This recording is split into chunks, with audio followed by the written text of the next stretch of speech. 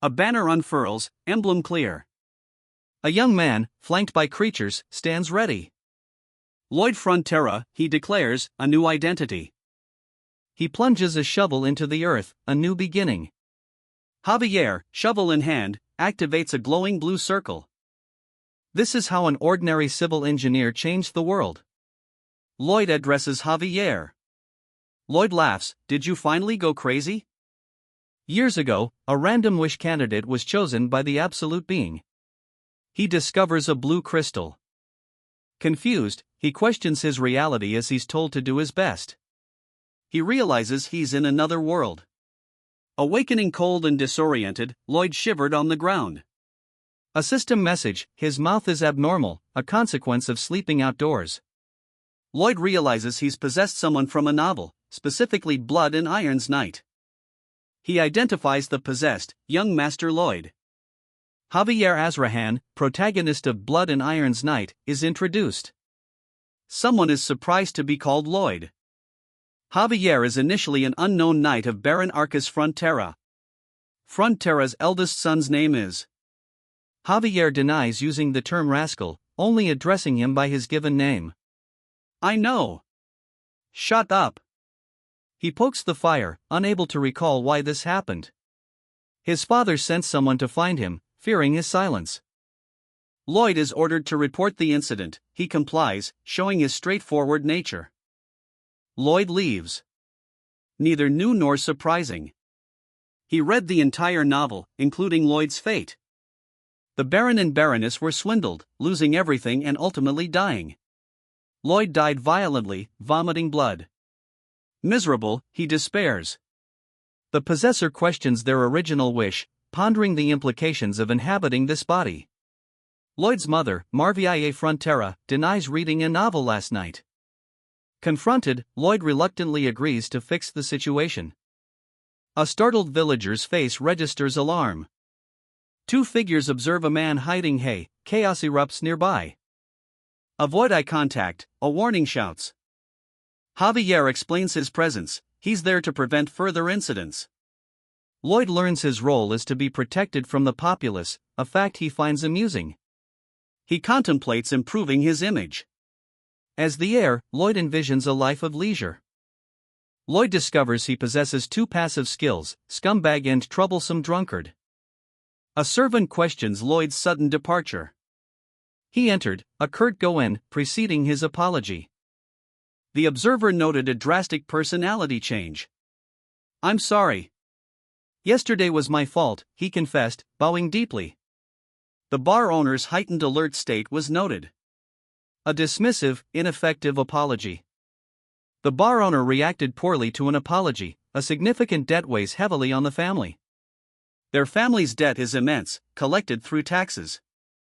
Master Lloyd's violence caused current hardship and stress. The cold further complicates matters, highlighting the lack of even basic comfort. He stared, wide-eyed. An idea sparked, illuminating his mind. Suddenly, a solution appeared. A sudden flash of insight. No heated floors exist here. Heated floors would sell well. Kim Soho proves them possible. Soho built his own house in the military, working day and night. This begins his repayment of the Baron family's debt. He fled, a desperate sprint fueled by adrenaline. A system notification, his real journey begins. He stands, shovel in hand, before a waiting figure. A new adventure dawns. Kim Soho's introduction. He swung the mallet with practiced ease. A shimmering barrier materialized, he summoned it. A futuristic city emerged, a stark contrast to the pastoral landscape. He cries out, "This is money," ecstatic. Now a character in Blood and Iron's Knight, he questions his sudden appearance on the ground. Confused, he wonders why he's here.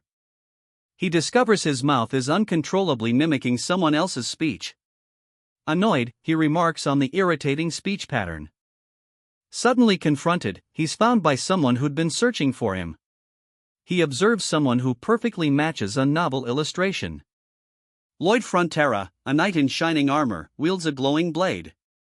"Am I the rascal, Lloyd Frontera?" Confrontation. Silence.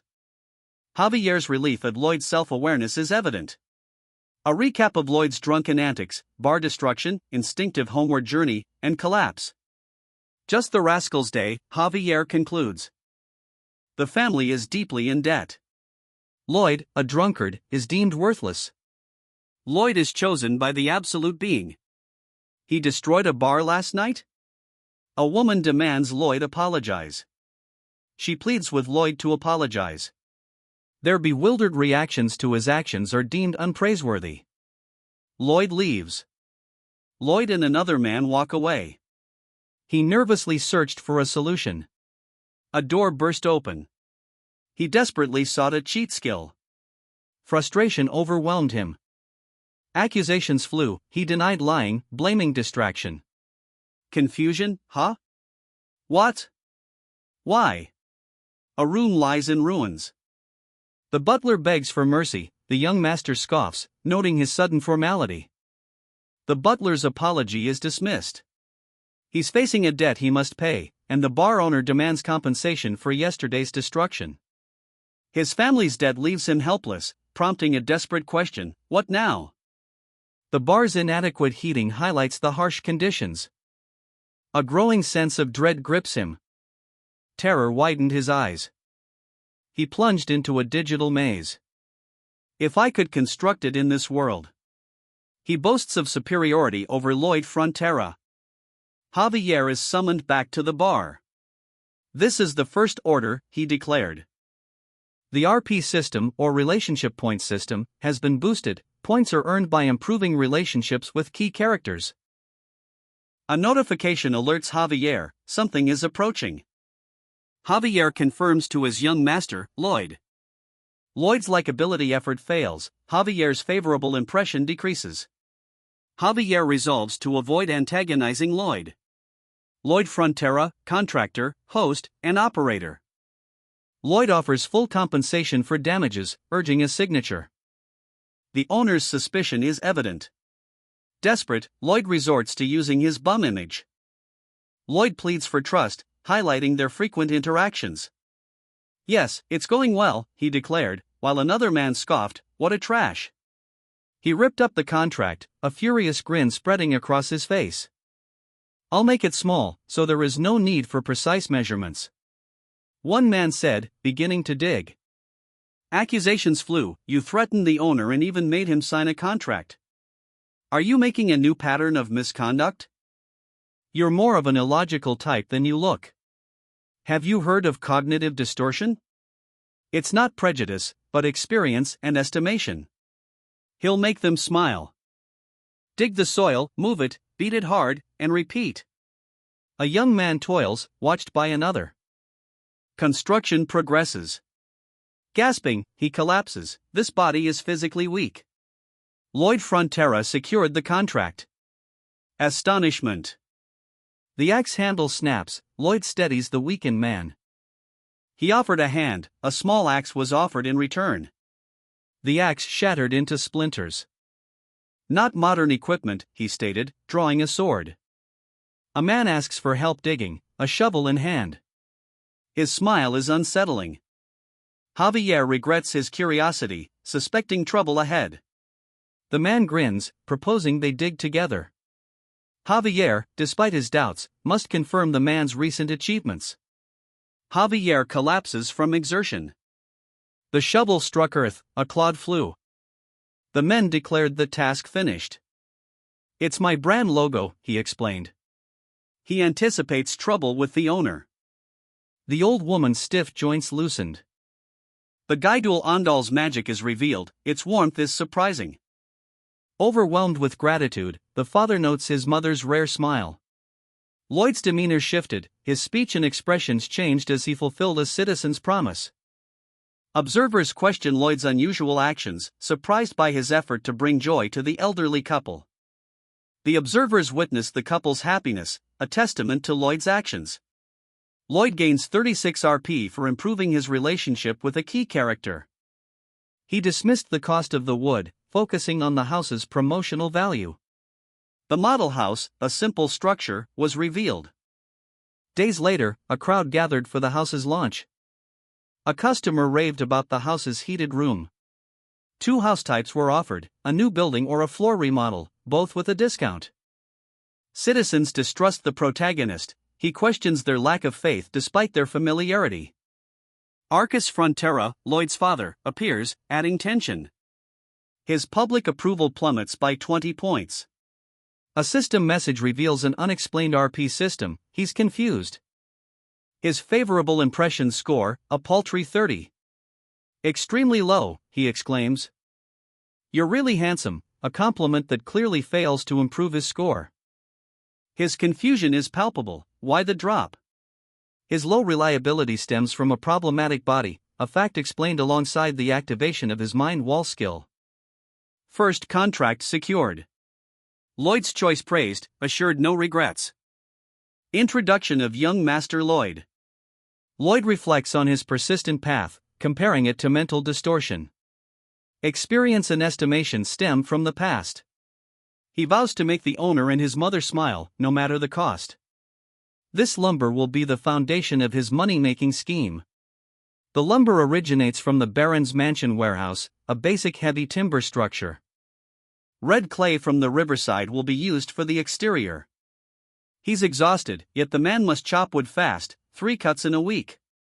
His whole body aches, but rest is impossible. The instructor specifies plank dimensions, 1 handspan horizontally, 2 vertically, 1 finger thick. The instructor demonstrates a swift, powerful strike. Javier deflected a flurry of blows with effortless grace.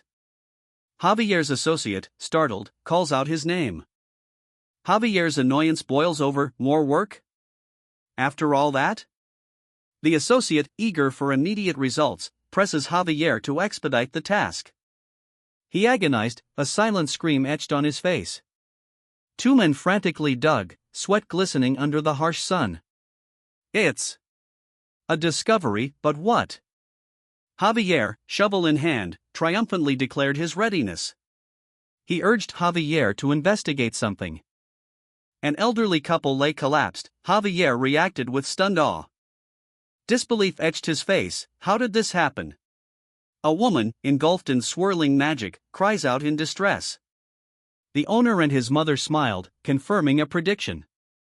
Javier's favorable impression increased by +2.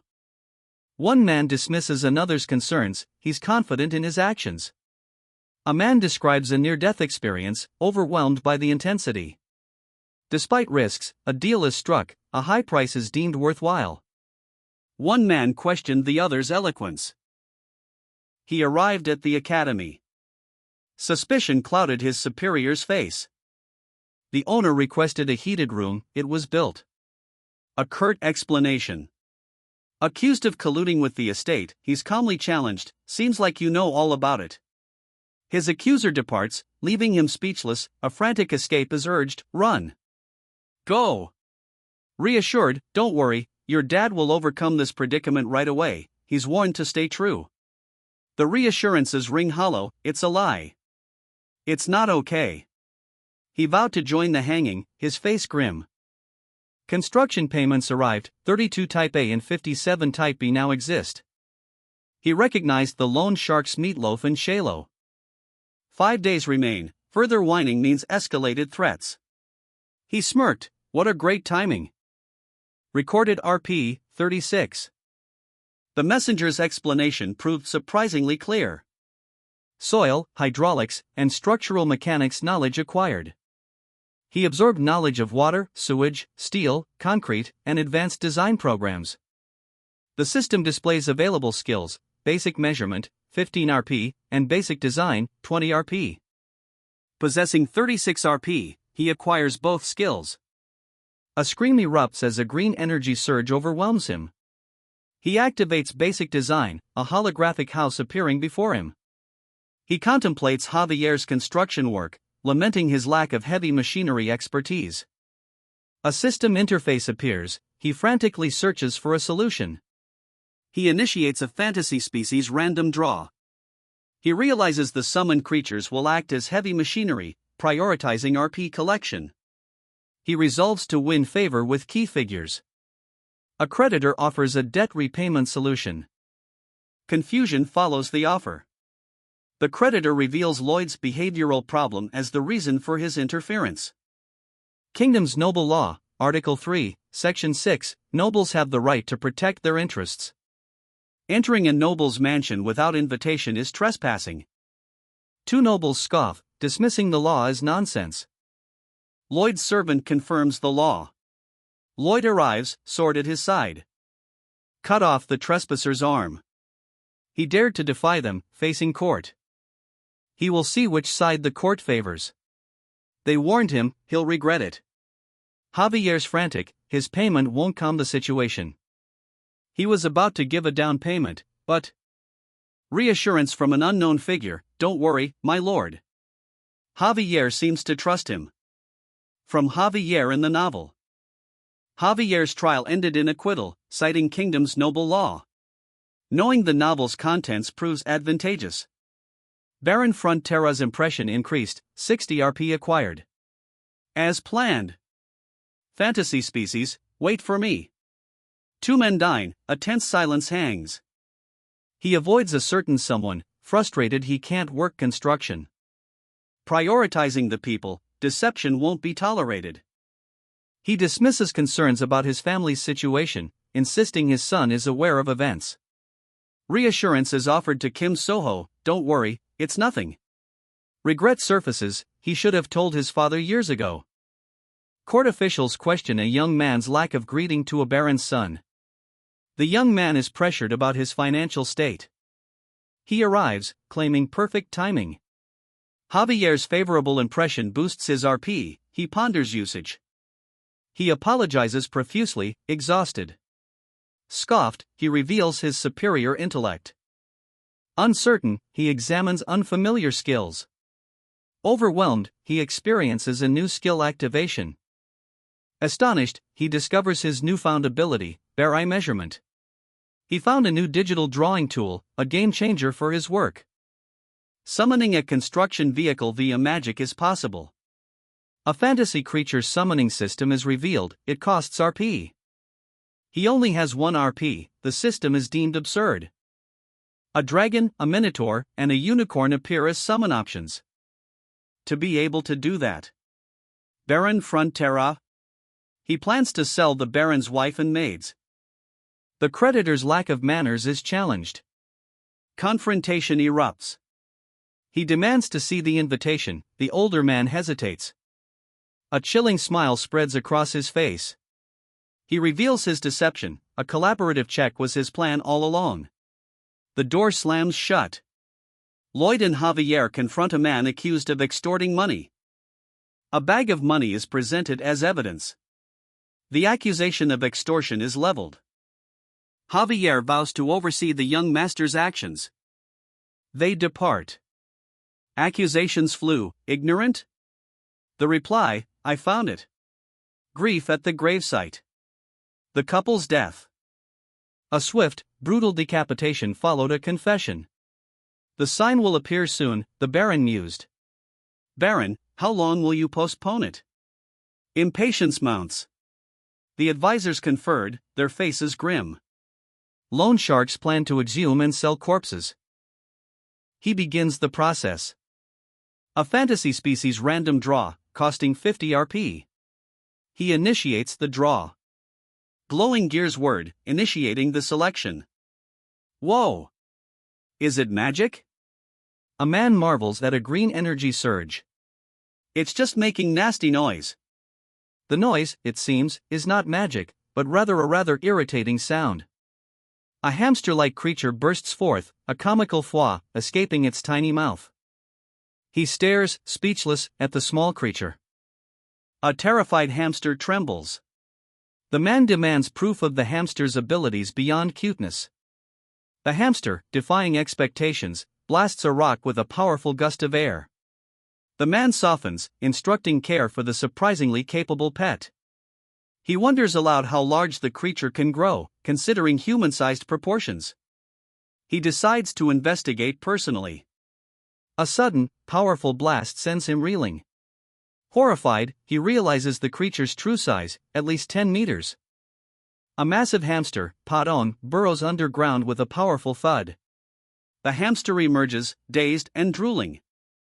A man in a coat witnesses a massive sand geyser erupt. He muses, if I show up with an amazing punk like this, people will get suspicious. He mused, why am I so smart? I'm going crazy. A commander drills his 30-man army. The soldiers' murmured concerns highlight their inexperience. Frontera Barony's 30-person army is introduced. The commander stresses their soldierly duty, emphasizing unity. The military's flower is doing manual labor, he protested, recalling grueling weeding duties. He points to soil, I dug this all night. This soil is critical for a heated room construction project, vital to the estate's revival. He orders the soil moved. He anticipated this reaction. Newman, Frontera Barony senior knight, arrives. 3 knights serve this estate. Newman is the senior knight, with Bayern below him. Bayern, a betrayer, abandoned the Baron. Bayern's treachery is questioned, his status as a senior knight is disputed. Newman, the knight commander, rejects Bayern's actions. Newman proposes investigating the young master's past to uncover Bayern's treachery. He conceded, no, you're right. The other man scoffed, judging his opponent weak. The challenge issued, a shovel becomes a weapon. A swift strike sends the doubter reeling. The result, stunned disbelief. Disbelief, remove your rank insignia and fight? He tossed aside his insignia, accepting a duel. Let's go for a duel. You'll regret this, you bastard. His opponent threatened. He nervously checks his surroundings, whispering, no one's here, right? He initiates the process, a large start button is pressed. A complex spell unfolds. A small rodent falls to the ground with a thud. The spell failed. Disappointment is evident. The man scowls, a tiny hamster squeaking, Patadong. He reads Pedon's manual, a distressed expression on his face. Sunflower seeds will enlarge Pedon, the effect lasts 12 hours. The hamster's potential for digging is noted, its growth to human size is deemed helpful. A man is suddenly blasted backward by an unseen force. He crashes to the ground, stunned. The hamster, now gigantic, observes the man with a smirk, noting its 5-meter size. The hamster comments on the man's arrogance. A creature devours a blob, sighing contentedly, phew. The man exclaims, amazing. The heavy machinery problem, solved. He smirks, planning, I'll bring a summoning book and say, huh? I'm a genius summoner? He confidently proposes, shall we solve the worker problem for large-scale constructions next? Safety is paramount, the man insists. He scoffs, the Baron's dismissed soldiers were unpaid, leaving him vulnerable. A rabbit, Pawn, surprisingly dug a massive hole in 30 minutes. Lloyd departs, leaving the scene. He anticipated a specific person's arrival. Xavier Azrahan, the novel's protagonist, appeared. Knight Newman's betrayal of the Baron is revealed. Newman is questioned about his actions. Newman defends himself, claiming he has the Baron's permission to make money to repay his debts. Accusations fly, he's using the military for personal gain. The accused contemplates the consequences of being struck. A shovel strikes earth, a confrontation begins. He prepares to strike. Outraged, the accuser labels him a good-for-nothing.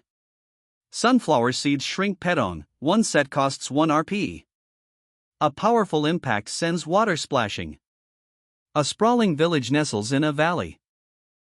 Do you have the confidence to win? He challenged a renowned Mennonite, yet doubts his chances. The opponent's duel request is deemed suspicious.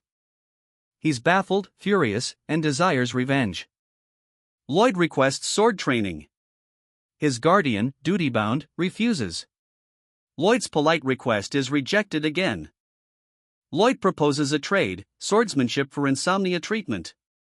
The guardian is surprised by Lloyd's knowledge of his condition. Knight ranks are divided into 4 levels: junior, intermediate, advanced sword expert, and swordmaster. Xavier, an advanced sword expert nearing sword master status, suffers from insomnia due to his exceptionally sensitive nerves. His condition is known as sword master syndrome. Xavier has tried numerous treatments for his insomnia, including cognitive behavioral therapy, medicinal herbs, and more. He accidentally recited a sleep-inducing magic technique. The 18th magic technique, recited from the reinforced concrete major book, put him to sleep. His opponent grins, seizing the opportunity, "All your sword skills are mine." 50 laps. Now.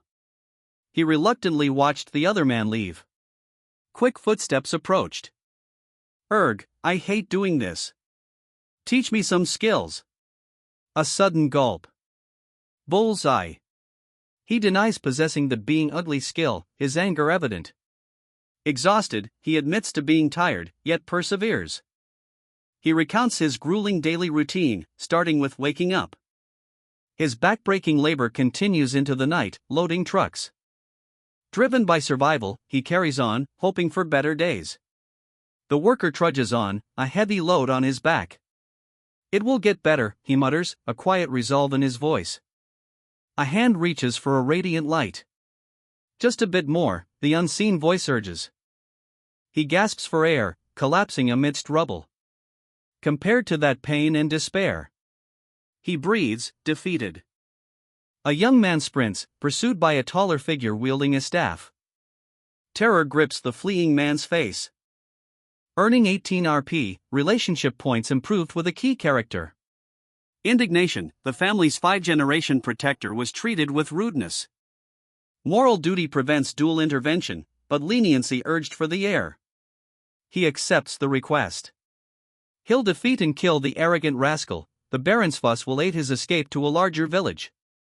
His plan surpasses expectations thanks to the young master. A month later, a duel commences. "Are you prepared for this?" The man challenged, spear in hand. A shovel strikes the ground.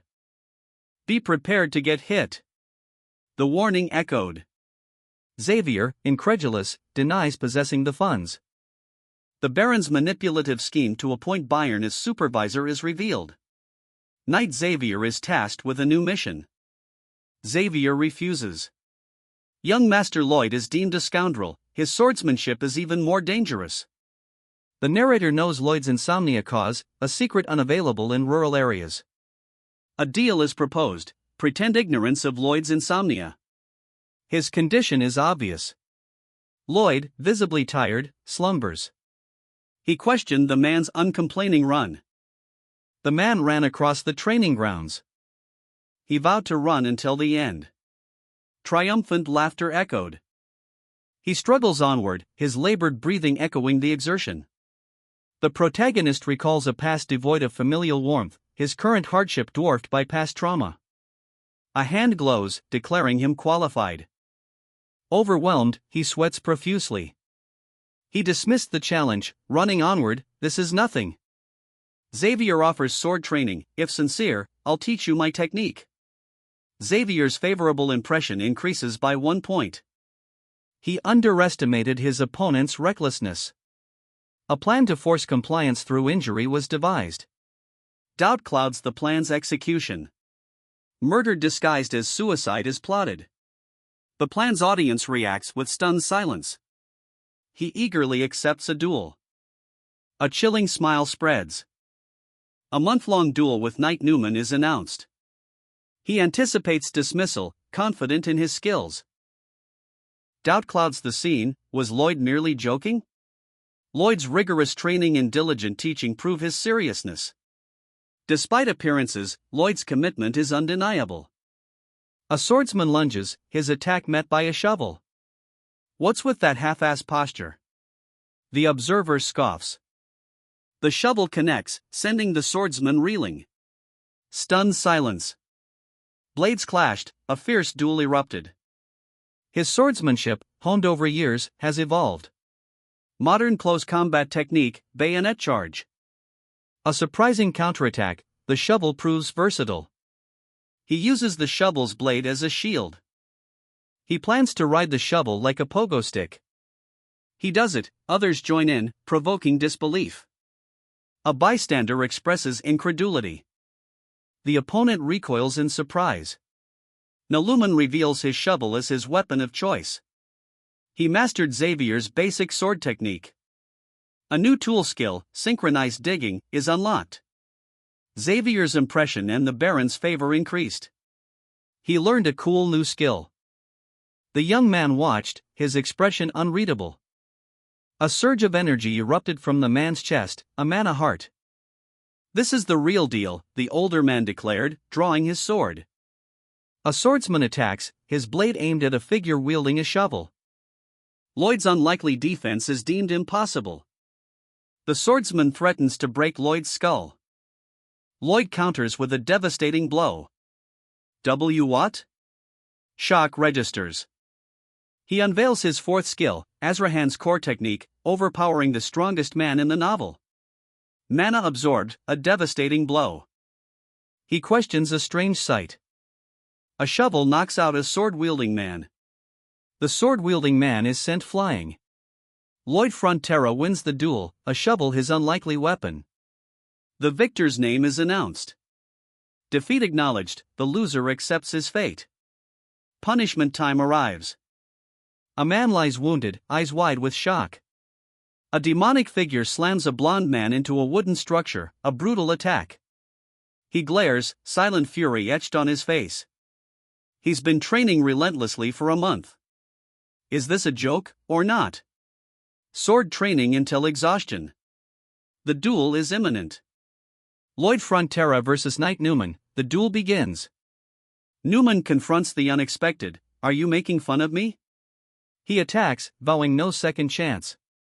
An opponent's extraordinary, battle-tested technique is described. The opponent's thick root-cutting force strikes. Triumphant laughter echoes. He parried the sword blow, his own blade a blur. A glowing green shovel materialized, his opponent recoiled. 97 RP, he acquired the digging skill.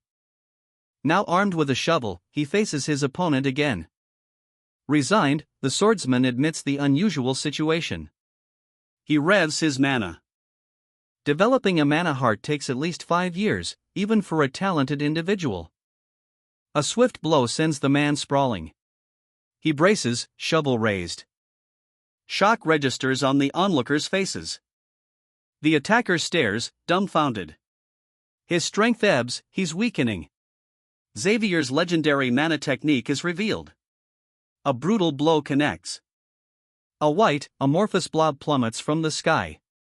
The blob narrowly misses a startled man wielding a sword. Young Master Lloyd's unexpected victory using a shovel stuns the onlookers.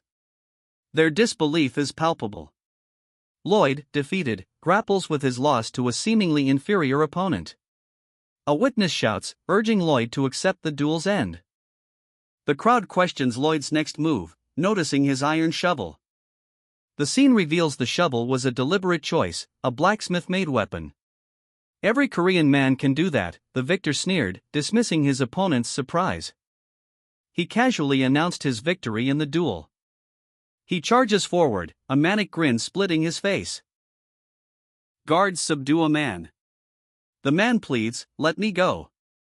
The guards are struck, a woman watches. She notes his calm demeanor, anticipating events. "Now, teach me that Azrahan mind." He denies teaching something bad, like stealing. The young master's knowledge of a secret technique is questioned. The young master's knowledge of a non-existent technique is baffling, unless he sleep talks. A deal is struck, teaching in exchange for completion of a task. Listen. Your mana heart absorbs outside mana. From your mana heart's perspective, outside mana is foreign, its origin is changing. Let it concentrate separately. That's possible. Young master, how did you? He mastered the Azrahan mind technique, a feat he'd long sought. The circle mana technique, initially successful only once, now works thrice. Lloyd impatiently demands only the absorption aspect of mana heart training. Lloyd's victory over Knight Newman was anticipated. Despite warnings, Lloyd is stopped. His actions risk tarnishing a knight's reputation. A brawl erupts, several men grapple, one already down. A man watches from afar. Check under the tablecloth before judging Knight Newman, a man advises, clearly agitated. He finds incriminating documents, shock etched on his face. What is this? The papers detail the estate's situation, the Baron's preferences, and forgery instructions. One man reveals his dismay. How did he find those letters I hid inside the walls? Kind leader and good leader differ greatly. A plan to banish a man, supposedly by rats. Disbelief, Knight Newman wouldn't be harmed by a rat. The decision is deemed wise and a warning to others. Knight Newman thanks the king for his mercy. The king rejects leniency, deeming it futile. A bystander observes the king's decision, noting its perceived weakness. Newman vows revenge. Newman is shocked by the threat. A small creature launched skyward. The best method for asking forgiveness is nothing, a man declared. The creature shattered. A giant creature loomed, a man fled. A giant hamster plummets towards the man below. The man expertly smashes the hamster with a shovel. I feel sorry for you, he says before banishing the creature. Doubt clouds the onlookers as one man questions the other's sanity. A man is brutally, yet precisely, beaten. The beating is described as strategically targeting areas of maximum pain. An observer notes the attacker's uncanny precision and foreknowledge. 15 days remain before a pivotal duel. The ductile mana attracts ambient mana, transforming it into the user's own. He dreamt of this technique. The incomplete technique is unteachable. Doubt clouds his face. Attempting to absorb external mana would cause it to violently reject. External mana will no longer mix with the body's mana. Reverse the process and apply. The auxiliary engine now functions separately from the main engine. He marvels at his success, a mask covers his face. A successful energy manipulation is demonstrated. Xavier's favor increased by 5, reaching 4 or 5 circles is possible. He only needs the mana he touches. He triumphed. The knight's reputation is ruined. A knight's reputation is questioned. Letters discovered. A letter from Towards, the Baron's troublemaker, to Knight Newman. The letters reveal their shared secrets. Xavier, mentioned in the novel, found the letters later. Newman, described as kind in the novel, is now a target. Killing him is causing a stir. A suggestion is made to handle a problematic man with minimal punishment, offering a chance for repentance. The suggestion: demote the man to a regular soldier. A chance to atone. This lenient approach will allow for repentance, with the warning of further punishment. The suggestion is accepted. Baron Frontera is cursed with a warning of regret. He sneered, calling the man's smile his last. What do you mean, punk? The man's arm shot upward. A blinding light erupted from the creature. The crowd watched in horrified silence. The duel's over, a frantic plea to stop the young master. He lost his mind, or so it seems.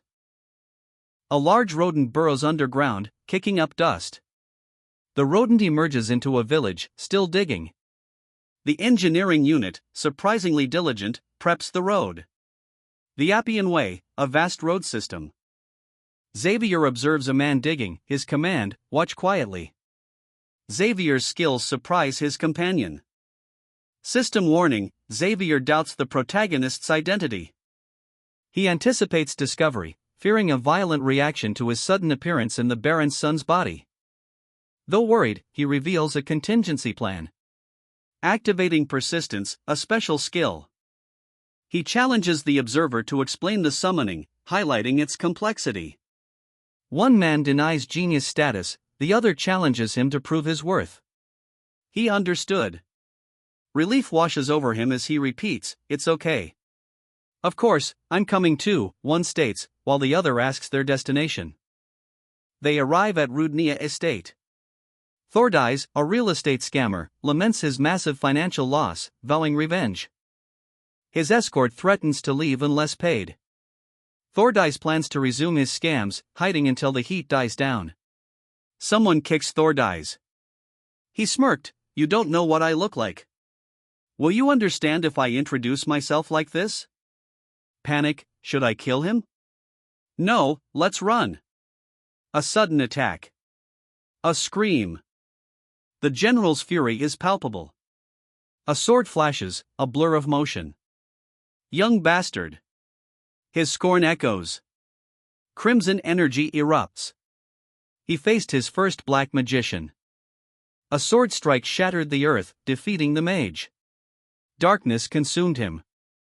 Xavier, sword blazing, channels potent magic. A fist slams towards him, die. The attack impacts, Xavier stumbles. Xavier's mana heart upgrades, now triple circled. He unleashed gravity-bending magic.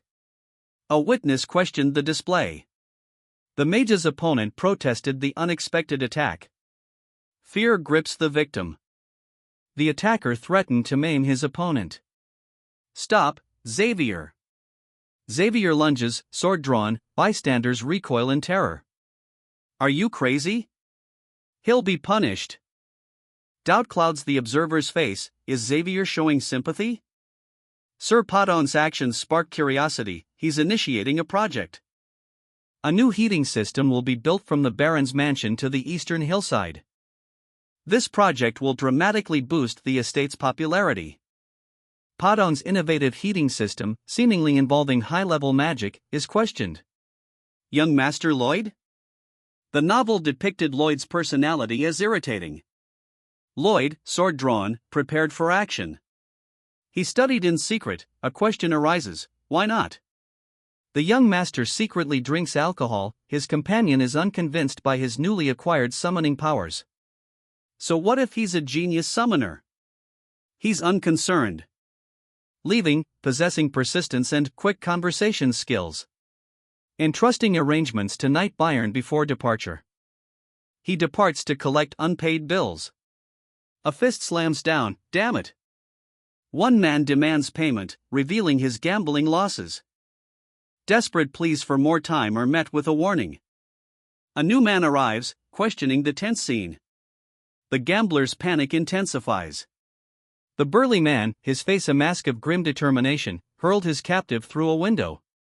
Shattering glass rained down as they plummeted into the street below. A swift, silent descent.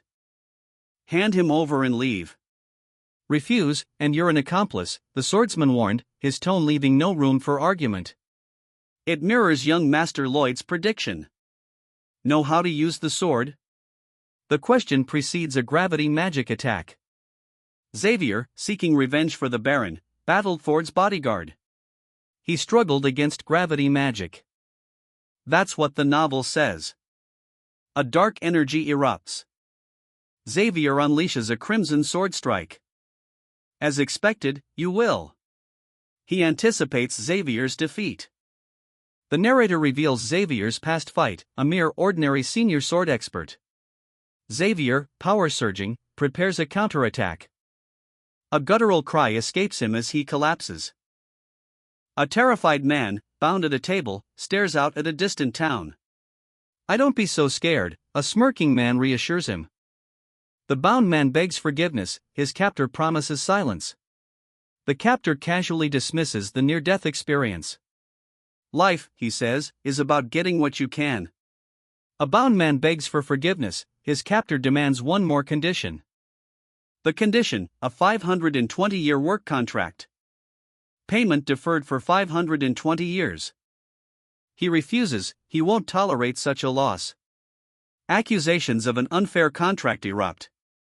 Why such an unfair contract, demands one, met with a nonchalant, oh, is that so? Let's handle this in court. A calm response suggests legal resolution. Labor costs are deemed insufficient, 30 soldiers prove inadequate for the task at hand.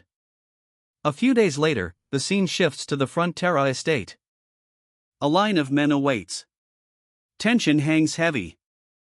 The accusation stings, he secured an Ondal contract, not punished the traitor. That's what he was supposed to do. A pointed observation. A contract signing is interrupted, gratitude precedes the signature. Relieved, he confessed his greed motivated the Ondal construction. Inquiries arose about constructing another Ondal. He'll exploit travel expenses to inflate prices, maximizing profit. His avarice is evident, a disdainful gaze follows. One man, confused, asks, "What do you mean?"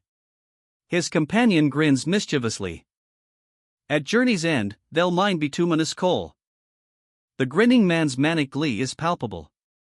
He proposes a coal mining solution to a debt problem. The Baron, unaware of the bituminous coal, won't cooperate. But he can solve this with modern excavation techniques. He possesses knowledge of the shield method. Work begins immediately. The young master remains skeptical but agrees to observe.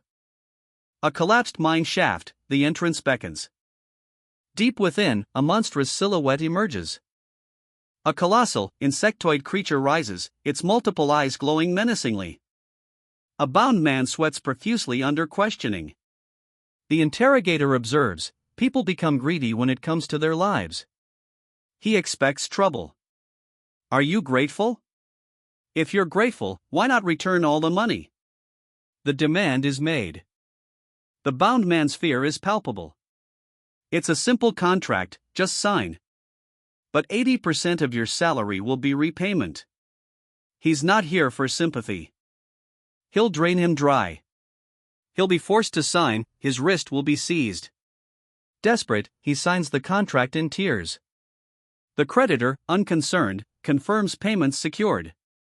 He questions the lack of applicants after the recruitment announcement. A job posting, 20 gold salary. He wonders if the people hate him, but his companion assures him they do. Only that? His companion is incredulous at the apparent triviality of the situation. Expressing gratitude, he accepts thanks. He speculates that the Andal was built solely for this act of gratitude. Xavier is summoned. Andal construction consumes vast resources, the nearby trees won't last. Knowing impending resource depletion, the young master cancels Appianway construction to resell materials at a high price. High Andal demand ensures profit, internal discounts offered. The young master defends his plan, deeming it fair, despite protests of unfairness. This is the best option, for now, one man conceded, a hint of doubt coloring his words. Previous attempts failed, unstable ground caused repeated collapses. He's summoned. A blinding green light erupted. The light soared, a searing emerald beam. A figure sprints through a snow-swept city. Envy colors the narration, I wish I had that kind of cool skill. A hand uses a skill to quickly produce a floor plan. This is taking a long time, a voice comments. The skill is labeled Intermediate Design LV.1. No. This is a cool skill, someone declares, while the screech of drawing instruments fills the air as a new floor plan appears. A skill tree shows the character gained Intermediate Design LV.1 and Intermediate Measurement LV.1, unlocking further options. I was able to gain these skills, he notes. Another character activates Intermediate Measurement skill option. Underground scanning. He needs to dig up something fast. A human would take too long and tire easily. Even when healthy, it's dangerous because it's too big. He has no choice. He has enough RP. A glowing orb materializes, then shrinks to a small creature. The small bell creature chirped, "Bell.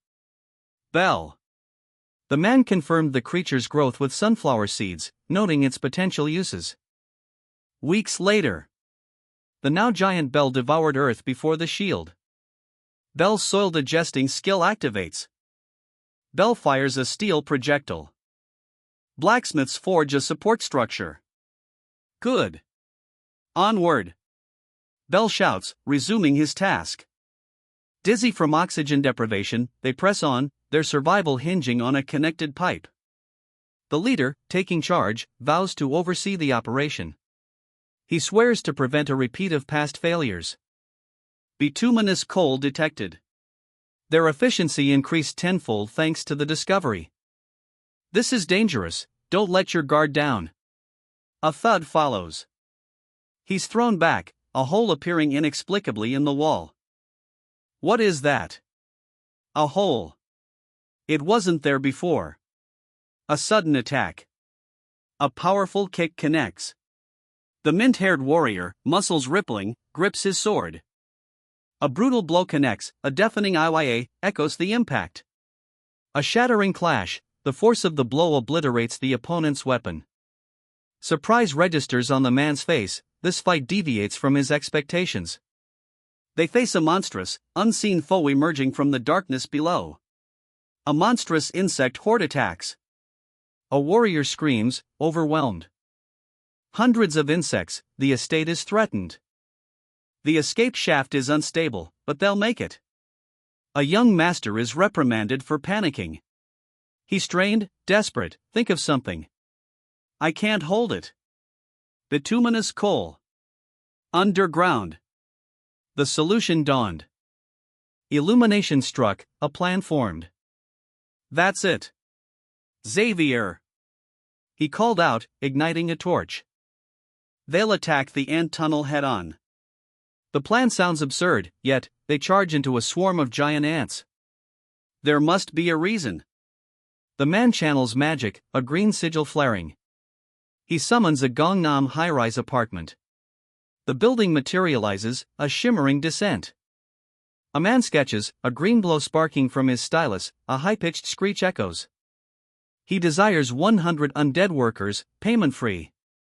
The Newman incident yielded 639 RP due to a favorable impression. He approaches a cave, preparing to dig. A skill reveals a safe route, a 5-meter limit. Pedong fell ill due to road construction. A fantasy species random draw begins, one draw costs 70 RP. A pink creature materializes. He questions the creature's purpose, suspecting it's useless. Belle, a pink creature, giggled. Belle's scooping dirt skill activated. Belle's steel launch skill propelled it forward. Xavier prepares for the impact, ready to deflect. Lloyd questions his bizarre task, why must a knight clean up a giant snake's waste? A large, cylindrical object rolls, propelled by 2 men. Lloyd is urged to rest, he needs it. A man complains about unreliable Korean personnel. Sudden shock. Green energy flares in his eyes. They're almost done, let's move in. Upon arrival at the coal seam, the shield will be dismantled to expand the space. The ground here is unexpectedly unstable. A colossal insect bursts through, sending the man sprawling. The warrior strikes, his blade a blur against a monstrous insect. A man crushes a giant ant with a shovel, its fluids splattering. He questions his strange calm facing such a threat. A colossal ant emerges from the earth, menacing. Everyone, outside. A monstrous insect bursts from a hatch, terrorizing the group. Xavier battles the insects, but they swarm him. Can Xavier stop them? No, they overwhelm him, they're too many. He fights back, desperately, unthinking, not panicking. Ant tunnel. The realization dawns. He prayed. He invested resources in skill upgrades. Monster ants attack. He draws his sword, urgency rising. A powerful blow shatters the earth. He fights the ants, too busy to talk. The pincer attack intensifies, the situation is dire. He urges immediate discovery of something crucial. Forward movement reveals methane gas lurking near mineral veins. The ground is breached. One man digs frantically, another stands guard, swords drawn. A monstrous insect bursts forth, knocking the digger aside. Kai-eek-eek. The swordsman intervenes, a whirlwind of steel cleaving through the creatures. The queen ant sighs awes them, battle looms. They fight the ant horde. Faced with overwhelming odds, they accept their fate. The queen ant attacks. Xavier, muscles straining, parries a blow. A fierce clash erupts, a shockwave follows. The impact sends Xavier reeling. Xavier is holding his ground. Let's use the time. An ally seizes the opportunity. Xavier, now facing a monstrous insect, fights back with renewed ferocity. Rage fueled her desperate strike. The swordsman, facing a monstrous foe, prepared for battle. A fiery explosion engulfed him. The monstrous beetle slammed into the ground. Two fighters braced for impact as the creature lunged. The blast left the beetle shattered, one fighter shielding the other. Giant ants swarm, a fiery explosion behind them. Lloyd collapses, a woman cradles him. Lloyd. No, you can't. Lord Baron, you will also get hurt.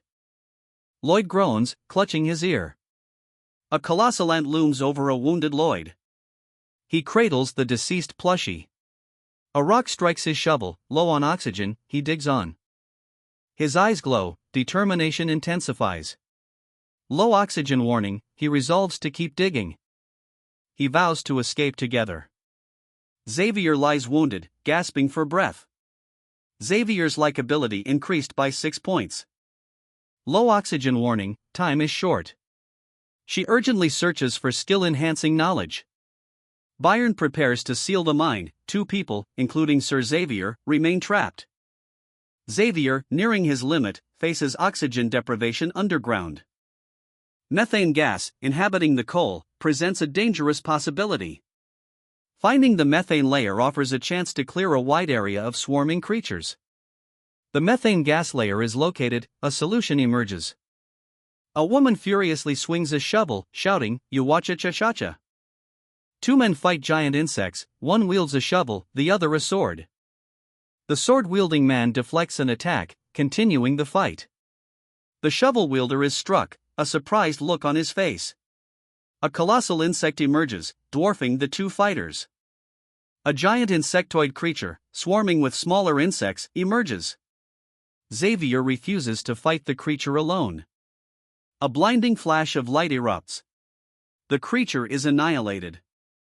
A monstrous insect looms. A desperate strike. A roar follows. Let's run, Xavier.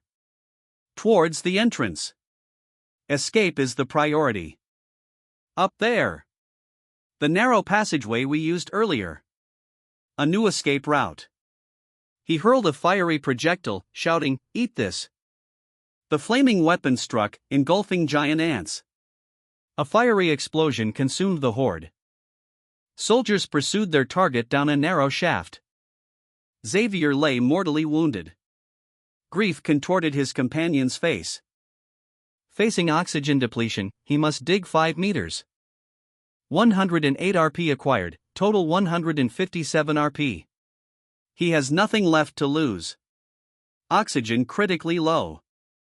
Lord Baron, bad news. The entrance is blocked. Mana absorption initiated, system detects knowledge. He'll acquire the Azrahan core technique. Great, he exclaims. The protagonist, having diligently practiced, unlocks the technique. The cost is 15 RP. He accepts. He acquired Azrahan core technique, single circle LV of 5. He sensed the mana circle despite lacking mana. Human skill development is uncertain, but he levels up his Azrahan core technique, wagering everything. He levels up his Azrahan core technique, increasing mana amplification to 125%. Facing no other option, he pushes his Azrahan core technique to level 10, maximizing its power. A surge of energy erupts. He achieves Azrahan core technique, double circle LV1, mana amplification reaching 200%. With only 7 RP remaining, he wonders about the implications of the increased circles. Option Skill 2, Power Outburst. Mana amplification tripled for 20 seconds, 1 use per day. Energizer. He activates his skill. A powerful blow shatters the earth. Desperate, he strains, urging his power to surge. He sees it, the end is near. Exhausted, he collapses, a small creature lies nearby. His oxygen is critically low, only 3 meters remain. The 10-minute trial ended, leaving the man exhausted. A power surge. He strikes. Damn it! Only 30 centimeters and 20 seconds left. He collapsed, the hole barely large enough. He lies wounded, the son of a noble from a remote area, his life, tragically short. A joyous hamster bursts from the earth. Gasping for air, he cries out, "Oxygen!" He sent his companions back, choosing to continue alone into danger. He carries a fallen comrade down a chasm. Despite exhaustion, his core technique persists. Eyewitness accounts confirm the monster ant rumors. Lloyd, prioritizing worker safety, evacuated the mine. Lloyd, carrying the injured Knight Xavier, defied expectations. His actions differ from his past self. Xavier rests, watched by an observer. He slept soundly. Awakening, he murmurs, huh? A large RP bonus is awarded. His RP jumps from 7 to 507. He realizes, I've become a hero. 500 RP, so lucky. A scarred man, shovel in hand, channels energy. A bright energy bolt streaks across the dark sky. Mana amplification, 120%. He boasts 142 RP, enough to level up his Azrahan core technique. He channeled Azrahan core technique, single circle LV6. Leveling up his skill to LV8, he questions the point allocation. Skill level up. He unlocks Energizer, a 10-minute fatigue nullifying option skill with a daily limit. He braced himself, a desperate glint in his eyes. Here I go. A surge of power, he unleashed a furious blow. Frustration, a small hole. If I only see a small hole. He smashed through the rock with a violent swing. A deafening roar followed his desperate effort. He strained, muscles bulging, a guttural huff escaping his lips. Exhaustion etched his face as he collapsed, retching. The shovels lay discarded, his work was done. A man slumped nearby, near a small, lifeless doll. He frantically digs, a desperate cry escaping his lips. Exhausted, he collapses into the newly dug shaft. A section of the ceiling crumbles above him. A triumphant grin spreads across his face. Kim Soho is offered a nobleman's life. Soho reacts with disbelief. Suho's body shows signs of extraordinary skill development.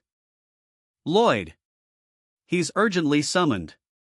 Lloyd lies injured, cradled by worried companions.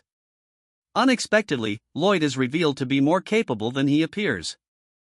Knight Xavier and Lloyd eradicated the monster ants. Lloyd rests peacefully.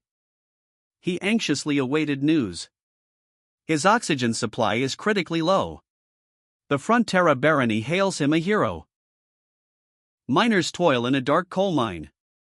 Lloyd, the young master, emerges, miners hail him. Lloyd's selfless actions during the monster ants incident are praised. He's unlike other nobles. 2 weeks later, coal mine operations run smoothly.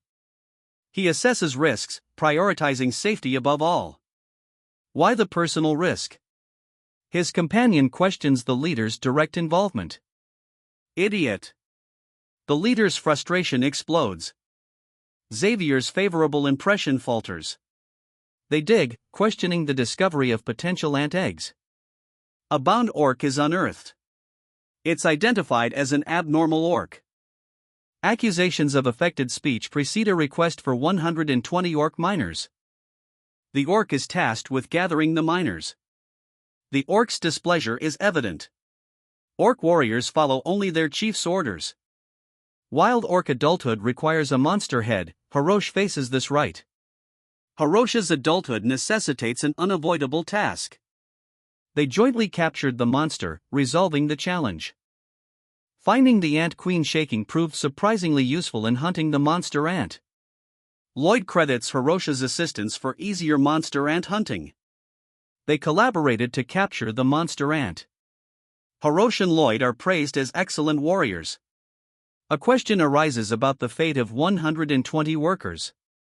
Rage contorted her face. The orc chief refused Lloyd's request for more workers. Lloyd politely inquired about the reason. The orc explained, halting hunts weakens them. That's right, the orc insists on eating meat immediately after hunting to maintain muscle strength. The human proposes a deal. If the meat's preservation is solved, the orcs will lend workers for 3 shifts. The orc agrees, eager to return the favor and resolve the muscle strength issue. The human asks if preventing meat spoilage is possible. A solution is being sought. Miners toil in a dimly lit tunnel. Workers greet their young master, he feels pressured. Safety concerns are raised amidst the mining operation. Another ant tunnel search begins. A worker asks his young master a question, urging brevity. The worker questions the young master's concern for the worker's well-being. The worker insists on handling the dangerous work himself. His true motivation, avoiding criticism even with large expenditures. A calculating smirk. The search concludes, they move on to another location. He discovers a paralyzed orc, seemingly a monster ant's prey. One man vows to handle the situation, his companion hesitates. They discuss the orc's fate, learning monster ants paralyze their prey for storage. The man grins, declaring it an amazing gain. Hirosh, an orc tribe leader's son, vows eternal gratitude to Lloyd, his savior. Hirosh, son of the Steel Sand tribe, pledges undying loyalty and offers any reward for Lloyd's kindness. Lloyd, amused, reveals his true motive for helping Hirosh. Lloyd's not a warrior, workers can't be ordered. Hirosh's ant tunnel mistake, paralysis. Hirosh failed, paralysis and forgetfulness. Paralysis caused Hirosh's amnesia about the giant ant.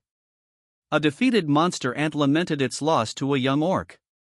The human companion, incredulous, questioned the ant's language comprehension. The surprised human watched as the orc, seemingly unfazed, merely stated, "So?" The orc, now addressed as an excellent warrior, remained stoic. The orc offered assistance. 1 week later. The Steel Sand Orc tribe's village. The orc chief warns of dwindling warriors due to daily hunts. A companion questions the daily hunt's necessity. The companion suggests abandoning the practice. Protein and muscle are life for the orcs. Lloyd demands an explanation. Harak cries out in anguish. He's thrown violently to the ground. A brutal grapple ensues. Hirosh cries out again. A hug's destructive power, a bystander would have been pulverized. Hirosh presents the Ant Queen's head. Goblins celebrate their workout gains. Goblins appear to be looting treasure. Royal wizards use ice magic to preserve food. A man expresses unfamiliarity. He learned of this from a mysterious circle. The other questions the man's knowledge. The material is hard to obtain, they agree. Human dynamite discovered. It's a Blood and Iron's Night novel episode. Namaram, a city trapped within a magical barrier. Xavier, a fourth circle mana master swordsman, helplessly watched refugees' mana drain. Even at the cost of his life, he developed lethal moves. A collision of the remaining 3 circles. He lunged, soared a blazing comet. A blast engulfed him. The Knight of Iron and Blood's technique, fused with Azrahan mind. Xavier denies knowledge of a theory, challenging the other man to assess his honesty. The other man grants Xavier freedom to act as he pleases, wishing him happiness. Xavier prepares to protect a mana heart, focusing on 1 circle first. His sword pierces the stone, a clean strike. Success is immediate, the other man is astonished. Lloyd's plan succeeded, the battered warrior stands, sword in hand. Lloyd's plan's success earns 54 RP, total now 561. You don't have to thank me like that, a smug Lloyd says. Rapid construction follows. A gruff orc corrects a human's posture, warning against back injury. The human is dismissed and challenged to a speed demonstration. The human, Xavier, uses a shovel, significantly speeding up the construction process with the orc's help. Xavier reports to his superior, who inquires about the delayed delivery of insulation materials. 3 weeks have passed. The superior, considering the delay, concludes there are only 2 possibilities, laziness or something worse. They set out to investigate. He'll handle the mission alone. It's too dangerous for others. The construction foreman asserts his responsibility for worker safety. A discarded, blood-stained glove lies on the ground. Lloyd is addressed, a bloodied glove is shown. Mana flow near the canyon is unusually subtle, prompting concern. Xavier urges immediate departure, time is short. They leave, Xavier seems to sense something amiss. 2 goblins clash, a whirlwind of dust and blows erupts. One goblin subdues the other in a powerful grapple. A man grins, 120 workers like them, productivity increases hundreds of times. Another man shouts, Hirosh. Proud of you, my child. Let's celebrate. Goblin onlookers cheer wildly. Outrage flares, what are they doing with those expensive things? It's worth more than any exercise equipment. They'll build a stone-cold storage, in return, they'll receive expensive things. Substitute equipment is needed. A cold storage, magically unnecessary. Granite, strong, cold storage stone. No dynamite, but a replacement exists. He'll be used again. A city under magical siege. Thousands of refugees trapped inside. Xavier vows to save them. Protect the main mana heart with one circle. He strikes, unleashing a devastating blast. A powerful blast erupts. The masked man suggests reusing the same technique. He dismisses the other's skeptical gaze as deceitful. One man considers the possibility beneficial to him. A sword pierces stone, a question mark explodes. A lone figure, sword at his side, emerges from a blinding white expanse. Accusations fly, did you know this would happen? The reply, no, I'm really sorry. Xavier explains his current actions, repurposing his swordsmanship for construction. I'm not thankful. Not at all. Xavier's resentment explodes. Giant Pong carried the granite Xavier split and trimmed. Orcs, self-motivated gym rats, hauled stones, construction progressed. He pondered insulation needs, a sudden, sharp sound. He questioned their delayed return. Accident feared. One man gestures impatiently toward the other. He reminds him of prior conversations. Custom-made gloves, for insulation. The canyon's strange activity is noted, soldiers' fate uncertain. All soldiers potentially dead.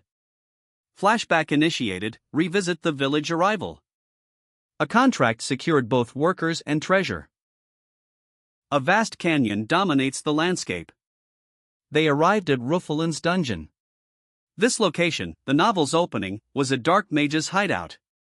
Outrage fuels their investigation, the mage violated private property rights, a grave sin. The young master is urged to flee, he protests. A magical trap explodes beneath the pursuing figure. The explosion throws them both to safety. They escape into a dark cavern, a magical trap is suspected. Injured, he enters the dungeon. He fled into a cavern, muttering, that's. A surge of mana emanated from him. This way. Another man, keen-eyed, praised his instincts. Lloyd Frontera arrived, knowing what's coming next. He senses powerful mana. The hooded figure confirms the subject's readiness. The experiment begins, a lock clicks. A bound man pleads, please, save me. The Grim Reaper, scythe dripping with blood, reveals the ritual, magic connecting hell to this world, fueled by the young man's life force for 100 days. A scream pierces the air. Terror grips the victim as the ritual begins within a crimson circle. The Reaper unleashes a magical barrage, warning of hundreds of traps. A sword-wielding man and his opponent, armed with a shovel, face off amidst a dust cloud. The shovel-wielding man screams, a raw, visceral yell of exertion. A cloaked figure observes, planning to incapacitate them with magic before acting. The shovel wielder activates Energizer, his eyes glowing. He unleashes a powerful attack, boasting about its speed. The fight intensifies, differing from their previous encounter. He thwarted the mole's attack, preventing sabotage. His opponent had already done considerable damage. The man with light blue hair confidently predicted future amusement from this encounter. He pursued the fleeing mole into the earth. A powerful blast erupted. Agony contorted the sorcerer's face as he screamed. He channeled dark magic, a crimson sigil flaring. A monstrous creature erupted from the earth, the sorcerer overwhelmed. Its steel-like hide resists attack. Its legs are its weakness, the swordsman exploits this. A cutting blast wave erupts. The beast is critically wounded. The protagonist questions a combat technique unseen in the source material. Scattered straw lies on the ground. Xavier's knighthood is doubted, unforeseen challenges arise. Xavier, caught in a magical trap again. Use mana flow detection to locate traps. Xavier's usual lies, this time, different. But, how? Uncertainty clouds the scene. Let's hurry and take care of what's in front of us first. The immediate threat takes priority. The trap activates, a kidnapper suspects a rescue attempt. Preparations nearly complete. Bound prisoners await a ritual, hope hangs in the air. A man collapses onto a blood-red sigil. Perfect. A hooded figure wields a golden scythe. A sudden intervention, don't touch him. A dark sorcerer, scythe in hand, faced two men, one, a swordsman, stood defiant. The swordsman, Xavier, drew his blade, facing a colleague. A system message, 10 minutes of tireless energy granted. Xavier's colleague urged him into a hole.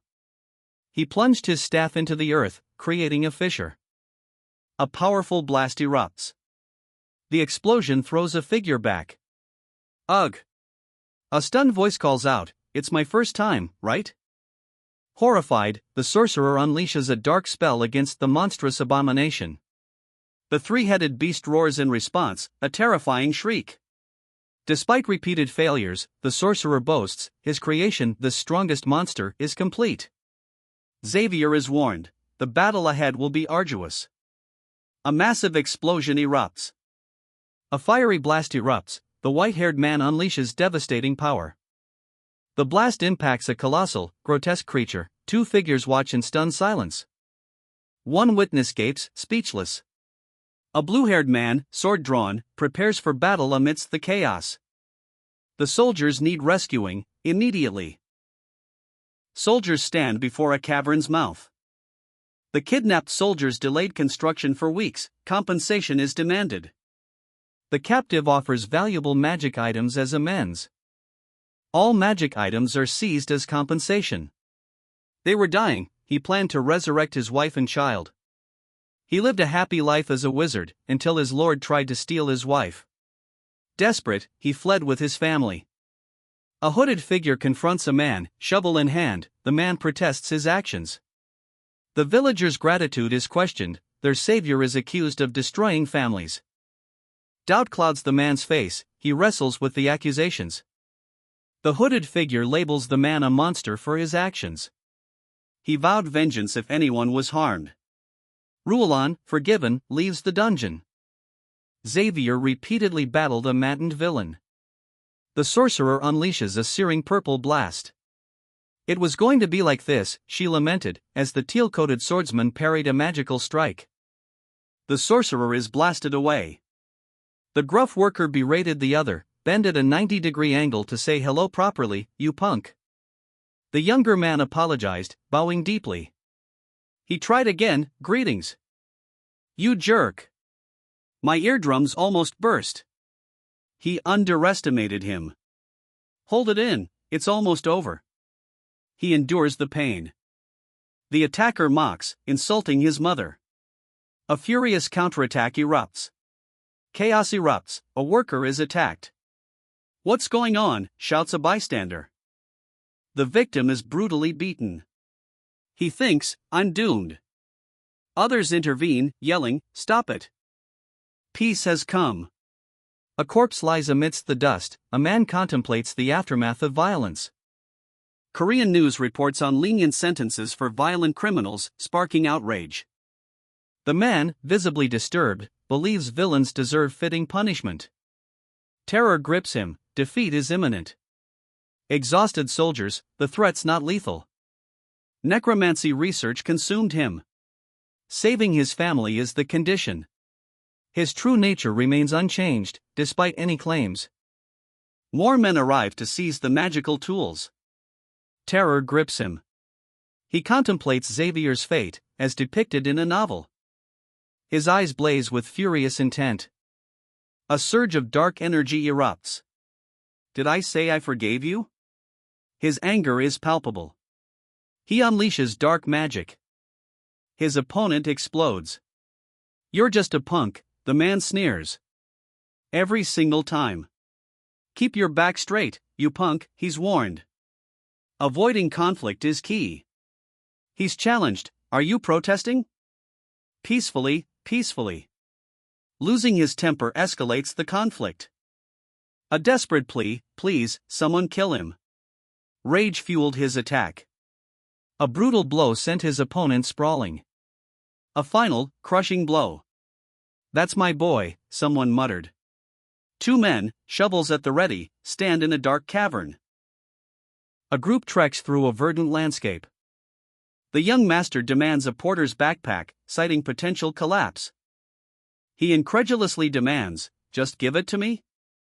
His retainers protest, offering to carry his bag.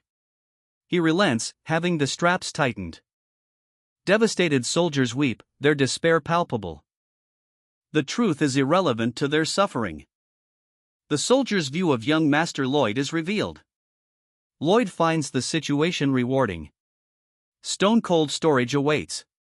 He smiles, explaining the lack of ice. "It's not finished yet. But," he adds, "they can make some." Doubt clouds the orc's face. Is the Queen Ant story a lie? Accusations fly, the client's image outweighs truth. Reassurance offered, wait for construction's completion. Xavier's lack of a plan is evident in his eyes. Xavier is questioned about the characteristics of failure. Encouragement to try, despite numerous potential reasons for failure. A call to action, emphasizing a proactive mindset. No, no, no way. Failure is too likely. He contemplates creating a giant ice cube. Ice magic exists, its principles are questioned. A technique to freely manipulate mana's arrangement is revealed. Various natural manas exist. Altering mana is magic's inherent nature. He summons giant creatures. Azrahan mind technique. Mana absorption attempt fails, only cold energy remains. He accidentally absorbed the opposite energy. The process proves difficult. An observer finds his actions incomprehensible. Azrahan mind technique leveled up to double circle LV2. A few days later, two hulking figures marvel at a massive ice cube. They rejoice, no more daily hunting. An observer comments, entrepreneur mindset. Approval granted.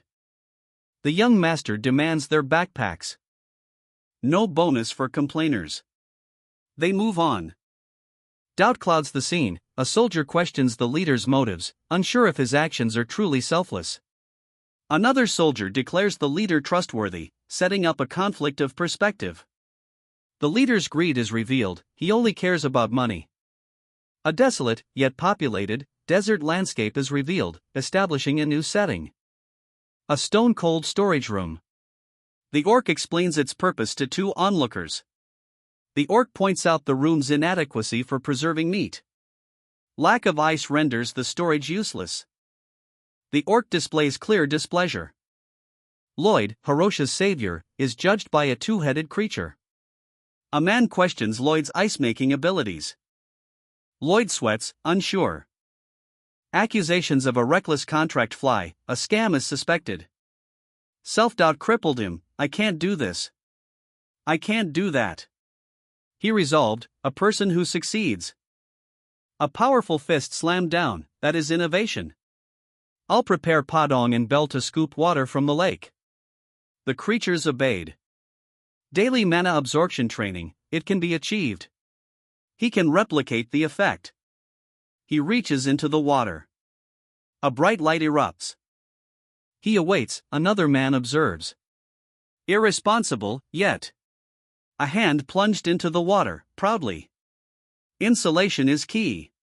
A celebration is announced, a gleeful man urges everyone to gather. Lloyd acquired 120 orc workers, it's contractual. Orcs, unlike humans, are working due to the contract. Akush, thankful, promises Lloyd a blood alliance. Akush declares a blood alliance with Lloyd. A horde of orcs declares war, one man watches, fear etched on his face. Reassurance, help arrives swiftly if needed. The townsfolk react with terror to the unfolding chaos. He plans an official letter to reassure the people, as orcs are typically feared. Despite the Baron knowing his purpose, seeing the orcs firsthand froze him. A bonus was unexpected. News of his victory against the magician spreads, greatly improving the orc's image. The Baron will seek a merchant for orc health supplies. The remaining items are Rufellan magic tools. He examines Rufellan's magic tools. They seek a profitable venture. One man suggests selling something before it's needed. He leaves to mine, instructing the other to organize items. He frantically searches for twards. A contract for 520 years of work is mentioned. Relief, the worry is over. A weary miner, his face etched with hardship, stares ahead. A cheerful man offers the miner a book, a gesture of unexpected kindness. Overwhelmed, the miner weeps openly. The cheerful man urges him to cheer up. The revelation, it's true. A grand academy looms, hinting at a life-changing opportunity. He seeks the Baron, but finds him unavailable. The Baron's in the reception room with unexpected guests.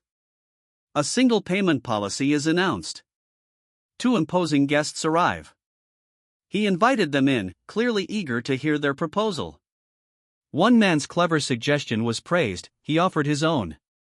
The proposal was rejected with furious outrage. A furious orc demanded to know who angered his brother, Frontera. Lloyd assures his friend, dismissing concerns. Lloyd's suggestion is questioned. He threatens dire consequences for refusal. He tried to erase a debt, but was told, that's a crime. Acceptance, then a thank you. A new problem, a large one. The guests eat 10 times the normal amount. Their food costs are unsustainable. Lloyd Frontera's family and the Steelsen tribe form an alliance. Frontera's enemy is now their enemy. The orc tribe accepts him as a friend, granting increased affinities and bonus RP. A long journey concludes at the estate. 120 powerfully built orcs accompany him to the village. He receives praise and 300 bonus RP for social achievements, bringing his total to 911.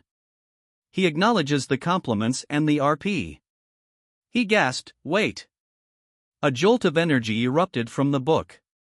He raced towards a cave entrance. A miner found him, were you looking for me? Actually, that doesn't make sense. That's a joke. What's written here is how to revive a corpse.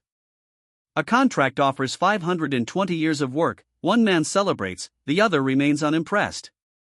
The celebrating man questions his companion's lack of enthusiasm. The King of Hell wants to hire the unimpressed man, causing outrage. He mentions Shalo and Meatloaf, expressing concern.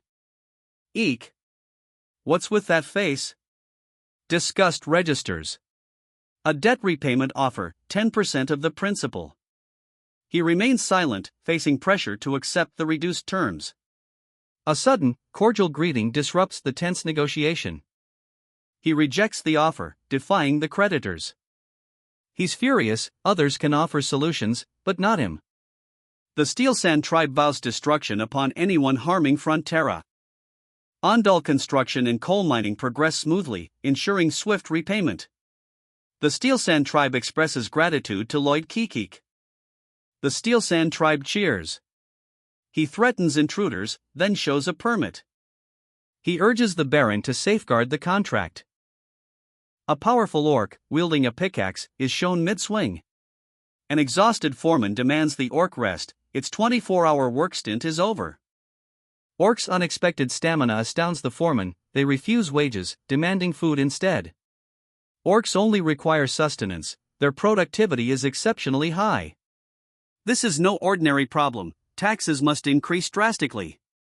The increased tax revenue will fund orc meat purchases, the coal mine's productivity ensures it's not a loss. Endless tax hikes are robbery, what's the point of hard work if all is lost? The solution, increase worker income. The Mares wetland will be developed. They'll farm extensively, profit greatly, and pay hefty taxes. Hassan's grand plan, farming long-abandoned land. Hassan doubts the plan's feasibility. His irrigation attempt fails. 21 days have passed since the king's disappearance. The king's son confesses his hatred for his father, despite their familial bond. The son reveals the king's struggle for change, for the sake of his people. He refuses to interfere with the king's actions. He's responsible, never giving up. Sink it, proper drainage ensured. Taxes rise with drained water, honeydew arrives. Profit-making behavior to surpass others' comfort. Exhausted, but this is bearable, past struggles were worse. A new skill, design, unlocks. Design skills simulation mode uses measured data. He manipulates a terrain simulation. He furiously complains about the grueling month he endured, despite assurances it would be manageable. Skills are enlightened through hard-won wisdom. His initial wish was simple, a stable job and financial security. He questions the consequences. His goal differs drastically from his wish, the latter transcends time and space. Further discussion is postponed. Suddenly, two creatures appear. Padong. Bell.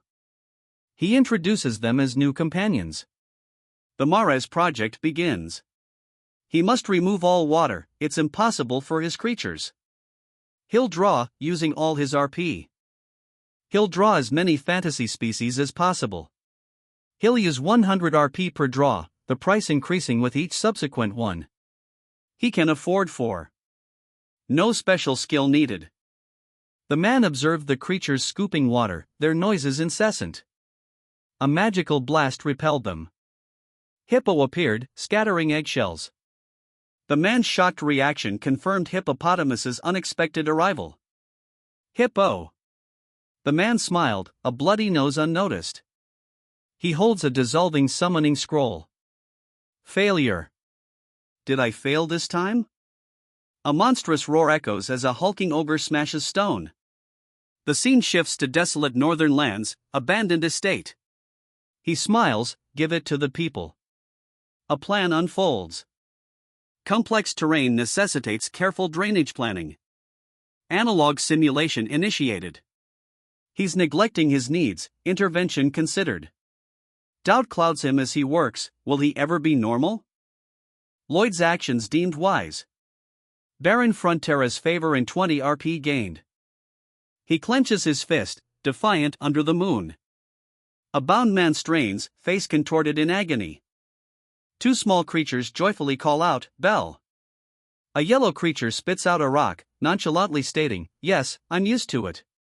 He scrutinizes a blank page, frustrated, you don't grow even with sunflower seeds? A small, yellow creature appears. Only one fantasy species can be drawn daily, the artist complains about time wasted. Hippo-like creatures protest. The workload increases, Hippo is deemed too small to be useful, the creatures strike. The artist fears the strike, Hippo's skill, moisture absorption, is revealed. The man asks if the creature can drink water in one gulp. It nods. How much? The creature boasts it can drink 4 times its stomach capacity. The man, intrigued, asks for a demonstration. The creature gulps water from a pond. The creature appears larger, the man questions his perception. A small creature tumbled into a swirling pool. It launched into the air, vastly enlarged. A fish flaps frantically, the man reacts with horrified amazement. He marvels at the vast amount of water drained, his newfound ability is revealed. His abilities arrived gradually, draw with luck is explained. A hippo-like creature's appearance prompts a bizarre request, drink until sick. Mares land construction begins tomorrow. Construction starts with vertical drainage. Hippo removes wetland water, then spits it into the river. Grass roots are removed. Holes are drilled, bamboo poles inserted. Blasting. Hamsters build a sandstake water gathering system. One shot. 10 days later, a more sophisticated bank is built. Construction completed, but much work remains. A bonus party is planned to celebrate. Abandoned land transforms into farmland. Xavier questions his current task, he's a knight, not a construction worker. Ordered to plant seeds to protect the estate. Wetlands become rice fields, Xavier notes the shared sentiment. A miracle. Frontera's people admire the protagonist's work, granting plus 450 RP. He grins, watering the sprouts. The wetland will be finished once a water wheel is installed. A technician is needed to prevent the wetland from being submerged if it rains. Viscount Racona's procession approaches from the north. Who's responsible for this construction? A tense inquiry precedes confrontation. The construction supervisor reveals he's on Viscount Racona's land. Conflict escalates. Now, the confrontation intensifies. He attempts another drawing. He considers himself lucky, the skills he's acquired are exactly what he needs. Confusion clouds his face. He gulps, nervously. A gigantic creature looms, he flees. Mares wetland lies within Viscount Lacona's northern jurisdiction. Frontera's southern lands border the wetland, a man unexpectedly claims ownership. He schemed to seize the fertile land effortlessly. The northern part is indeed Lacona's. The Viscount accuses them of unauthorized invasion. This is a conversation between nobles, one man sneered. "Why don't you shut up?" the other retorted. The elder noble rebuked the impertinent behavior, dismissing further discussion. Ignoring the order, the younger man insisted on contacting Baron Frontera. The elder calmly confirmed he'd heard. Distracted, the elder noble frantically searched for a dungfly. Kingdom's Land Law, Act No. 321, Special Law Concerning Wasteland Cultivation. You bastard! I'm talking. Wasteland, uninhabited for 100 years. Harvesting decides detailed rules. He stared, stunned. A successful harvest eliminates pests, celebrations ensue. Enraged, the man accuses the other of premeditation. A plea for departure. He questioned the source of a prophecy foretelling an arrival. Confusion followed. A man's scream pierced the air. Heavy rain lashed down. Autumn arrives, bringing rain. Mares wetlands' usability is questioned. A monumental construction achievement is unlocked, granting significant skill experience. He grins, let's go to the next step. Lacona Viscounty, land reclamation removal announced. Free land offered, in return, limited migration. Mares wetland, golden eggs will be laid. Outraged, he cries, it was my land. Half of it is mine. The Viscount orders the workshop supervisor summoned. A few days later, Xavier complains of a severe headache and exhaustion. Someone wakes Xavier for work. Xavier's headache intensifies, he's never felt such pain. He paused, a sudden realization dawning. Wait. A chilling smile widened. Until now. The Viscount's land grant, a royal decree, is revealed. Lloyd, startled. Lloyd, eldest son of the Frontera family, introduces himself. The Viscount accuses Lloyd of insult. The Viscount's furious, a land reclamation decree is cited. Article 3 of the Land Ownership Laws dictates that land meeting specific criteria, cultivation of wasteland, residential structure suitability, and long-term agricultural viability belongs to the developer. Further conditions for land ownership are detailed. The land must support residential structures and allow for long-term agriculture. The official reacts with disbelief. Instructions are given to plant seeds. The farmer gifts the nobleman onions, refusing payment. I'm not that cruel, ha. He then gives him a pineapple, calling it a gift. The farmer's expression hardens. He watches a cavalcade depart. He reflects on exploitative people. Young Master Lloyd saved the land. The villagers rejoice. Lloyd's concern, ensuring continued payment for his people's work. Despite simulations, Lloyd admits his error, letting his guard down. He must investigate fully. Measurement and design skills upgraded. New abilities unlocked. Favorable impressions gained, boosting RP to 1355. A sprawling castle city looms. The landowner demands 2 years of intense land cultivation from his residents. The landowner cries out in pain, his stomach aches. He refuses to relinquish his fertile land. He worries about the land division and distribution. He pondered. Frustration clouded his features, a sudden headache struck. Emily, the Baron's maid, suffers a severe headache. Michael, the cowhand, reports similar headaches affecting the livestock. Animals avoid the water. Michael deduces the water is the cause. A character, reading The Night of Blood and Fire, discovers plot discrepancies from a real-world event. Lacona's prosperity stems from a mysterious dying technology. Grit. He's accused of blackmail. The accusation of blackmail is confirmed. He'll formally bring the accused before the king. The accuser taunts, questioning the defendant's ability to withstand the legal costs. Defiant, he awaits the accuser's decision. The defendant vows to protect his people's land. A door slams, a tense confrontation brewing. Parasitic neighbors tamper with the river water. Lloyd is informed. Lloyd's master is insulted, a duel is challenged. Cornat challenges to a duel. The duel ends swiftly, Cornat yields. He declared satisfaction, leaving a man panting on the ground. A brutal beating ensued. Wait a minute. The Baron's only recourse is court, they'll frame the assault. The Viscount's greed is palpable. Fueled by outrage, he rallies his supporters. A desperate plea to protect the water source. The crowd roars its approval. Hamon skill, level 3, secures pure water. A temporary water shortage? They'll build a system, drawing from Lake Kapua in the eastern mountains. 100-fold profit promised. Intrigued, they watch. Months pass. Astonishment.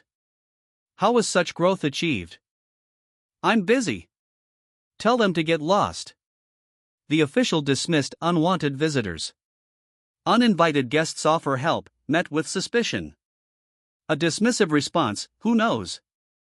The dye workshop owner confronts the culprit, you ruined my shop. Mr. Alap, a worried farmer, begins to explain his problem. His cows haven't drunk water since yesterday, dehydration threatens them. His greatest weapon? Knowledge of this world. Viscount Lacona's expected land grab, the Marit wetlands. Ladona berries, used for dye, possess unforeseen potential. A furious outburst. What did you just say? Shock and disbelief follow. He demands half the Marit's wetlands, in return, his dye wastewater dumping ceases.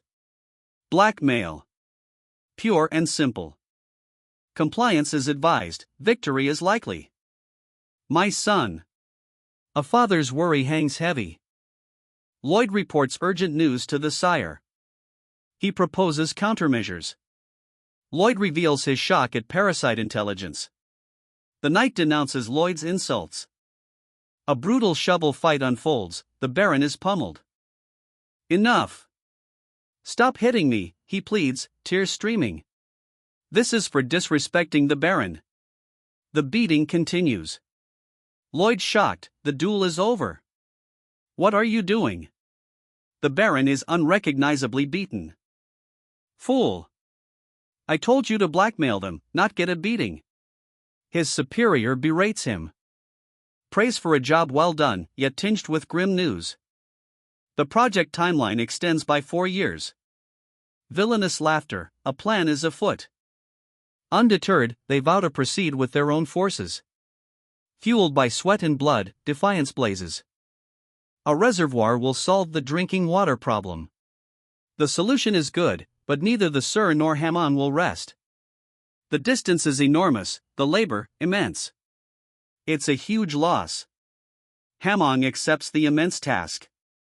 The Viscount huffs, clearly agitated. Baron Frontera's son requests an audience, the Viscount's problems are hinted at. The messenger explains the son's offer of help. Goodness, my dear Viscount, you are looking awfully well. A nonchalant greeting contrasts sharply with the Viscount's earlier anxiety. The Viscount denies having any problems. Perhaps. A village-wide affliction. Fear the law. He slams the table. A 2-year verdict delay. Triumphantly, a man raises a shovel, his companions cheer. We're going to build infrastructure.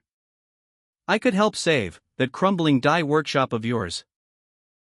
Contamination forced a costly water diversion from Lake Kapua.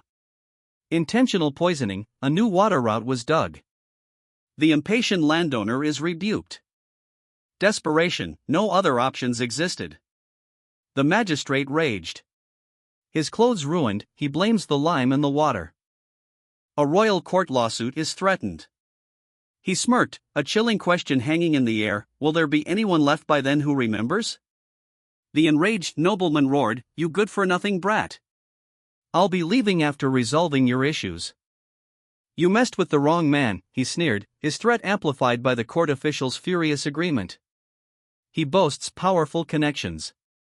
One man's confusion, there is something I do not understand, sir, met with another's curiosity, what's that? A legal battle looms, the man's many capital connections make victory costly. His opponent understands the stakes. He smiles, deciding to test who has more to lose. 1 month later, a plea for his dye workshop's salvation. His opponent questions the efficacy of his connections. The Baron profusely apologizes. His desperate plea follows. He whimpers in abject fear.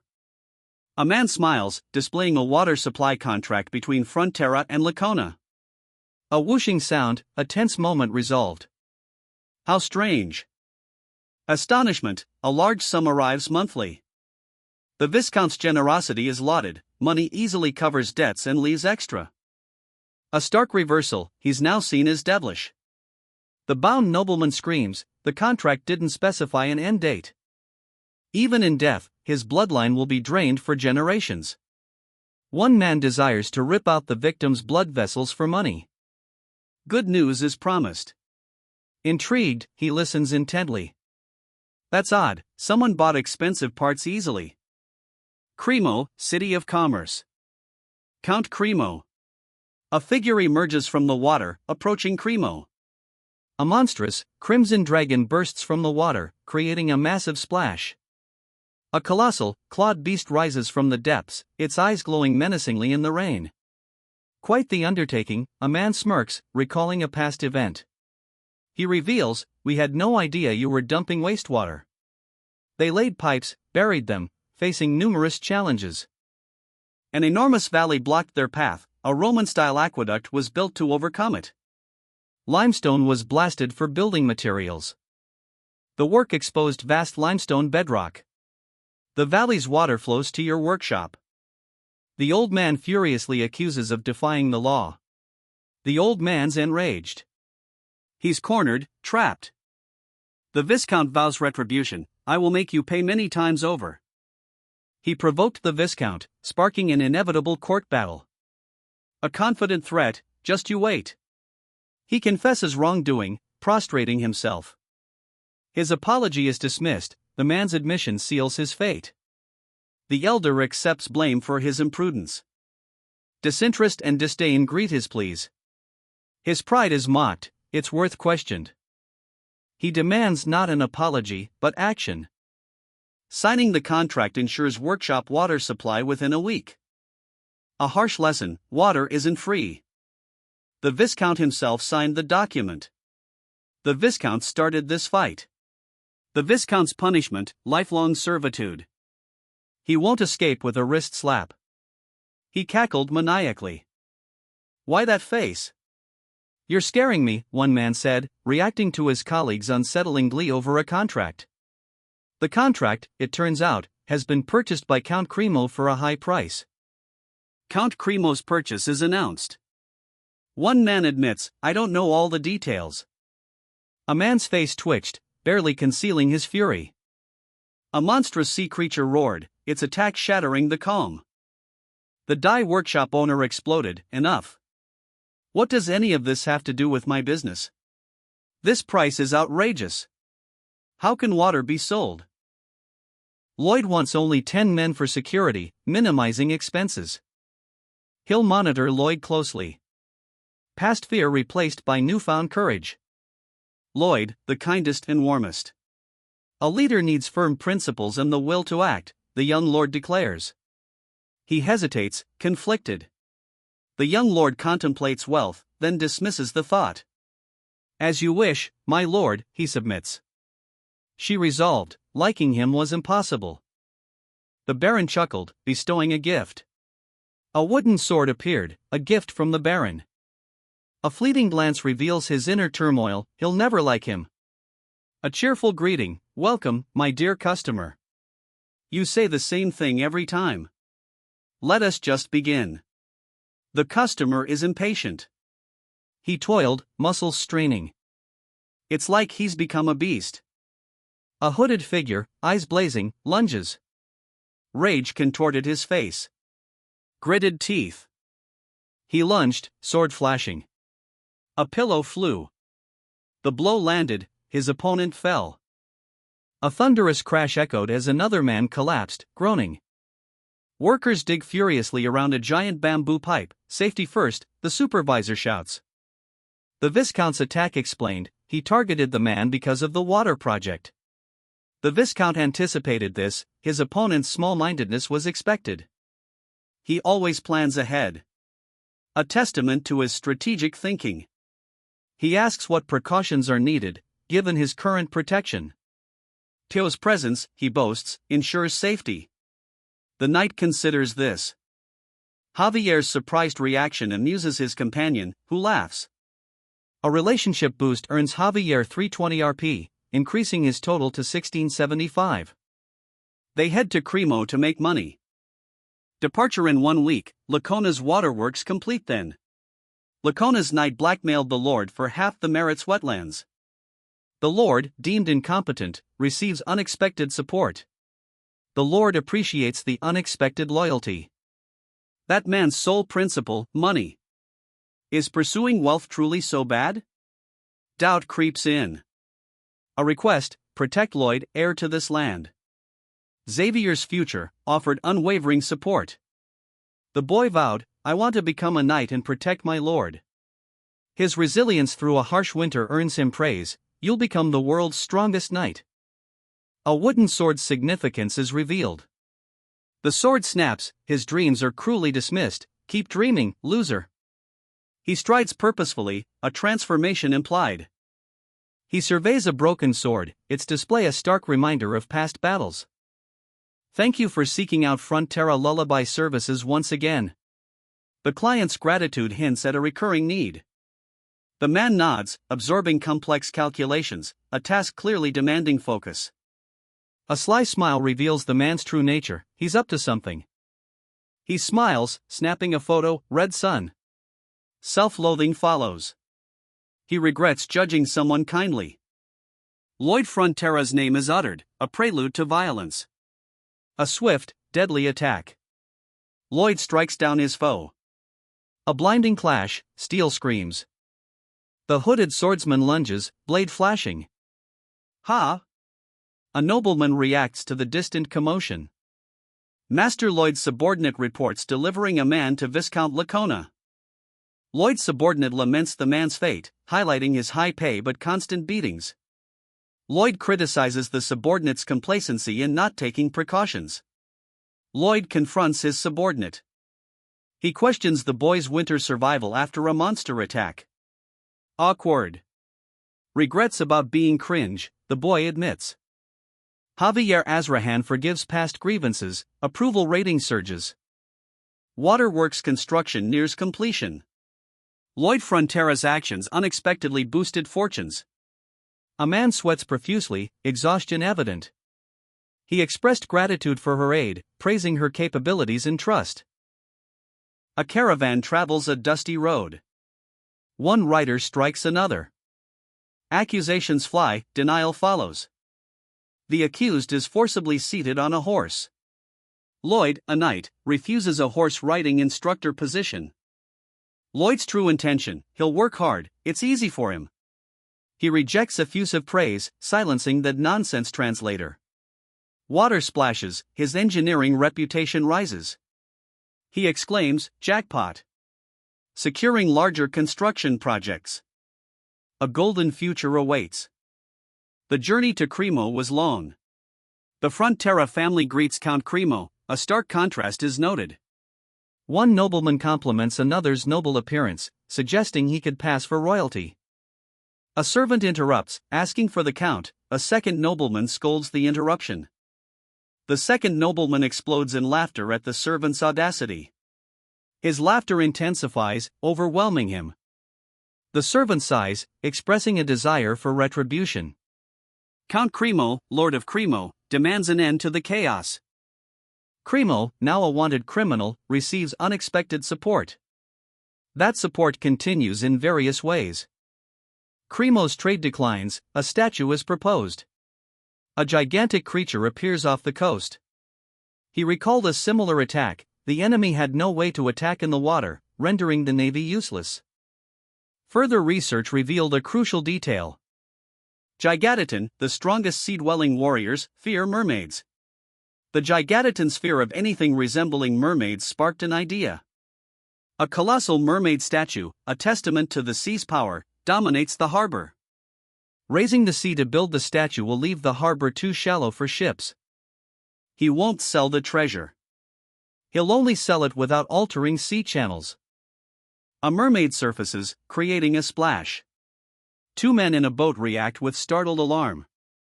A sonar scan reveals a seabed suitable for diving.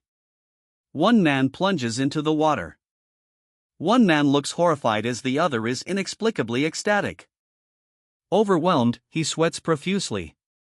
He struggles to imagine building vertically from the seabed. The challenge, creating cement in this world.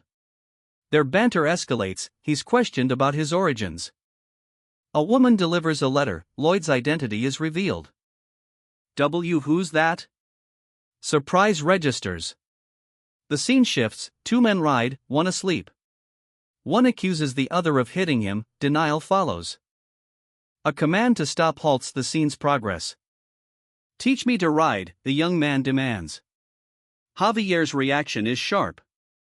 Javier's true intent is revealed, he admires the youth's eagerness to learn.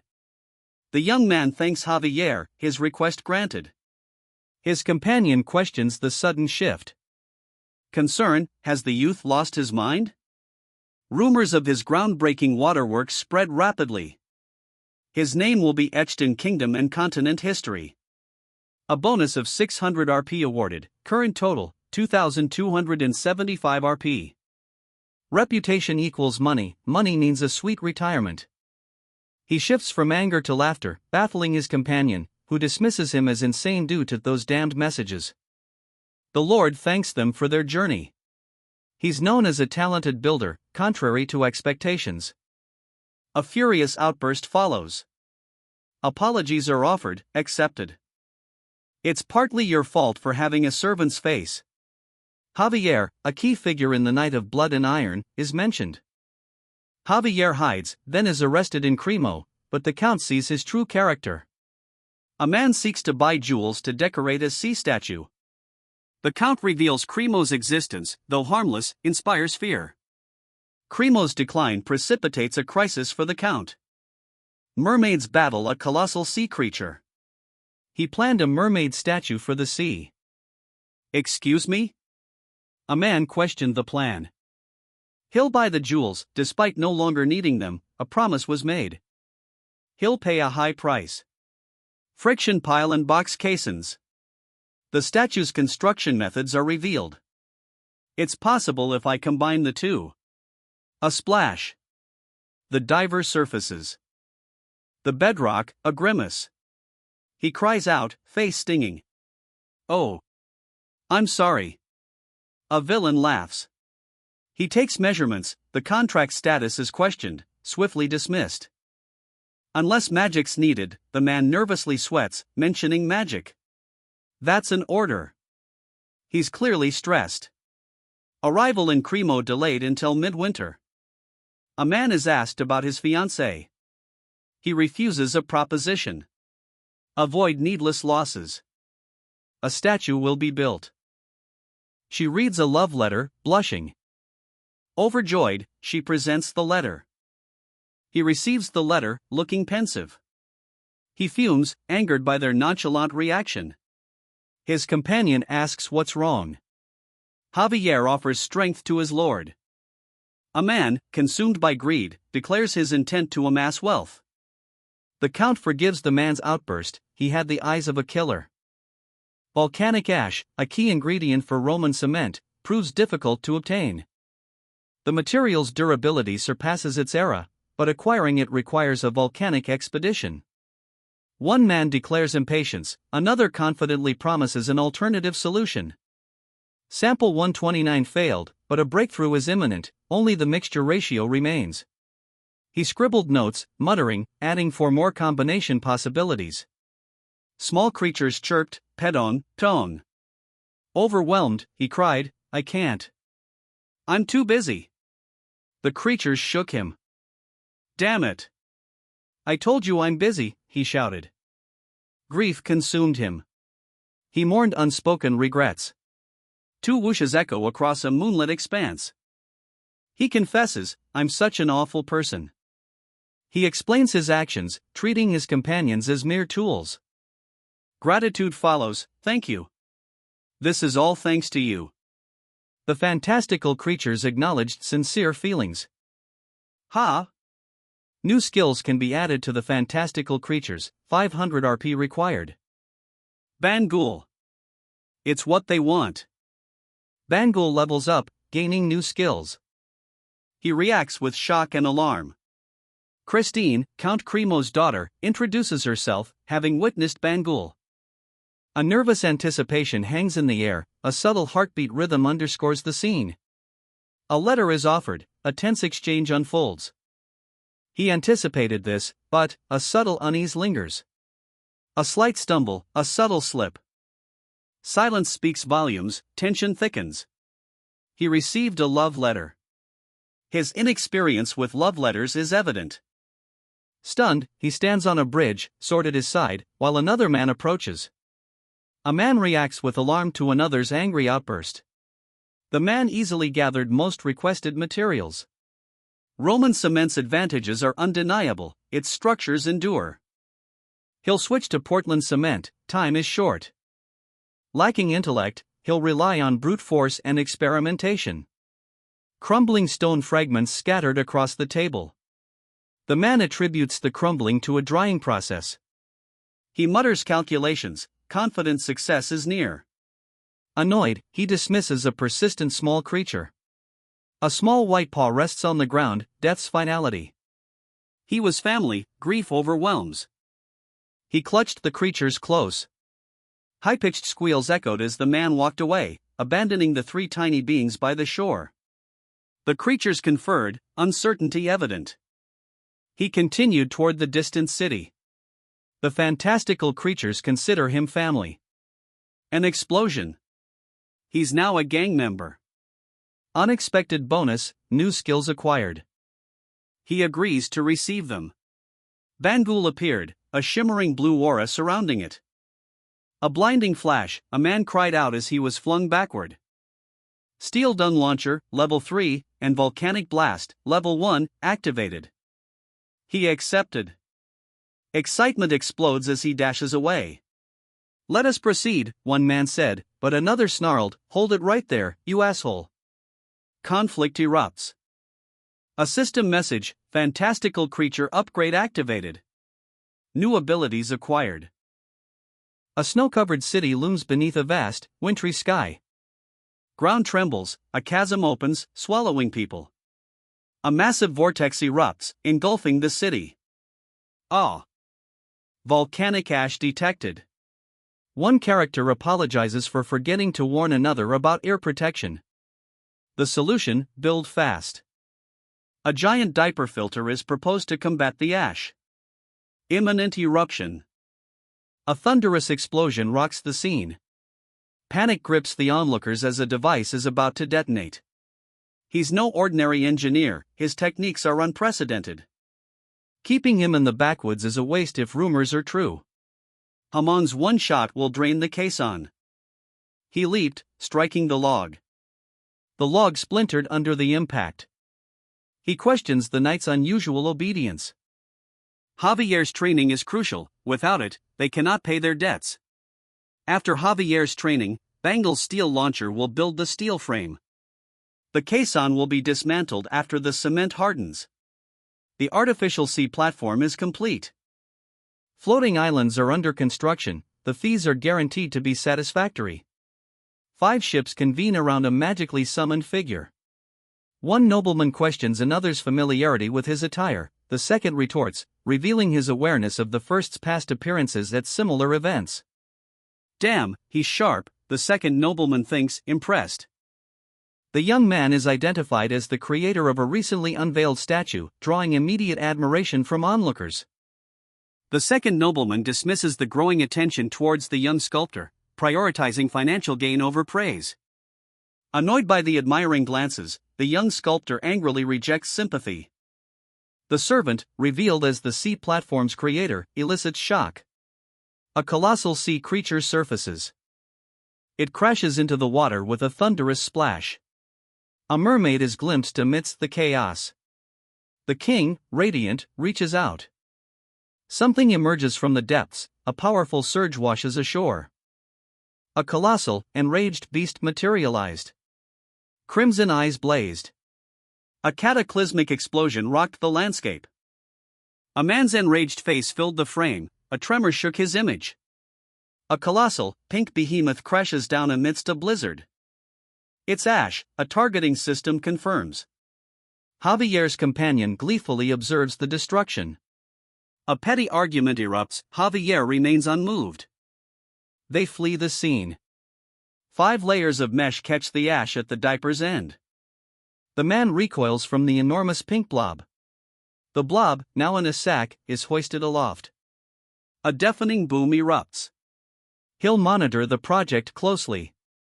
Stage 2 begins. A caisson is built to hold the cement. The caisson is launched into the sea. A powerful blow sends him sprawling. Friction posts cover the caisson's base.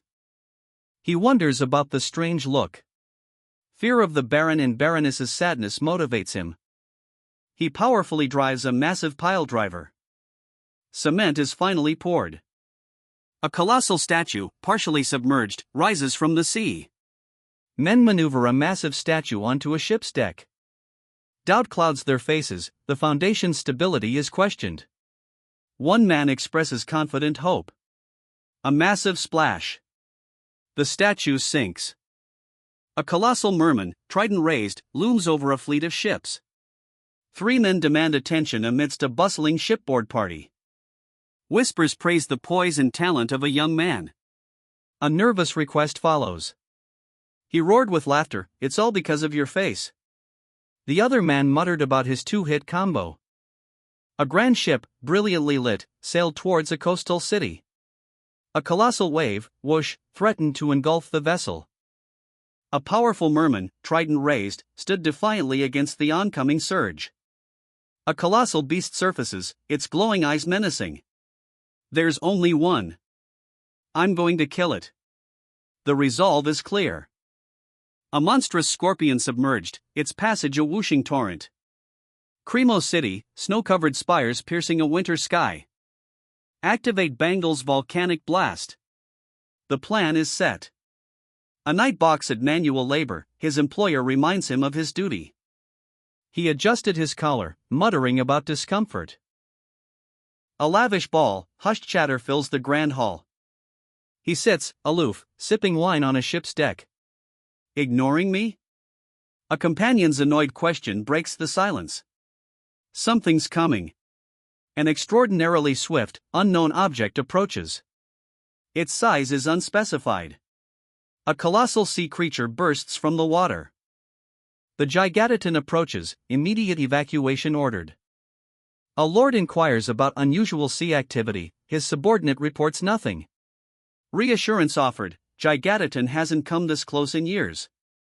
A tense stare, then a nod. The scene shifts. Raise the anchors. Get the boats away from the statue. The commander bellows, urgency in his voice. Boats splash wildly, fleeing a submerged threat. A figure leaps. He plunged into the water, sword drawn. Underwater, he moved with lethal grace. Mana blast chop. The chain snapped. He slashed the chains, freeing the ship. Rage contorted his face. A monstrous beast breached the waves, attacking the ship. Chaos erupted as the crew was thrown overboard. A paper airplane strikes the giant, sending him sprawling. A fiery sword blast counters the giant's attack. The giant plummets toward the approaching fleet. A massive impact pulverizes the giant. A tidal wave engulfs panicked citizens. We can't save them all. A giant creature appears, perched atop a boat. It unleashes a torrent, sweeping people away. The Gigantoton is moving towards the city. We must stop it. He demanded his bananas. Aboard ship, he sipped wine, calm. He sipped wine, gazing at the moonlit sea. Twice the size of this ship? A colossal creature loomed. Rage contorted his face. He demanded the Count's attention. A whispered aside. Genovan's exceptional skills are vouched for. Persuading Javier is the challenge. There's no reason for a sudden attack. A colossal beast looms, defying logic. His senses warn of danger, despite denials. Something plunged into the water, a splash. Urgent cries, get moving. Hurry. The ship's capstan cranks. Javier, secure the anchor. A splash. Javier plunged into the sea. He splattered onto the anchor, narrowly avoiding crushing. A sword cleaved the water, a figure emerged. A ship is tossed by monstrous waves, cries echoing amidst the chaos. A swordsman plunges into the churning sea, drawn to the unseen depths. A colossal, monstrous crustacean emerges from the ocean's abyss. A fleet scatters, fleeing the titanic sea beast. A warrior commands the retreat. A monstrous wave engulfs the ship, tossing a screaming man overboard. The small, panicked creature is swept away by the churning waters. He grabs a falling comrade, narrowly avoiding the same fate. A devastating blow erupts, shattering the cobblestones. Ellen is overboard, a desperate cry for help echoes as a man frantically searches. Ham on.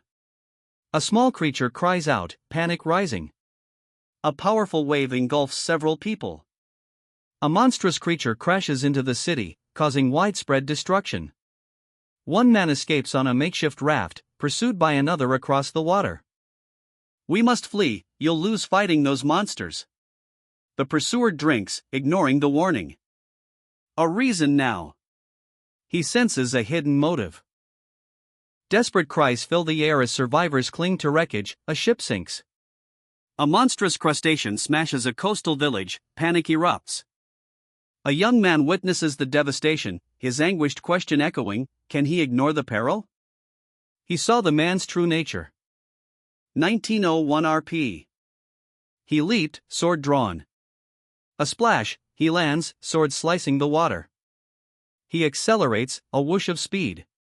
Explosions rock the fortress, a massive attack begins. A monstrous creature, crackling with power, unleashes a terrifying roar. The colossal beast descends upon the city. A earth-shattering explosion rocks the city as the creature attacks. A warrior lies shattered, his arm broken. A monstrous creature stomps through the city, causing widespread panic and destruction. The creature's tail sweeps a man aside. Engulfed in flames, a figure plummets. The young man parried a blow, his sword ringing. A colossal beast crashed into a building. A thunderous explosion rocked the city, the beast groaned. He lunged, sword flashing. A shattering crash echoed as he crashed through a door. Wounded, he braced himself. Yes. I've tied him up. Victory was short-lived. But I refuse to die before the people are safe. He stood defiant, sword held firm. He denies possessing overpowered abilities, claiming any relevant skills are purely construction-related. Frustration mounts as he realizes his limitations on this broken raft.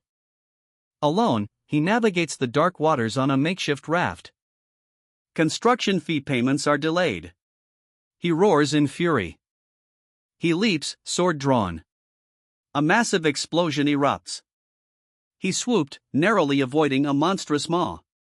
A clang echoed as blades clashed. The blue-coated swordsman leaped, his blade a silver arc. A blinding smash. The creature's skull shattered. A violent crash, debris scatters. The sea's dangerously cold. A colossal creature stomps, shattering buildings. Come on already, he urged, another man clinging to their small boat. More people needed rescuing. Their mission was profit, not peacekeeping. This city, however, was fully equipped for defense. Lord Frontera praised his ingenuity and compassion during the crisis. He refused to abandon those in need. Running away is rational, he argued, prioritizing self-preservation. Javier's approval rating dropped, relationship with an important character worsened, but no RP loss. A sword gleamed. Urgent warning, return means death. He slides across ice. Mana blast. He glides across the water, effortlessly. A colossal crustacean emerges, its attack thwarted. Soldiers gape, disbelief etched on their faces. The creature's resilience is shocking. The beast recoils, injured but defiant. A devastating blow levels buildings. A monstrous roar erupts. The mermaid's death is decreed, a colossal claw slams down. A man cries out, falling. Someone leaps, a blur of motion. He unleashed a fiery blast. A fierce clash, his attack deflected. His mana blast failed, disbelief. The beast lunged, jaws agape. A monstrous claw descends. The beast lunges, a thunderous duduan echoing. He counters with a wave of ice, sword raised. A resounding clang as steel meets ice. A powerful thud follows, he falls. A colossal sea beast rises, its wrath palpable. This is enough. The warrior declares, bloodied but defiant. He retreats, defeated, questioning his options. The grim reality, widespread destruction and casualties. He sweats, his gaze troubled. Alone, he rows away from a small island. Let's head back, Bangul, he shouts, urgency in his voice. A volcanic blast erupts. You're dead meat, you damn oversized lobster, he yells, enraged. The beast roared, a terrifying grrr. Shaking the earth. Its attack shattered the landscape. He countered, it's still an animal. A fiery slash followed. Hamong hammer. The Hamong hammer strikes, pulverizing the beast. Fury erupts, how dare you mess with my cash flow. Panic grips the ship, the captain shouts, get people out of the water. A man, sword drawn, declares he can't save everyone. He unleashes a powerful attack. A colossal creature is struck. The blow shatters the monster. He despairs, facing certain death against an insurmountable foe. Despite his fear, the hero's compassion for the city's suffering is evident. He plunged his sword, but a fiery blaze erupted, halting his advance. Impossibly blocked, he despairs, victory seems unattainable. He confesses defeat, unable to find an effective attack strategy. Master Lloyd's return caused a significant shift. Evading detection, they circled the enemy. A desperate search for a weakness began. Javier's mana blast fails, his attack is ineffective. Javier realizes a solution might be possible. He discovers that even living things have a composition that can be surveyed. A triple-layered honeycomb structure, 1 meter thick. He lunged, sword blazing, only to be met by a devastating explosion. What is that? A monstrous silhouette emerged from the debris. The creature's horrifying form was revealed, data streams tracing its movements. Cut off the horn. Simulation mode activated.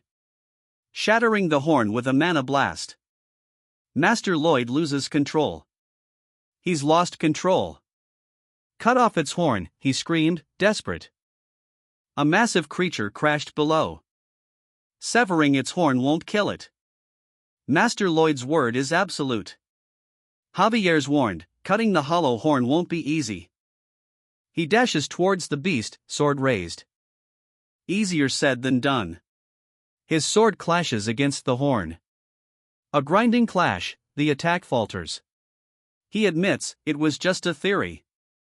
A monstrous creature lunges. He lunged, a savage grin splitting his face. A crack echoed as he cleaved the stone, escaping. He plunged his blade into the beast's maw. A cataclysmic explosion followed. He screamed, between its legs. A mana blast threatens, he dodges. A shattering crash. A resounding clang. The hero's sword lies shattered. A colossal beast crashed, shaking the city. He parries a monstrous claw, flames erupting. A fiery clang erupts as the swordsman clashes with a monstrous flame. He battles a colossal, enraged beast, its size dwarfs him. Despite the danger, he feels oddly calm. Another man observes, realizing there's a strategy to defeat the beast. A swift whoosh, a figure zooms away on a massive, fluffy creature. A monstrous creature crashes through buildings, a smaller figure bounces away. The ground trembles as another, larger beast emerges, rumbling. A silver-haired man battles the beast, his attacks sparking.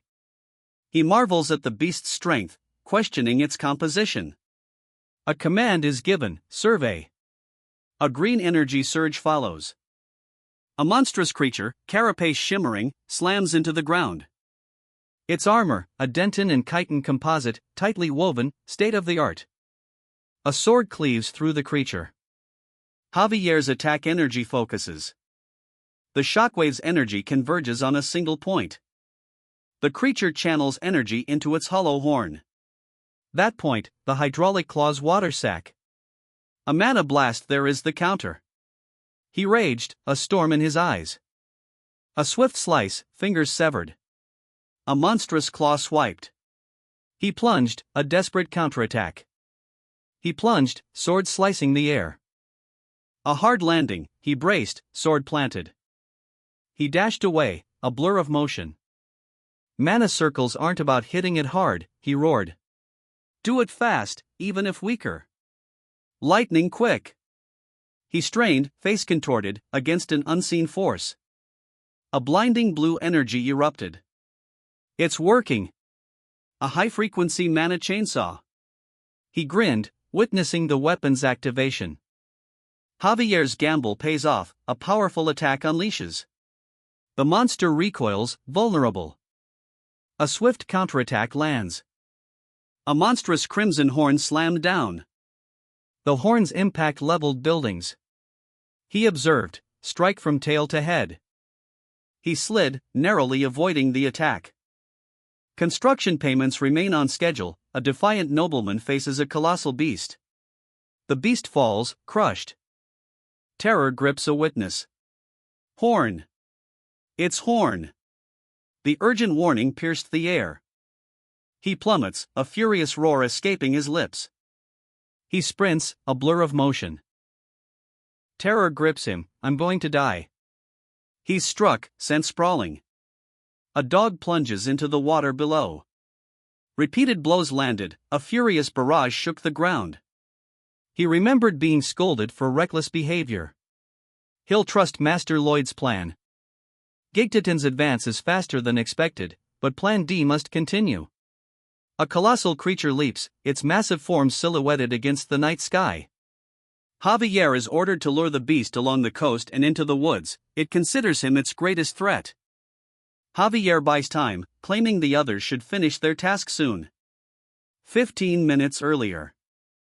A lord confronts his subordinate, questioning how such a catastrophe could occur, regretting the late detection. No. The statue will drive it away. They'll exploit the creature's obsession. A massive explosion erupts. The creature attacks, a man falls. Exhausted, he cries out, I can't do anymore. But for the city, for its people, he leaps into action. He charges onward, each heavy footfall echoing his desperate resolve. The prize, the bronze statue. A cart rattled violently. The statue, dislodged, clattered to the ground. A roar of rage erupted. A predatory grin spreads across his face. He creates an opening for Javier to attack. Javier dashes past, leaving a swift blur. A massive figure is sent sprawling. The cart's occupant cries out in alarm. He leaped, sword blazing, towards the colossal beast. The sword pierced its eye, a blinding light erupted. A searing explosion rocked the earth. A colossal beast, ablaze, crashes near a snow-capped city. A man plummets, sword clutched, towards the beast's gaping maw. He confesses weakness, insufficient strength to protect his people. Despair etched on his face as he falls. Another, enraged, intervenes. The blue-haired man attacks. He roars his fury, and so are you. A small creature speeds away. The creature carries the man, escaping a massive, collapsing structure. He slid, narrowly escaping the giant hamster's jaws. Master Pong's plea for forgiveness is met with confusion. Facing a colossal dragon, he vows to survive until its defeat. A devastating blow aims to end the dragon's reign. The count addresses a giant hamster, "Hey, Padong." He urgently demands, "Take me to that place I mentioned earlier." The count uses a shovel to urge the hamster onward. A young man dashes away.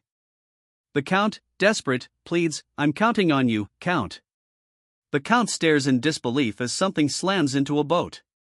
His complacency cost him, the beast proved too strong for a statue. Lloyd's rescue, a massive pink monster emerges from the sea. Javier buys time, sacrificing himself for Lloyd's escape. A colossal insect-like creature confronts Lloyd, the battle begins.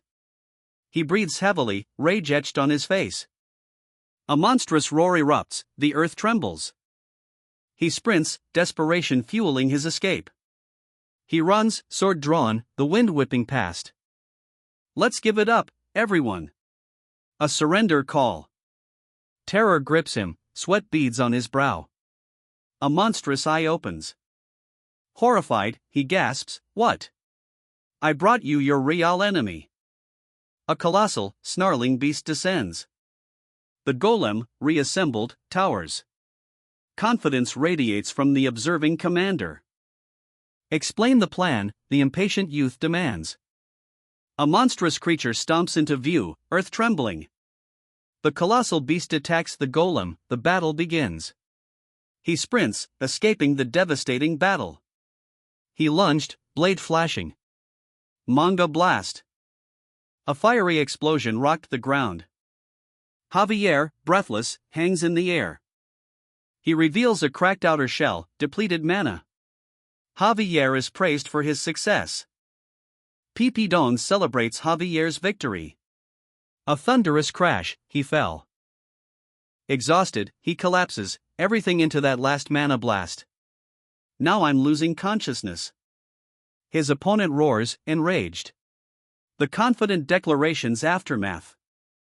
A heavy thud, he lands on a giant, yellow blob. He charged the beast, shouting a warning. The creature's return is possible, it inhabits the waters near Cremo. Summoning the merman statue risks its wrath. Padong attacks. A screech echoes. Flung into the abyss. Panic grips him, what is it? What can I do? He planned an attack, but needs a triple heart circle for his mana blast. Currently, he only has a double heart circle. A skill window alerts him to an Azrahan core technique upgrade. Leveling up requires 190 RP, he has 1901. The next level costs 220 RP, a steep increase. He stared, wide-eyed, at the Azrahan core. Level 8. Level up requires 370 RP, he has 311. Staying out of the battle was his rational decision. He questions his current precarious position. A plan forms, exploit any weakness. Azrahan core technique leveled up. Mana amplified 500%. One circle protects the heart. A thunderous slam creates a crater. He touches the cracked earth.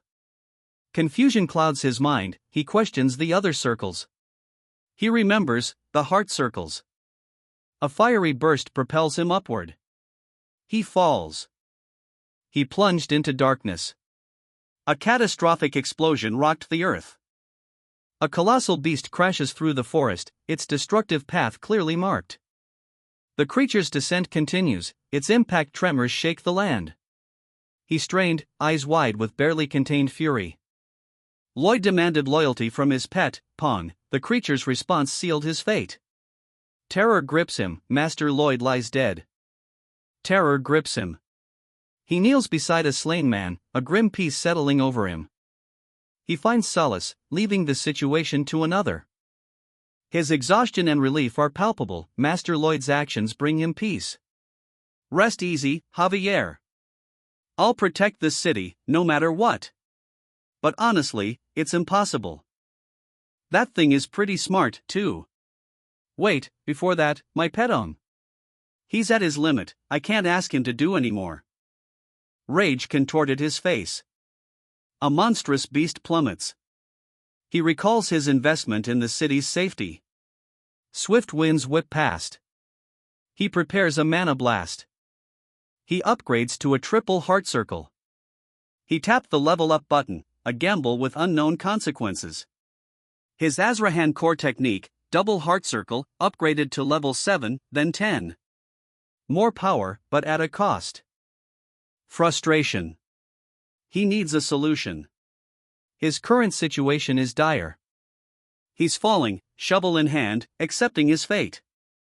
He considered a mana-infused strike. His comrade lay unconscious. He furiously lunged, a blue energy flaring. With a defiant shout, he unleashed the triple heart circle. A glowing X-shaped energy materialized. Azrahan core technique, triple heart circle, level 1 activated. He unleashes a fiery attack. The attack intensifies. A devastating blow connects. Blood streaks his face, he's gravely wounded. He needs one precise shot to protect the circles. A brilliant arc of energy streaks across the sky. The energy blasts collide. A triple core mana blast unleashes. The warrior launched a fiery projectile, soaring. A cataclysmic blast erupts. The stone dragon disintegrates. The dragon's final, fiery breath. Villagers witness the aftermath, devastation. Wake up! Bangul lies unconscious. He did it. The massive structure looms. Another lies bleeding. The blue-haired youth leans over a fallen man, blood staining the snow. His heartbeat ceased. A fiery explosion erupts. Master Pong and Master Hamong are safe. A messenger pigeon approaches a snow-covered town. The message arrives, a messenger pigeon. Intrigue, he reads the urgent message with growing alarm. He mounts his horse, spurs digging in, a desperate ride begins. He recklessly galloped into danger, ignoring warnings. Marbella and Sir Byron pursue Arcos, criticizing his hasty departure. Marbella boasts superior horsemanship. The chase intensifies, they ride hard. A blizzard engulfs the riders. News arrives, a diligent son seeks permission, expressing gratitude for wise judgment. He travels through a blizzard. A monstrous claw crunches the snow. A monstrous wolf-like beast lunges. Sir Byron's pursuers warn him, the beast outpaces their horses. A metallic clang echoes as the beast is struck. He vowed, we meet again in Cremo. A swift slide, dagger drawn. The beast lunged, its claws tearing into flesh. A guttural roar accompanied a savage blow. He launched himself, sword flashing. The beast's attack continued, another man fell. A brutal blow connects, crimson stains the monstrous creature's face. The beast screeches, its body thrashing as it falls. A warrior collapses nearby. The creature lies still, a sword piercing its chest. Death's stillness settles. You are also one of my subjects, declares a man, his face etched with resolve. I have a duty to protect my subjects. Terror grips him, eyes wide. A pack of monstrous wolves attacks. A swift strike, a wolf falls. He prepares for battle, defiant. A young man in a dark coat and sword stands amidst a snowstorm. He draws his sword, bracing for combat. A monstrous beast lunges, met by a blinding sword flash. He swiftly dispatches multiple creatures with precise strikes. A sword clashes, snow flies. The nobleman, his face grim, holds a gleaming blade. His power vastly increased since leaving Cremo. His abilities surpassed all expectations. A snowy academy looms below, a winged figure descends. A messenger reads a letter, news from Count Cremo. Lloyd, spurred on by urgent cries, gallops away. Cremo's letter, Lloyd's completed all construction work. Byron departs alone, despite a long journey ahead. Lloyd Frontera and his guards sacrificed themselves, saving many lives. Lloyd falls into a bizarre unconscious state. Grief overwhelms someone, possibly a relative, as they mourn Lloyd. Reassurance is given, the impossible task can be done. A monstrous growl erupts. Doubt clouds the Lord's face. Are you really, my son? A monstrous beast attacks, panicked neighs and whines fill the air. Facing the beast head-on is unavoidable, a plan is formed, by time, regroup at Cremo. The monstrous wolf lunged, a guttural roar echoing the ferocity of its attack. The warrior parried the beast's blow, a blinding flash marking their clash. A hiss, sharp and venomous, as the creature's claws grazed his armor. A resounding clang, steel met monstrous fong. He's attacked by a monstrous creature. A desperate stab finds its mark. The creature rips apart. A final, crushing blow. Agony contorted his face, a silent scream. She lunged, sword flashing. A monstrous wolf howled, its attack imminent. The beast writhed, pierced. A bloodied beast lies slain in the snow, its killer, a lone figure, pants heavily. Marbella's guard, ashamed by his failure to protect her, confesses his shortcomings. A terrifying growl heralds a new, larger wolf pack's arrival. The guard, wounded, limps away, leaving Marbella and her companion vulnerable. He braced, sword raised, a blizzard swirling around him. A three-headed wolf emerged, its icy breath a storm. He shielded a woman, fear etched on their faces. A young man fled, a faint glow marking his escape. Savage wolves encircled their prey. A swift slash, one wolf falls. Javier, the swordsman, fought back. I came to escort you, he said, a silent promise. An observer knew Javier's skill. Javier's unforeseen strength shocks the observer. A monstrous growl echoes through the blizzard. Sir Javier and a woman anxiously inquire about Lloyd's well-being. Javier reveals Lloyd's fate remains uncertain. A desperate plea, don't abandon us. He lamented the loss of his newfound home. A colossal, alien vessel looms overhead, a man lies injured below. Weak breaths confirm the man's survival. Alarm, the man's fate hangs in the balance. A triple heart circle spins at unbelievable speed. Powerful mana rotations keep him alive. A triple core mana blast is imminent. Master Lloyd finds him gravely injured. Lloyd's master remains gravely ill, his condition hasn't improved. They're heading to the Count's manor, it's the least they can do.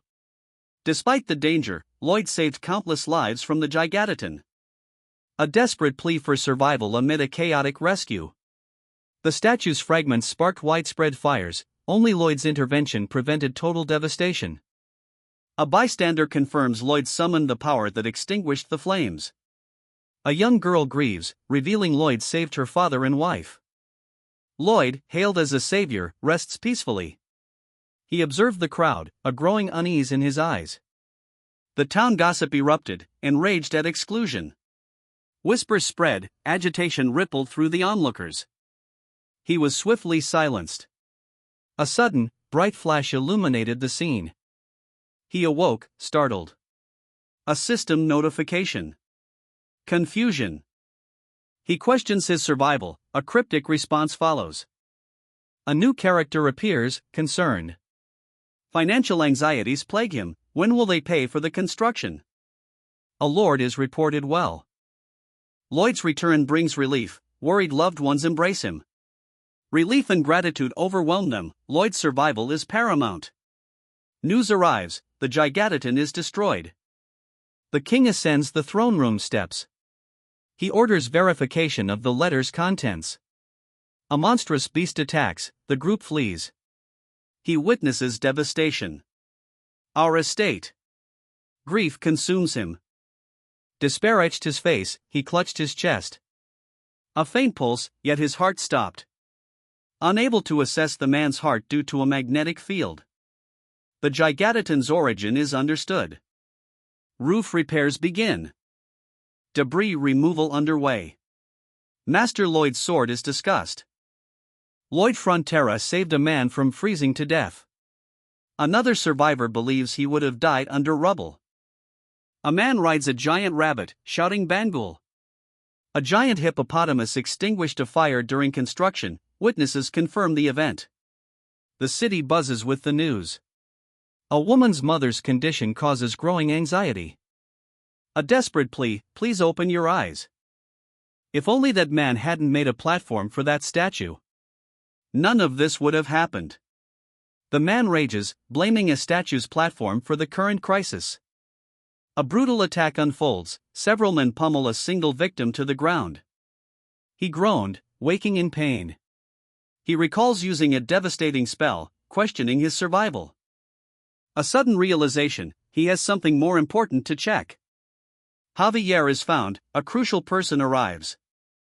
Lloyd is called out. A blonde woman fiercely grabs Lloyd.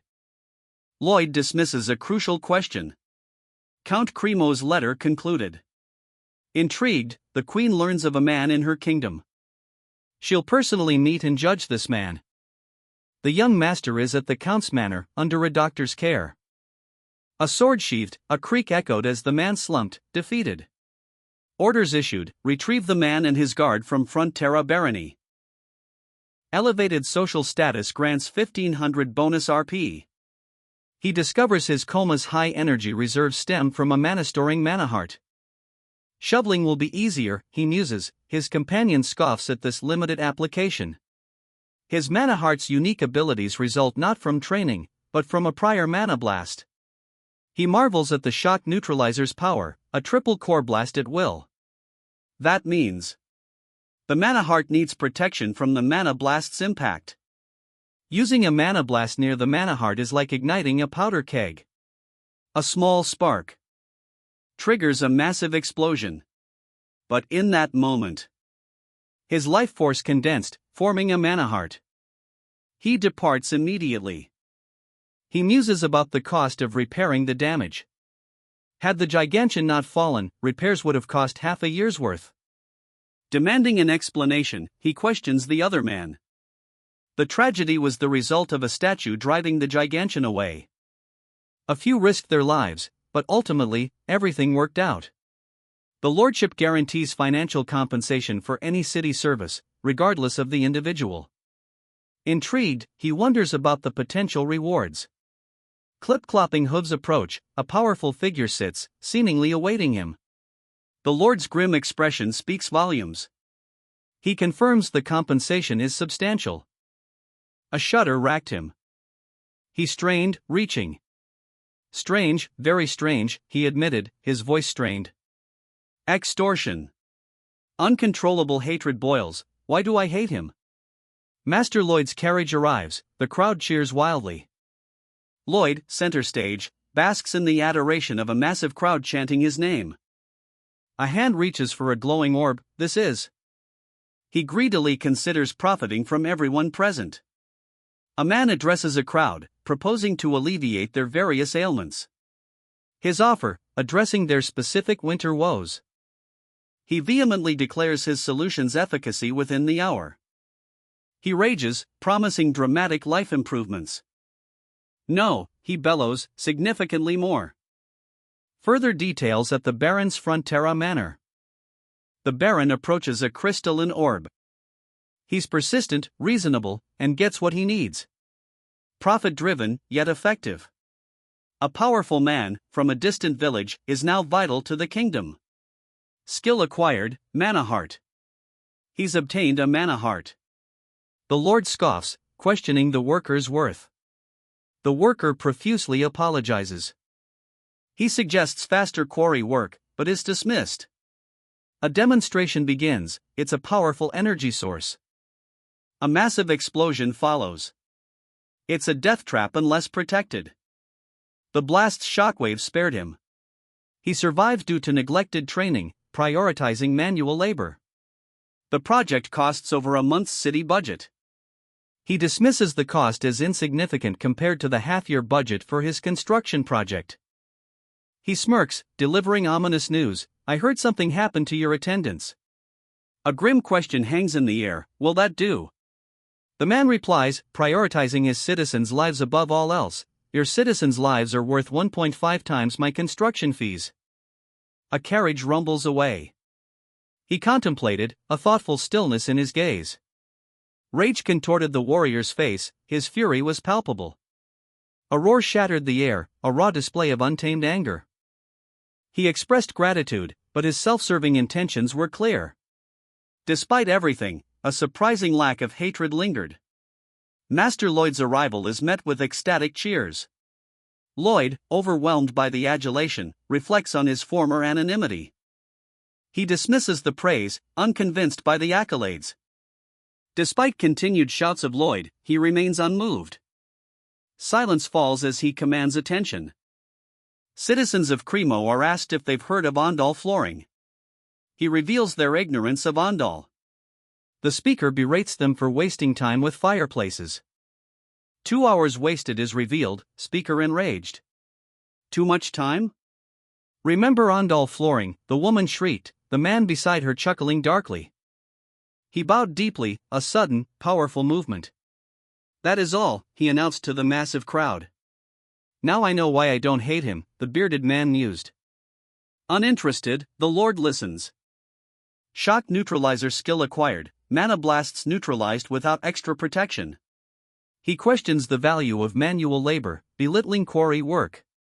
The worker apologizes, clarifying he didn't ask for more money. Sir Byron, the estate's senior knight, is introduced, honest, sincere, but an average knight. A swift blow highlights his mediocre fighting skills. Migration plans are finalized, land allocation details are confirmed.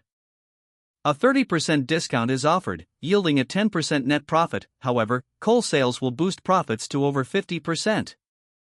All that, while I was gone? Astonishment registers. He's now key to their project. Extremely capable. Sir, you were born in the wrong era. The man's talent is undeniable, tragically misplaced in time. The Frontera heating system's installation is complete, marking a new chapter in Ondal history and earning substantial rewards. Baron and Baroness's monumental Ondal flooring contract is revealed, a gift beyond their title. Of course. The coal will keep coming and coming. A confident assertion of continued resource supply. A wide, unsettling grin spreads across the man's face, fun and merriment are almost here. The light-haired man considers punching the grinning man. A sudden noise startles them both. A royal procession arrives, a red carpet unfurls. He landed hard, a dramatic thud echoing. The judges seethed, furious at the ludicrous performance. Relief washes over the speaker upon hearing news from Cremo, but the responsibility weighs heavily. Favor with the Baron increases plus 990 RP received. He insists on exceeding expectations to avoid future problems. The order to build a sauna is given, highlighting a potential flaw in the speaker's approach. Overzealous research led to a critical error. Corporal Kim is asked to build a cottage. A soldier frantically digs, screaming in terror. Lloyd and his guard are ordered to the royal capital immediately. A man curses a lobster. Lloyd departs in a carriage, escorted by knights. You have a sharp eye, the nobleman conceded, acknowledging the other's keen observation. He assessed Her Highness's character and the capital's condition. The royal carriage departed the palace. He urged, raise, eyes fixed on the approaching royalty. A grand arrival, come to salute your majesty, the rightful ruler of these lands. From your auras, it seemed the man beside you was the noble. Suspicion hung heavy. A worthy sparring partner, she's deemed. Flattery fails, she sees through it. The Frontera estate, her future acquisition. A sharp blow, a sudden attack. Below average, initially, until Bayern orders orcs to the mines to address labor shortages. Bayern's Ondal project nears completion. Bayern inspects freshly dug graves. 3 men smile, camaraderie evident. A man marvels, he is so capable. In Korea, he'd be a managing director. A bonus. This man deserves a huge bonus. Plus 400 bonus RP appears on screen. From birth, your luck begins. For many, laughter or tears depend on their birth era. Construction progresses, 2 men watch. Half the debt repaid, water fees supplement income. 1 man laughs, the other is unimpressed. A royal messenger arrives. The royal messenger's presence raises suspicion. He leaps into action. The messenger spins his staff. A powerful blow connects. He proudly displays a scroll, onlookers applaud. A foreboding feeling, trouble looms. The sovereign, working for peace since time immemorial, prepares to honor heroes. The king will personally greet and praise the Gigatitan defeating heroes. Despite the honor, one hero senses danger. This isn't good. A rule is broken. Corporal Kim, a civil engineering major, is called upon. Reluctantly, the corporal agrees to a task. The National Defense Sauna, a structure deemed too perfect. Corporal Kim faces a barrage of complaints, a broken levee, a flimsy barack, and a ruined view. Overwhelmed, he regrets not stopping at the sea platform. He's trapped. If discovered, she'll relentlessly pursue him. Internal monologue reveals his anxiety. The man weighs his options, a clattering sound adding to the tension. He sees a chance. An opportunity to act. A cruel smirk plays on his lips. Lloyd commands Frontera and Javier Azrahan to look up. Overwhelmed by her presence, someone nearly had a heart attack. Javier's unique mana signature is detected. A knight humbly apologizes to the queen. Her keen observation reveals Javier's exceptional nature. He followed orders, claiming responsibility for the other's actions. Approval granted, the work is flawless. Master Lloyd anticipates exploiting the princess. He anticipated this. A royal contract is within reach. The competition begins with a quiz, the stakes, Her Majesty's most crucial construction project. A woman tests a man's perceptiveness. His failure to notice the royal palace's state reveals his inadequacy. He proposes a simple solution to the crumbling palace. He will build a new bridge. His response falls short of her expectations. She is presented as a tolerant and just ruler. He worries, palace repairs are urgent, despite others' opinions. A black dragon lifts a tower fragment, destruction looms. The Magenta Castle's construction reflects fears of its destruction. He deliberately gave a misleading answer. Accusation, is he manipulating her? The bridge's rebuilding is seen as natural. He proposes a modern suspension bridge instead. A modern suspension bridge is unveiled. She finds him arrogant and insolent. Further conversation only intensifies her negative opinion. Betrayal by a loved one costs her an arm. The general offers to flee the country if the bridge fails, a daring proposition sealing his fate to the monarch's decision. The queen promises compensation and assures the family's status, emphasizing the stakes. A contract is presented, its contents remain unknown, yet its significance is undeniable.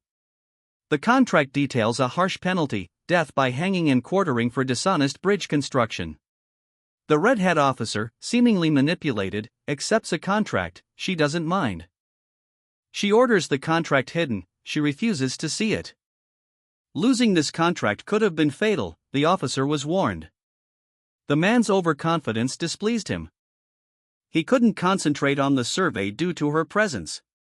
A request is made, and easily granted. She entrusts items to Julian. The Baron's financial ruin is foreshadowed. His death is averted. A sibling reunion is imminent. Count Cremo's account confirms the protagonist's heroic acts.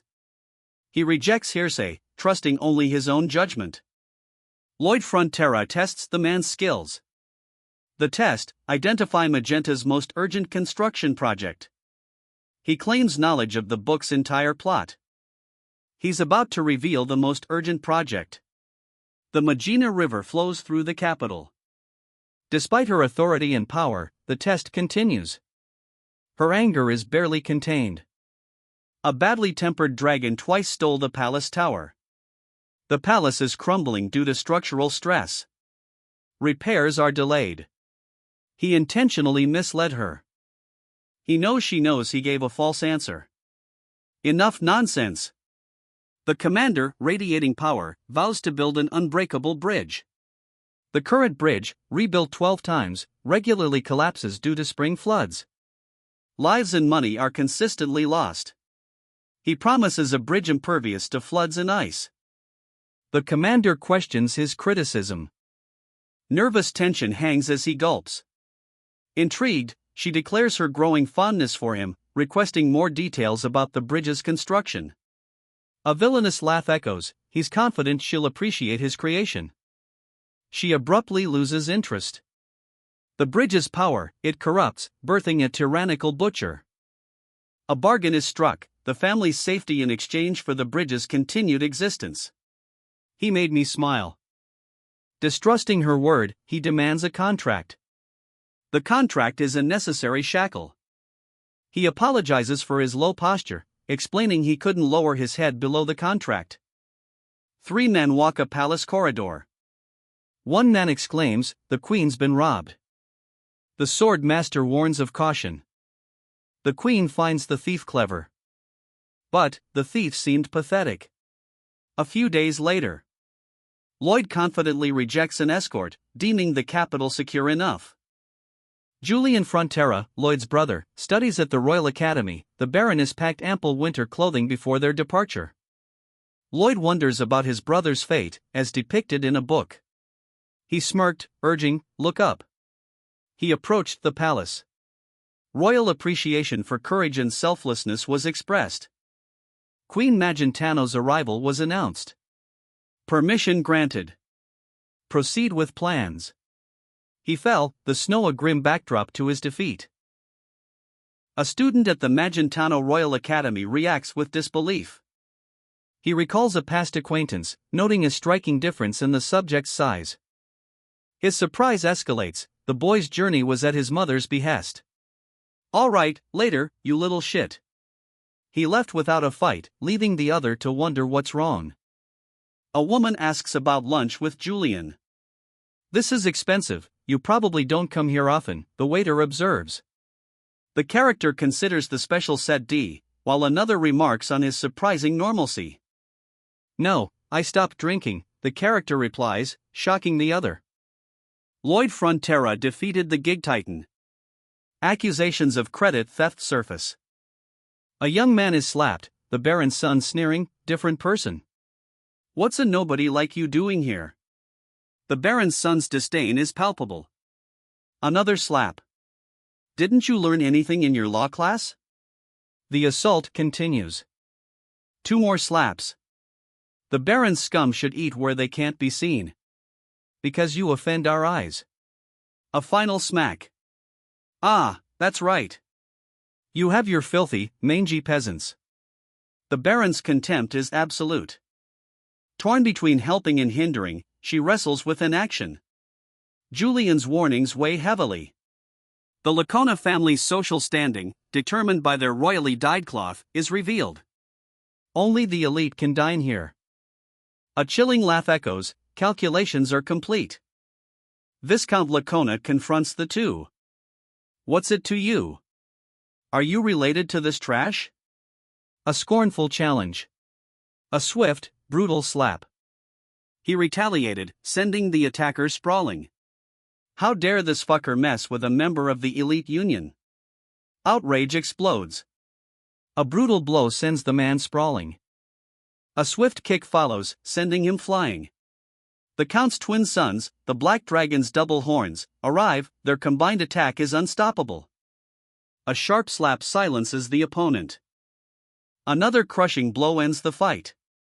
But he was giggling. A sharp blow sends him sprawling. Diego Lacona, age 21. Regret fills his cry. "What are you doing here?" Lloyd's brother stares, stunned. A heavy bag arrives, it's from Mother. Lloyd's unusual kindness fuels suspicion. His suspicions grow, the protagonist considers violence. Ignoring suspicion, Lloyd offers lunch. The protagonist's anger remains. An awkward lunch unfolds. One man angrily calls the other little shit, prompting a defensive explanation. The waiter offers wine, noting the men seem from out of town. A recent palace visit revealed an attack on Cremo's trading port by a gigantian.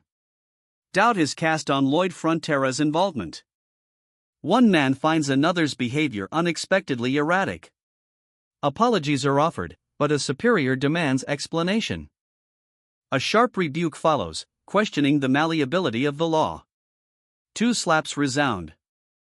Contempt is shown, the family is dismissed as impoverished trash, punctuated by more slaps.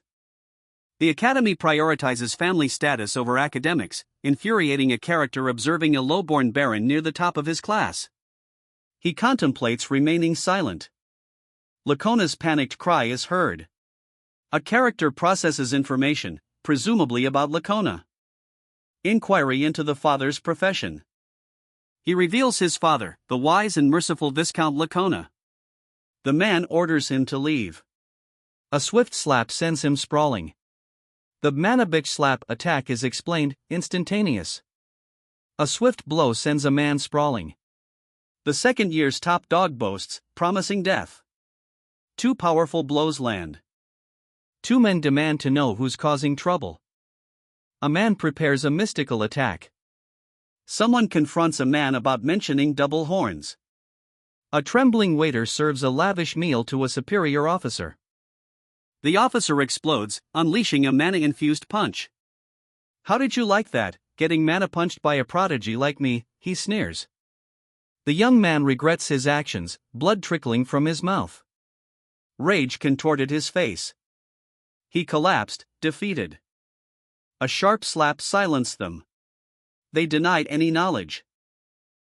A powerful blow sends the officer sprawling. The impact echoes, the officer lies defeated. His opponent laments the situation's unexpected severity. The man in brown brutally assaults the Viscount. He mocks the Viscount's lineage, escalating the conflict. The Viscount's insults against his father provoke violent retaliation. A vicious beating ensues. The attacker examines his handiwork, satisfied. 2 resounding blows end the fight. Fear grips her, further bullying is inevitable. A man offers a chilling solution, death silences bullies. She recoils in horror. A guttural cry precedes. A brutal death. A scythe cleaves the bully's throat amidst a graveyard of skulls. Guards surround a woman, imminent danger. A man forcefully grabs another's hair, a tense scene. Lose his head. That's going to be a beheading.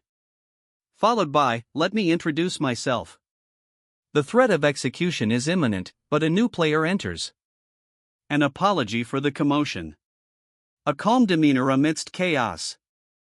Lacona family's Julian was abused and humiliated. The speaker, unconcerned, notes the lack of restraint. Students form regional cliques, influencing the academy. The academy was unaware of Julian's bullying. The advisor scoffed, dismissing concerns about Her Majesty. He pulled out a mysterious device. A royal guest summoned radiant orbs. Understanding the situation, the guest departed.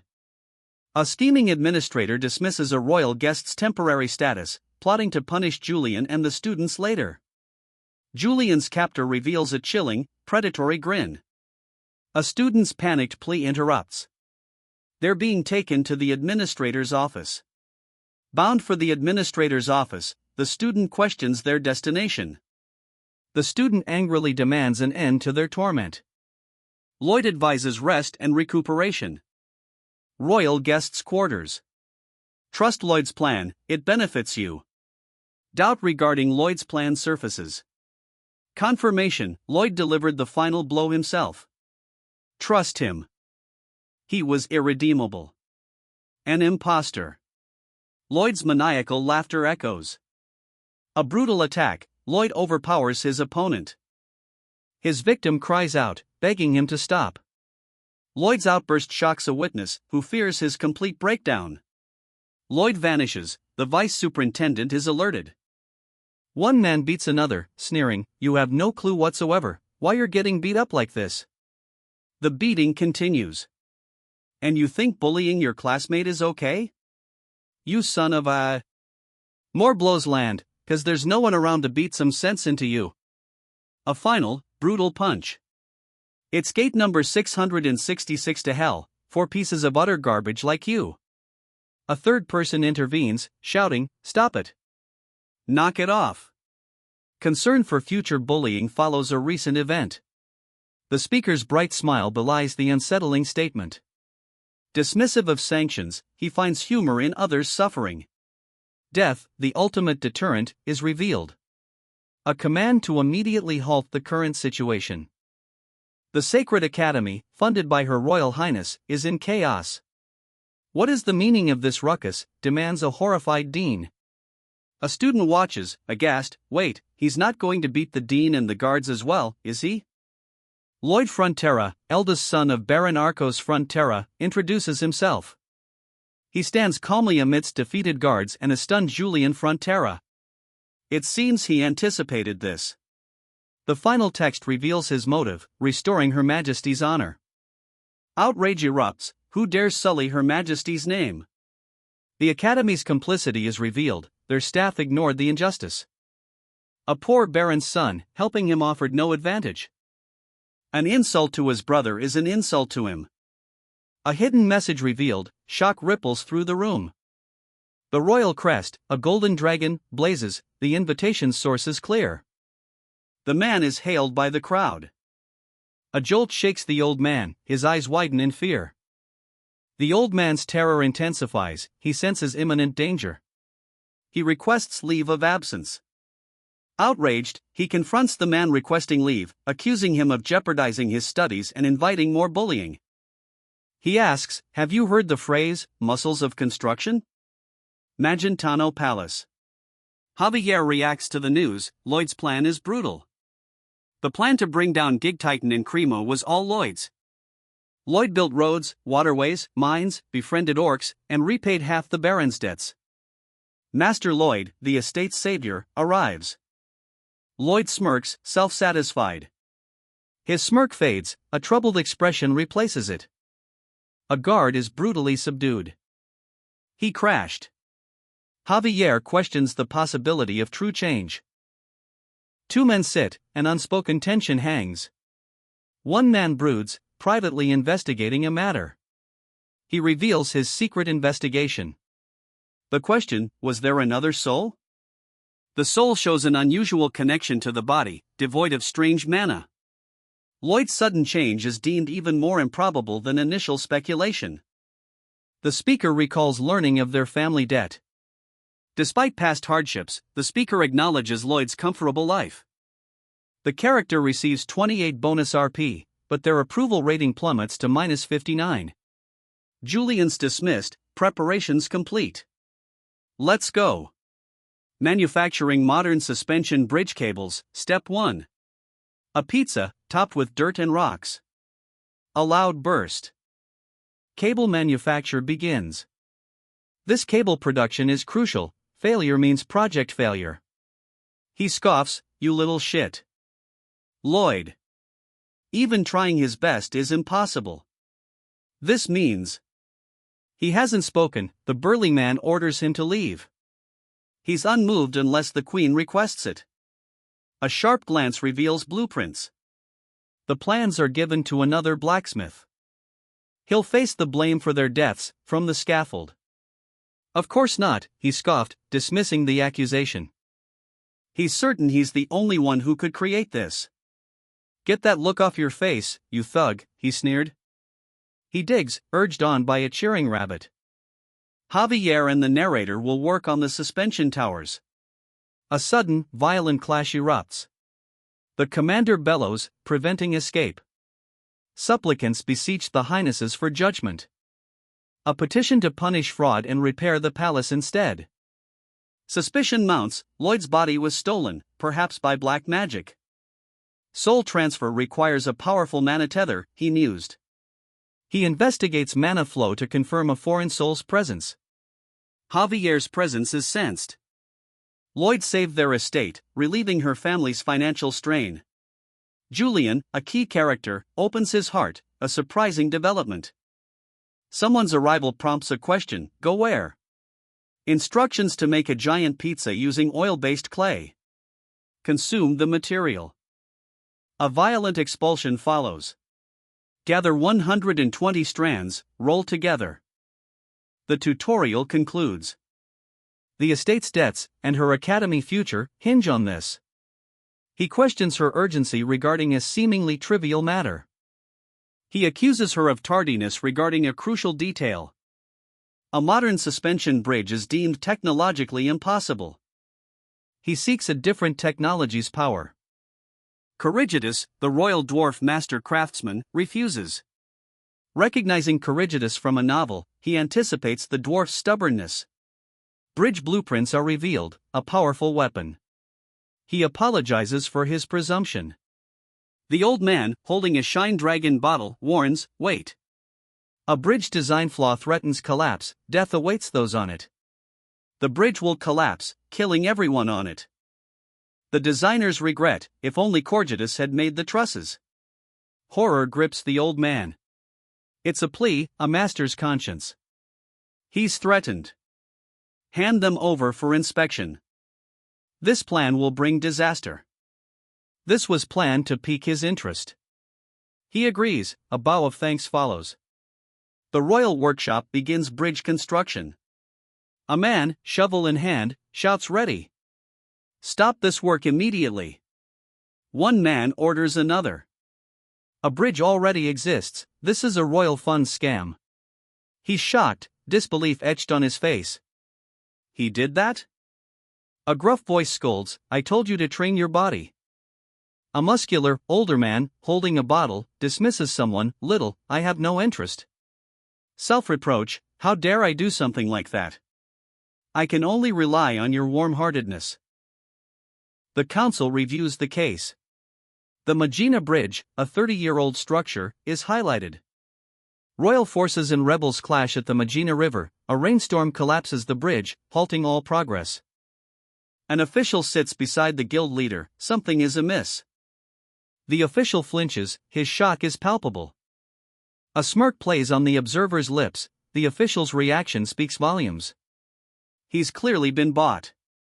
Money flies, the politician either takes bribes or is bribed. Corruption is rampant. Lloyd Frontera's name is revealed. A smirk plays on the official's lips as he observes the bound prisoner. Lloyd Frontera lies bound, helpless. You have insulted me and a royal vassal with your lies. The furious accusation echoes. The nobleman looms over the fallen figure. Any last words?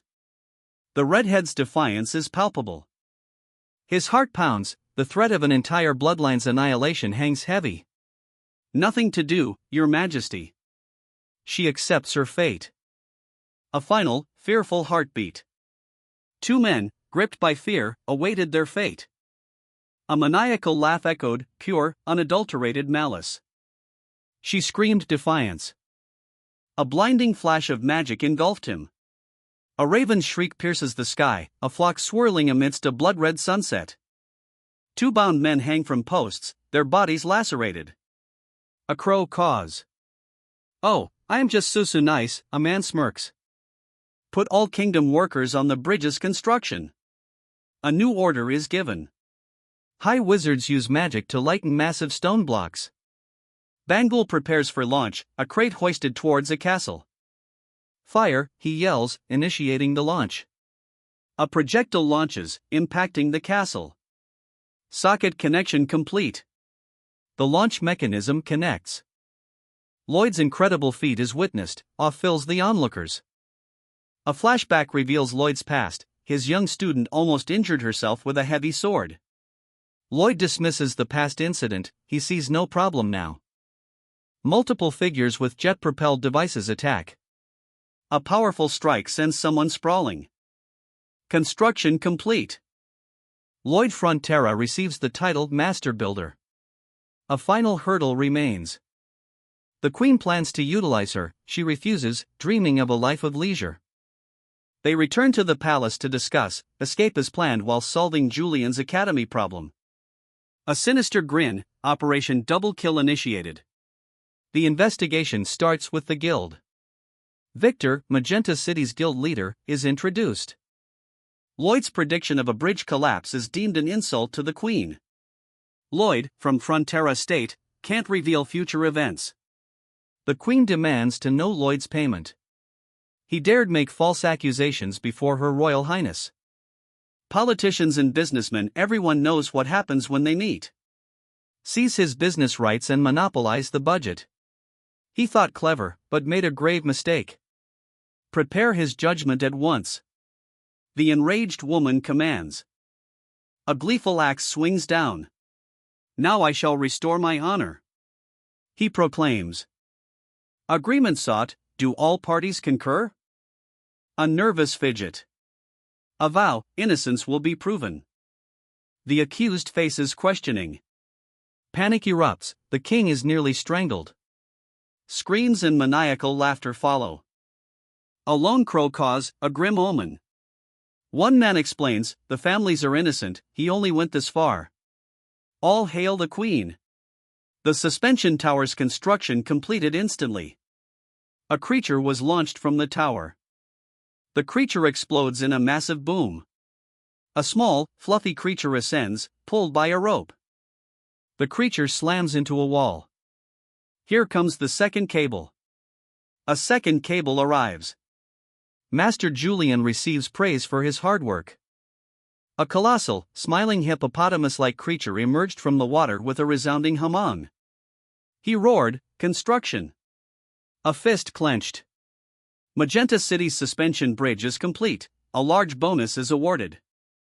The bridge is named Lojav, after Lloyd Frontera and his knight. The master builder, dismissed as a runt, boasts of building the entire platform. A man observes, a bead of sweat betraying his apprehension. A woman considers how best to use this man. The decision, stick to the plan. Obedience follows. Lloyd Frontera receives a noble title and estate. Court officials resent Lloyd's elevation, his father was only a country baron, and he angered powerful figures. Despite the opposition, a request for a larger estate is made. He demands to hear the request before deciding. A woman wonders if it's a royal position or increased payment. The request, admission to the Royal Academy. Academy educators are complicit, prioritizing personal gain over student needs. The Academy's current state is a betrayal of its founding principles. 3 men reacted with shock and disbelief. A female officer presented evidence of Royal Academy corruption, implicating teachers and graduates. Outrage at the revelation. The confession spell was ordered. Bound and bloodied, the guilty awaited. The Queen orders the arrest of everyone on a list, even those remotely connected. Executions are possible. A villainous chuckle echoes as he reveals the Queen's obliviousness to his existence, planning his return to reap his rewards. A royal message surprises the man. He was always under her control. The reveal concludes. A knight's presence would have been easily hidden. Lloyd questions if his brother, knowing the plan's outcome, still beat up Diego. He explains manipulating his sister's trust to gain a bonus for investigating the academy. Lloyd's brother reveals pride and trust in him. Julian's approval rating increases, a significant bonus is awarded. That was cringe, I'm gonna vomit. They regretted a past event. Azrahan, awed by the Highness's insight, agrees. He bowed deeply before the redhead. A tense silence. She commanded, closer. The tension ratcheted. He stammered, fearing further proximity. She offered a final, alluring promise. He worries about lounging while a disaster threatens the estate. Construction fees fund his lavish lifestyle. A secret code exposes an assassination plot. Sir Kyle's arrival is questioned. Queen Alicia Magentano makes an announcement. A nobleman squirms uncomfortably. The queen's generosity is praised, but complaints are expected. She demands an explanation. Her desire to keep him at her side remains unchanged. She desires a thorough cleansing. The Royal Academy is rife with corruption, inequality, and despicable behavior. Students prioritize cliques over studies, leading to lower-ranked students suffering. Students indulge in the sweetness of power instead of learning. Javier obeys his lord. A courtier accuses the speaker of lying. The princess witnesses the unfolding events. A magical attack erupts, silencing dissenters. The royal army arrives. A swift, brutal purge of the academy begins. The princess demands harsh punishment for the accused. A man proclaims his innocence, claiming a setup. Someone observes the princess's satisfaction with the academy's cleansing. I understand you're pleased, but must you make that face? A sardonic observation, highlighting the antagonist's unsettling glee. You may go when you wish, but attend tomorrow night's banquet. A command, setting the scene for future conflict. Her diversion plan with the academy was outstanding. She respects your wish for a lazy life. Praise masking a darker motive. Scared the crap out of me. A reaction revealing the antagonist's power. Couldn't you sense that guy approaching? Not at all. A stark revelation of vulnerability. He casually dismissed the young officer's concerns. The officer listened, a worried expression etched on his face. He boldly declared his newfound power. 3,929 RP displayed. The man considers this. Lloyd Frontera is summoned. The redhead princess mocks Lloyd's attempt at concealment. Confirmed, Lloyd is a mole cricket, a spy. The princess demands Lloyd's presence. He bowed deeply before her, a wineglass held between them. Closer, she commanded. Their faces drew near, his eyes wide with nervous anticipation. He leaned in, a blush rising on his cheeks. His face broke into a wide, manic grin. What jackpot is this, he thought, clenching his fists. He laughed, eyes gleaming with triumph. Then I'd have to keep going. It's like I've got myself a nice little nest egg. The queen's poisoning, initially predicted for 3 years hence, is imminent. He recognizes the prophecy's description, the queen losing an arm. The timeline is wrong, the event should occur in 3 years. He requests the land and title offer be rescinded. Guards apprehend a nobleman. A young officer calls someone a little shit. Someone asks why another appears relieved. A man apologizes, shuffling before a woman. He examines a piece of meat, his expression thoughtful. Exhausted, she rests. Overworked, she prepares for the academy floods. Samarkand. Military buildup near Asfahan. She clutches her head, a dizzying wave incapacitating her. Ugh. Rapid heartbeat and labored breathing overwhelm her. She can't control it. She staggers, gasping, a guttural growl escaping her lips. A desperate gasp echoes as someone stumbles through a flooded room. A shadowy figure emerges from a doorway. Relief washes over him. Thank goodness I am here with you, he says to His Majesty. Blood drips from a sword. Javier is summoned, a problem requires immediate action. They step into the palace hallway. A thunderous crash echoes. 3 minutes remain, they race onward. A thunderous crash echoes. She lunges, swords clashing.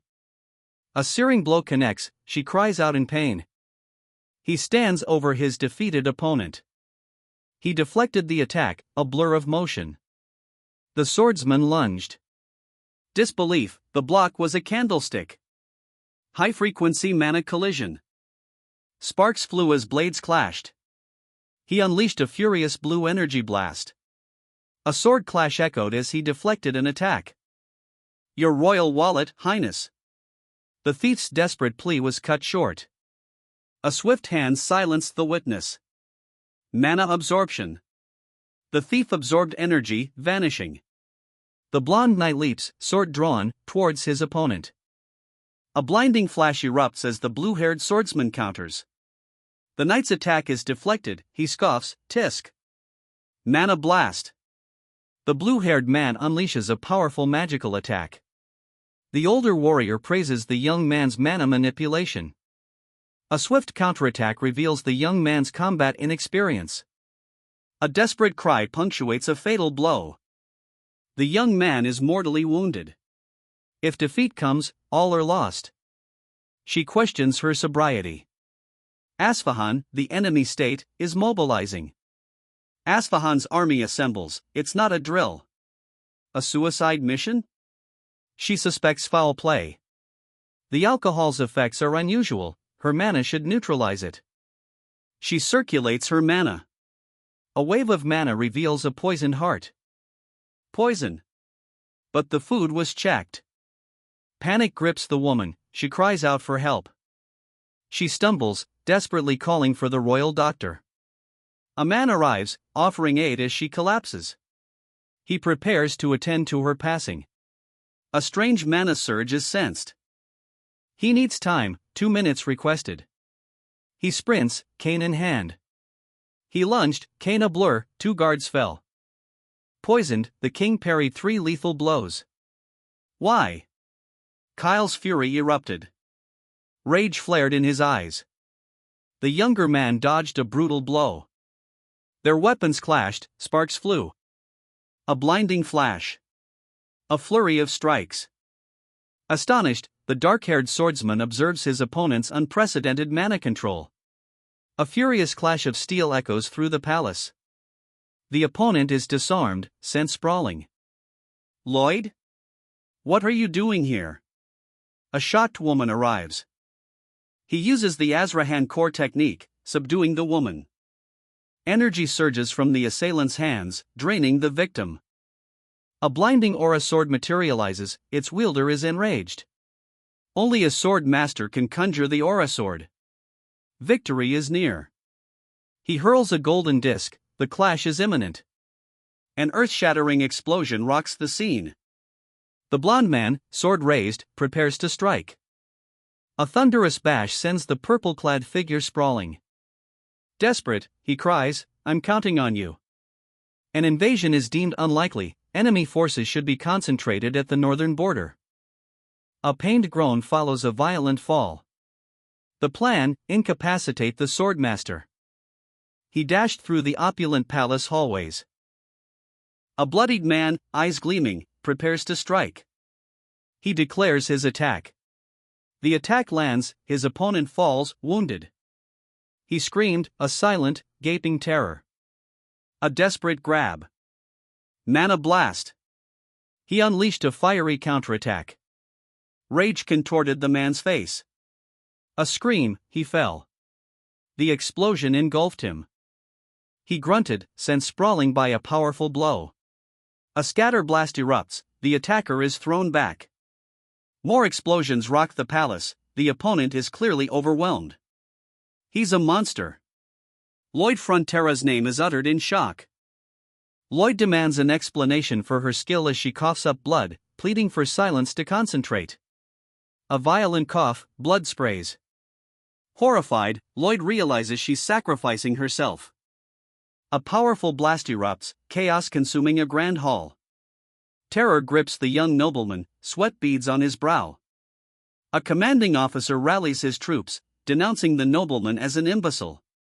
Soldiers advance, shields raised, protecting their majesty.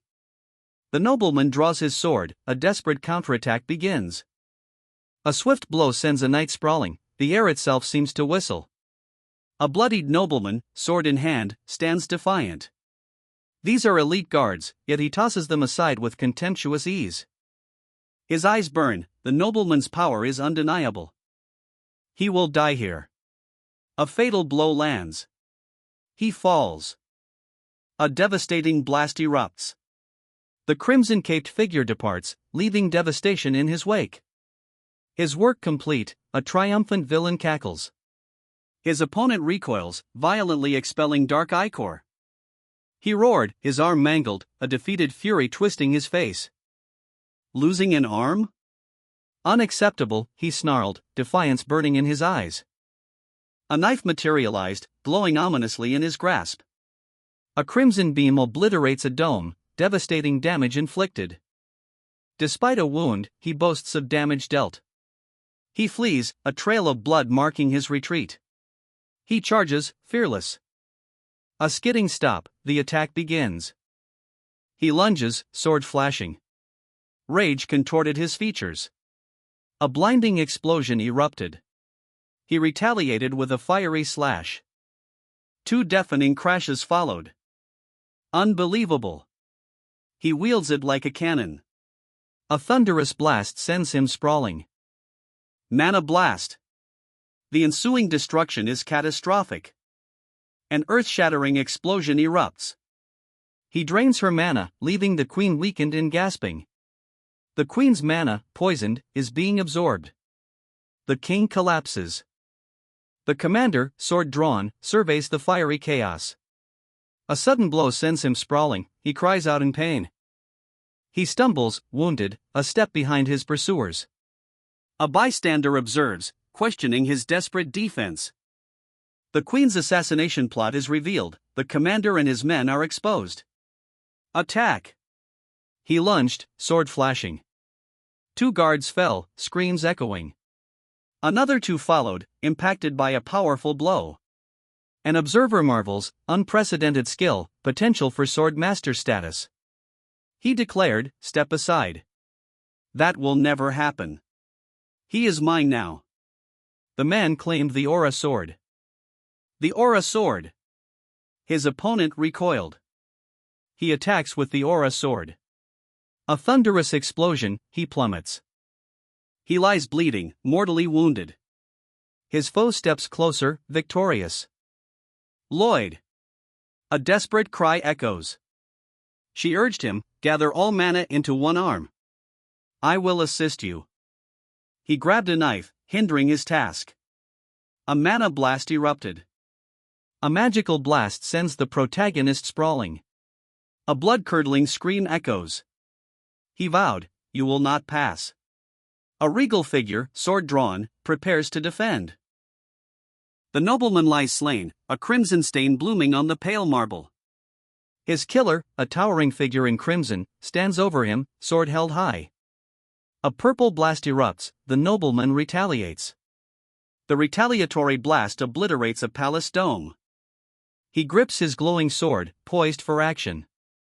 The commander, wounded, glares defiantly. His fury is palpable, defiance etched on his face. The sword trembles, a clash imminent.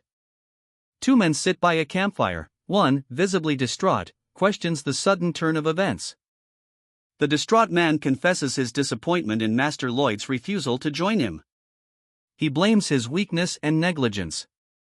Lloyd understands, yet advises against excessive worry. Lloyd remains unconvinced, his expression serious. 3 months remain, negotiations are futile.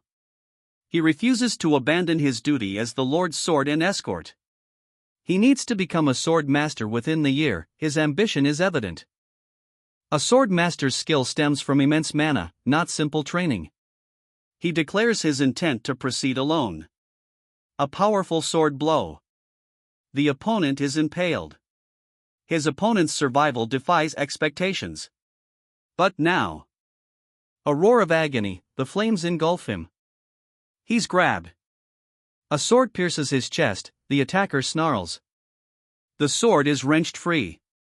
A fiery clash, swords met, the opponent engulfed in flames. The enemy, slammed against a pillar, lies bleeding. He confirms the foe's demise, no breath, no mana. He gaped, speechless. A wounded warrior grips a glowing green blade. An aura sword? Never heard of such. A blinding green energy column erupts. The blonde nobleman lunges, sword flashing. A whooshing green energy sweeps past. Agony contorted his face, a silent scream. A shockwave erupts, shattering the floor. Guards arrive, but he's already fallen. A bloodied figure rises, wielding a glowing sword. He lies dead, a sword discarded near his chest wound. Rage explodes from his killer, a guttural scream. A violet energy erupts. A massive mana explosion, could it have been Lloyd? Lloyd, wounded, pants heavily, sword in hand. He was hopelessly outmatched. The knight confesses abandoning his post to flee to Gigataton.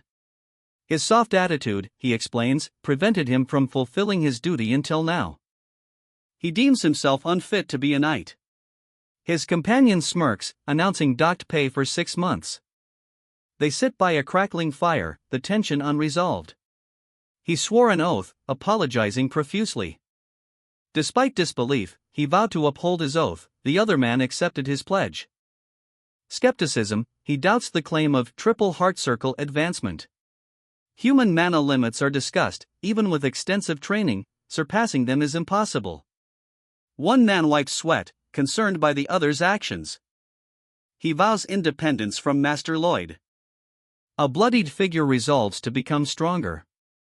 One warrior questions another's concentrated mana, admiring their technique. A fiery clash. The aura sword strikes. The warrior screams, his body ablaze. The aura sword's mana burns him. He's consumed by the burning mana. The blow, from the opponent's heart. Energy pulsed from his mana heart. He lunged, his blade a pink blur, the opponent fell, lifeless. This has taken up too much of my time, now to take the queen's head. The wounded swordsman fights on, his opponent looming. The sword master's mana empowers the blade. What is that? An aura sword. The aura sword's power is unleashed. He channeled raw power, a searing green energy surging through his wounded body. A blinding flash, his counterattack struck. A sword cleaves through flesh, blood splatters. The wounded man collapses, groaning in agony. Two figures in helmets approach cautiously. His oath, a tremor in his dying breath. A thunderous crack echoed as the figure plummeted. Confusion. Flames erupt. A man lies injured, a woman frantically attends him. Despair grips her, he's too valuable to lose. A system notification, complete poison resistance unlocked. She reacts with disbelief and annoyance. Panic grips him. He saw a face, then fell. Javier needs help. A sudden energy surge. A bright orb explodes. A torrent of blue energy engulfs Lloyd. He's thrown back, unconscious, by the force. Desperate, someone calls out to the fallen Lloyd. He remains unresponsive. Take all the mana you need. A woman offers her power. He collapses, engulfed by a blue energy surge. A woman kneels beside the fallen man, his eyes are closed. Berserker mode activated, strength, stamina, reflexes doubled, usable once daily. Javier battles the sword master. Annoyed by an unforeseen, disruptive skill, they realize apprehending Kyle is paramount. She asks for help, prioritizing Kyle's capture. He carries her. A swift dash leaves two opponents incapacitated. Javier Azrahan, renowned for his mana mastery, faces a challenge. His opponent's swordsmanship surpasses his current capabilities. Despite injury, she urges him onward, hoping he can fight even partially effectively. Javier, wielding a materialized sword, stands amidst the ruins, facing a legion of soldiers. His opponents surprise at his ability to manifest a real weapon. Kyle's defeat is confirmed. Soldiers hail a nobleman, Your Highness? The nobleman reveals his callous plan. He views the soldiers as merely his gravy train. A sword master's casual admission of his skill is met with disbelief. The sword master's glowing blade hints at extraordinary power. I suppose, well, aren't you something?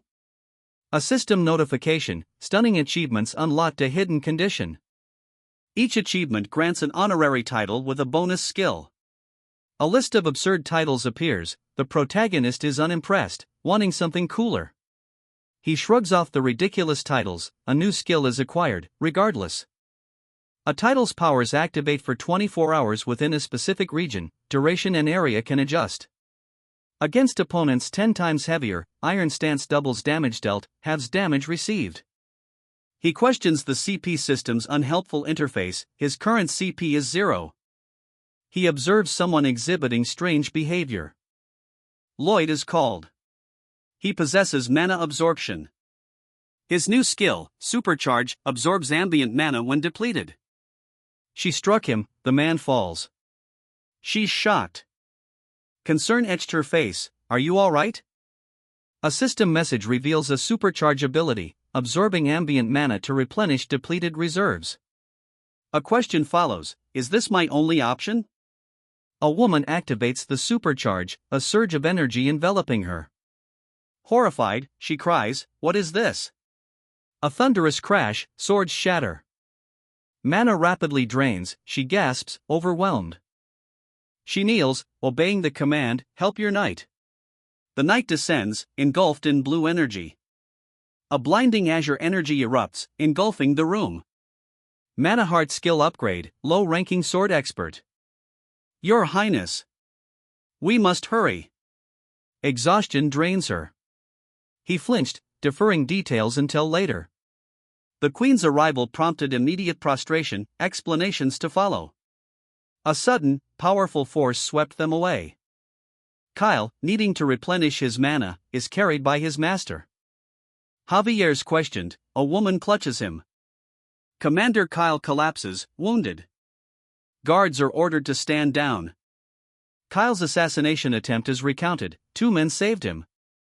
Respect is demanded for the 2 heroes amidst the aftermath of an attack. A full investigation into the banquet's attendees is ordered, cooperation is demanded. Protecting Lloyd necessitates confronting danger, its duty. Ha! What's this now? You're giving out quite a lot today. Additionally, at midnight of every full moon, a certain amount of compliment points, CP, will be awarded.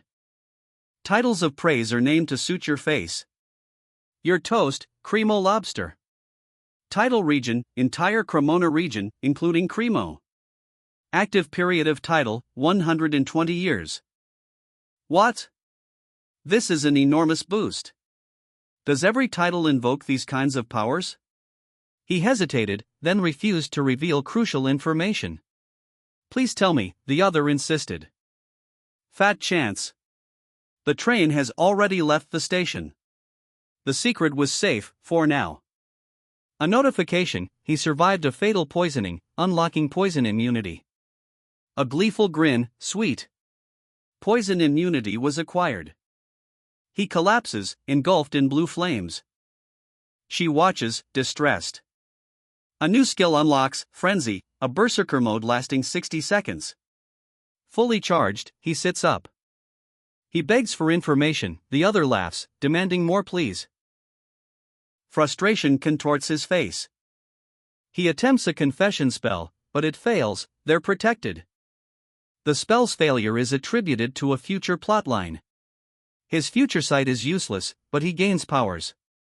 He can defy the CP. The Queen summoned Javier separately. Javier's defeat of Kyle, due to his new sword mastery, shocks a witness. The Queen witnessed Javier's unparalleled swordsmanship and aura sword. Javier is offered the captaincy of the Royal Guard. A man slumps in a chair, unconscious. Baron Arcos Frontera's knight identifies himself. He's ordered, not asked, to obey. He requests leave to bid farewell to his baron. He humbly pleads for mercy. Thanking the Majesty, he departs. He walks away, his footsteps echoing. Despair etched the young officer's face. A sudden shift, hope bloomed anew. A woman mused, lacking luck with those parts. He boasts of Queen Alicia's unwavering trust, offering him immunity from treason accusations. The character's expression shifts to thoughtful consideration of this surprising claim. He muses on the perils of a comfortable life. A fiery explosion engulfs him. He witnesses widespread devastation.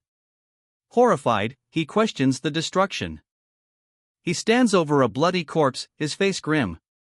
Frantic, he sprints, desperate for answers. What kind of ending is this? His cries for help go unanswered, he questions the reality of a message. Terror grips him, his silent scream speaks volumes. The Baron and Baroness, a shocking revelation. Regret filled him as he watched the carnage unfold. If only I had arrived sooner. his face contorted in frustrated fury. Several goblins lay dead, their weapons scattered. Exhausted from the investigation, one man asks if they know who was behind Sir Kyle's attack. Confined to the capital, he'll wait for developments. The incident occurred 3 years earlier than in the book, potentially altering the future even further. He can now summon the ending spoiler, defying physics for absolute power. Its usefulness remains unknown. 100 guardsmen are no match for a swordmaster, common sense prevails. Javier Azrahan, the queen, sits upon her throne. The royal guard captaincy is vacant, a command is issued.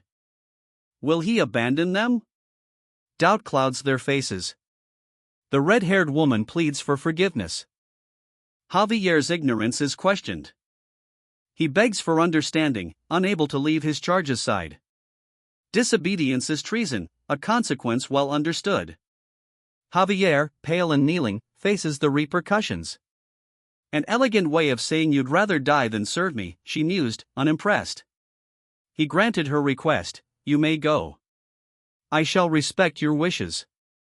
Javier. Uncertainty clouds the scene as one man questions, what did she say? The other man's unwavering vow, I will always be a knight of the Frontera family. A woman collapses, despair etched on her face.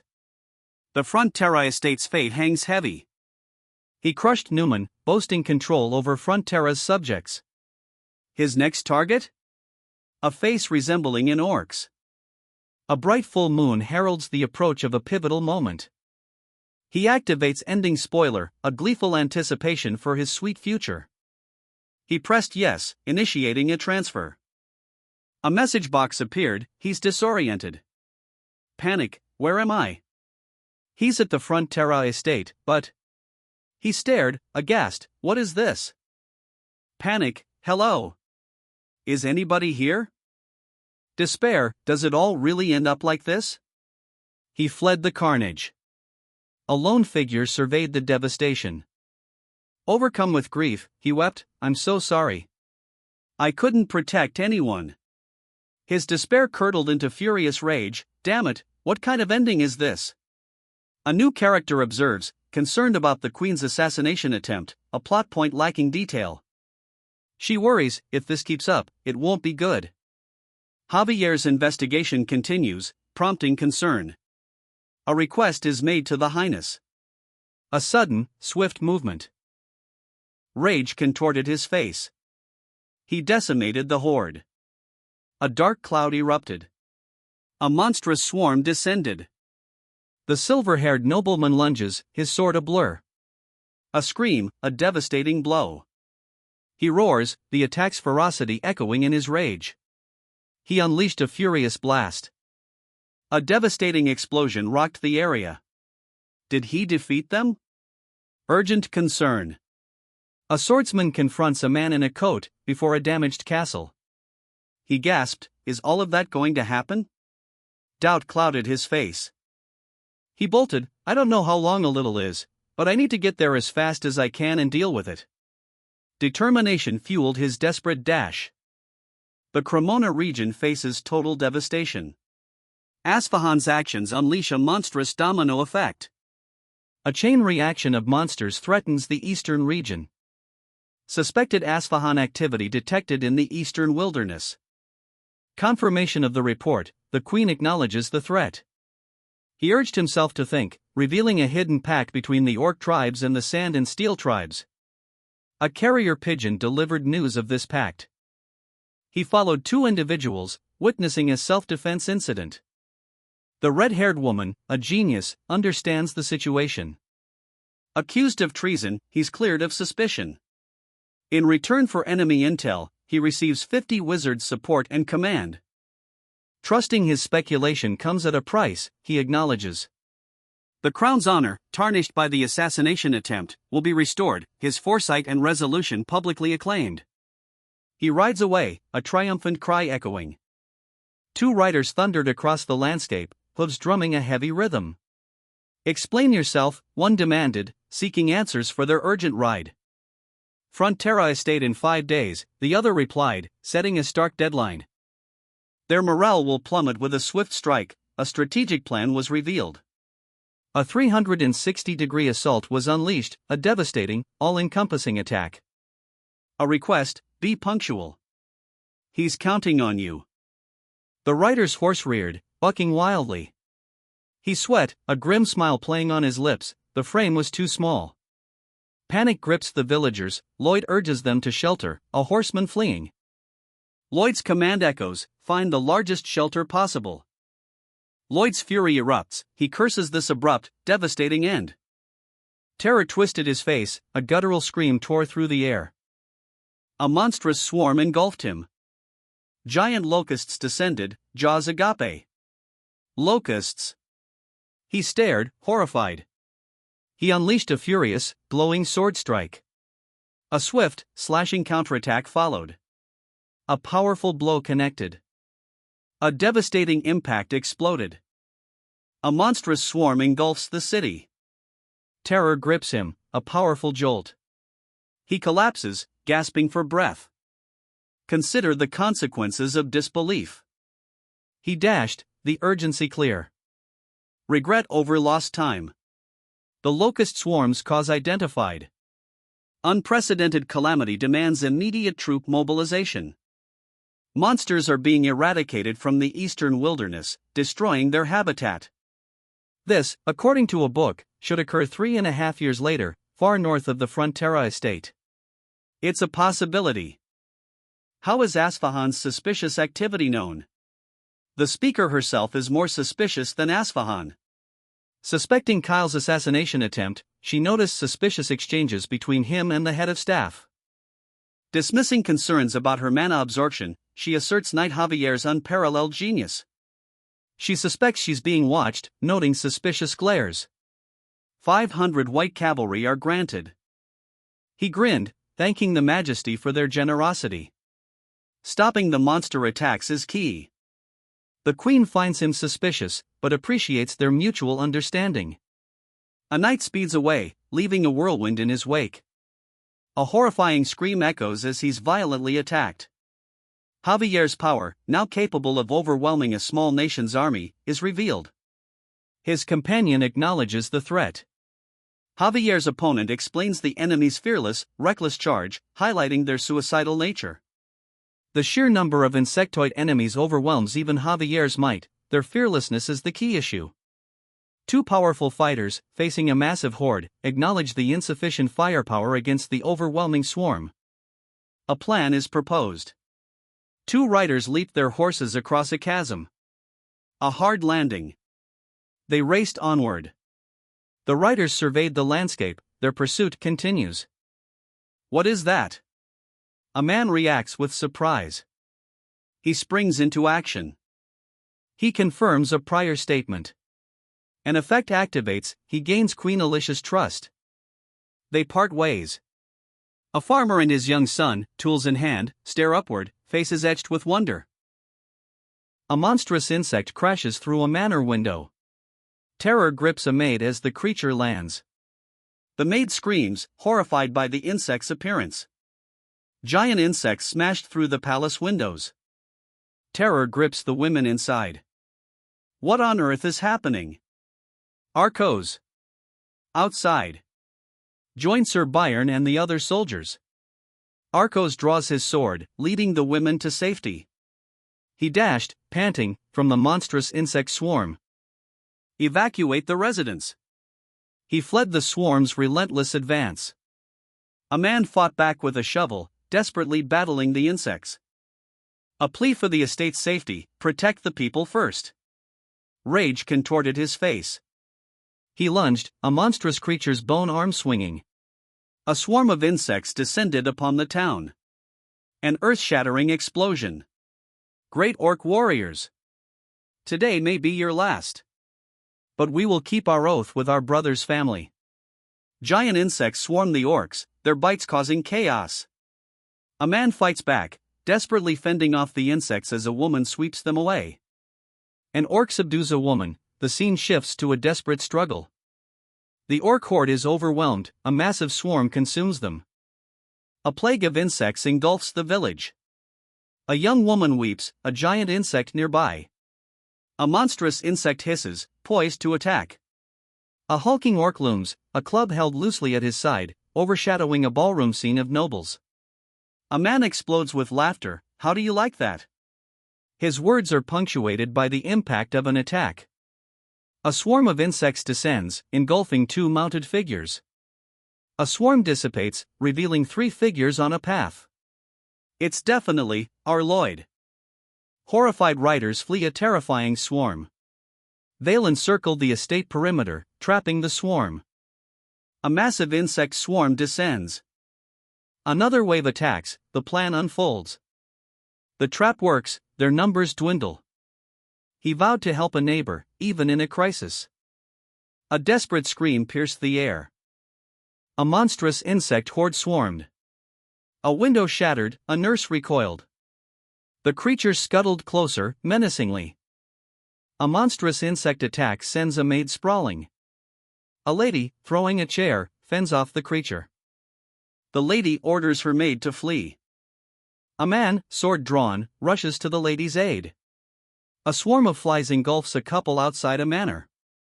Close up, monstrous flies, eyes glowing menacingly. A glance caption emphasizes their threat. A man shouts, ordering a rally at the count's castle. The fly infestation intensifies. Screaming cattle are also attacked by the swarm. Villagers are in danger. A man, torn between the count and the villagers' plight, is forced to make a choice. A swarm of monstrous insects attacks, one man fends them off, another cowers, sprayed with acidic slime. Michael is ordered to take cover as his protector fights the insects, drawing his sword. A woman, seemingly a warrior, sweeps through the insects with a powerful arc of her weapon.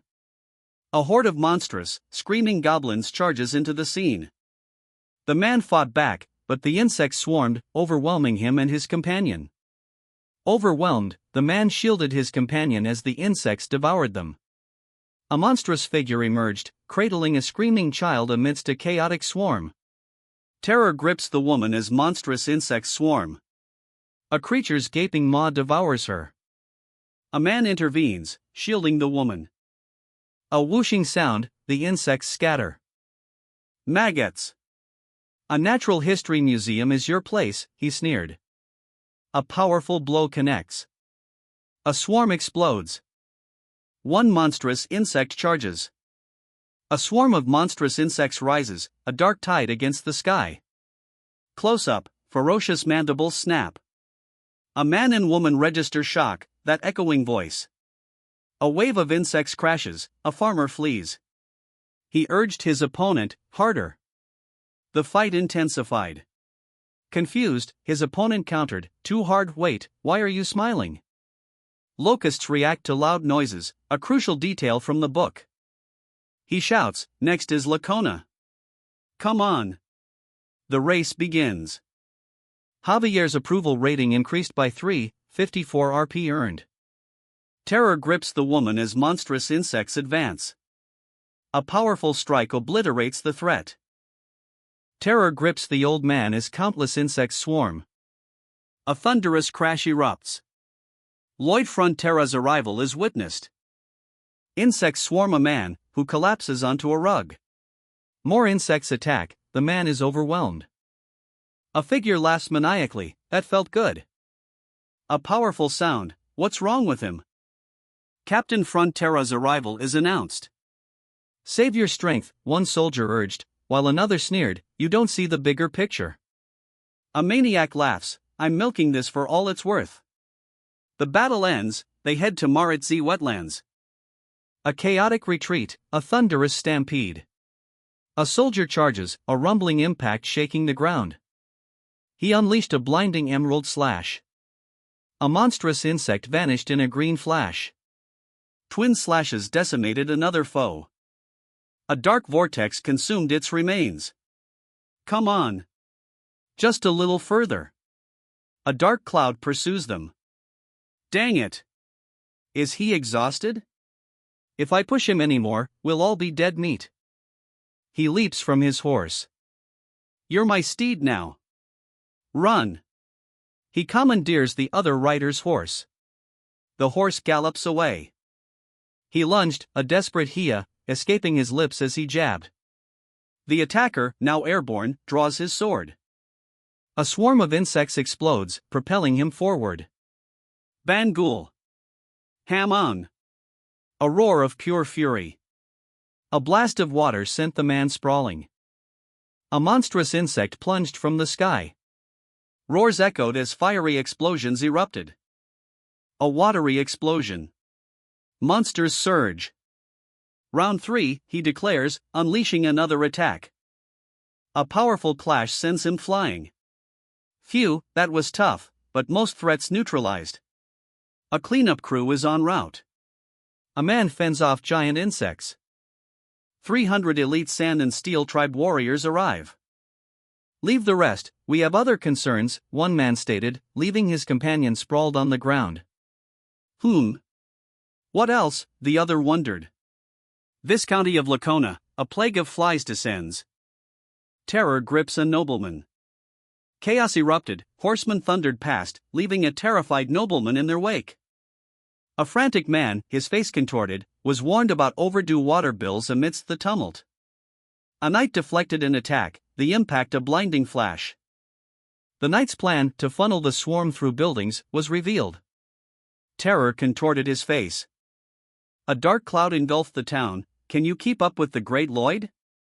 Maniacal laughter, shouting alerts rescuers. He stared, horrified.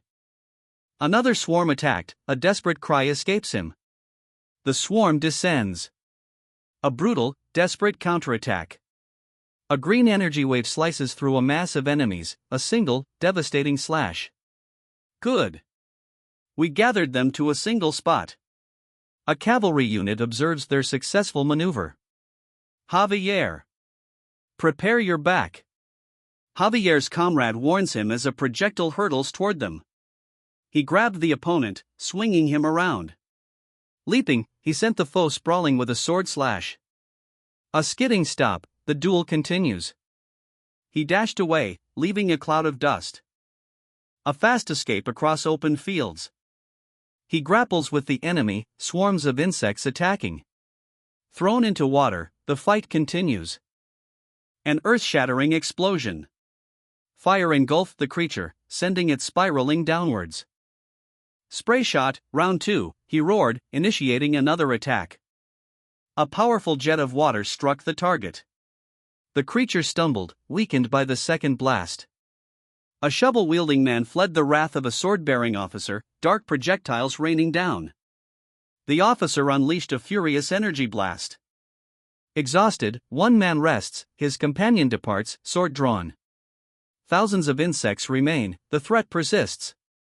He lay panting, a dismissive, "Don't worry about that." 500 soldiers, 50 wizards approach. This monster domino. He confessed, "I just wanted to be an asshole." A fiery blast engulfed him. The knight commands total extermination for the sake of the kingdom. His knights charge. A brutal clash erupts, knights fight monstrous creatures. A creature is stabbed. Orcs feast on roasted prey by a bonfire. An orc devours a piece, declaring it protein. A flower's gentle touch stirs an orc's heart. Concerned onlookers rush toward Lloyd, questioning his well-being. Overwhelmed with gratitude, a family embraces the protagonist, acknowledging their life-saving actions. A question follows: why does he enjoy saving others so much? Teasing ensues, someone finds humor in the protagonist's obliviousness to a past comment. A warning: prepare for a second wave of attacks. A new title is awarded. The new title grants the power to instill fear in bug-type monsters, causing them to shrivel and lose combat effectiveness. A figure in regal attire appears, the protagonist's focus shifts, a quiet approach. Valerity Blanc, commander of the White Cavalry, thanks a visitor for their assistance. The visitor's strategic brilliance saved the queen. The cleanup that would have taken weeks was completed in a single day.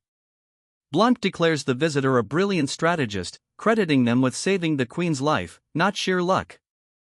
The visitor declares their dislike for Blanc. Fighting and dying for the queen is their honor. The visitor demands to know Blanc's intentions. Javier, defending civilians, fought fiercely. A fallen Javier is identified. A new character, planning a direct approach, deems beating around the bush inefficient. He's prepared a shovel. The queen's sword, a knight, glares, suspicious. He explains he wouldn't act without the queen's orders, this is an order. A civilian slyly suggests a duel would justify the knight's actions. The civilian raises a warhammer. Perfect, he fell for the trap. Victory is near. But I have a different, powerful weapon, his personality. Deal. Triple core mana blast. A blinding blast erupts. The attack hits its target. A mountain explodes. The knight, face contorted, roars in anguish. A man lies prone, a shovel nearby, a woman watches. Two sharp thwack sounds, the engineer corps' forced labor begins. Despite full authority, the men protest their forced labor. Let me show you something else amazing. He promises. A woman expertly stabs and flings a large rock with deadly precision. Two figures survey a vast, verdant expanse. Just wait, he smirks, promising something more. The white cavalry arrives. A knight's lance flashes, striking a foe. The lance's impact sends enemies scattering. A monstrous roar echoes. Twin monstrous insects attacked. An orc warrior crushed one, R.I.P. A woman thanked the orc for saving her. She offered a flower in gratitude. He confessed his actions were solely for his retirement. They agreed to forget it, much work remains. Round 1, Frontera Barony, Lacona Viscounty acquired, 110 years active, 2 CP. He demands an explanation. Gratitude was expressed for a crucial role in defeating the locusts. Initial anger at being commanded over the white cavalry, despite being a mere engineer, is revealed. Hurt pride remains, despite the situation. The engineer questions sending away the wizards while keeping them.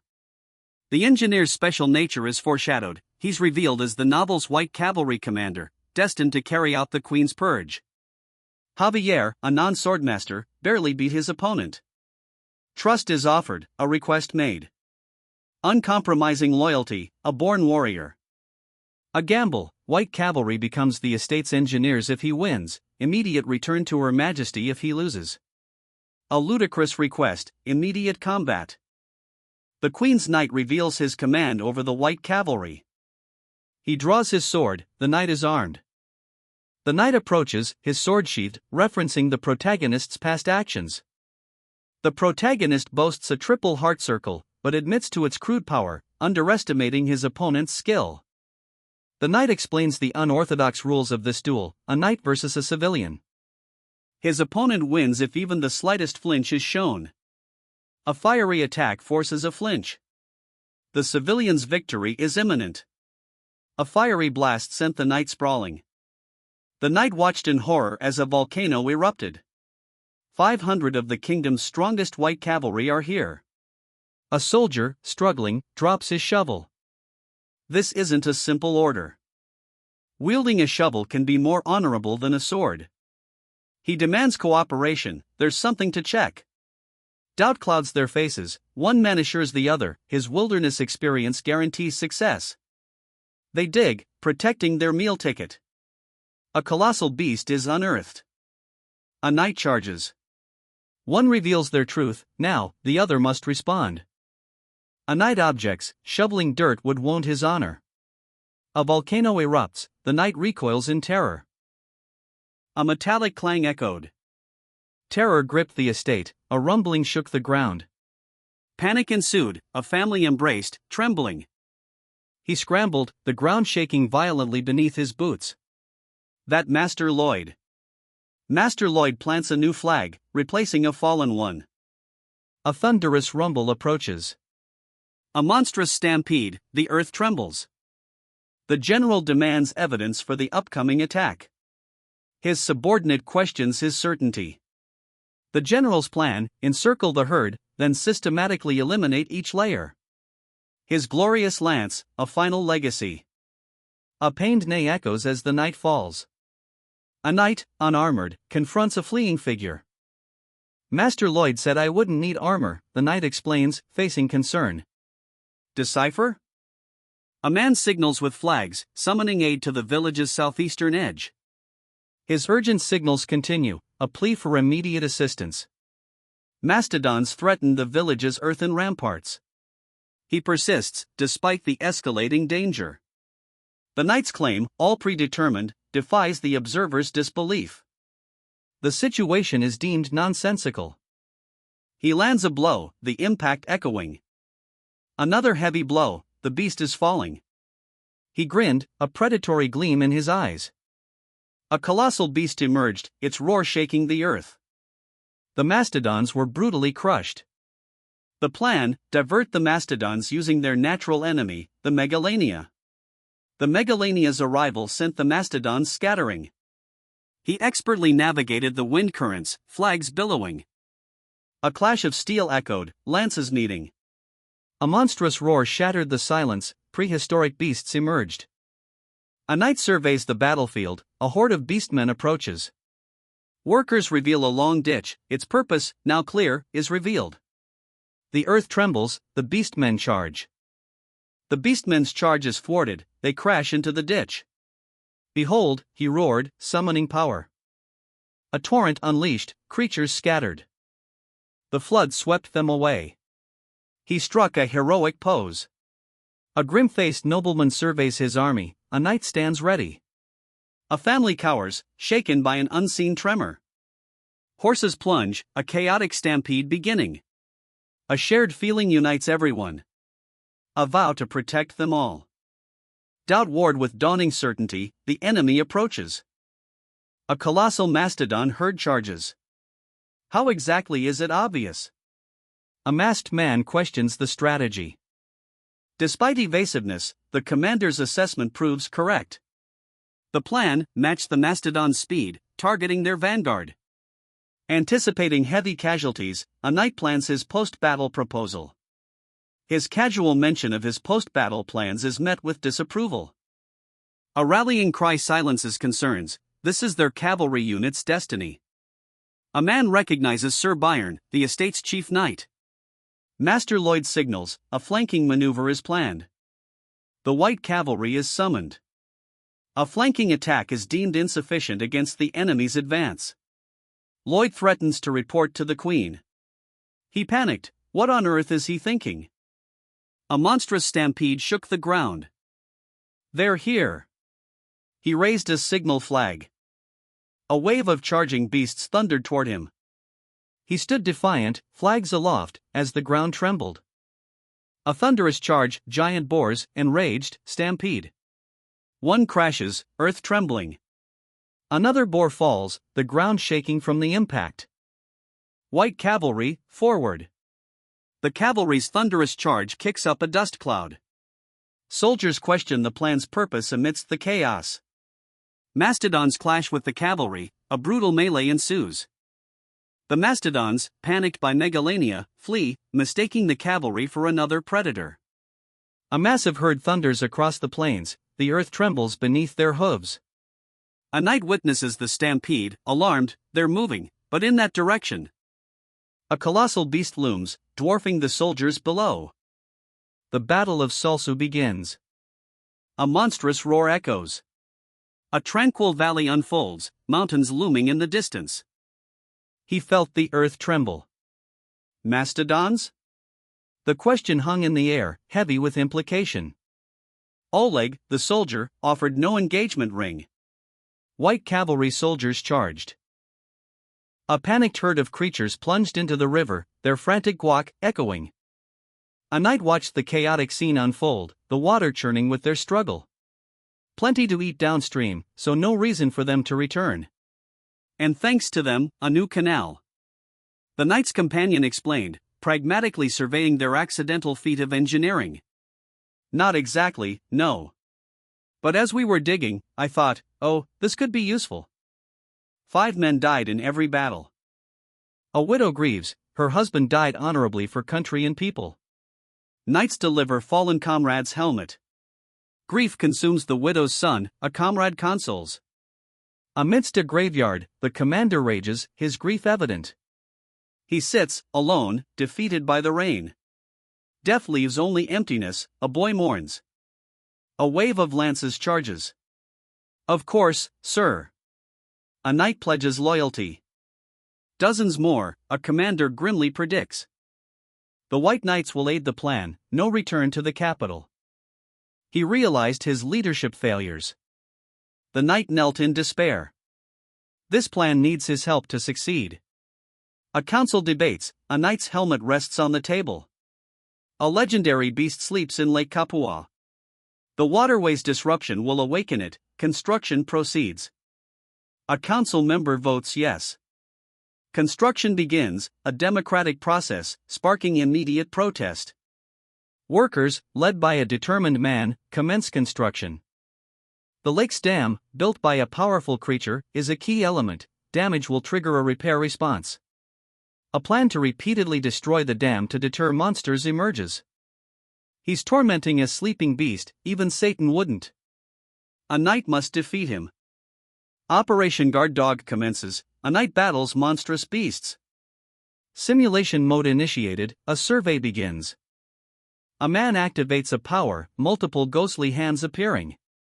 One man sighs, unimpressed, another reacts with anger. Humans have returned. Previous forgiveness revoked, further disturbance will not be tolerated. A cacophony of bellows erupts, beasts stampede. Two massive beasts clash violently by the riverbank. A knight marvels, we won without a fight.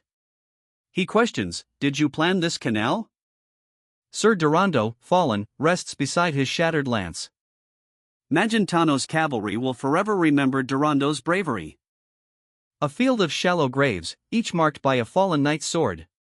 Training begins immediately, time is wasted. A field of graves, rain falls. Each fallen soldier was honored with the words valor, honor. Deep down, they knew the truth of their losses. Hellish days for those left behind, a bloodied weapon lies on a white cloth. Oleg, a knight, stands amidst his men, a wedding invitation is implied. Large-scale plans are too costly, Javier's intelligence is noted. Containing monster invasions requires attacking their source. A letter will request Her Majesty's permission. He seeks to learn from the knight's wisdom. Kneel before the approaching army. The knight considered begging him to stay. A tense discussion unfolds. The air crackles with anticipation. The Lord is reminded of his opposition to a waterway project from Lake Kapua. Lake Kapua hides a sleeping King Storma. An adamant refusal. Javier's knight acknowledges their lord's orders are futile, but remains loyal. His lord sarcastically praises his sudden intelligence. The knight questions his lord's plan to awaken King Storma. The lord denies any such wizardly ambition. Ancient texts describe a colossal beast, yet strangely, no record of it attacking humans exists. He plans to destroy a lake to eliminate a threat. Operation Guard Dog commences, a monstrous canine and its pack are unleashed. Concerns arise about the research's accuracy and potential for attack. A piercing shriek echoes, the operation's effect is immediate and dramatic. Betrayal sting, he feels unjustly treated. A blinding beam erupts from his eyes. He plans a breach, avoiding a flood and waking King Storma. One man's strangeness is noted, but dismissed. They approach the lake. Bubbles rise from the water. Kill them all. A chilling vow echoes. A torrent of rats, swept downstream. A man scolds playful children, his laughter echoing. Surprise! A piglet unexpectedly appears.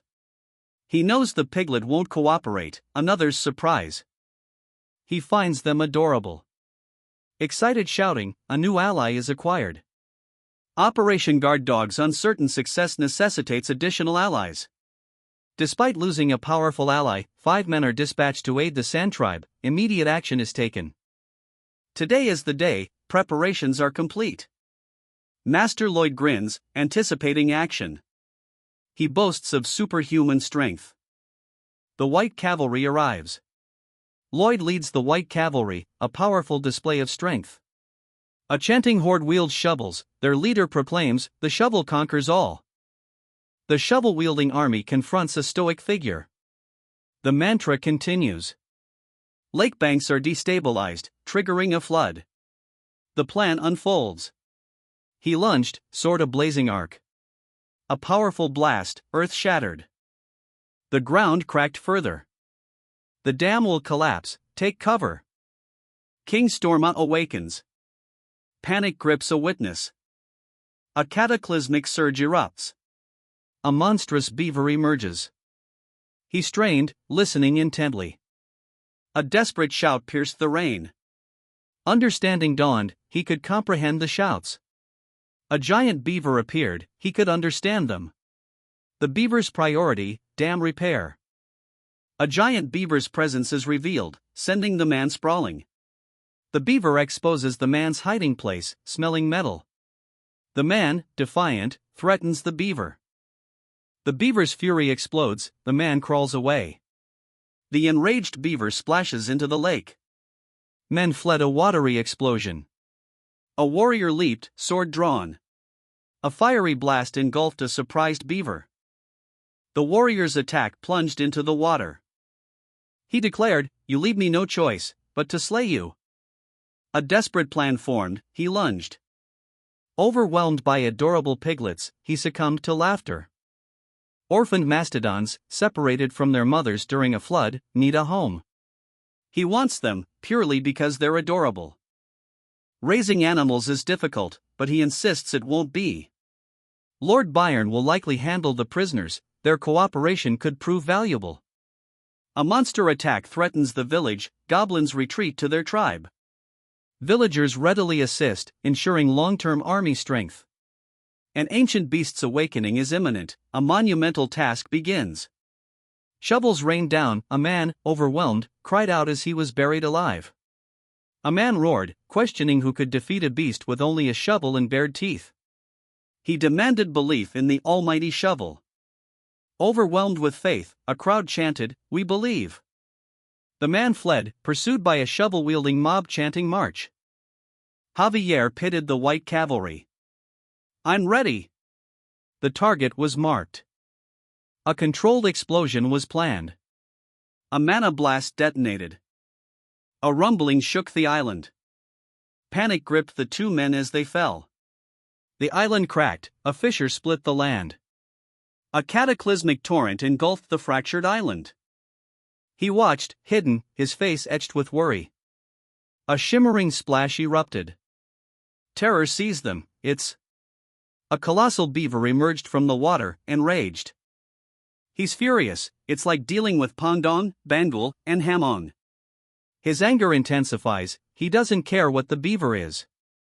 The enraged beaver rises from the water. He underestimated his opponent. A critical miscalculation. Lord Lloyd's discomfort is palpable, his expression reflects his unease. A creature plunges into the water with a resounding beong.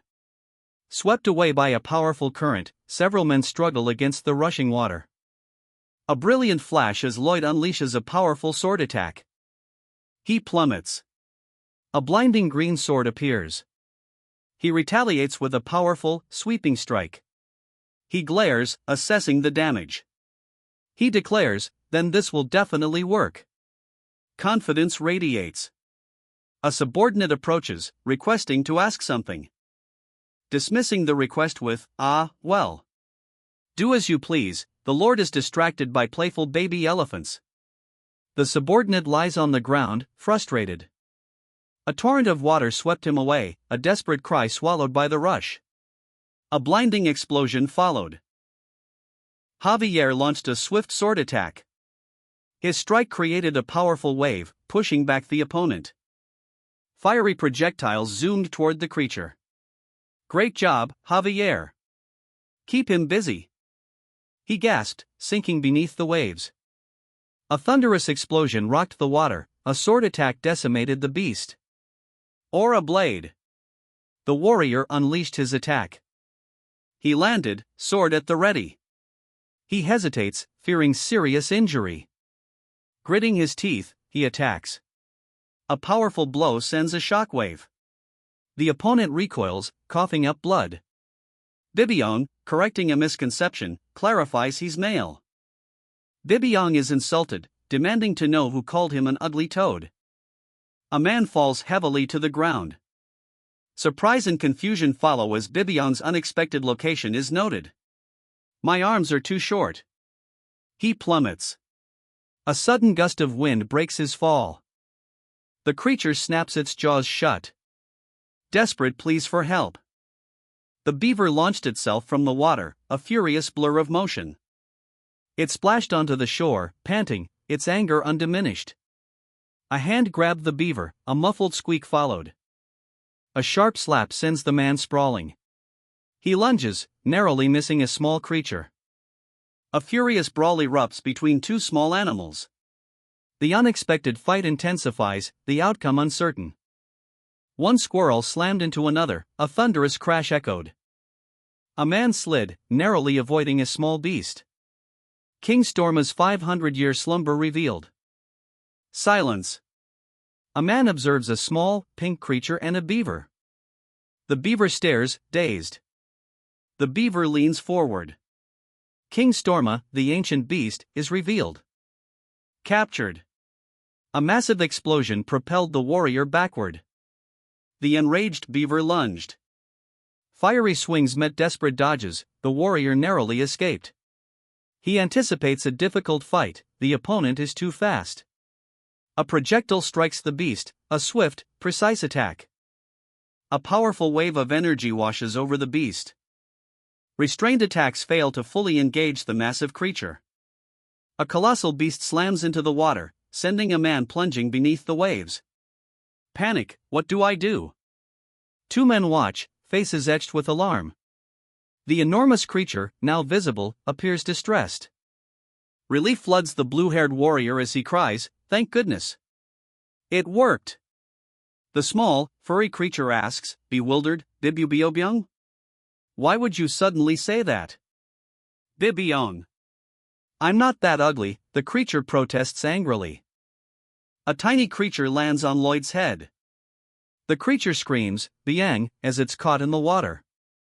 The beaver glared, unleashing a furious attack. "Have a taste of this," he roared, sending the man sprawling. The attack landed, "It's in." The triumphant beaver emerged from the water. He grinned, "Nice." The world suddenly expanded, overwhelming confusion. "Gotcha." A triumphant, chilling laugh. The creature flailed wildly, a bystander gasped, "This guy's wild." A swift strike sends one man sprawling. Desperation, "Help me." Summoned creatures arrive. A summoned creature is brutally punched. The observer questions the summoner's actions. More summoned creatures brawl. An angry beaver prepares to fight. The beaver dashed, narrowly avoiding a collision. He landed, the pink creature stunned. He questioned his purpose. First, he felt purpose. Mr. Storma eyed the creature, unimpressed. He's challenged to a conversation. The beaver, Bubion, accepts, gentlemanly. Giant beaver attacks. Someone yells "Bibiobang." The creature squealed, held captive. It launched itself, a blur of motion. The stern beaver demands favorable conditions. He insists on favorable conditions for the request. A grin promises widespread happiness if the conditions are met. Bangul. Joyful arrival. A deal is struck. He cackles, threatening repeated exploitation and eternal loneliness. Both are now implicated. Bibiong questions the man's sanity. Lloyd and King Storma shared a moment, a request for a name change followed. Officer Greg's return is unexpected, the Sand Tribe faces a Megalania attack. A monstrous Megalania horde breaches the Sand Tribe's defenses. A warrior is flung through the air by the force of the attack. A monstrous swipe. The warrior strikes, a swift motion. The chief is down, his tribe cries out. The orc roared defiance, "Orcs never back down. There's always a way." A small, determined beaver urged. A man, pursuing the beaver, questioned, "Opportunity? For what?" Villagers looked on in horror. A blur of motion, the creature rockets away. Two men frantically dig, desperate. It returns, airborne and enraged. A monstrous roar echoes. Two reptilian beasts emerged, their roars shaking the earth. Terror grips the orc. What's happening? He cries. A grim command, observe, then report back. Rage consumed him, the prey was near. The beast launched a powerful counterattack. It plummets, defeated. The beaver launched a furious attack, a whirlwind of motion. Akush's men are summoned, more important tasks await. Betrayal. Akush rejects his blood brother. The Sand and Steel tribes pledge fealty to the Frontera clan. Perfect timing. A simple request, shout Bibong twice daily at the lake. He offers nothing in return. He grins maniacally, surrounded by small creatures, asking, "Isn't that right, Bangul?" He celebrates his decisiveness. Bangul declares Storma will remain a bachelor. Storma laughs, accepting his lonely fate. He wept, fearing a solitary existence. Surprise warms him, he cradles the small creature. A reluctant offer, if you want. Orc threat, an encounter en route. He roared, a guttural hee-ya-ya-ya, oink. The beast lunged, splintering wood. A brutal clash erupted. A thunderous blow landed, the beast cried out. A thunderous crash. The ogre's weapon is sent flying as he's hurled from the cliff. Sir Blanc urgently orders all knights to the village entrance. A subordinate protests, but it's too late. We must hurry. This is a golden opportunity. The urgency is palpable. A furious face, to reverse the monster domino. The stakes are clear. Counterattack time. A small creature devours a snack. The creature launches itself skyward. Two men urge the creature onward. A powerful impact slams into the ground. A scream echoes as several men are thrown. The beaver hurtled through the air. A massive explosion rocked the earth. The beaver's impact crushed the enemy horde. A colossal beast, Dun, roared, its presence overwhelming smaller dinosaurs. A man, warning of western prey, reveals a strategic plan. Dun lunged, a blur of fur and power. The beast's attack was swift and brutal. One beast slams another into the ground. A thunderous crash marks the impact. Frontera arrives, a massive ogre. The group surveys the landscape, anticipation hangs heavy. Oink is thanked for saving them twice. A horde of goblins stands ready. Operation Save the Sand and Steel tribe commences. Terror grips the farm family as a monstrous creature emerges. Bung Biong. The beast roars, its attack imminent. A powerful swipe sends the creature crashing. Domino-like monster migrations began. Goblins witnessed the event. News spread among the monsters. A creature with night-black eyes stared into the abyss. A colossal, demonic beast loomed, its fiery breath engulfing a lone figure. The beast's demonic eyes, those of hell itself, controlled its rage. The Magentano tribe abandoned their settlement. They settled within Asfahan's borders, surprisingly peacefully. Worse news arrives, a major problem has emerged. Monsters, pushed out by the Sultan, attack the city walls. The monsters are stronger than expected, fear amplifies their power. The Sultan's order is obeyed. Doubt clouds the general's face, is this a Magentano trick? The sheer scale of the monster assault is unbelievable. A smirking man urges a signature. The document shows a massive debt, total amount plus interest. He's furious, dismissed with a curt, "Get lost." Lloyd receives a repayment receipt. Would you like this framed? Lloyd asks, offering the receipt with a smile. He accepts a hug from a grateful woman. He wept, a single phrase escaping his lips, "Of course I do." The highest financial credit rating was granted. Lowest interest rates and favorable investment conditions now available. Akush reported the White Cavalry's progress, sufficient food boosted their strength. Rest was ordered. The Sand and Steel tribes relocated to the eastern mountain forests. All debts are settled. He walks away, relieved. Grief etched his face as he confessed, "I've only made life hard for you." He apologized for his helplessness. His silent sorrow echoed in a heartbroken sob. He collapsed, sweat beading on his brow. Lloyd stared, his expression unreadable. A few days later. The crowd cheers, beckoning Lloyd. Annoyed, Lloyd demands silence, his outburst echoing. He scoffed, "Why should I?" The estate's people begged, "Curse us, young master. Glare at us again, please." A weary procession trudged eastward. Asfahan recently burned the eastern reed fields for strategic reasons. Semi-intelligent monsters inhabit uncivilized tribal societies. 3 megalanias, apex predators, soar through the air. A gigantic beast, so large it touches the clouds, dwells in the westernmost lands. Its fangs could shred any creature. Great news arrives for the Sultan. He inquires about Magentano's success.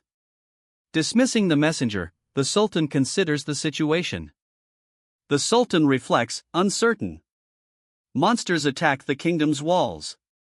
Soldiers fight back fiercely. Concentrate troops, instill greater fear. The monster domino tactic backfired. Unless a demon exists in the West. What is this document? The question hangs heavy. A receipt, debt repayment in full. A wide smile reveals relief. What are you doing? Sudden alarm. The man's calm is shattered. Is that enormous debt truly paid off? Incredulity and a dawning realization. The son embraces his father, confessing his father's past mistakes caused him hardship. The father begs forgiveness. New title acquired, Debt Eraser 3000. Effective region, entire Cremona, lifetime duration. Lloyd reports, Sand and Steel tribes relocated to the eastern mountainside. Even with another domino attack, this buys time for a counterattack, securing the estate. Unexpectedly, debt relief brings no joy, only a sense of emptiness. Soho weeps, inconsolable grief overwhelming him. A bitter realization, Suho's father blames himself for Siho's suffering. Overwhelming sorrow, a repeated plea for forgiveness. He raged, He granted permission to cry, the pain was earned. Master Lloyd's arrival sparked joyous cheers. More cheers erupt as Lloyd and his attendant walk by. Lloyd's attendant urges him to indulge his anger. The crowd's joy underscores Lloyd's crucial role. A frantic report, enemy soldiers approach. The Lord demands details. Uncertain reports describe unusual enemy soldiers. Further qualifications are requested. He buried his face in the pillow, clenching it tight. Refugees arrive, questioning the estate's lord. They identify themselves as from Sortino, fleeing their lord's attack. Their lord sacrificed himself defending his estate. The estate's lord pauses, intrigued. 6-foot-long beetles swarmed the region. Widespread attacks near Asfahan, bordering the wilderness. The south is a different country, Cremo is too far west. Starving villagers plead for bread, their desperation palpable. A lord, gleefully anticipating tax revenue, discusses the villagers' plight. Ordered to feed the starving, the lord's greed is evident. He reported to the baron, leaving 2 figures behind. Plenty of time to get angry later, the man smirked, anticipating conflict. More refugees arrive, a looming crisis. Food supplies dwindling, dire straits. Plenty to eat for now, a temporary reprieve. Mountains of locusts, a grim feast awaits. Lloyd hesitates, feeding people locusts is deemed unacceptable. Marbella assures them, orc warriors eat them like shrimp, it'll be fine. Lloyd's mother is proposed to lead the catering corps. Camp construction, hammering sounds echo. Hurry with the supplies. More are needed. Let's hurry, otherwise, people freeze to death. A desperate scramble for supplies ensues. Refugees approach from south and north. A cookbook is revealed, onlookers gasp in awe. The book's origin, a legendary chef from a faraway land. It's Lloyd's prize. Rumors of heavenly dishes and hilarious jokes circulate. A man worries, insufficient space for his plans. He despairs, expansion plans fail. Home. A new home, built by Daddy. Gratitude fills the air. Unpacking, laughter echoes. A fleeting moment of peace. Those smiles, a memory. A premonition of loss. He digs, a grim determination etched on his face. Master Lloyd confirms ample housing. They walk on. No, I'm his son. A crucial revelation. The narrator reveals the speaker's father was recently the village chief of Sortie. His father perished, leaving the village vulnerable. A coughing old woman is shown. A villager asks if it refers to a monster invasion. It's confirmed as the monster domino effect, far larger than anticipated. Only their estates and Lacona remain unscathed. He doubts ordinary estates possess the resources of giant summons, white cavalry, and a swordmaster. Their final option, Frontera or Lacona. He wonders how many will come. 1,000? 10,000? Their estate faces inundating numbers. Can they accommodate them all? Overwhelmed, he grits his teeth. The estate lord declares all refugees will become part of his estate. Javier reacts with shocked dismay. Refugees express gratitude to their new lord. Someone cautions Javier against excessive anger. Lacking funds, they face a desperate situation. A solution is offered. Intrigue mounts as a cryptic offer is made. The solution, abundant compost, readily available. Horror. She eats it. She shows him a broken shoe. He's needed. That's why I brought you here. The woman explains her reason. Temporary shelters are finished. 100 refugees approach from the north. A giant rabbit is struck, a dull thud echoes. Ondal floor and cement teams mobilize, support Lady Bangul in 3 shifts. Bangul's creatures erupt, spraying water. Lady Bangul plans to transform locusts into a super nutritious dish. The locust smell is overwhelming, workers plead for help. The secret to success lies within. I become the Dragon King's chef. A temporary solution, but long-term concerns remain. Rudy's cries for home highlight the refugees' plight. A promise of a new home offers solace amidst despair. Flashback reveals a happier past, emphasizing current loss. A dilapidated apartment building on the outskirts, a place holding cherished memories. Mutter, you'll get your home back. A promise whispered. A man with a shovel walks away, leaving a boy with light blue hair behind. The boy smiles, hopeful. They smell bad. How to fix it? Home. They repeated it. Javier begins his greatest construction project yet. The most efficient solution to the current crisis. He envisions the creation district. Euphoria explodes as the man celebrates. He'll be rich, his scheme is complete. He plans to retire Sir Byron, paying him off. A successor will be trained. The Honeypot Apartments project begins. A serious meeting demands silence, legitimate concerns must be addressed formally. He dismisses a recurring nightmare of forced labor under demonic rule, urging his colleague to examine the first document. The housing units are described, simple bedrooms and living rooms, centered around communal amenities. A square design is deemed faster to construct than a circular one. A catastrophic explosion devastates a structure. A council erupts in applause. Financial woes hinder materials acquisition for tent shelters, a heated exchange ensues. The ongoing construction and food supply issues are noted, shrewd observation is praised. A knight's distress is mocked, the scene shifts to amusement. Despite outward confidence, underlying fear is revealed. He initiated the plan, shouldering the responsibility. He must remain strong. Even briefly, weakness is unacceptable. A pained cry echoes as 2 figures, mounted, right away, a distant castle looms. Lacona Viscounty, Lacona residence. Diego arrives, appearing distraught. A cheerful greeting interrupts Diego's distress, "Oh, hey. Diego. Great to see you." Diego's reaction is one of sheer terror. Reassurance is offered, "Hey, don't be scared. I'm here to get you back into the academy." He demands more money for the water. The contract price is fixed. The old man explodes in fury. A man calmly proposes a mutually beneficial deal, emphasizing its advantages for both parties. He reveals that a monster attack caused refugee influx, a problem the other man refused to address. The man calls the situation blackmail. Clearly distressed, he breathlessly adds a personal plea. He offers reinstatement as a potential solution. He panted, a nervous smile fixed on his face as he faced the elder.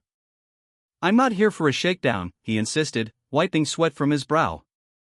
A teensy bit more, the elder sighed, his face etched with worry. The story begins at an apartment building. Apartment buildings offer larger living spaces for the same land area, simplifying management. He aims to create a refugee-friendly environment. Tax revenues exploded, joyous cries erupt. A maniacal grin, "This is the last one." He's drowning in gold, a crazed laugh echoing. The commander, ears ringing, collapses, aides urge him to rest. A council meeting, documents are presented. He opens the floor for questions. Financial worries are voiced, tension rises. Unexpectedly, sufficient funds are revealed. A tense exchange follows the financial revelation. He walks away, seemingly unfazed. Doubt clouds their faces as they ride, the enormous construction project's feasibility is questioned. Insulted, he demands clarification, "Does that mean I am your emotional trash can?" Enraged, he attacks. Two figures approach a startled man, a tense reunion unfolds.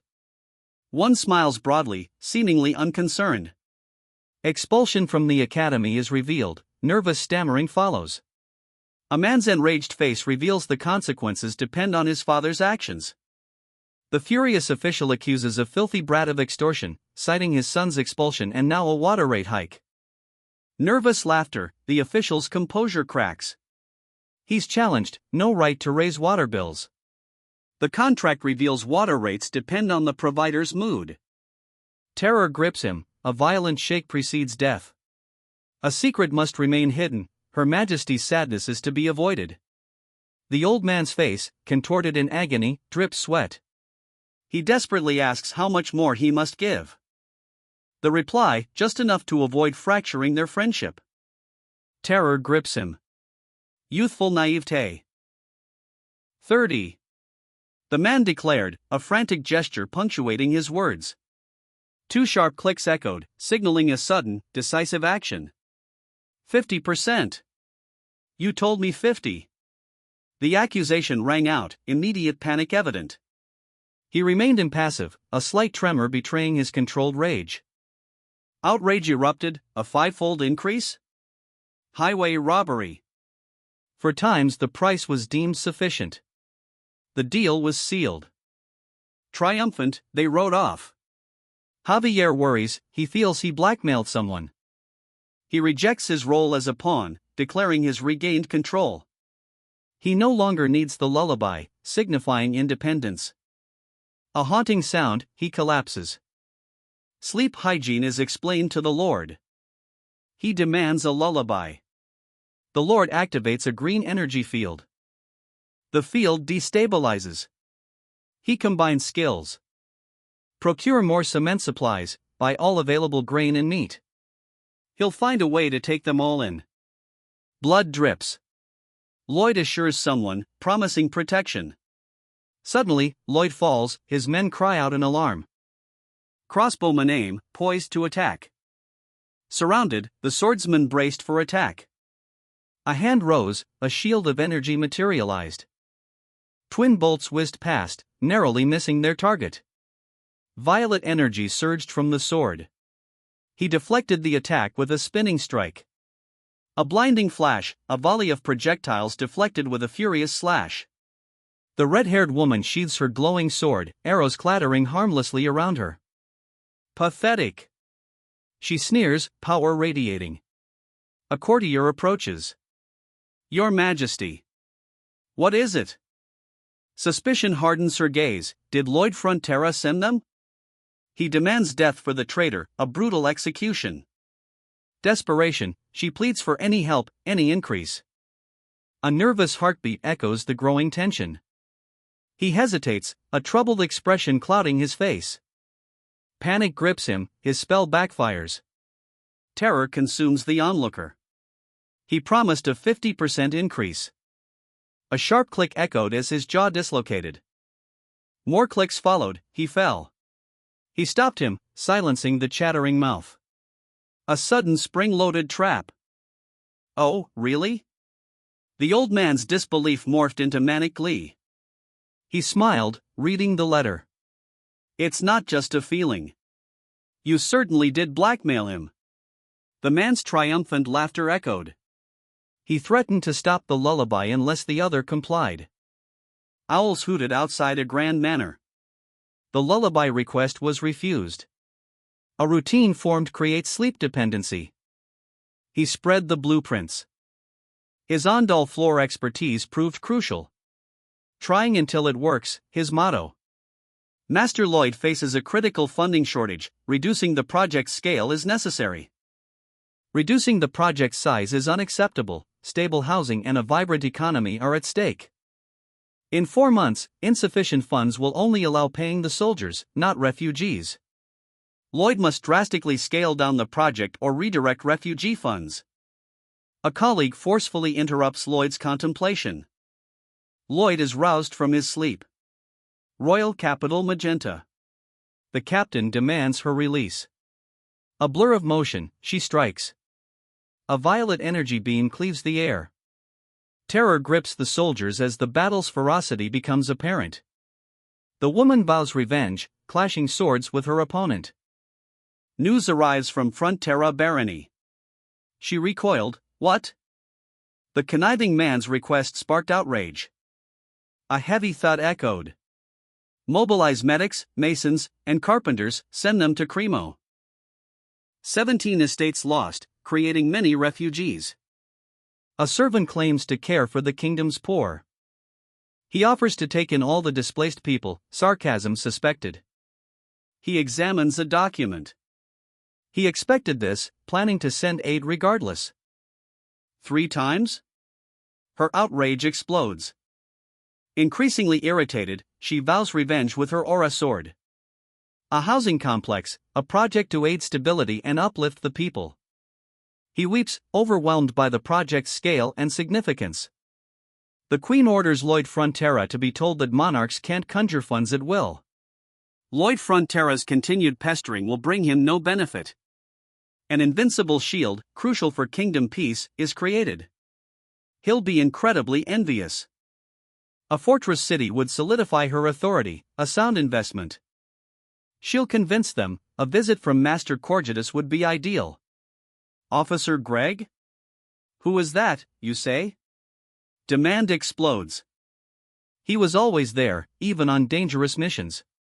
Even on difficult and delicate tasks. This is Officer Gregg. I'm fine. Please give these to the elderly and children. A man hides, anxious.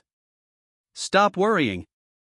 I can take care of myself, a woman assures him, departing. He celebrates, relief evident. Orcs mock his affections for a human woman. The orc smirked, ahaha. Slowpoke. He walks away from the camp. Startled awake, he recounts a strange dream. Sir Byron assures a panting Lloyd, it won't be long now. Lloyd's labored breathing and feverish state highlight his critical condition. Someone proposes delaying worker pay, believing everyone will understand. A figure strides purposefully through a grand hallway. He desperately clutches his chest, gasping for air. Even if I die, I would never allow it. A desperate vow, tears streaming. Master Lloyd. A cry of alarm. Terror grips Lloyd's face, the situation is critical. He surveys a 3 billion gold stack. Time to get up. A violent rumble erupts. Financial healing. A maniacal grin splits his face. The Frontera estate funds the Royal Fortress city development. To be continued. Thanks to the Highness's order, the estate was saved. Refugees now head towards Frontera estate. A subordinate notes the repeated use of great in the Majesty's report. The lack of funds shocks a woman, who calls the situation shameless. The architect demands triple the initially proposed budget. He insists everything is fine, despite the outrageous cost. A new multi-level residential structure is planned for Magenta. The kingdom lacks funds for this ambitious project. The king understands the financial constraints. The Minister of Finance needs expert approval and Senate consent, they're notoriously stubborn. He unrolls plans for a new fortress city. The planned building will serve as a fortress, protecting the east when monsters or enemies return. The minister smirks, dwarfing the finance minister before the throne. A massive commercial district, rivaling Cremo, is projected. The report's unexpected prediction prompts immediate questioning. Azrahan is instructed to await funding. Azrahan impatiently demands the funds. A sprawling village, the project's location, is revealed. Officer Greg refuses to slack, vowing to aid the bedridden Master Lloyd. Bound and kneeling, a man's despair is palpable. Greg's transformation, from lazy officer to responsible man. Greg distributes blankets, demonstrating his newfound responsibility. He calls to Emily. He grabs the bags, she protests. A monstrous orc snatches Emily, the man chases. Emily smiles, cradling something. Orcs declare her too beautiful for their kind. A powerful being vanished, leaving only scattered petals. Lloyd awoke, disoriented. Master Lloyd. Are you awake? Concern filled the room. It's already here.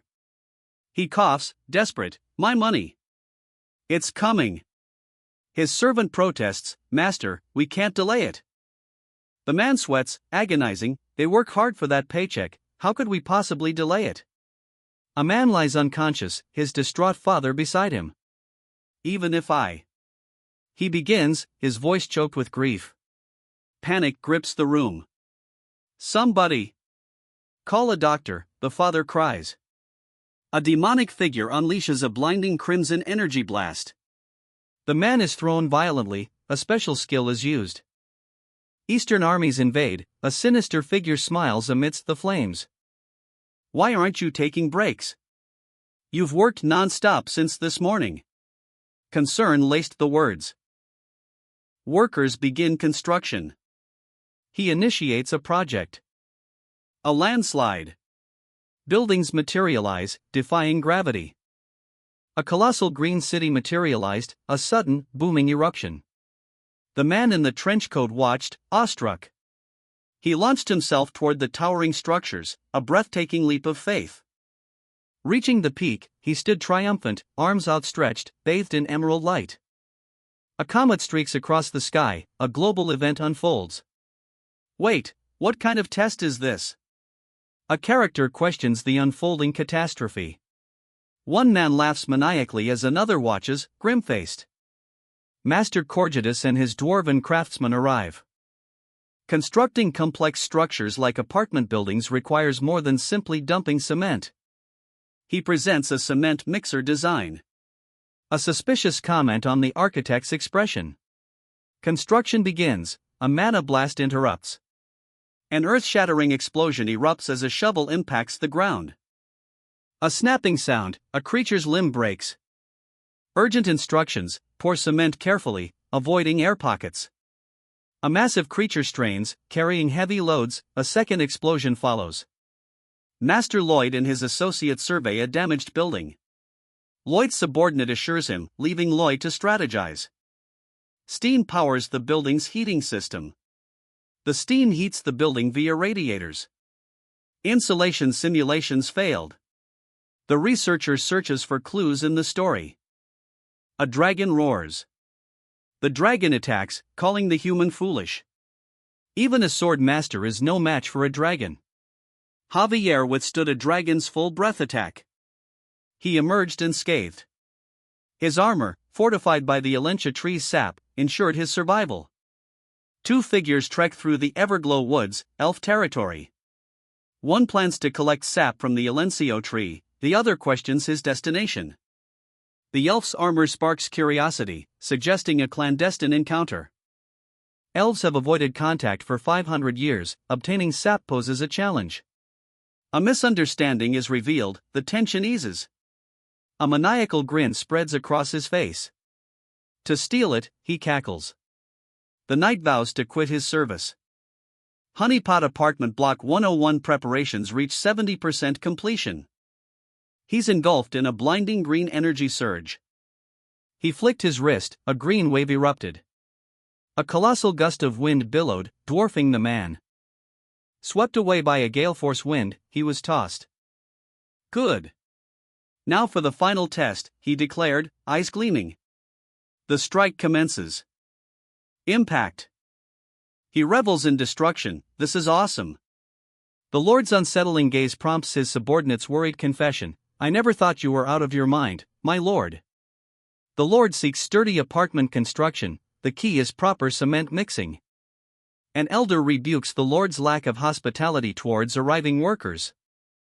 The Lord, holding blueprints, explains his approach to welcoming Master Corgidus. He confirms site readiness, a subordinate's swift response met with a curt, of course. A sudden clash, sword against shovel, a blue-haired nobleman intervenes. Foundation work begins, utilizing a unique tone-powered mixer truck. The truck, a giant hamster-powered barrel, arrives, rumbling into view. A horde of goblins attacks, their cries of arg echoing. One man frantically pours cement, another meticulously records the process. A cheerful creature, the cheer squad, jiggles merrily. Sir Byron, can I trust you to finish this? The question hangs heavy. The Honeypot Apartments will use coal-powered steam engines for heating. Steam flows through the pipes in all directions. He researched day and night for better insulation. He found the solution. Javier's dragon fight begins. The dragon scorns Javier's weakness. A fiery blast engulfs Javier. The dragon unleashes another attack. The world's best insulation material is found here, a colossal, vibrant tree. 2 days into their journey, they seek this insulation. The teal-haired one questions the plan's location. Elves hate humans and refuse to negotiate, the teal-haired one warns. Unfazed, the brown-haired one requests abandonment. Convincing the elves? The brown-haired one is incredulous. He refuses, they won't get anything from him. Unseen blueprints are offered as a compromise. Two figures traverse a mystical forest, their steps leaving glowing trails. They continue their journey, now in a sun-drenched meadow. One collapses, his face etched with pain. A brief, magical sneeze. What was that? One asks. The other scoffs, you don't get it. Witnessing incredible power, one man marvels, this guy is for real. Immediate rebuttal, shut up, followed by mocking laughter and a death threat, I'm gonna kill you. Another man, angered, demands, what's so funny? A chilling observation, how, very like you, Master Lloyd. A brutal attack unfolds, multiple blows rain down. Silence. A squad of archers appeared, they've been spotted. Ambushed. Many elven archers aim. An elf berates their noisy approach. A sinister grin. He anticipated this. An earth-shattering explosion rocked the forest. He deflected a volley of arrows with blinding speed. Meet me at the Elnesia tree in 30 minutes. The ugly one is worthless. Go after the good-looking one. The order echoes, igniting the chase. The blue-haired warrior springs into action, deflecting attacks. Archers pursue, their quarry leaps through the night sky. Master Lloyd's prediction proved accurate. They'll evade the elves' attack by using their knowledge to their advantage. A swift attack narrowly misses its target. He deflected multiple spears with swift, precise sword strikes. A powerful blow sent him crashing into a rock, a pained cry escaped him. A man approached, breaking a branch. He prepared to intervene. A blinding energy surge erupts. Frantic digging ensues. He senses something amiss. A figure heads toward Master Lloyd. Darn it! He dodged a volley of arrows. A powerful explosion rocked the scene. Humans possess sword masters. A swordsman emerges, his blade glowing.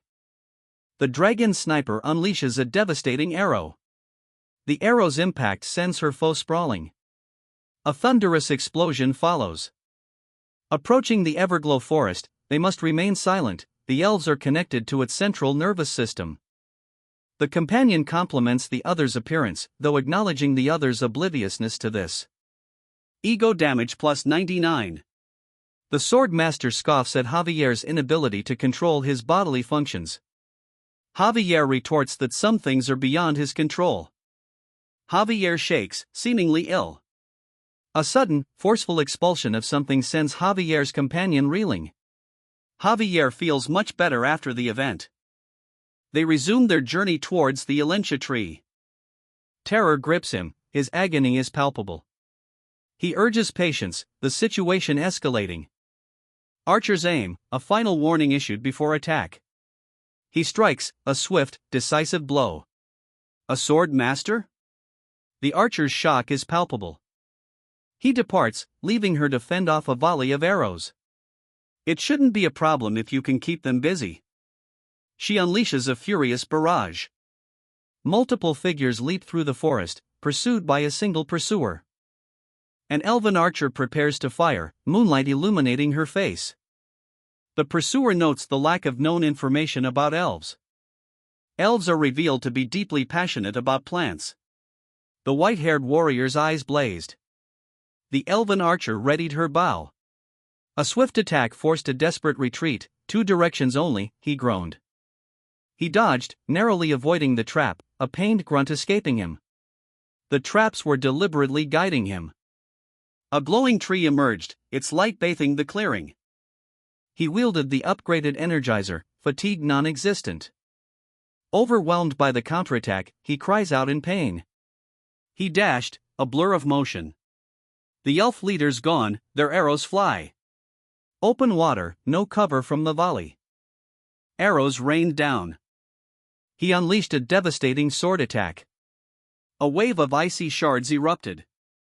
The elves watched, awestruck, his power could obliterate them all. But they held a trump card, Melika. The elf, muscles rippling, readies her bow. A wicked-looking blade slams into the earth. She leaps, arrow knocked, a blur of motion. A turquoise-haired warrior deflects the arrow with his glowing sword. The arrow continues its deadly trajectory. A blinding energy surge erupts, the warrior unleashes a devastating attack. They must avoid harming them, a particular gate is crucial to their approach. A thunderous slam reverberated. Calm yourselves, a voice commanded, cutting through the chaos. A warrior unleashed a powerful sword attack, a blur of motion and energy. The attack continued, a forceful sweep. Unbelievable. She repelled the aura sword with only her body and strength. Elf retaliation, all-out war, far more dangerous than orcs. A powerful green energy surge erupts.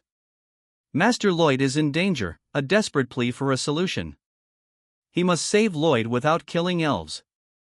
He launched a desperate attack. A thunderous explosion rocked the earth. The attack connects. He unleashed a furious, emerald wave of energy. A clash of power, the attack was met. He blocked the counterattack. Arrows whizzed, a blur of motion. You demon! Accusation met the man's back. Elves, enraged, leveled their bows. How dare you cut the roots? A smirk. Relied on you to get this. She offered a defiant, shoot me if you want, but... A man, cradling a mandrake, cackled, Gora. Gora! Don't let this little plant get hurt, he warned, get back. Thanks for the compliments, she retorted, now move back, ugly piece of sh*t. You'll never be with a woman. Elves pursued him, he fled, muttering, keep going. Terror seized the plant as an elf lunged. Cornered, he was forced upward, met with furious shouts. He escaped, collapsing onto the land. Moira's nausea reflects witnessed cruelty. A horrified Moira prepares to retaliate. Fellow elves urge Moira to compose herself, they seek a counterattack strategy. Moira and her elven army aim their bows, poised to strike. No animals, only the monster, Domino. Elves' strict carnivorous diet is revealed. A powerful elf woman aims her bow. Desperate escape attempt. He unleashed a powerful arrow, here I go. Master Lloyd dodged. 2 slashes nearly ended him. Please be safe. He splashed down, the impact echoing. A pained cry, his sword, cracking under immense pressure. Lloyd's warning, harm one elf, face his wrath. Elven archers, poised to strike. Kneel. He readies his weapon, certain others are already pursuing Master Lloyd. A blur of motion, he launches himself forward. A powerful archer takes aim. The elf loosed a powerful arrow. A scream pierced the air. He plummeted, engulfed in emerald energy. He braced, emerald energy swirling. A counterattack, fierce and swift. A blinding flash erupted. A devastating impact.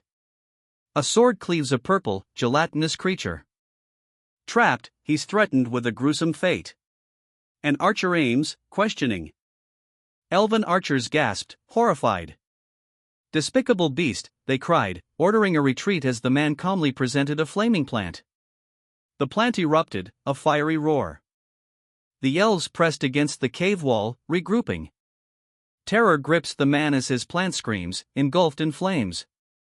The plant's desperate plea, kill me and get it over with, you asshole. He's consumed by something. 3 elves pursue. He anticipates Javier's arrival, hoping for rescue from the pursuing elves. One elf worries, another demands an explanation. Get a hold of yourselves. We can't display such weakness in front of a plant killer. Nausea overcomes the elves. A man observes an eerily silent forest. The animals fled the Everglow forest, leaving it deserted. The starving elves' emaciated forms tell a grim tale, months of slow starvation. A figure strides through shallow water, a glowing sword trailing behind him. His opponent's exhaustion presents a fleeting opportunity. He unleashes a furious attack. A whistling arrow pierced the air. Screams erupted as the arrow found its mark. A desperate clash of steel, a warrior is struck down. One more piece, he muttered, this size should do it. Melika, enraged, pursues a fleeing figure. A swift strike. Melika's selfless act is praised. A sudden, powerful attack. Melika's spear whistles past, narrowly missing her target. A desperate lunge follows, the blue-haired man dodging with a flash. Melika's attack is hampered, she recognizes her opponent, my lord's son. A supporting volley of arrows is ordered, support Melika's attack. The young lord, determined, vows, I must protect. Arrows rained down as he leaped between branches, a blur of motion. The archer, muscles taut, notched another arrow. He evaded the onslaught, landing near a colossal, glowing tree. The group cooks pork, it needs to crisp. Javier, the escort, denies servitude. Javier, unsociable, is criticized for his greeting. Melika is summoned. Despite limited supplies, Melika is welcomed. Elven archers prepare. Melika enjoys a meal. One elf comforts another, crying, don't cry, woman. Tears blur a man's vision. We don't make deals with filthy humans. A retort, but you see, you already have. The elf's suspicion hardens, then what were they? Survival? The question hangs heavy. Lloyd's deception, he'll withhold the truth about Cole's origin. Lloyd promises an upgrade from jerky to freshly grilled meat, complete with cold storage. The elf, along with others, eyes the grilled meat skeptically. A small amount of the Alestia tree's sap, taken monthly, prevents deaths amongst the people. Faster transport of meat is proposed, splitting 100 elves into 2 groups, one for transport, one for building homes. The proposal is presented, it will help people survive. Elves' short lifespans drive them to live fully. This is explained in a land frequented by the narrator. A young elf witnesses a bright, ethereal flame.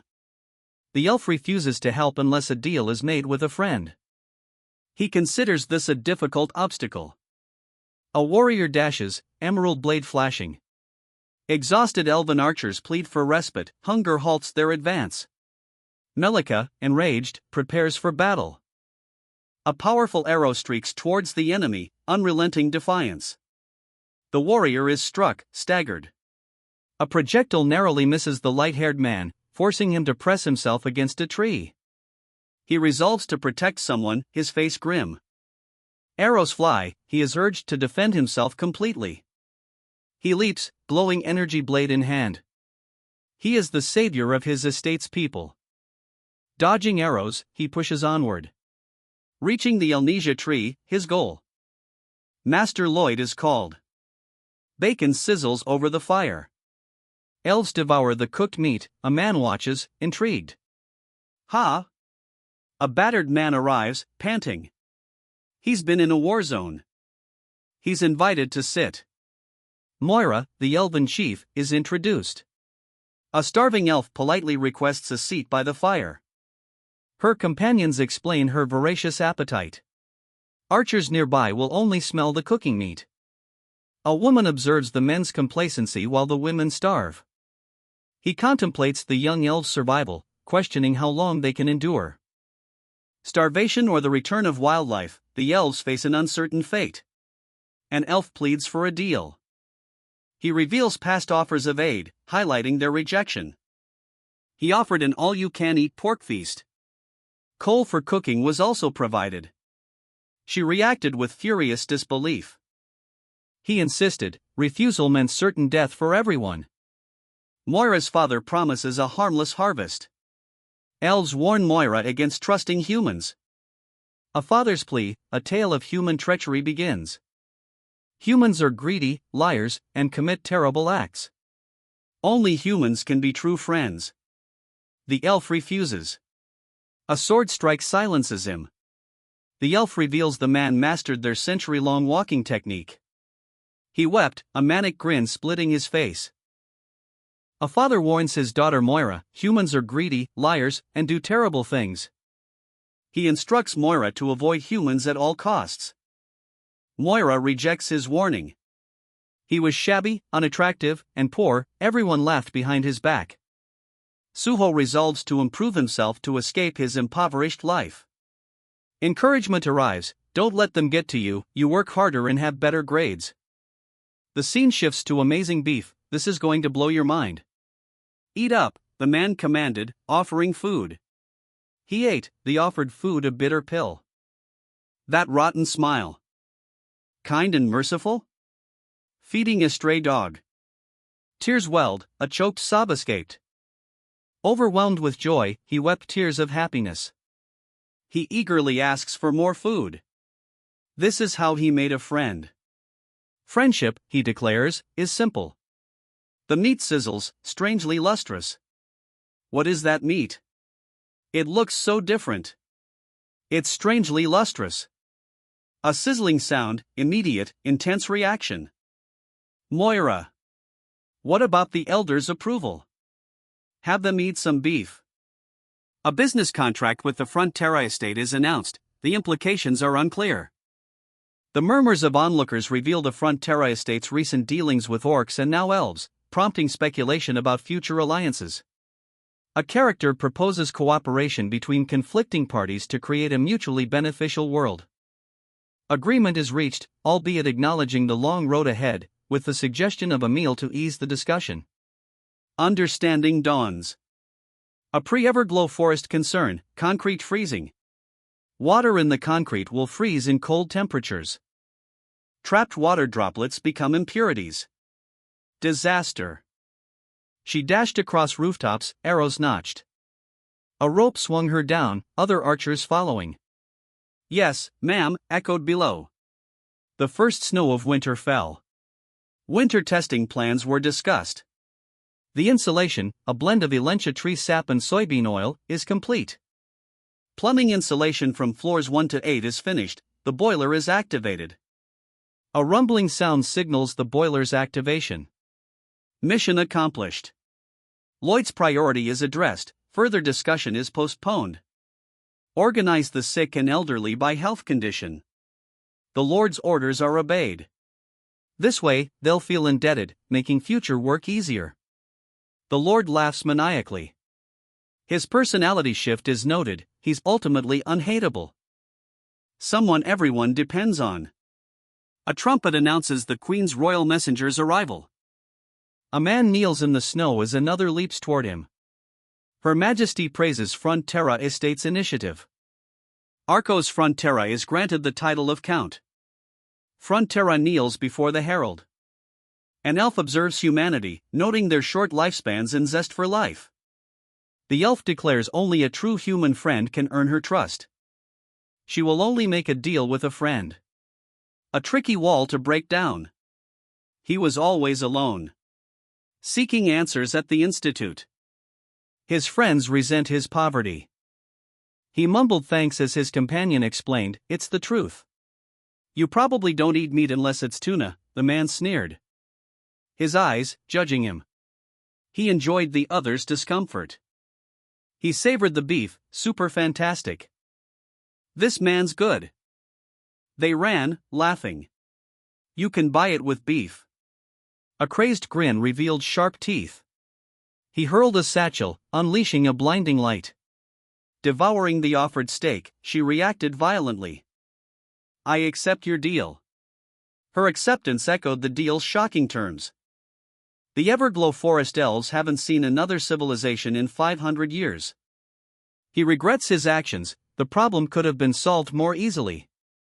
Dragons are considered excessive by the elf. Different species hold varying values, some abhor hunting animals for food. Despite knowing the logical argument, the elf feels conflicted. He chuckled, a villainous glee in his eyes. Honeypot Apartments, blocks 101 and 102, construction continued. The question, finishing before freezing temperatures. It will fall later. Utter destruction. The building crumbled. He grins, relieved, I don't have to worry about that anymore. A blonde woman is thrown to the ground. She rises, ready to fight, let's finish this and have some beef. Elves' incredible speed completes construction. Apartment blocks 101 and 102 are finished. New housing construction begins to ensure everyone has an apartment by next fall. The test's focus remains unclear. Workers paint a metal structure, a man watches with a young man beside him. Steaming heat fills a sauna, men pant from the extreme temperature. A man urgently orders everyone to prepare for the residents' arrival. Prioritize vulnerable families, then, the elderly and sick. House everyone in Andal-heated homes, ensure no one goes hungry or cold.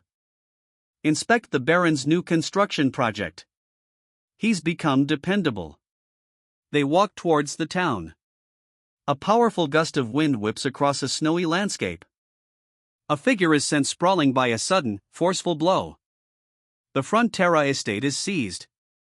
Horrified, the couple watched in tears. She gasped, eyes wide with terror. Elves approached, their measured steps heavy with purpose. A royal order elevates the Frontera region. Promotion to county announced. Stunned reactions to the news. Frontera County's contributions earn them the refugees' protection and a significant reward. Frontera County achieves independence and is tasked with rebuilding the East. Tax exemption for 20 years is granted. Rebuilding a city is deemed nearly impossible, yet the Empress believes in their success. Eastern territories, including Lacona Viscounty, now fall under Frontera County's rule. He saved them from debt and elevated their barony to a county. The Empress's statue is unveiled, the crowd cheers. They celebrate, calling for unity. A man, seemingly disgruntled, proclaims the Empress's reign. Stop it, she screamed, fury etched on her face. Count, you called for me? The new count nervously chuckled, unaccustomed to his title. Damn it all. He's the count. Despair overwhelmed the old man. He'll be treated well from now on. A royal order necessitates the East's reconstruction, thanks are expressed. Engineers are requested for the reconstruction effort. As many engineers as needed will be sent. He swore their friendship wouldn't suffer. He denied ever bullying anyone. A chilling smile betrayed his denial. Monumental construction achievement unlocked. 700 bonus RP awarded for first apartment complex in Laurasia. He grins, sowing seeds of his plan. Abundant supplies arrive, meat and bread. He eats, grateful but conflicted. How long must he live as an incompetent? Sir Lloyd receives heartfelt thanks, he dismisses their gratitude. A dying woman requests to hold Lloyd's hand, he grants her wish, playfully hoping for her longevity.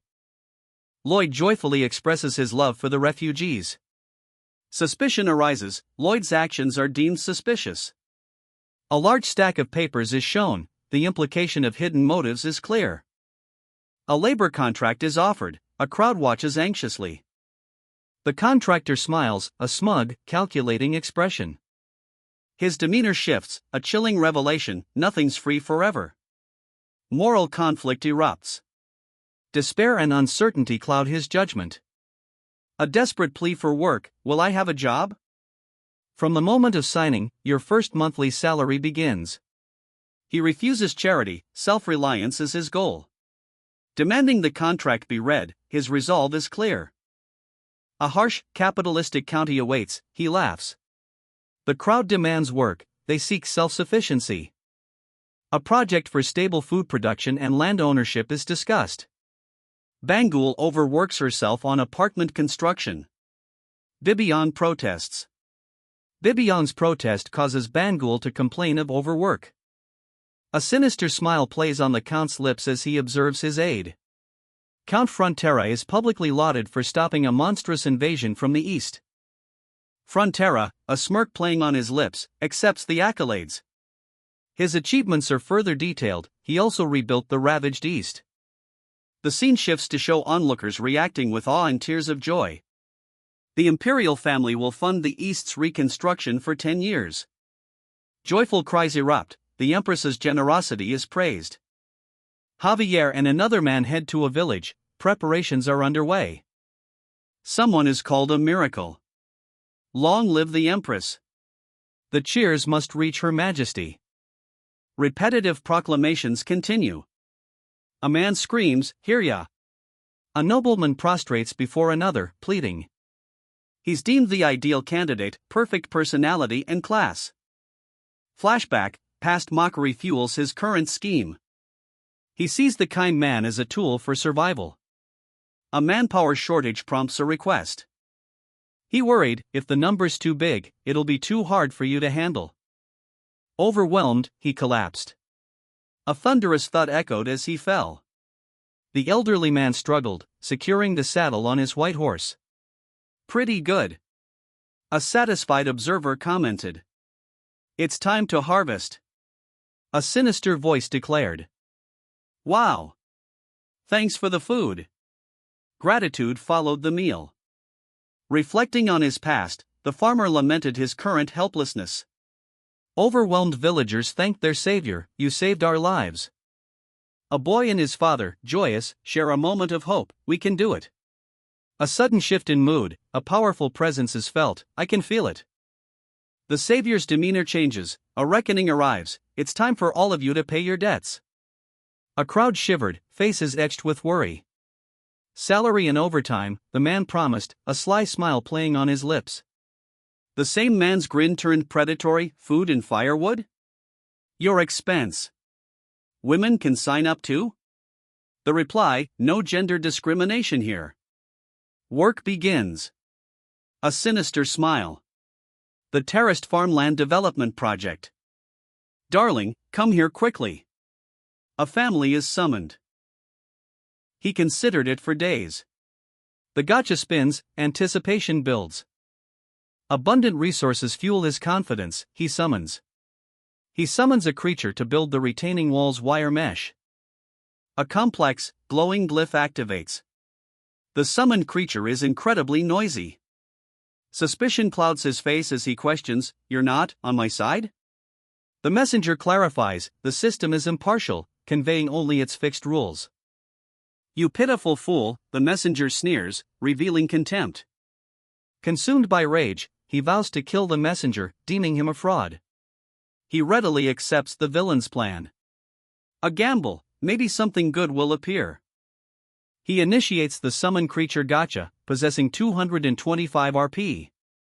A massive explosion erupts. A system message appears, try things thrice. He laughs maniacally, revealing a trick, he wasn't fooled.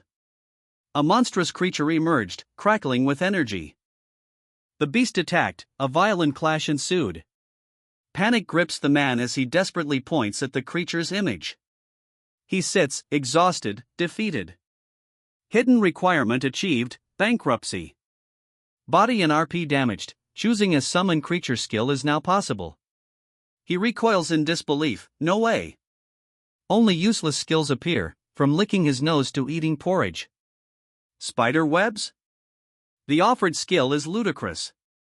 A chilling smile. He chose getting spiderwebs, his RP at 4070. He awoke, unsettled by a strange dream.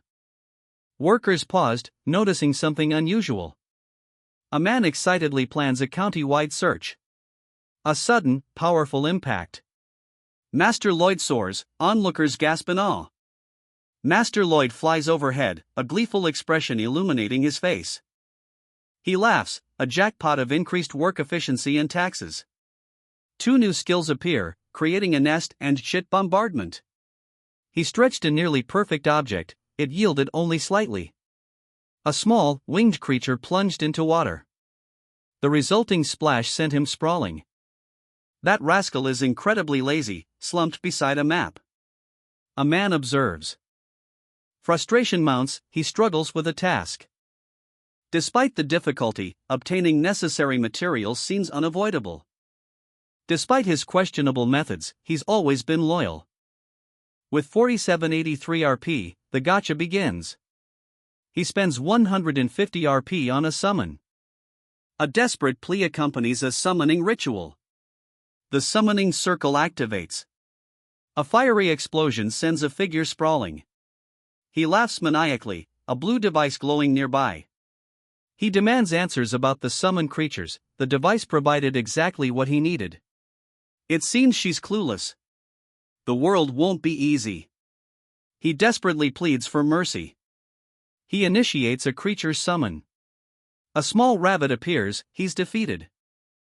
The man tumbled, small creatures scattering as a monstrous tentacle being attacked. A swift, green energy arc sliced through the creature. It was a dud. I know that, you lunatic. I won't do it anymore, he screamed, defeated. A skill choice list? His eyes widened in disbelief. He stared, stunned, at a holographic list of skills. Spider silk, stronger than steel, is the key. He'll get what he wants, a skill creation is initiated. 800 RP required. A green summoning circle activates. A blinding light erupts. Something appeared in the sky. Angelic wings descend. Sir Lloyd soared, his summoned creature a blur against the sky. Observers below confirmed, it's Lloyd, a flying summoned creature. Their cries of trust echoed his perilous descent. Goming skills, spiderweb acquisition and dispersal. The bird deploys spiderwebs from its backpack. A man rides the bird toward a flatland. The bird unexpectedly flies away, the man shouts in alarm. The bird abruptly lands, throwing the man off. What are you doing? Alarm grips him. I'm too lazy. He confesses, apathy clear. The gacha spins, creature summoning begins. Pedong, Hamon, and Bangul appear. He scoffs at the results.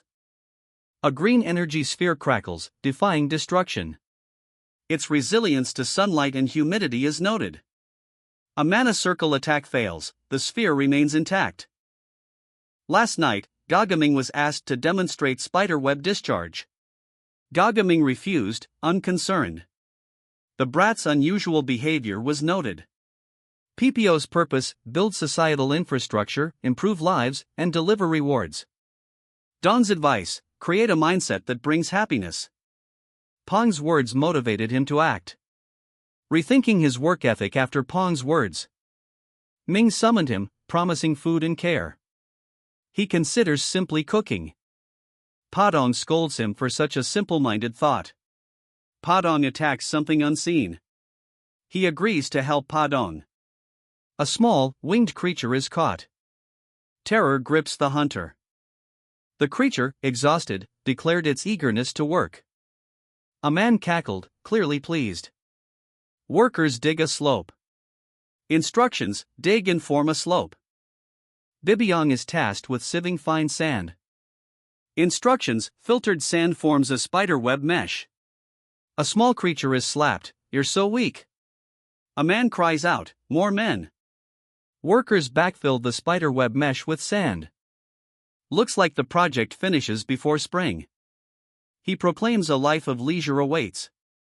Frontera County's terraced farmland construction is complete. He's now a top civil engineer. Plus 800 bonus RP, total RP, 4070. A new title awarded, Leader of Those Who Are Tired. The title's effect lasts 24 hours in the designated region, but the duration may change based on actions within that region. He surveys the chessboard, a challenge noted. A question presses: what are you going to do? Frustration mounts as the chess game proves too challenging. One man revels in the thrill of his project's success, another mocks his delight. Increased soldier wages fuel their enthusiasm for the construction project. He must consider if it's truly all right. A man studies a chessboard, his brow furrowed in thought. He needs to check if everything is truly okay. A system prompt appears, demanding 40 CP to continue. To ensure a safe future, he makes a choice. Confirmation received. A man sits on a beach, small creatures at his feet.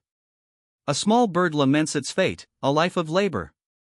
A cheerful rodent interrupts. Goming attempts a task. He's incapacitated, a man observes. A suggestion for collaboration. Goming observes the world's natural progress. The creature hesitates, offered a twig. A swift blow sends the twig flying. A small, red treat is offered instead. Impact. The creature plummets. A large hamster playfully snatches a small bird. The bird is swallowed whole. The hamster, now covered in bird slime, rests on the beach, exhausted. The hamster asks if the bird wants to play again. Punishment is always effective. Step 1. He screams, "White cavalry! Go in!" The white cavalry charges, shovels raised. A sturdy wall section is completed. The first section of the wall is finished, construction progresses rapidly. Distributing materials will accelerate refugee housing construction, aiming for completion by next year. The man cries out, envisioning the end of his arduous labor. Workers enthusiastically continue their efforts. A young man reclined, a bouquet clutched in his hands. He smiled. He laughed, wiping sweat. A woman smiled beside him. Hard work concluded. A chess piece moves. Soho, seemingly relaxed, plays. Soho's opponent, Sir Byron, remarks on their first meeting since a significant past event. Byron's unease is palpable. Soho smiles, assuring everything is proceeding smoothly. A warning: Soho is reminded to remain vigilant, even when things seem perfect. Byron's cryptic warning concludes: sleep late tonight. A lullaby is implied. He brooded, a storm brewing within. A man contemplates, unearned wealth brings no freedom. Frontier County title, 30-year duration. Northern Mountain terraced farmland yields increased, great harvest chance up 300%, harvest amount up 200%. The reader is offered a glimpse into the story's ending for 40 CP. A man stands alone at a racetrack, contemplating the choice. He confirms, selecting yes. Is this my room? A fiery explosion erupts, a figure manipulates another on a bed. He wonders if the figure is massaging meridians. An intense energy surge, he observes the crazy circulation. A man cries out as a dark figure channels magic into his chest, the other man asking, "Can you not hear me?" The man on the bed writhes in agony, his face contorted in pain. The magic explodes, engulfing the man in flames, he collapses, lifeless. The dark figure's face twists in a furious grimace. Javier lies still, eyes closed, a whispered name, Javier. He wept, consumed by fire, vowing to burn it all. He cradled the Count's dying hand. The Count, despite his state, saved countless refugees. He gasped, exhausted. Tiny creatures wept beside him. A figure approached, cloaked in shadow. Analyze, don't panic. Javier's appearance is unchanged. Extreme emaciation, possible dehydration. The cause? A springtime phenomenon. Numerous victims. Javier stands amidst the devastation. More victims, excluding Javier. Oil doused the bound figures. Burning corpses was the plan. The corpses burned. He denied medical knowledge. Lloyd's demise confirmed. Remember empty, Lloyd's dying words echo. The cryptic message puzzles the observer. A cryptic message from a dead man, an ending spoiler. Empty, he muses, connecting it to a large-scale catastrophe. A blinding flash. He strains, a surge of power erupting. Right. That's it. The puzzle pieces click into place. Is a genius. The statement confirms a breakthrough. Labor costs too high. The practicality of the plan is questioned. The scale of the upcoming construction project is discussed. The honey apartments are mentioned as a possible benchmark. Vienna's only defense against widespread illness is revealed. Vienna's rapid population growth during the Industrial Revolution is highlighted. The city's name's double meaning is mentioned. Waste dumped in the Danube River. Sudden cold caused a disaster. Rot polluted the groundwater. Exponential pollution, another Vienna feared. More work to come. A manic grin spreads across his face, his eyes glow with ambition. Becoming wealthy requires effort, it's not free. He vows to secure a stable future, free from hardship. A scarred man's eyes burn with intensity. What is that guy doing? He observes a powerful energy surge. A blinding energy erupts. He awakens, a golden light emanating from his hands.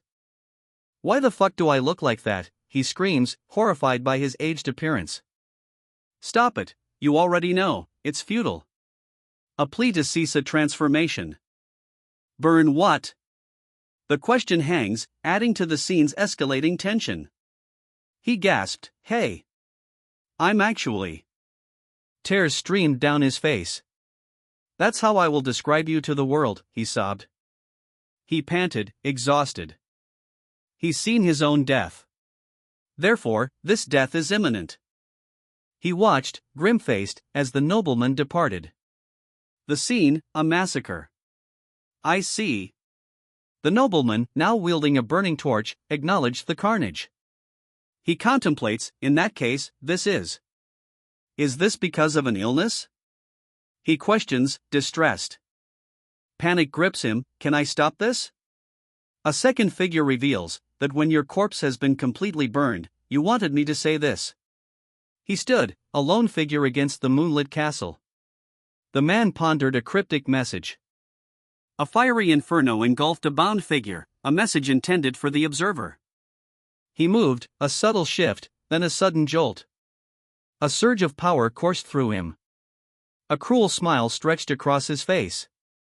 Inquiry about Kremos people sparked concern.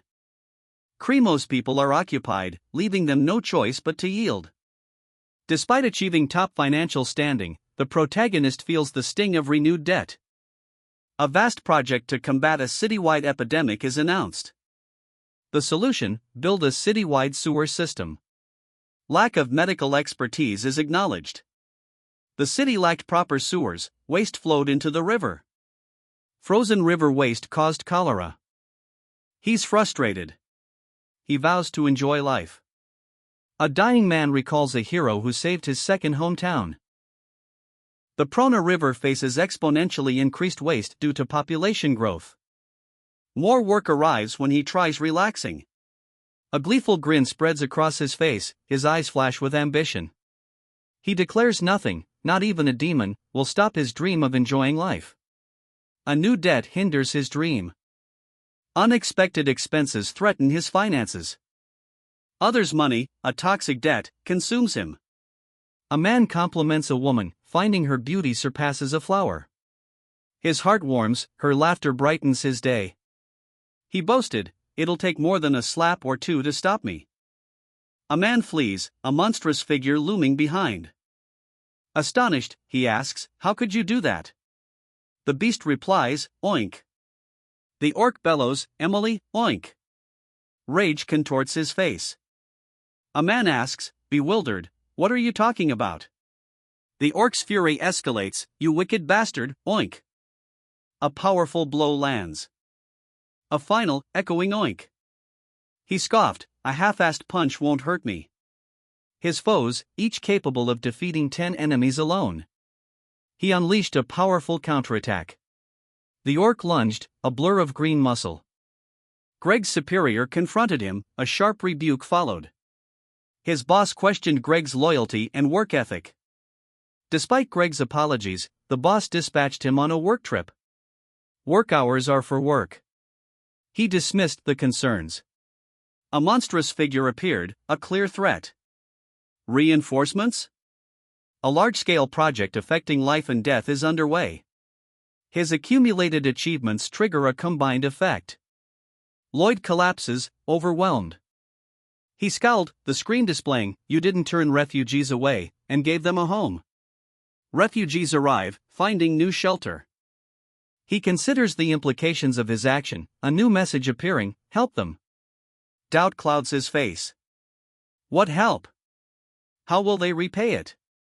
Master Lloyd is overwhelmed by his sudden popularity. Desperate workers plead for any assignment from him. Their fervent loyalty is unwavering. He explodes in frustration. It's easier to trust someone working for self-interest. He demands payment, rejecting free work. A contract will be written. A bird soars over Samarkand, a vast city sprawling by the sea. The Sultan receives urgent news. Western scouts report a monstrous bird and beast. The monstrous bird splits the heavens, its fiery form dominates the panel. A monstrous beast, its roars echoing, completes the devastation. Even the elite white cavalry trades spears for shovels. Elves and orcs build, not fight. A massive, gleaming army of armored soldiers stands ready. The leader reacts with disbelief to the report.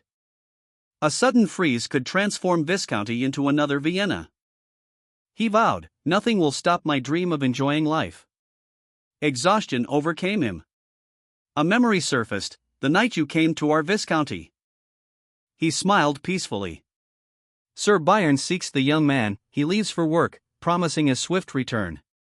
A furious goblin confronts him. The goblin attacks. A powerful blow sends the goblin sprawling. The orc clutched his face, agony etched upon his features. But a counterattack was launched, the man deflected a blow. Fueled by rage, the orc prepared to strike again. The man countered with a force of his own. A troll attacks, one man falls, another watches. The troll's gaze intensifies. Confusion. The traitor is punished, debts are paid. A great disaster was overcome, victory is declared. Viscounty citizens and refugees offer repayment for aid received. Repayment activated, overwhelming response. Lloyd stared, astonished. A crowd offered free labor. Their loyalty, Master Lloyd. Silence. "You guys want salaries?" he scoffed. "I never gave anything for free." A furious crowd erupted in a roar of demands. A monstrous beast, capable of devouring mountains, was revealed. Villagers defeated orcs, barehanded, their clerks outrun the wind. Their non-combatants' strength hints at their warriors' terrifying power. He groans, overwhelmed. A demonic invasion is feared. A green-skinned orc rests, a single exclamation point highlighting his surprise. Rage contorts the orc's features. Workers shovel, the text reveals their immense strength is wasted on menial labor. A man objects, deeming the current task unnecessary. He strides purposefully towards the village, a plan forming. A nobleman berates two brawling men, "You lowly things. You're too simple to understand." The brawl continues, one man demands, "Why are you stopping? Are you mad?" A man is violently struck, a grunt of pain echoes. One man brutally pummeled another, a sickening cook punctuated the assault. A blond man cackled, "That's more like it." The blond man recoiled, terrified, his opponent sneered, "Always scared when you see me." The opponent revealed his servants, asserting the superiority of hierarchy. A triumphant smile, victory's sweet taste. "What fucking bullshit is that, you moron? I'm asking you to fight." "I'm not fighting." He scoffs, clearly annoyed. The opponent is identified, he'll be in the blue corner. A green energy surge surrounds the blue-haired opponent. The brown-haired man protests, "The sword isn't the problem here." A blond man begs for release as the brown-haired man observes, I guess a sword master is overdoing things, huh? Fight with me, then." He sneered, breathless with rage. A blinding flash, a swift strike. A summons back to school, a desperate plea ignored. "I'm the son of a count, you asshole." Arrogance masked his fear. The document arrives. Two men, distressed. One collapses. A recurring dream. Annoyance. An interruption. The Viscount is furious. Urgent news demands immediate attention. A lowlife's insolence is met with a whip. He's not someone people easily trust. He plans to raise the area for a quarry. His erratic behavior is questioned. He hesitates, questioning the need for full disclosure. Long-term stability is assured. Workers encounter an immediate obstacle at the Lacona mansion. A new plan, relocate workers, provide personal assistance. A powerful elf observes two anxious men inside a tent. A man's exceptional administrative skills are revealed. Orcs are noted for their labor capabilities. Elves' exceptional strength is highlighted, a female elf roars, demonstrating it. The sheer volume of toxic sludge is impossible to manually remove, workers would suffocate from the poisonous gases. The man contemplates the horrifying implications of this hidden, daily task. He recalls a slave who performed similar work.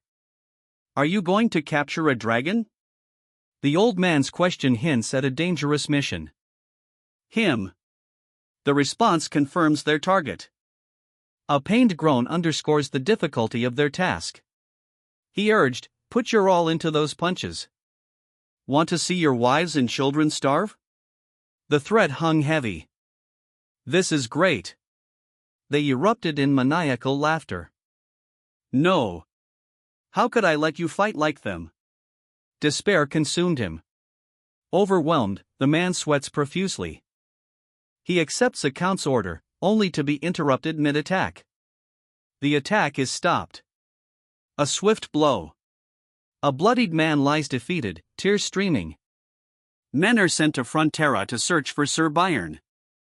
A chilling scream pierces the air. A horrifying visage erupts, a wide, crazed grin. The Viscount, comically sprawled, groans. Two men look on. They guide the Viscount, his land begins beyond. Highway construction begins, a path from quarry to county. A man powerfully breaks rock, a straight path is made. The powerfully built elf brooded, a bough resting beside him. "Need anything?" The elf's curt no reveals his disinterest in the nearby men's offers. A massive beaver effortlessly levels mountains, making the quarry's construction trivial.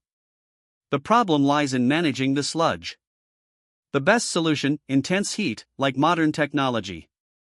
He needs a slave skilled with heat, working the sewers daily. A sharp crack, he clenches his fist. A request, create armor from Elencia tree sap. Confirmation received. The journey begins. An elder questions the disturbance. A subterranean stream flows through a cavern. A dragon's massive wings emerge from shadow, it breathes heavily. Frustration boils over. Why can't I craft them into anything? The dragon sits amidst a pile of gemstones, his expression one of weary determination. He needs to create beautiful gemstones to feed his hatchlings, proving his worth as a male dragon. Creating precious gems wasn't always this difficult. He fumbles, accidentally crumbling a large gem. Oops. A law of dragons has been imposed. Those old geezers amassed their wealth through raiding and intimidation. They built their fortunes exploiting others. The same old farts made a killing manipulating the market, then lectured the younger generation about its evils. The dragon identified Solitas. A fiery blast engulfs the scene. A dragon's fiery wrath erupts, soldiers ask for a plan. A deafening roar precedes a fiery blaze. The goal is clarified, not jokes, but action. Capture the dragon. Step 2, capture him. The dragon's enraged visage fills the panel. The knight's seemingly ordinary armor conceals potent power, sparking fury in his monstrous foe. Got this. The knight charges, readying for battle. A blinding lunge. The knight's energized blade strikes. A brilliant flash, the monster is cleaved. A knight leaps, his glowing sword a blur of green energy. Another knight, bewildered, asks, "What's going on?" A thunderous boom, rock shatters. Javier defeats a dragon, victory is his. Javier had recently achieved sword master status. He's surpassed even Queen Alicia and Kyle in strength. His swordsmanship now far exceeds any ordinary master. Solitas's attacks are completely ineffective. He moves faster with this technique than with a mid-air mana blast. Our hero is overwhelmingly powerful, he effortlessly dispatches a dragon. Even a newly matured dragon proves incredibly difficult to harm. The knight's attack is deflected by a powerful force. He's overwhelmed by the dragon's retaliatory blast. A blinding energy surge erupts. The dragon is pierced, a single poke weakens it. The dragon roars in pain, its eyes wide with agony. The knight attacks, but the dragon cries out, "Ouch! It really hurts." An observer notes the dragon's unusual fear. A sleeping man is suddenly attacked by a bug. The bug takes flight. The bug attacks the man viciously. A knight confronts a giant bug. The knight faces a dragon. Sick of it all, he smashed a rock, a clang echoing the frustration. A red dragon, exhausted, rests amidst a pile of jewels. A quiet wish, "I want to get married." Worthless, cursed hands. He crushes gems, lamenting the dragon queen's disapproval. A spark ignites, past dragon power is recalled. A human-dragon marriage changed everything. Dragons now face restrictions, self-sufficiency is mandated. The dragon curses the young ones, wishing their demise. A colossal knight emerges from the water, seemingly unharmed. Knights explain they disabled their companions to speak with the dragon. Before a proposition, the dragon attacks. The dragon's furious rejection, marriage is impossible due to humanity. The plan unfolds, capture the dragon. A fiery blast engulfs the dragon. Blind faith in the plan. The knights brace for impact. The dragon's fire proves ineffective. The dragon roared, its attack a maelstrom of fury. The knight, weary but resolute, countered with a blast of energy. A thunderous explosion rocked the battlefield. Rapid strikes, the knight's blade clashed against the dragon's scales. Enraged, the dragon doubled down on its attack. He declared victory, confident he could defeat the beast. A massive explosion followed. The warrior laughed, certain of an easy win. The dragon roared, violently shaking the ground. The dragon's counterattack sent the warrior flying. A powerful tail swipe nearly obliterated him. A high sword master leaps, creating an ethereal stepping stone. The dragon recoils, shocked by the aerial maneuver. He learned this elven technique to create aerial mana stepping stones. Swift strikes pierce the dragon. A blinding flash erupts. A shimmering energy swished. Aura blast.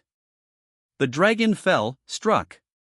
A red dragon, glowing faintly, surveys its surroundings. The dragon recoils, stung. That stings, it cries. A small figure attacks from afar. The dragon is falling. A tiny creature is sprayed, scram, it hisses. A poke is deemed too painful. Javier poses a grave threat to Solitas. Rough gemstones are amassed. You fight the dragon. Even in the book, a long, fierce fight. Insect repellent renders them helpless. The final blow. A man screams in agony, a small object embedded in his chest. Everyone knows the pain. A knight, glowing sword drawn, stands defiant before a monstrous shadow. The knight faces a colossal dragon, his courage unwavering. The dragon, immense and menacing, has an important message. Uncertainty clouded the knight's face. A dragon crashed down. A swift attack pierced its hide. The dragon cried out in pain, overwhelmed. A dragon's claw crushes a knight, the plan unfolds. The knight, Solitas, confirms the plan's success, anticipating the dragon's next move. The dragon's furious attack begins. Solitas escapes, the dragon's rage unleashed. He fled Baikyang apartments, slippers discarded. Desperately calling for his mother, he's pursued. Teleport. He activates a power. A blinding flash, his pursuer is vaporized. A bigger fool today, he laments, defeated. Lloyd Frontera, Count Frontera's son, introduces himself to the mighty dragon Solitas. A knight attacks. A blinding flash, a scream.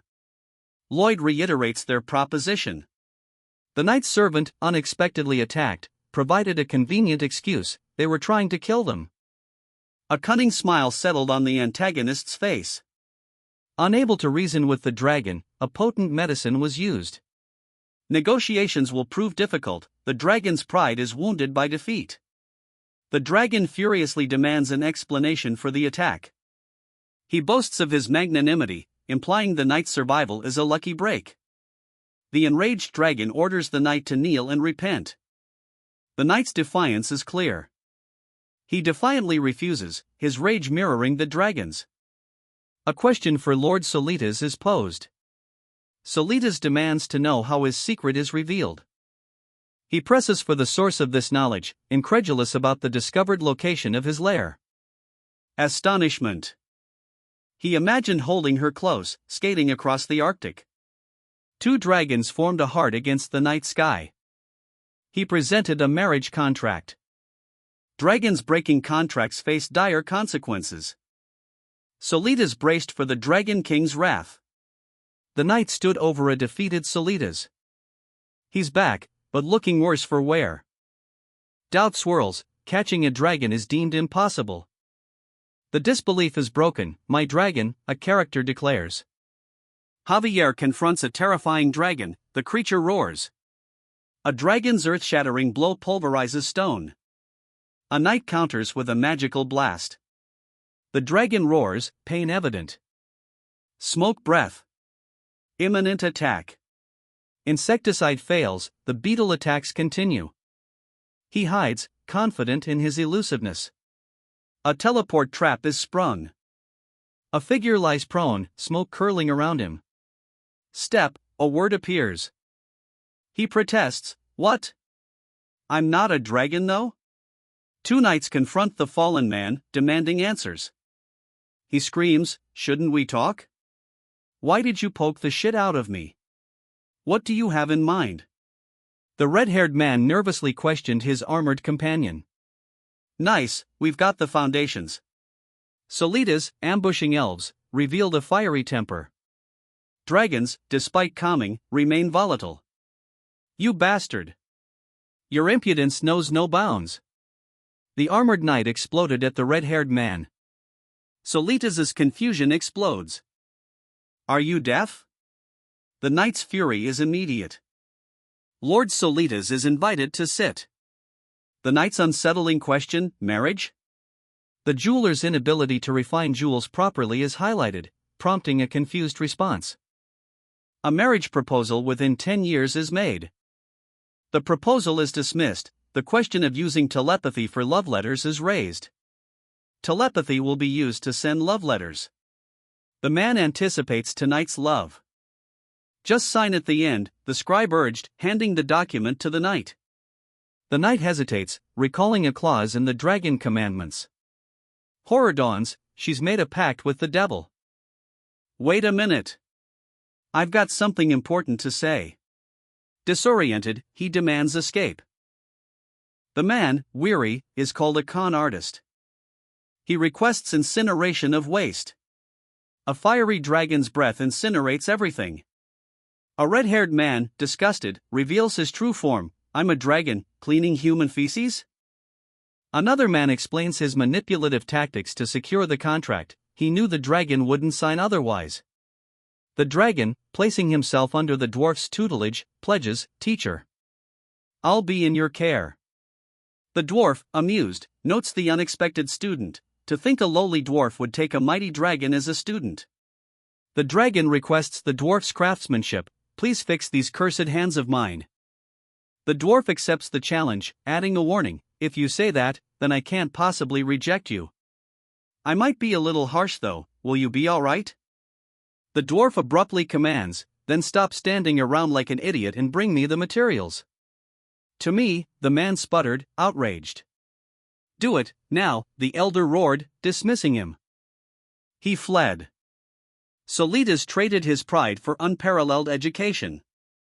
Corsidius gained the unique privilege of dragon abuse. He signed countless documents, a final, cynical task. How could someone like you have any choice? Accusations of destruction fly. A contract, however, is mutually beneficial, avoiding violence. Greed overrides reason, more is desired.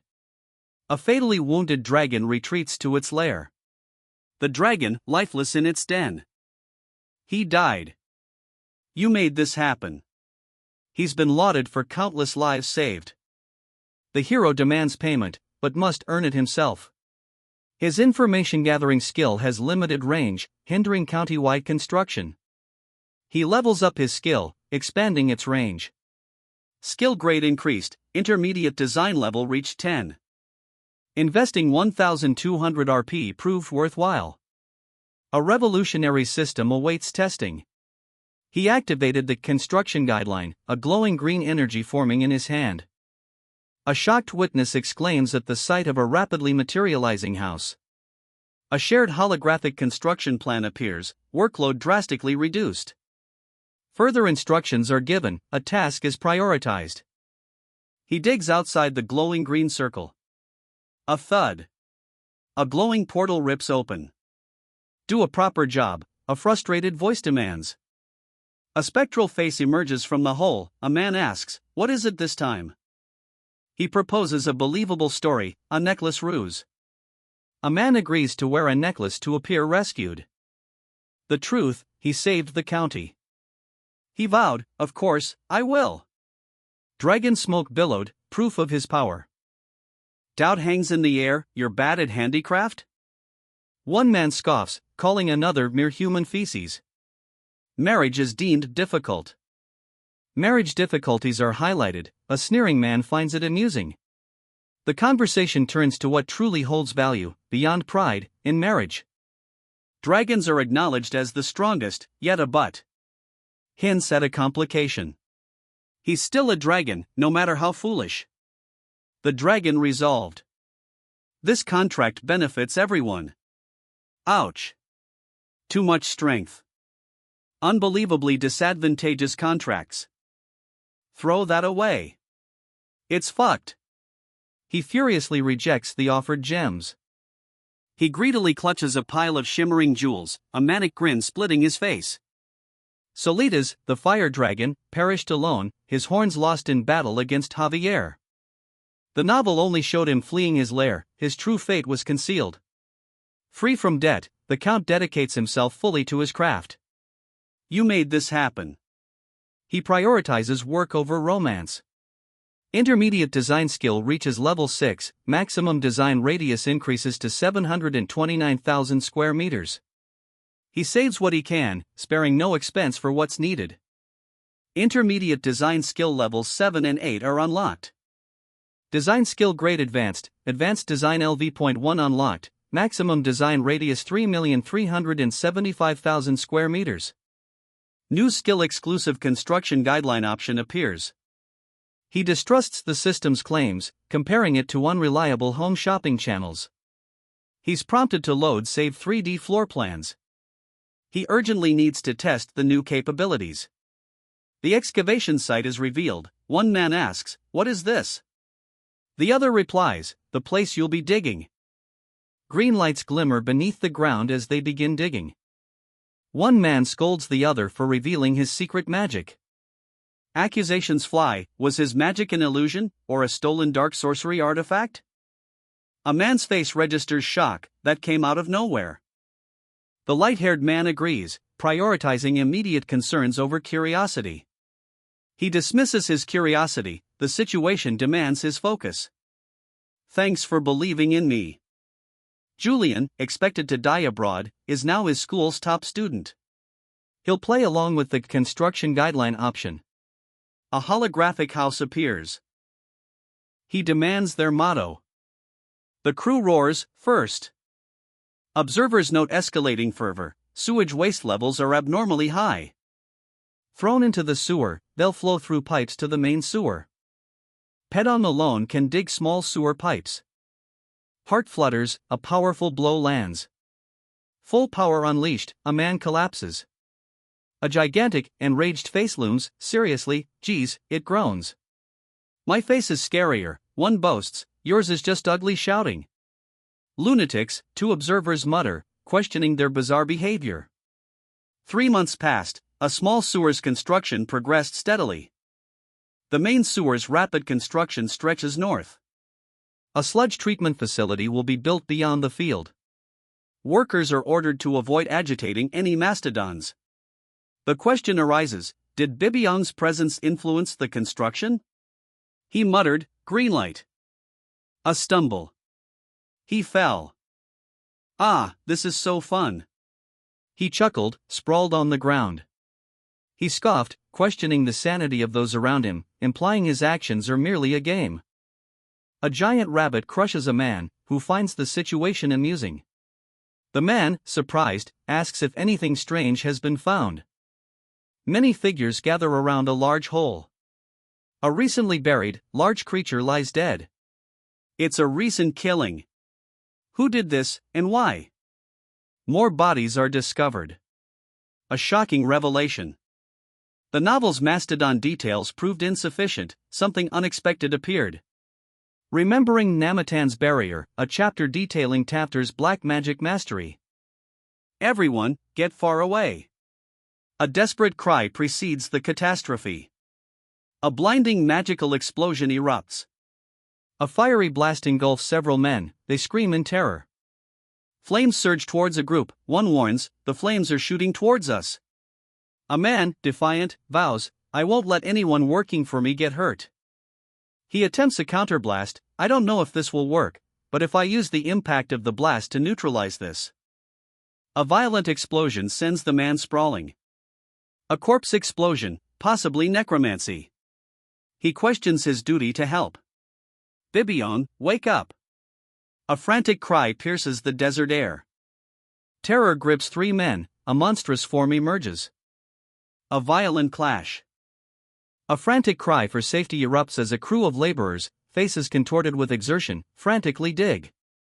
"I'll kill anyone injured," one man shouts, highlighting the desperation and danger of the project. The main tunnel's immense scale is revealed. Pongdong alone is insufficient. Encouragement arrives as a determined Pongdong, fueled by pure grit, begins digging with incredible speed. A glowing circle appears as the man digs, eliciting a startled "what?" Workers gleefully react to the circle's power, their energy surges. Lloyd angrily rebukes their enjoyment of the seemingly helpful phenomenon.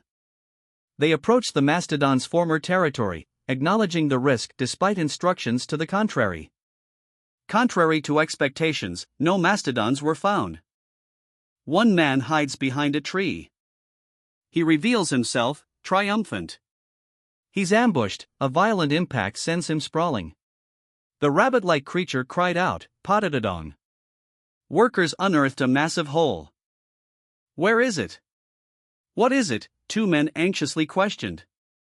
A mastodon's remains emerged. Another creature, growling "Bibiang Biang," appeared above the pit. He unearthed something unexpected. A pit filled with petrified creatures. This wasn't in the novel. A similar event, though different creatures. Mass destruction and unseen force strikes. He recognized the attack, corpse explosion magic. A massive explosion engulfed the soldiers. Their imminent death was undeniable. A violent pink energy erupts. A figure flees the blast, a small spear clutched in hand. The artist observes, noting the con artist's predicament. Someone rushes to the scene. He'll be fine, the monster's approaching. A powerful force impacts him. Undead mastodons. Panic grips the men. A horde of them. A monstrous, enraged beast charges. A stampeding horde of monstrous beasts charges. A man watches in terror. "Run away," he screams, panic etched on his face. Desperate flight, men flee the oncoming onslaught. White cavalry. Today will be our last day. Doom approaches. Retreat. A desperate order cuts through the chaos. Terrain? Mastodon's behavior? A usable strategy for creating distance?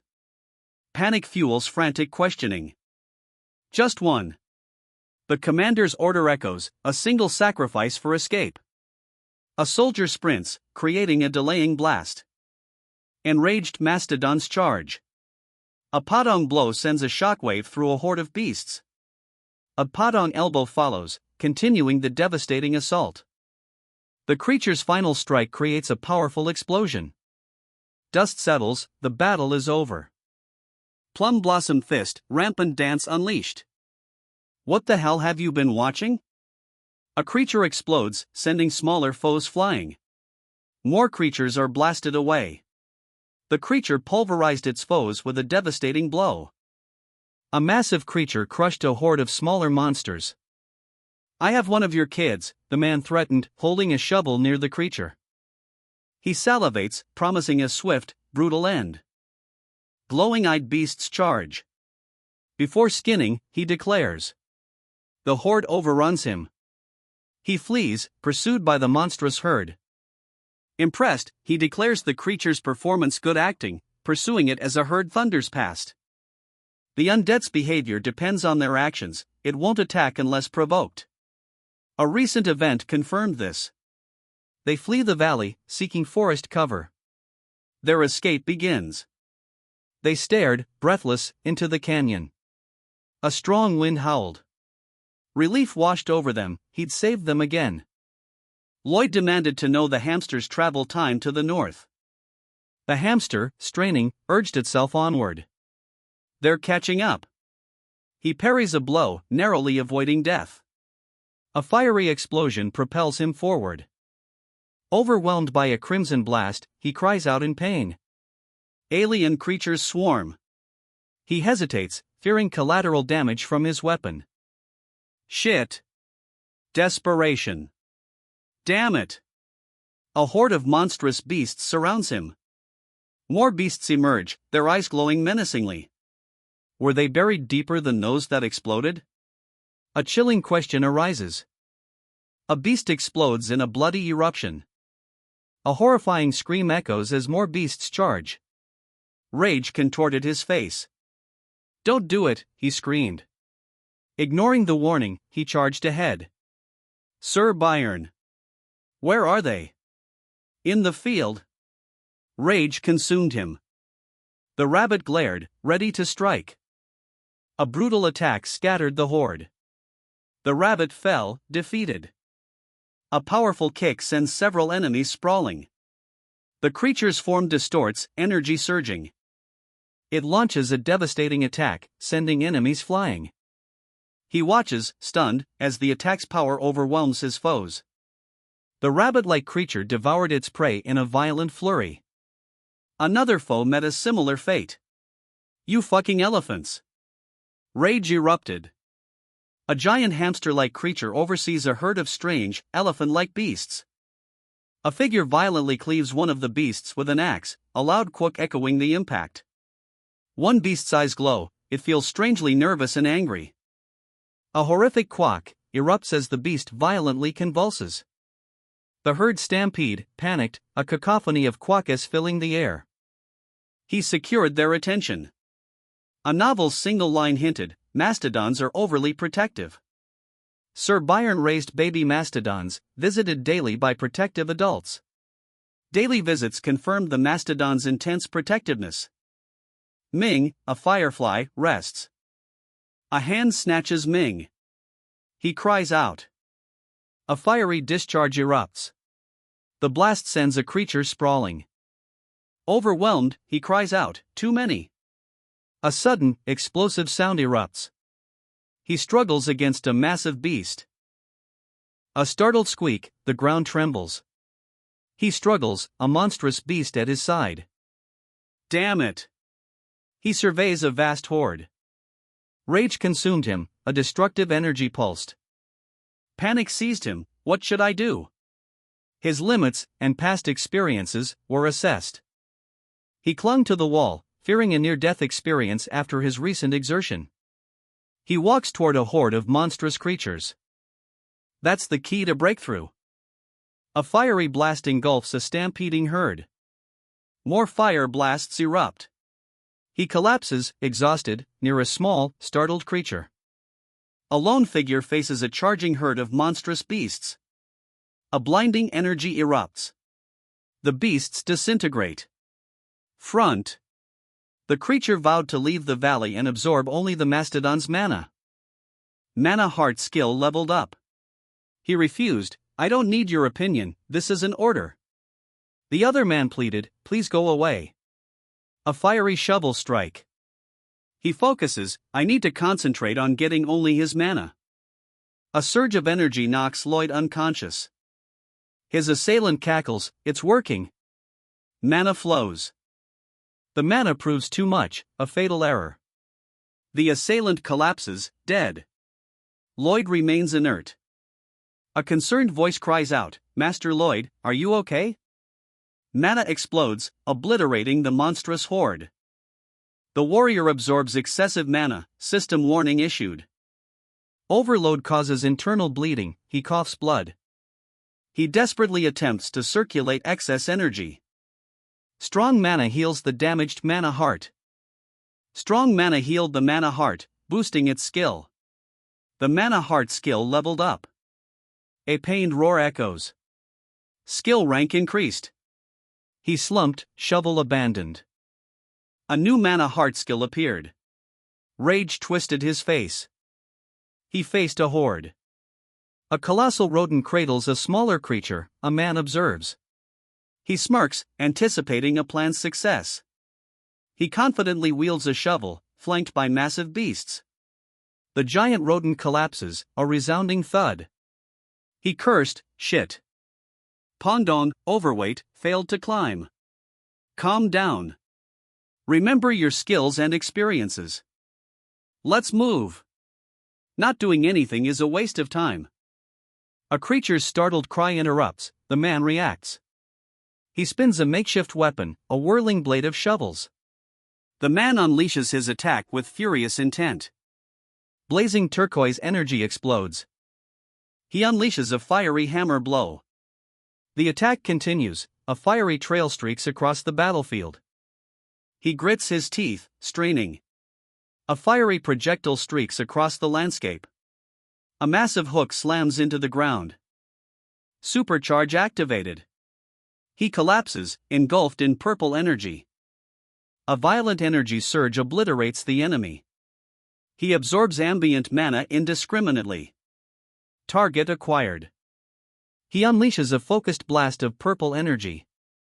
The mage unleashed a violet torrent of energy, overwhelming his foe. Overpowered, the opponent collapses, the blast's force evident. A blue-haired nobleman commands, "Become my bait." A sinister figure plans to use the ensuing conflict to level up. The plan begins, the opponent falls, fulfilling his purpose. Javier is hurled backward, a powerful blast engulfing him. Facing imminent destruction, he vows to stop it, targeting the attacker, just Javier's. The attacker's chilling response, "I'll suck everything out of you." Javier lies dead, a pool of blood spreading. A figure observes. The webtoon writer's mistake is lamented, a strategic retreat was still possible. All the opponent's mana is absorbed. The mana heart expands, substantial skill experience is gained. The absorbed mana is identified as the undead's corrupted energy, unlike typical poison. Mana heart sustains damage. Mana heart damage forced strong mana usage for healing, the skill leveled up. A surge of pink energy cascades down a chasm. He's caught. Sword Expert Intermediate LV1 unlocked, physical ability increased 600%. A horde of creatures approaches. Rage consumed him. He buried the remains. Hundreds lay dead. He tossed aside the shovel. He dominates the undead beast, lesser mana yields to his control. The dominated undead obeys his every command. A scan initiates. Undead Domination, a new mana heart skill option. The Undead Domination skill activates only against undead. The Undead Domination skill activates only against the undead. She faces a horde of undead. The Undead Surge. 40 seconds remain until domination ends. The undead collapse. He desperately fled a monstrous boar, its hoofs shaking the ground. Cornered, he fought back with a makeshift spear, but the beasts overwhelmed him. The boar's tusk pierced his throat, he choked, collapsing. A deafening roar signaled his demise, swallowed by the horde. He braced, shielding a small creature. A long, pale whip cracked. Terror contorted his face, a monstrous beast lunged. A blinding explosion, the beast vanished. He plummeted into a swarming horde of insectoids. Gasping, he fought for breath. A small, mechanical bird pulled him to safety. "Let's go!" Sir Goming urged his rescuer. Annoyance etched on his face, he mutters, "Ugh, what is it again?" as a giant bird descends. A massive, earth-shaking whoosh cleaves the ground. He attacks, riding the giant bird, wielding a glowing blade. A powerful blow sends him reeling. The silver-haired man, astride a colossal beast, unleashed a blinding energy blast. His opponent recoiled, a look of pure terror etched on his face. A devastating shockwave pulverized the earth. A monstrous beast, eyes glowing, collapses. Exhausted, the warrior gasps. He panted, a small creature beside him. The knight's statement, "I must stay by your side," is questioned. Accused of using workers as bait, he claims he nearly lured them into a trap. The knight's disbelief is evident. He demands self-awareness, his voice a furious roar. Numerous lives hang in the balance, the consequences of inaction are dire. He clarifies, self-sacrifice is not required. A safer alternative existed, a strategic retreat was possible. The county is claimed. Everyone within belongs to the victor. He demands compensation for his risk. Loyal support is pledged. The other man is by his side. Javier's gaiety increased by 15. Javier vows to die protecting someone he cherishes. The source of the monstrous mammoths is debated. Necromancers ruled out as the cause. Aspahan's involvement suspected due to past mentions in a novel. Black magic unlikely, save for a known barrier. Understood. Namarin's barrier. He needs evidence. He navigates a herd of large, furry creatures. She faced a horde of 308 dominated undead. Domination ends in 40 minutes. The undead fell, a furious curse echoing. He fled, a pickaxe his only defense against the charging boar. Overwhelmed, he's cornered by a pack of monstrous boars. A desperate, final lunge. A desperate cry escapes him as he's ensnared.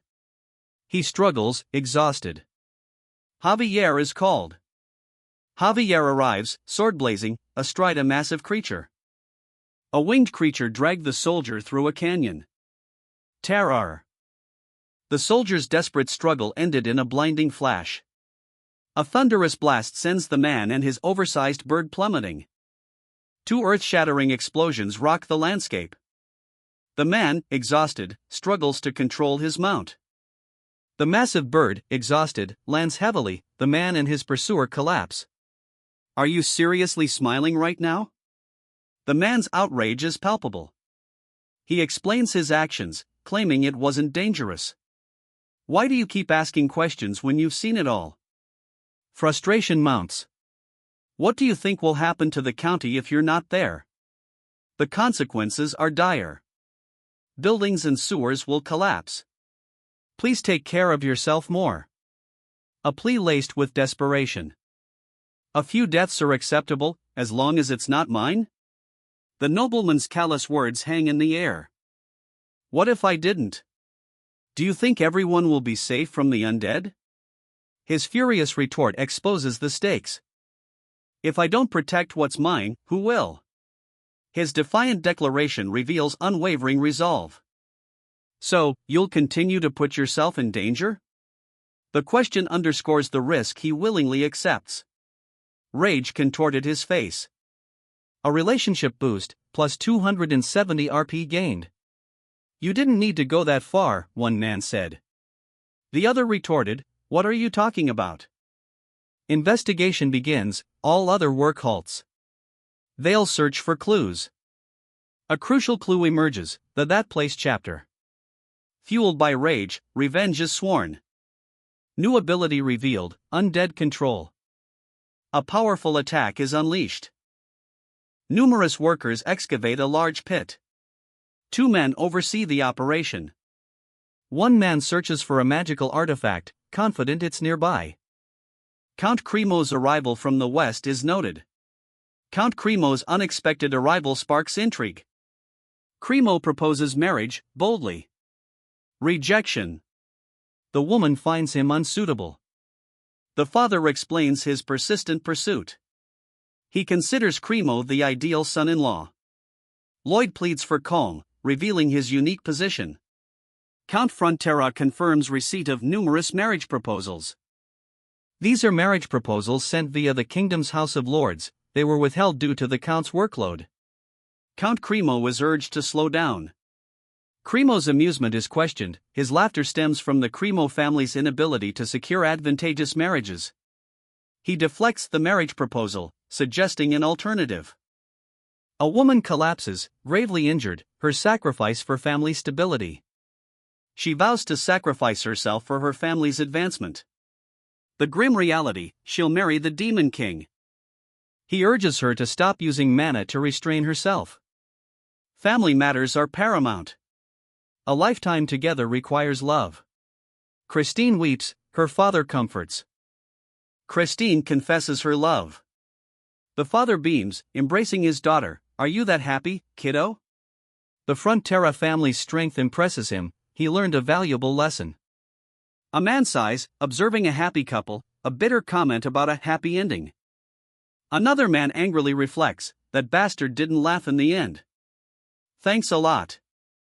He fights with desperate fury, exceeding even his gigantic battle. All political marriage proposals rejected. The emperor scoffs, dismissing concerns. His doctor is needed.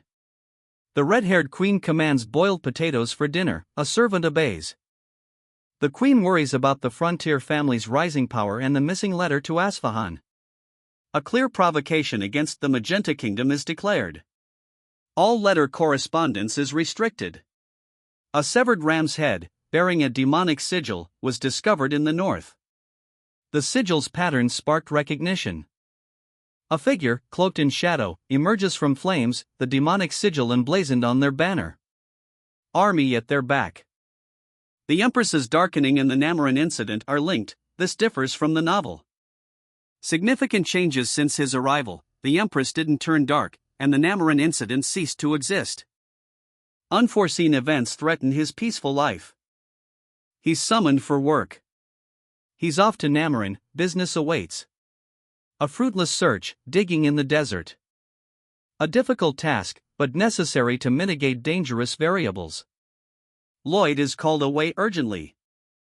The Count bluntly states his displeasure at the sudden influx of nobles seeking alliances with the Frontera family. He notes the family's newfound fame has attracted many insincere suitors. The wedding will be held at the Frontera estate. Count Cremo criticizes the protagonist's unmarried status at age 27. The eldest Cremo daughter reveals her identity, distress evident. Her emotional distress intensifies, highlighted by the intense visual style. A man erupts in furious magical energy. He pleads for the daughter's happiness, urging respect for her wishes. The father considers his expression unreadable. He sacrificed his personal feelings for family status, causing sadness. His declaration, "Let's live with love." A heavy thud echoes. Shocked, he discovers his parents agree with this decision. Political dangers for women are highlighted. Parental protection is revealed. The Frontera's request will likely be rejected. Impudent weasels cause a ruckus instead of apologizing. The lady plans to draw her sword. The goat-headed dinner is linked to a past incident. The mark on the goat's head matches an illustration from a novel. It's the pattern of a fallen kingdom. Refugees caused the incident in Namarin. A dark sorcerer deployed a barrier, dooming everyone. He's the prime suspect. Concerned, his wife questions his frequent absences and destination. Certain of his suspicions, he vows to find evidence and pursue it. The Frontera family's rejection of marriage proposals is explained. An envoy will be sent to Asfahan. He'll mix in a potato. A sludge disposal plant. The plant's lid bursts open. He signals, magical energy surges. Eyes blazed, power surged. He unleashed a devastating attack. The world will learn of his power. The dragon unleashed its fiery breath. A dragon's fiery power surges. The legend of the shit-annihilating dragon, Solitas, is revealed, prompting immediate disbelief and a demand for secrecy. The character reacts to the absurd name, highlighting his lack of naming sense and a mumbled excuse about his science major. Despite the poor name, his achievements in public health and waste management are lauded. A new title is offered, with a humorous choice of celebratory tissues. Two men, one eager to leave, discuss their departure. Plot details remain unclear. Lloyd summoned, a marriage proposal looms. Something's amiss, a tense atmosphere. Rejected proposals, ominous developments. Family sent daughters hoping for a change of heart. Accommodations were provided. The father wants only Lloyd's happiness, but societal pressure mounts. The protagonist, now named Eloyd Necrontra, is taunted. He dismisses the taunts, revealing his true target, the fathers, not the ladies. His goal, to be loved by old men. A new customer enters, a marriage proposal is made. Lloyd's status resolves the awkward seating arrangement. Goodbye. A woman proposes marriage, the servant is flustered. Lloyd's identity stuns the would-be bride. He finds the situation boring, yet claims expertise in understanding reality. A woman's familiar face sparks recognition. She introduces herself as the eldest daughter of Count Namarin. The revelation that she's Siluria Namarin, previously thought to be a fixed heroine, creates shock. A woman lies dead, blood pooling around her. Overwhelmed grief, the readers reacted strongly online. Sir Azrahan, renowned swords master, is identified. He's unexpectedly informed about impending marriage arrangements. Roads are being built in all directions. She comments on his busy workload. He attempts to leave, but she stops him, wanting to talk. She's surprised he knows about the road construction. The barrier deployed due to refugee influx. Despite efforts, refugees remain in Namarin. Canvero's plan, sacrifice thousands. Impending annihilation. The situation far exceeds expectations. Frontera County. A man orders a giant rabbit-like creature to open a container. He places his trust in Solistas. Feces are expelled. A powerful watery explosion erupts. The dragon roared, a furious, fiery breath incinerating all before it. Another blast of fire erupts, the dragon unleashes its full power. A blinding light consumed the dragon. For humanity's hygiene, a city burns. A dragon's fiery breath incinerates.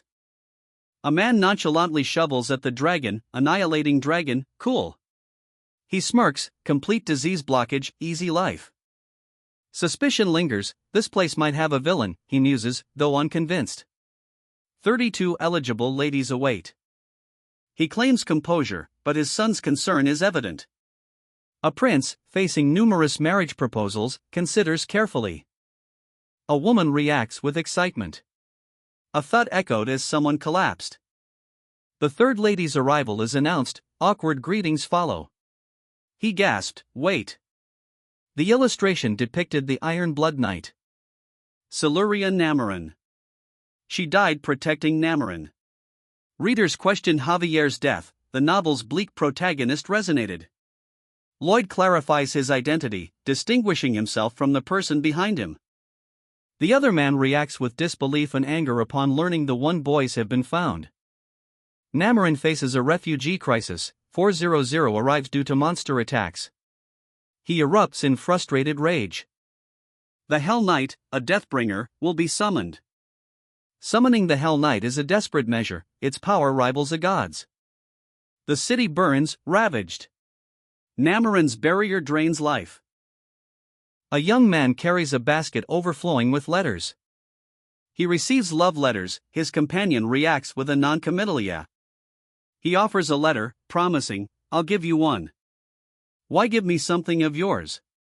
He's urged to prepare, Lady Siluria waits. A carriage speeds through the streets. Inside, a discussion unfolds, the county's circumstances are known, though how remains a mystery. One passenger anticipates a productive trip. The carriage arrives in a grand city square. He funds 400 refugees. Suspicious glare. Recognition dawns. Teeth grinding, anger. The daughter identifies Sir Javier and Lord Lloyd. She rebukes her father's rudeness. Lord Lloyd, though seemingly lacking, possesses wisdom and capability. Sir Javier's presence is questioned. The father's words wound deeply, his daughter protests, emphasizing his cruelty. A deal is struck, manpower and materials provided, supervision only required. Intrigued, Lord Lloyd requests construction details. Confusion reigns, a witness questions the unfolding events. A goat-head demon mark is noted, Cannavaro is to be monitored. A plan to ensnare multiple targets is revealed. Sudden, violent confrontation erupts. He offered a brutal choice, take your pick. Master Lloyd's investigation hits a snag, Javier finds nothing suspicious. An expensive magic lock thwarted Lloyd's attempt to investigate a location. A pattern signifies a wandering minstrel. It'll all be over if Namarin's barrier deploys during the attack. Javier faces the barrier alone, Siluria risks death. They're trapped. Trust me, I'll succeed. He carries letters, unprepared for a work trip. His colleague's surprise reveals a lack of female admirers. The man's disbelief deepens, 0 love letters received. A messenger spills letters, his superior watches impassively. The messenger discovers a crucial love letter amidst the chaos. His face contorted in betrayal. Civil engineering needed in Namarin, a city built on steep terrain prone to landslides. Namarin's unstable terrain necessitates civil engineering solutions. A marriage secures generational family concerns. He vows to prove his worth, striking wings first. Mr. Cannavaro, a businessman, arrives. He consistently aids others, even in small ways. A demonic sigil marks his arm. Hypocritical bastard. I'll crush you like a can. The Namarin family's rise to greater heights is foretold. Wedding plans are discussed, one man's demeanor is deemed noble, the other's lacking. The Count questions how he could mistake the true nature of a person. The Count's inability to recognize true essence is highlighted. Relief washes over the Count, a solution to the crumbling lands arrives. Doubt clouds the observer's faces, stabilization remains uncertain.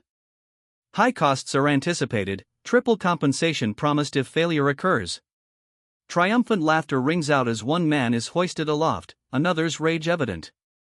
A moonlit manor looms under a brooding sky. He plans to expose the black magic pattern to Count Namarin. Confrontation, he stands before a seated man, sword at his side. Choose anything, each item costs 200 copper. That pattern is being sold in the market? Only his sincere refugee aide explains it. Destroying it would be easy, but I worried.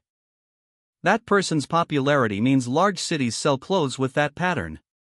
The novel lacked details on Namarin's barrier magic. Stopping the advance will be difficult. A narrator's fear of witnessing a death motivates the quest. Grandmaster denotes power surpassing swordmasters. This could break the barrier. They suspect Cannavaro is hiding something, prompting investigation despite risks.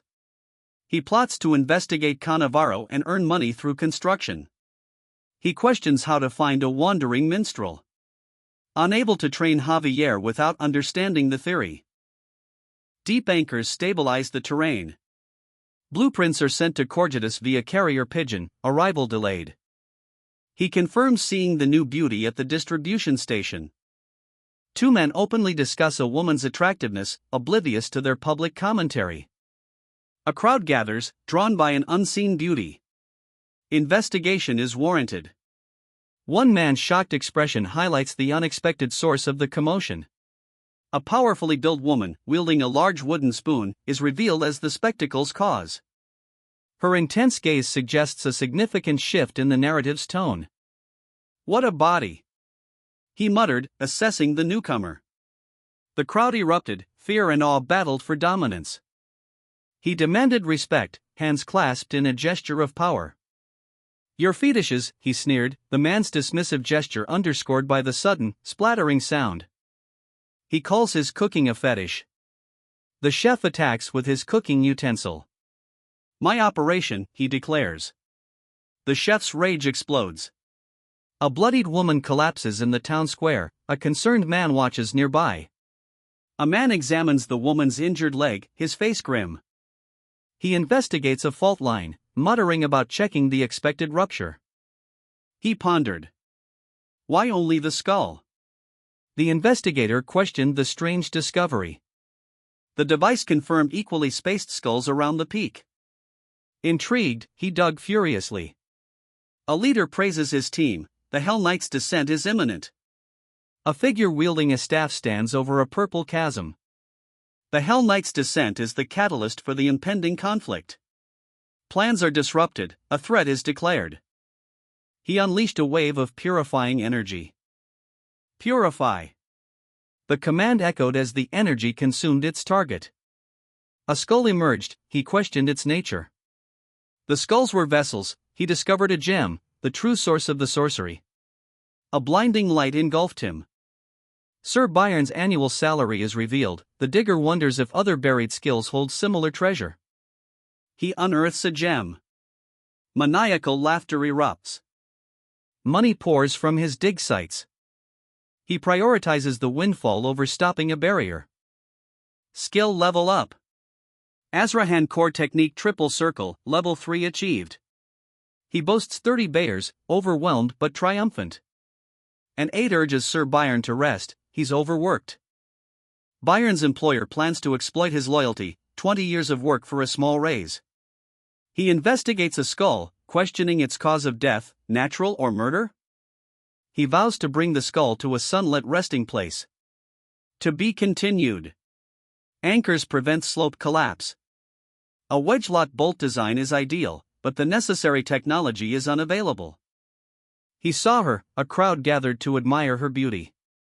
A beautiful woman runs a Cannavaro distribution station, an unexpected deviation from the novel. Amidst a bustling crowd, a man remarks on someone's physique. A green-haired man sells bread, drawing attention. A man's intense gaze speaks volumes. He points, his expression hardened. The chef, splattering egg yolk, grimaced. A part of him. Terror consumed him. A hushed inquiry, how are the preparations going? A recently buried skull is discovered.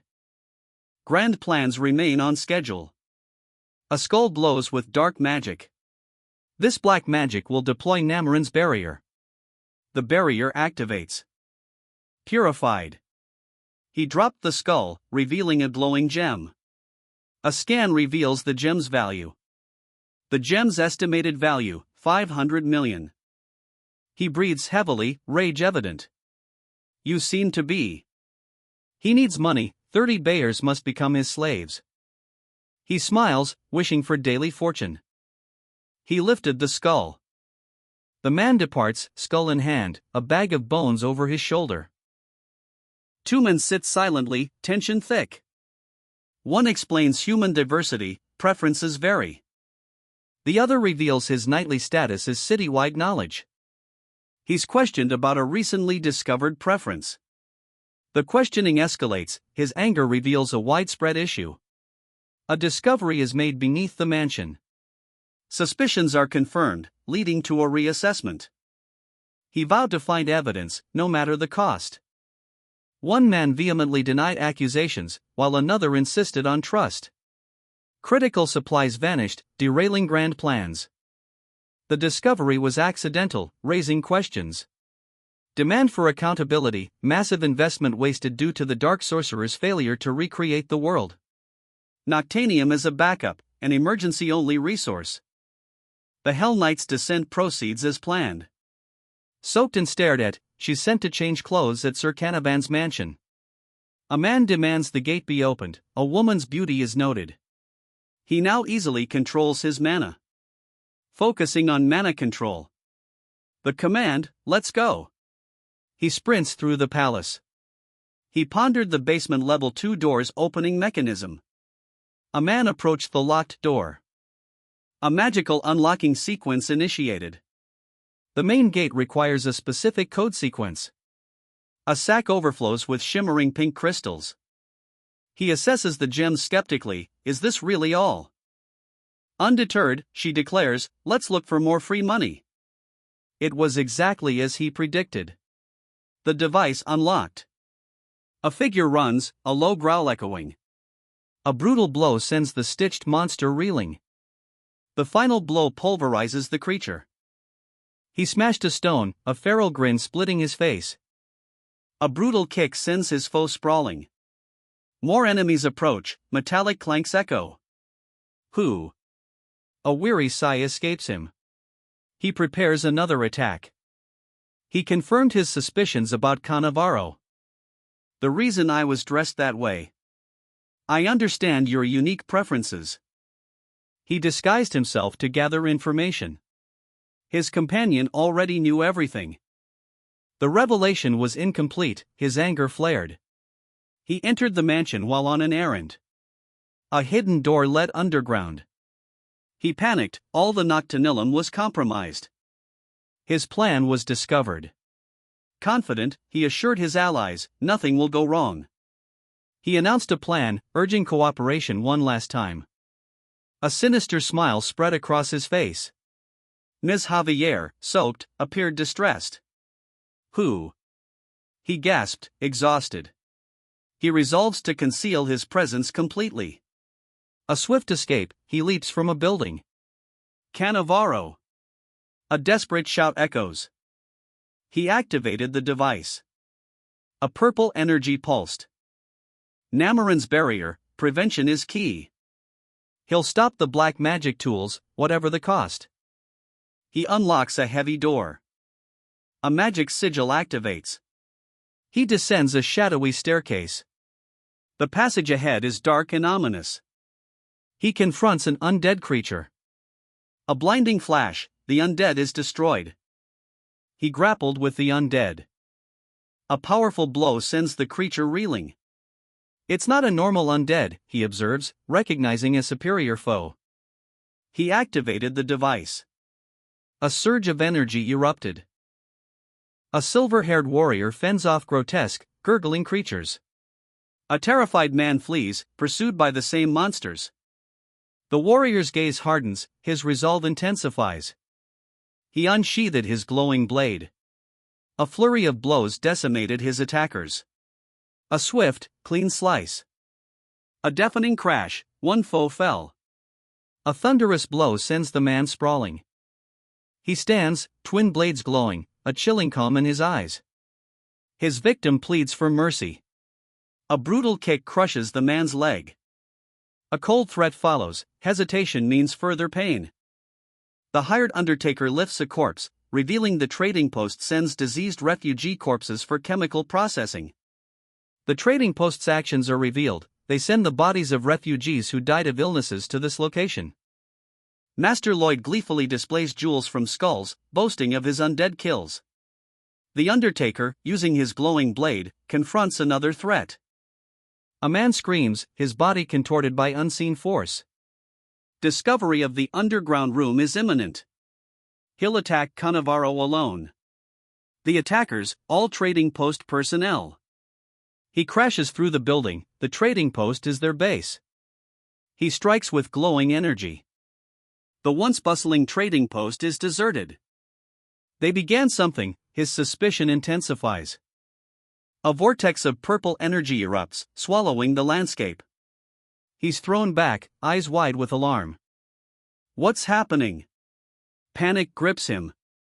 He draws a glowing sword, reacting instantly. He strides purposefully through the town square, sword at his side. A cataclysmic eruption of purple energy engulfs the landscape. The blue-haired warrior fells two opponents, one cries out in pain. He's endangered. A woman witnesses the unfolding chaos with alarm.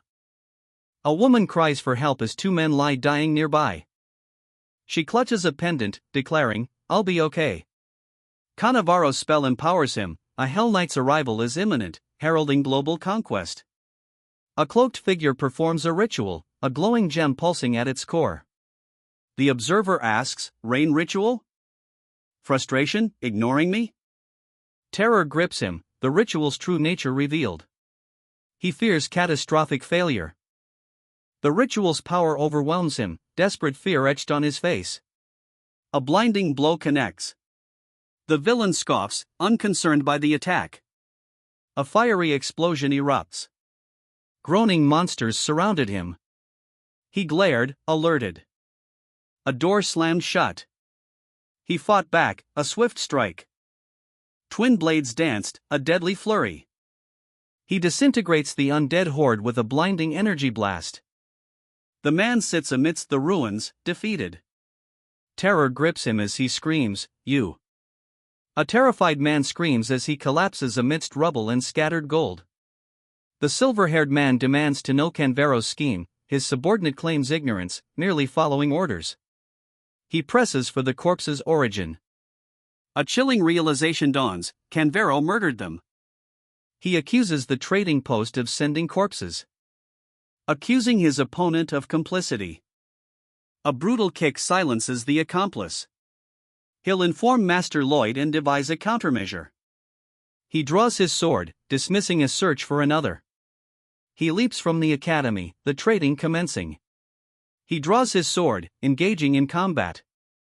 His blade ignites, a surge of power. He retreats, the glowing blade trailing. He grips his glowing sword, questioning, "Don't tell me." Strength drains rapidly, he cries out. Horrified, he screams, "What is that?" Mana drains from everyone. Master Lloyd reacts with terror. Despite the danger, she rushes to help. A cloaked figure unleashes a surge of purple energy. But who the hell is this guy? The figure confronts a startled man, wielding terrifying power. "Am I being treated like an invisible person?" he seethed. The cloaked figure agreed, initiating a test of invisibility. "Let's see how long you can feign ignorance," he smirked, brandishing a shovel. A sudden, violent swing connected. He reacted with surprise.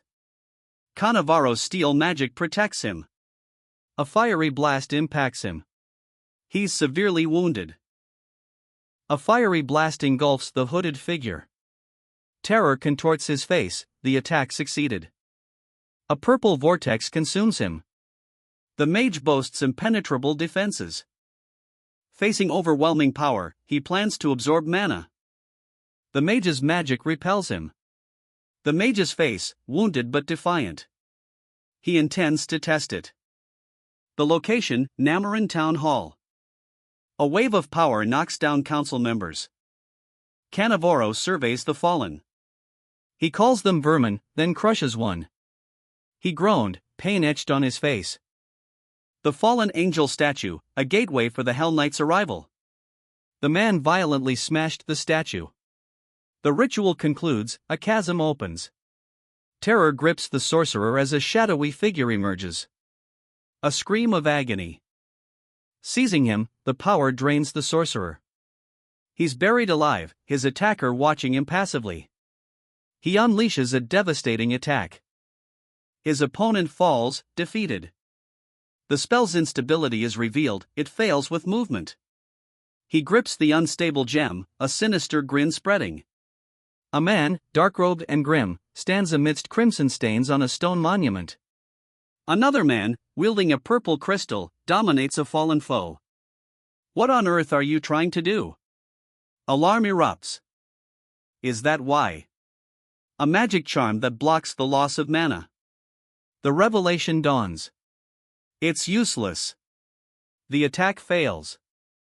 A woman unleashes a fiery blast, felling numerous opponents. She channels more power. A massive explosion erupts. The woman unleashed the fire god's punishment. A fiery blast engulfs its target. Impossible. Such raw power from a young woman. Cannavaro is interrogated, spill it. What were you trying to do here? Cannavaro's demonic transformation begins. Hell Knight? Terror grips the witness. He unleashed a blinding emerald wave. The energy tore through the air. A devastating impact. He glared, victorious. His opponent recoils in agony. A cataclysmic explosion erupts. A strange artifact crackles with energy. A dark figure cackles, a purple aura engulfing him. The man with the hammer sighs, things are not going as planned. A powerful energy surge erupts, the warrior struggles. He questions the warrior's immobility, hinting at dire consequences. A city is engulfed in a blinding purple energy. A desperate plea for help. The man walks away from fallen figures, leaving a scene of carnage. A triumphant villain, blood dripping from his finger. His enemy, defeated, emits a final burst of energy. The magician wipes sweat, muttering phew. As he recovers from a spell. A shovel swings, striking the magician, his face contorts in agony. The magician is violently shoved into the ground. Crushing blow, large stone breaks. No! A desperate cry escapes as a man is consumed by purple energy. Another figure suffers a similar fate, engulfed in the same radiant power. An observer notes the spell's complexity. A colossal purple eruption obliterates the landscape. A violet eruption bursts forth. Insufficient mana delays the summoning. Cannavaro, he cries, summoning aid. Panic reigns, bodies litter the floor. He summoned a fiery orb, a flicker of doubt in his eyes. Well. The orb exploded, a furious blast.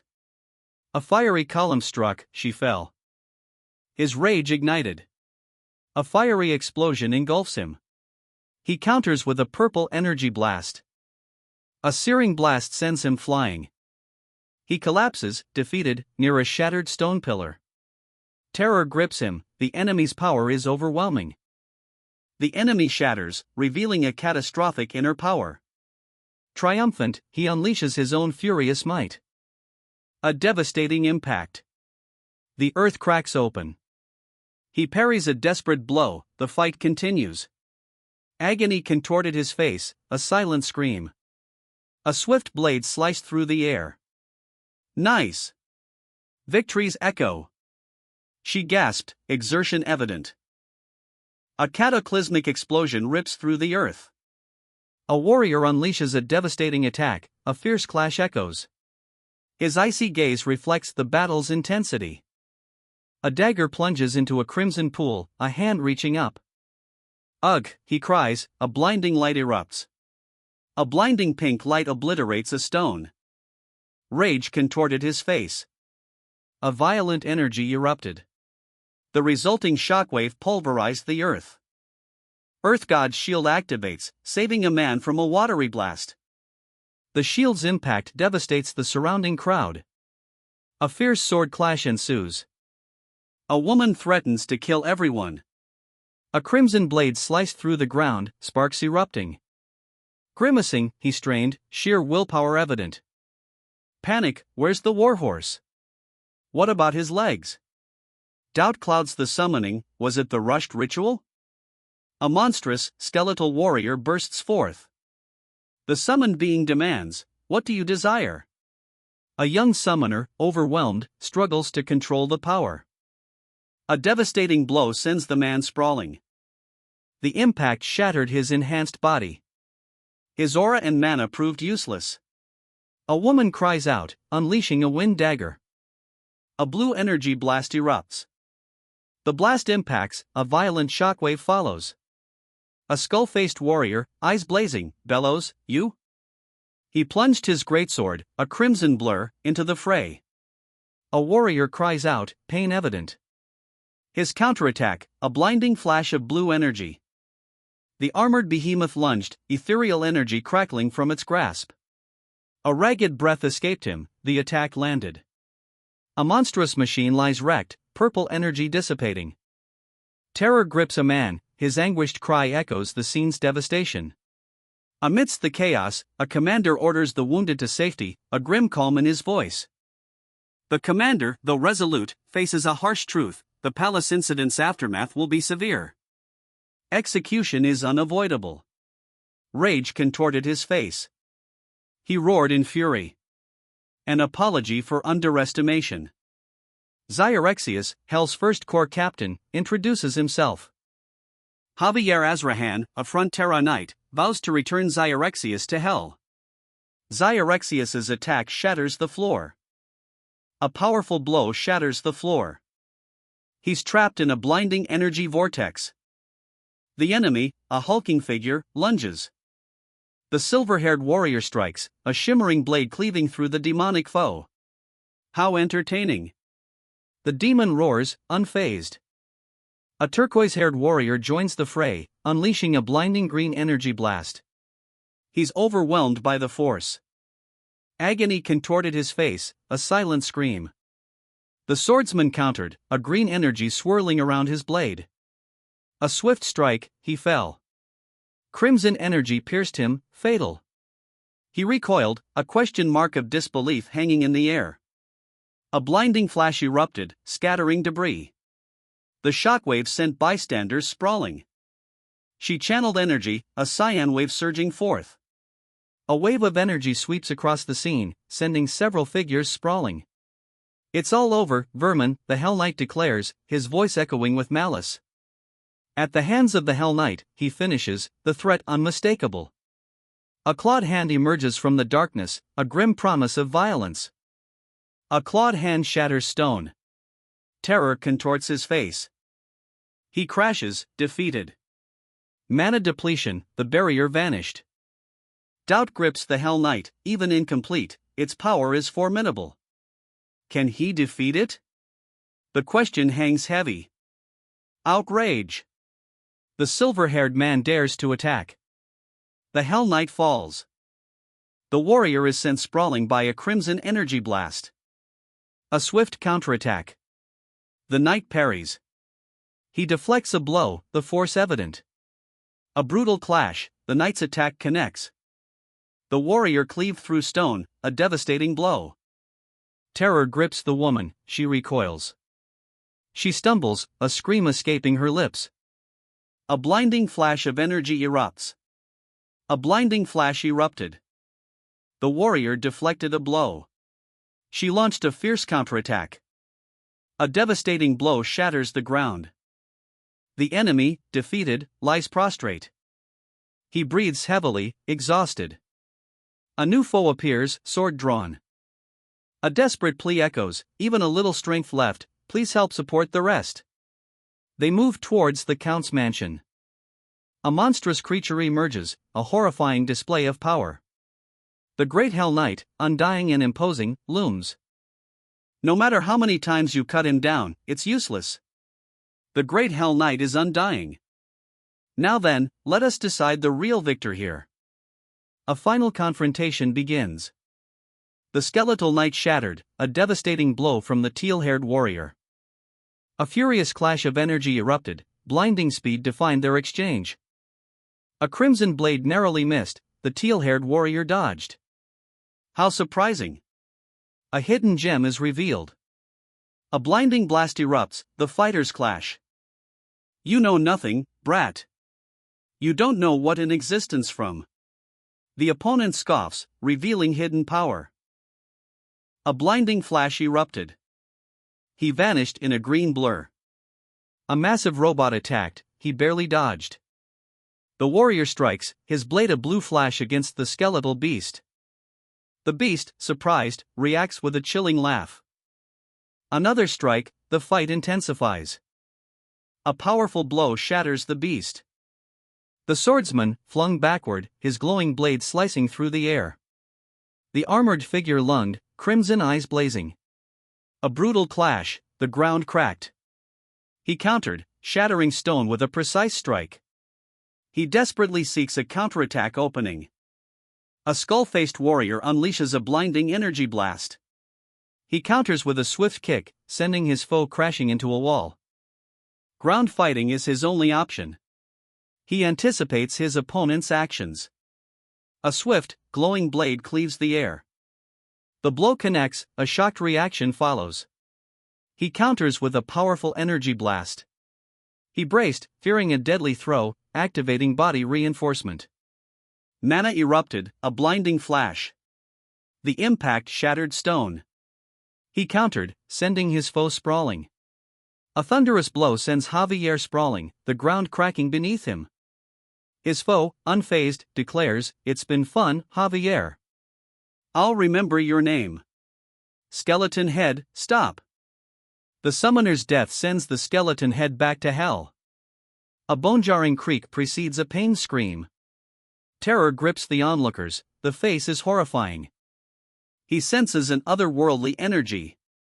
Overwhelmed, he screams one. A guttural scream precedes. A violent pink energy erupts. A dark mage lies defeated, a purple energy dissipating around him. A skull-faced warrior boasts, he can easily decimate the city, even if his summon dies, a reverse summon takes only 40 minutes. A young man unleashes a blinding green energy sword. The warrior is flung away by a powerful blow. Javier, sword glowing, collapses.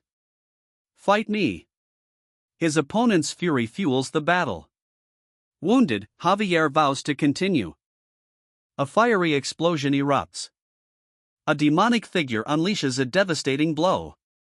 A warrior counters with a fierce, crimson blade. The warrior is thrown violently, the demon pursuing. Darkness-tainted mana threatens the warrior's soul. She boasts of purifying black mana repeatedly. The woman's face contorts in agony. The Hell Knight's attention is drawn. Special lock activated, a scream erupts. A pained cry escapes as the ground cracks beneath a brutal blow. A swift, silent strike. How entertaining! The villain observes, amusement in his eyes. A brutal blow landed. Maniacal laughter echoes. A skeletal warrior's rage is unleashed. Crushing impact, the warrior is sent flying. The opponent's raw power overwhelms, even simple sword swings are impossible to dodge. A swift, powerful attack sends a shockwave, narrowly missing its target. Despite his opponent's injured legs, he still possesses several escape options. A desperate, swirling counterattack erupts. He vanished, leaving only shattered stone. Where would he reappear? Rage fueled his next strike. A blinding flash erupted. A blinding green energy surge, the armored knight is cleaved in two. The skull-faced knight retaliates, a crimson whirlwind. He lunges, sword clashing against the energy blade. A cough, blood spraying, the attacker is wounded. A brutal blow sends the light-haired warrior sprawling, stone fragments raining down. Coughing up blood, he collapses amidst the rubble. His opponent, a shadowy figure in dark armor, boasts, "Let's fight again in hell." A man is buried alive. Terror grips onlookers. Who is this menacing figure? He's not bluffing, this being is ruthless. His terrifying appearance prompts the question, is he from hell? The blade cleaved through. A pink explosion engulfed the warrior. The man recoiled, his face a mask of terror. His strategy shattered, panic sets in. The armored skull, eyes burning crimson, lies defeated. A figure crashes through the floor, a pained groan escaping his lips. A golden blade pins the fallen man. Don't get up. That's an order. The swords clashed, a brutal exchange between the armored warrior and his opponent. Look at me, you fucking bastard. The man's enraged defiance fuels his attack. A fiery explosion erupts. The blast sends him reeling, the ground crumbling beneath him. The warrior looms, a terrifying presence. He lunged, enraged. Fool! Touching a hell being means death. A blinding vortex consumed him. The Hell Knight's mana temporarily strengthens the protagonist's mana heart. However, victory remains elusive. The Hell Knight attacks. A brutal blow sends the soldier reeling. A skeletal warrior emerges, radiating power. A warrior cries out in pain, his body strained. The pink energy cleaves through the air, striking a man in a brown coat. The warrior, now wounded, unleashes a maniacal laugh. Hey there! A masked figure embraces another. Did you forget something? A swordsman raises a glowing blade. Astonishment, he already recovered from all that damage? A violent blow shatters the mask. The Death Knight unleashed a searing purple beam. A deafening roar, the enemy warrior was struck. The young swordsman retaliated with a blinding green slash. He narrowly dodged a devastating blow, the Death Knight sent reeling. He lunges, a burst of green energy propelling him forward. A swift strike, the armored foe falls, cursing. Stop finding faults, he roars, defiance burning. Another flash of green, a blur of motion. The opponent acknowledges his superior speed. Messenger Contract Clause 37, Paragraph 1 activated. Request approved. Sing. Sing? He scoffed, what nonsense. Blazing energy attacks erupted. He lunges, sword aimed, you. The attack sends him reeling, a pained scream echoing. Agony, what kind of magic is this? It feels like someone scratching my brain with an iron nail. A defiant retort, no, this is just normal singing. He just can't sing. Ah. Stop singing. The assault intensifies. I have peace like Javier, right now. You too? Why? A demon appeared and threw holy water. Even tone deafness proves advantageous. A bone-crushing blow sends the armored figure flying. Surging love fuels the counterattack. Overwhelming power surges. The attack continues, eyes blazing. A blinding flash, the figure plummets. Hallelujah! Victory claimed.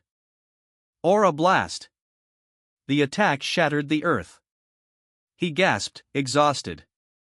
Exhausted, he plunged his sword into the earth. Look carefully. He warned. The attack came.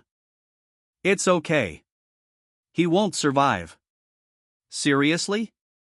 My blast just pierced its head. A cruel smile spread. You filth. The armored figure slams the man to the ground. A brutal strike sends the man sprawling. He laughs, yeehaw, as he delivers a powerful blow. The man tumbles, the impact echoing. Fuck! The warrior's rage explodes. He crumples, weapon discarded. A chilling hello precedes a devastating blow. The skull-faced assailant looms. The skeletal warrior braced, impact imminent. A blinding flash, the warrior shattered. A blur of motion, a FWIP, and he's gone.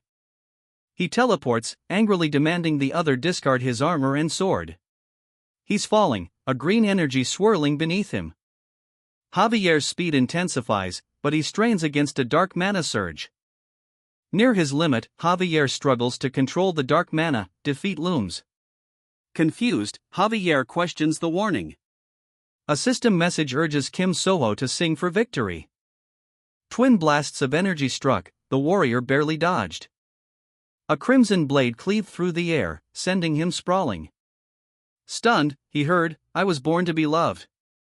A blood-curdling scream echoed. "In your life." The adversary's final, defiant cry. A deafening roar assaults his ears. He clutches his head, pain contorting his face. The man reveals his singing teacher's brutal method of enforcing class attendance. A world where every skill finds its use.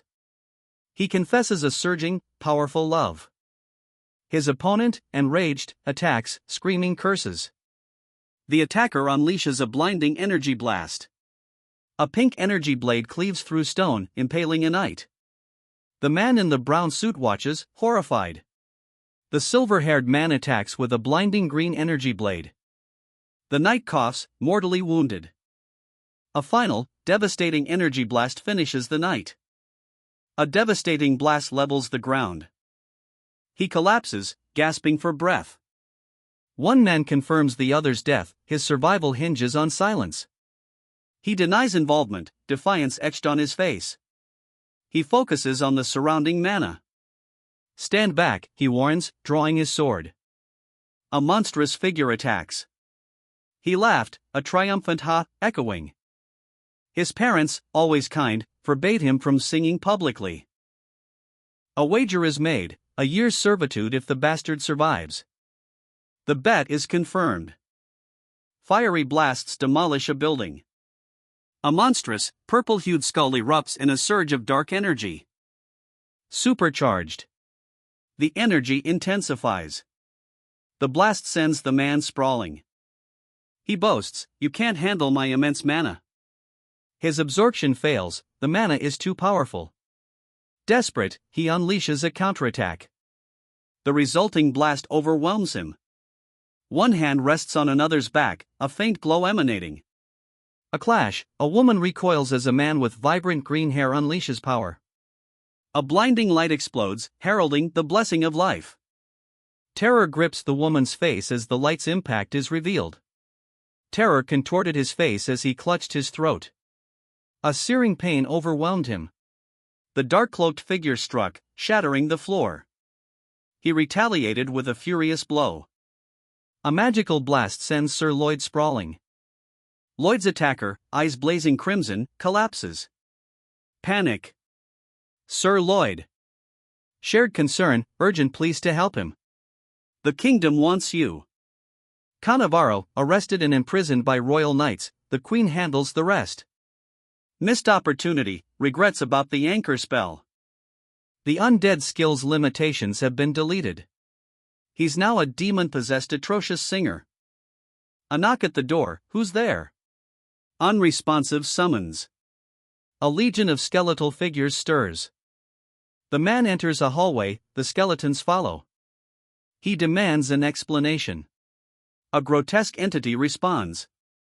An attack, apologies follow. We roamed until sensing a power-granting physical form. Therefore, we came here. This power is confirmed upon meeting you. He prays at a gravesite, many crosses mark the earth. The skeletal figures declare their lack of past lives, memories, and goals. Numerous skeletal beings fill a grand hallway, one sits dejectedly. A man reveals their lack of digestive systems. He requests a spacious coffin. He grinned, announcing their conscription into the skeleton worker squad. Wahahaha. Control is his. Terror grips him. He's given up. To be continued. He commanded a halt, the purple energy subsiding. The man crumbled, the attack's force overwhelming him. He unleashed a furious roar, mana surging. A stunned observer gasps, mana absorption confirmed. The Hell Knight coughs blood, defeated. He snarls, challenging, "Let's see who wins." His laughter echoes as he senses his opponent's weakening. A blinding flash, one collapses, defeated. Healing magic flows between hands. This is our victory, fucker. A triumphant declaration. The floor cracks under a devastating attack. The escort knight collapses, a woman gasps. The knight's unconcerned demeanor angers the woman. She questions his reaction to the fallen comrade. Xyrexius, the core commander of Hell, is defeated. A distant castle looms under a pale moon. The bigger problem: construction halted. Workers lack strength due to a barrier. He needs money, a solution. Mana heart skill upgraded, undead domination. Undeads mean free labor. Awesome, fucking jackpot. A new complement is gained. The power of Hell manifests something cool. He observes a skeletal form, questioning its identity. Numerous skeletal figures writhe, a spectral purple energy pulsing within their bone structures. A single skeleton's chest pulsed, a sickening squirm accompanying the growing purple light. A man recoiled, eyes wide. "Too gross," he exclaimed. A skeletal form revealed itself, ghosts, lost bodies due to hellish sorcery. The man's eyes glowed. New bodies. "Thank you," it hissed. "You're the one who pacified our vengeful spirits." A graveyard, hundreds of simple mounds. Wandering the world, eventual exorcism. Spirits need no salary. He worried, what about a place to live? A skeletal figure, now free, offered grateful thanks. He declared, the free labor I've always dreamed of. A skeletal horde erupted in a chaotic, agonizing scream. The Hell King wonders about the ease of undead creation. Undead beings plead for acceptance. Undead workers, tireless, sleepless, and without need for food. The foreman fainted at the construction site. A rare magic genius, Miss Siluria. Self-doubt clouds the narrator's assessment of his own abilities. The official, flanked by guards, utters a worried ah. Despite warnings of danger, he declares the anchors are good. Winter arrives, bringing the completed anchors. A woman confronts a man, magic erupts. Sir Knight. Construction progresses smoothly. For details, consult Master Lloyd. A woman seeks him. Her magic stalled, she seeks his mana control method. He'll teach her everything. Mass construction underway. He sits beside her in the snow, a quiet moment before the storm. She lies dead, his grief a tangible thing. Get lost. Bastard with cursed mana, he cries, alone in the rain. Don't let anyone come too deep into your heart, he warns, a desolate landscape mirroring his soul. His heart, he says, leads to death. A pained acceptance settles on his face. The slope's construction is complete, regular maintenance ensures stability. Skeletal figures animatedly unload treasure from a cart. Celebratory shouts erupt from a jubilant crowd. Excitement over vast profits is revealed. A proposal: become my son-in-law and inherit Namarin. The soon-to-be greatest mage, Miss Siluria. Thanks, I won't forget your help. Accusations of lost poisonous mana fly. A retort: you were already odd. Defiant, he demands execution. The order is given, they depart. Lloyd's return sparks immediate action. A chilling sight, skeletal figures march. Unsurprised by the bizarre creatures, he acknowledges their presence, but expresses a lingering concern. A woman, clearly agitated, reveals a reckless wager: servitude for a year if her bastard survives, a humiliating costume if he doesn't. The consequences of the bet are now visible. The woman stands with the men, the strange creatures lurking nearby. That's not. He embraced her, while another man laughed maniacally. A man secured a chest overflowing with gold, enough to live luxuriously for life. Lloyd Frontera is ordered to join a special envoy to Asfahan. Horrified, Lloyd curses his fate as the envoy departs. Ghost skeleton workers, tireless, unpaid labor. Their master laughs, reveling in their free, tireless work. He reveals his power, summoning spirits of labor. A summoner's jealousy fuels his question: why no flames from his eyes? A worried nobleman apologizes. Namarin's slope stabilization nears completion. He grieves. He seeks her out, she questions his intentions. Understanding dawns. He waits, silently. They sought revenge for the monster's death. Javier's destiny, solitude, endless battles, a lonely death. His immense power is inextricably linked to his cruel fate. Sir Lloyd received an exorbitant construction payment. Gratitude was expressed, though deemed insufficient. Cheers erupt for Sir Lloyd. He anticipates leisure upon his return. He rejects the proposal to become king, stating he's the Frontera family heir. They depart, leaving the heir to his own devices. A Frontera knight offers him a better future with a higher salary. The knight identifies himself. He contemplates an order. What if I commanded you to do so? They flee. A woman and man hurry through falling snow. He faces a crisis, his worry etched deep. He groans in pain. Comforting words follow a difficult confinement. You're just a little different, he reassures. What this is? He cries out in realization. Reunited, the protagonist declares happiness and inner peace. Joyful reunion continues, laughter fills the air. A sudden shift, he resolves to end his idleness. Royal orders arrive, interrupting the celebration. The protagonist reacts with startled surprise. Stunned silence followed by panicked disbelief. What? Immediate expulsion ordered. The man is grabbed. He's forcibly removed. He wept. Don't cry, it's ugly, Ventura scolds. Ventura questions the man's distress after receiving an honorable mission from the queen. Uncontrollable sobs racked him. The queen's advisor affirmed the envoy's selection. The queen questioned the choice. The queen's guarantee, his loyalty as envoy is assured. A report claims the Namarin Knights defeated a Hell Knight. A woman dismisses the report as impossible, even an incomplete Hell Knight is undefeatable. Another character asserts a man named Lloyd, unmotivated by success or fame, will bring results. Lloyd is described as petty and materialistic, holding grudges easily. The woman suggests leaving Lloyd alone, despite his apparent near-death state, unsure if earlier comments were praise or insult. He'll understand Samarkand's offer after weighing pros and cons. The man wept, heartbroken. Respect paid, Magentano's delegation en route to the palace.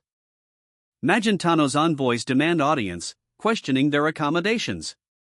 Samarkand's agents claim obedience to orders. The envoy's wait is prolonged, impatience grows. Outrage erupts at the news. The king offers a pendant, assuring the envoy, use this patashir for better accommodations in Isfahan. The patashir's magic ensures comfortable lodging throughout Isfahan. The envoy indignantly protests, accusing the king of treating the Magenta Kingdom's envoys like beggars. Enraged, the envoy confronts the king. Insults against the kingdom escalate to a declaration of war. The king proposes informing neighboring countries to pressure the aggressors, however, the young master of Frontera is missing. The king is worried. A desperate plea, by some torches, they light up very easily. Roughly shoved aside, the torch seller cries out in pain, "Arg, don't get in my way, beggar." The seller despairs, unable to sell torches or find shelter. Child, you're mistaken about something. This inn is mine. He purchased a deed, unknowingly from a powerful benefactor. The seller, blessed by Samarkand, maniacally laughs. The buyer, identified as Patashir, lavishly pays for a feast. Patashir proclaims an end to hunger in the city. He displays the Samarkand orb, the source of his power. The world's most expensive silk is displayed. He demands everything but the silk. A mere sailing boat is requested, disbelief ensues. They'll sail through Cremo to Frontera. Departure. He gestures dramatically toward a fleet of ships, a desperate plea in his eyes. Vendors urge a purchase, a sword is offered. He complies, the urgency evident. Rage explodes from him, a silent scream of frustration. Swiftly disarmed and kneeling, he's subdued. The palace budget, a year's worth, was spent on this. I pay my respects to the great and powerful Samarkand. He did it all to meet me. He groans, ugh, as his master watches. Why did she send me there? I want to go home, he sobs, hating the queen. The queen questions her choice of Lloyd Frontera for the delegation. Despite his past mistakes, the queen defends her decision. She lacks better options. It's unrelated. Why? Lloyd's peaceful life will be shattered. He'll react dramatically. Lloyd and his knight merely delivered information. Count Namarin concealed their involvement. He couldn't handle the truth. He doubts the prisoner's understanding, his frustration evident. Prisoners are escorted towards a distant city across the desert. Orders given, ensure appropriate punishment. Doubt flares, isn't there a mistake here? Diplomatic outrage erupts, disrespect to officials is unacceptable. Immediate action demanded, find Samarkand, bring him here. A delay is revealed, at least 6 months. Samarkand's power promises blessings and grace. The Sultan explains a misunderstanding regarding the Padishir. The Padishir is bestowed. The Padishir falls to the ground. Fury. Those nasty bastards. A council discusses sending a letter demanding a huge army. Ventura's disappearance and the missing Padishir are questioned. A child carries torches. A man asks the child if she needs help. The man demands the others complete his task at the capital's most expensive inn.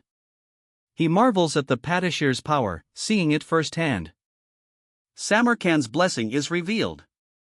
He inquires about the city's most expensive silk. A golden egg is revealed. He vehemently declares his intent to buy it. He'll buy all perfumes and condiments to fill 6 boats. Samarkand's grace extends to all. Soldiers pursue a fleeing figure. Lloyd Frontera, captured. Lloyd Frontera triggered a monster domino effect. His true objective is revealed. Chapter 93 of The Greatest Estate Developer begins. A gleeful man grins. War looms. Lloyd Frontera is the immediate threat. Unpredictable attack power. A secret operation looms. The capital city faces destruction. Another choice might exist. The elder demands, let him go. A powerful magic surge erupts. I really like it, he groans, defeated. Flustered, she questions his sincerity. The president offers a bribe for pre-meeting confidence. A man revels in newfound wealth. Concerns arise regarding the nation's escort and Magentano's suspicions.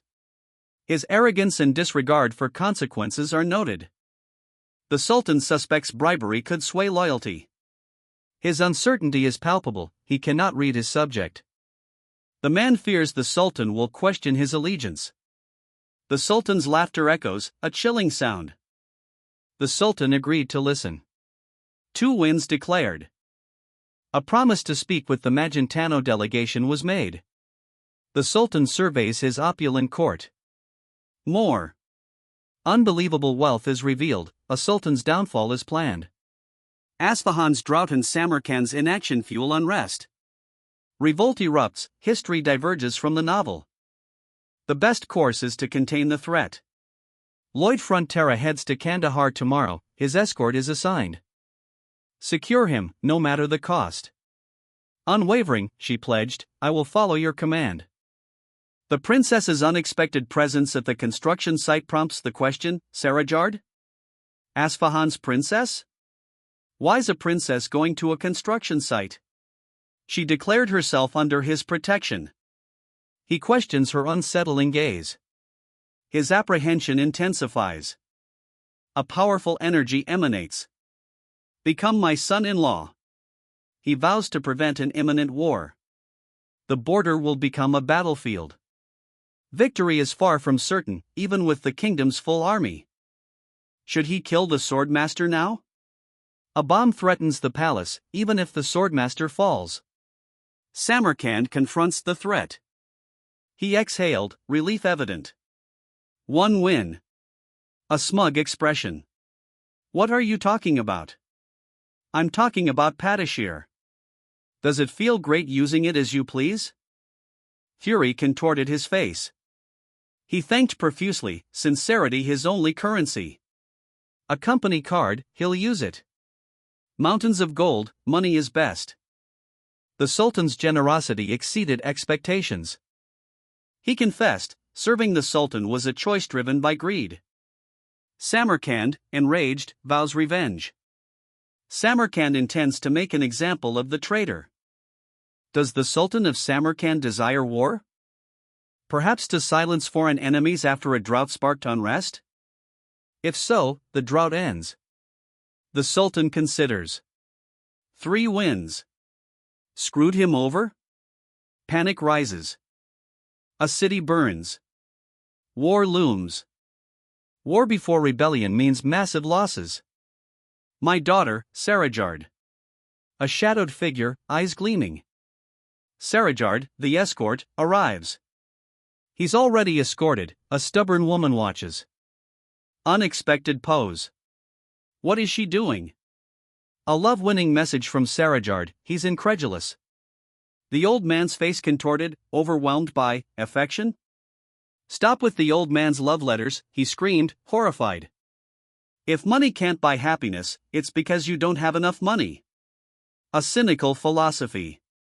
A woman offers a mission. Desert water evaporates before reaching the city. A caravan crosses the desert, their journey's purpose is revealed. Exhausted, he rests. Sarajard, youngest desert princess, finds a man's gaze burdensome. He's terrified of her eyes, he fears she'll disembowel him. Someone suggests compromise, stand comfortably first. Sarajard's identity is revealed. He must feign ignorance of her identity, her seduction must be stopped. Samarkand assigned a guard, constant, day and night. A high-ranking swordmaster. He's worth 50 of them. Rage contorted her face. She drew her sword. He confessed to murdering his charge, report to Samarkand. He gloated over the botched mission. Javier's being attacked. Help me. What are you doing? She cries. A blow lands, you're the worst, she spits. Javier lies defeated. Getting beaten wasn't the plan. Why aren't you protecting me? She demands. Sarajard's deception revealed, I guessed Miss Sarajard was trying to seduce you. He needs her to abandon her mission. A woman, sword drawn, leaps across rooftops. Where are you sneaking off to? Mobility is key, a rookie slows them down. She insists on following. He sneered, since you're not a swordmaster. Fury ignited in her eyes. She screamed, demanding precise measurements to ensure stability. Sleeplessness consumed him. A fallen swordsmaster, the best cure for swordmaster syndrome is revealed. 2 men, one in a dark coat, arrive in a dusty town. Their presence draws wary stares. They disregard the locals' plight, choosing instead to enjoy the capital. Local cooperation is deemed useless, worry is unnecessary. A desperate cry for help pierces the scene. A chaotic bang. One creature laughs as another is struck. The creatures flee, a frantic chase ensues. A powerful blast launches one creature skyward. It soars over a vast, snowy mountain range. The creature splashes into a frozen lake. A well's depths revealed. Water gushes forth. Water. It's water. There's water in the square. The townspeople erupt in joyous chaos. He boasts, I did it. Be grateful. His triumph is evident. The command follows, spread the news. The drought solution, can it, a system like Ferja's culvert. Therefore, a deep underground tunnel is needed. Sarajard awoke, a woman standing nearby. She questioned his threatening posture, he dismissed it as natural. Samarkand, a renowned young swordsman, is introduced. Samarkand advises Sarajard to rest. He needs no additional guard, day or night.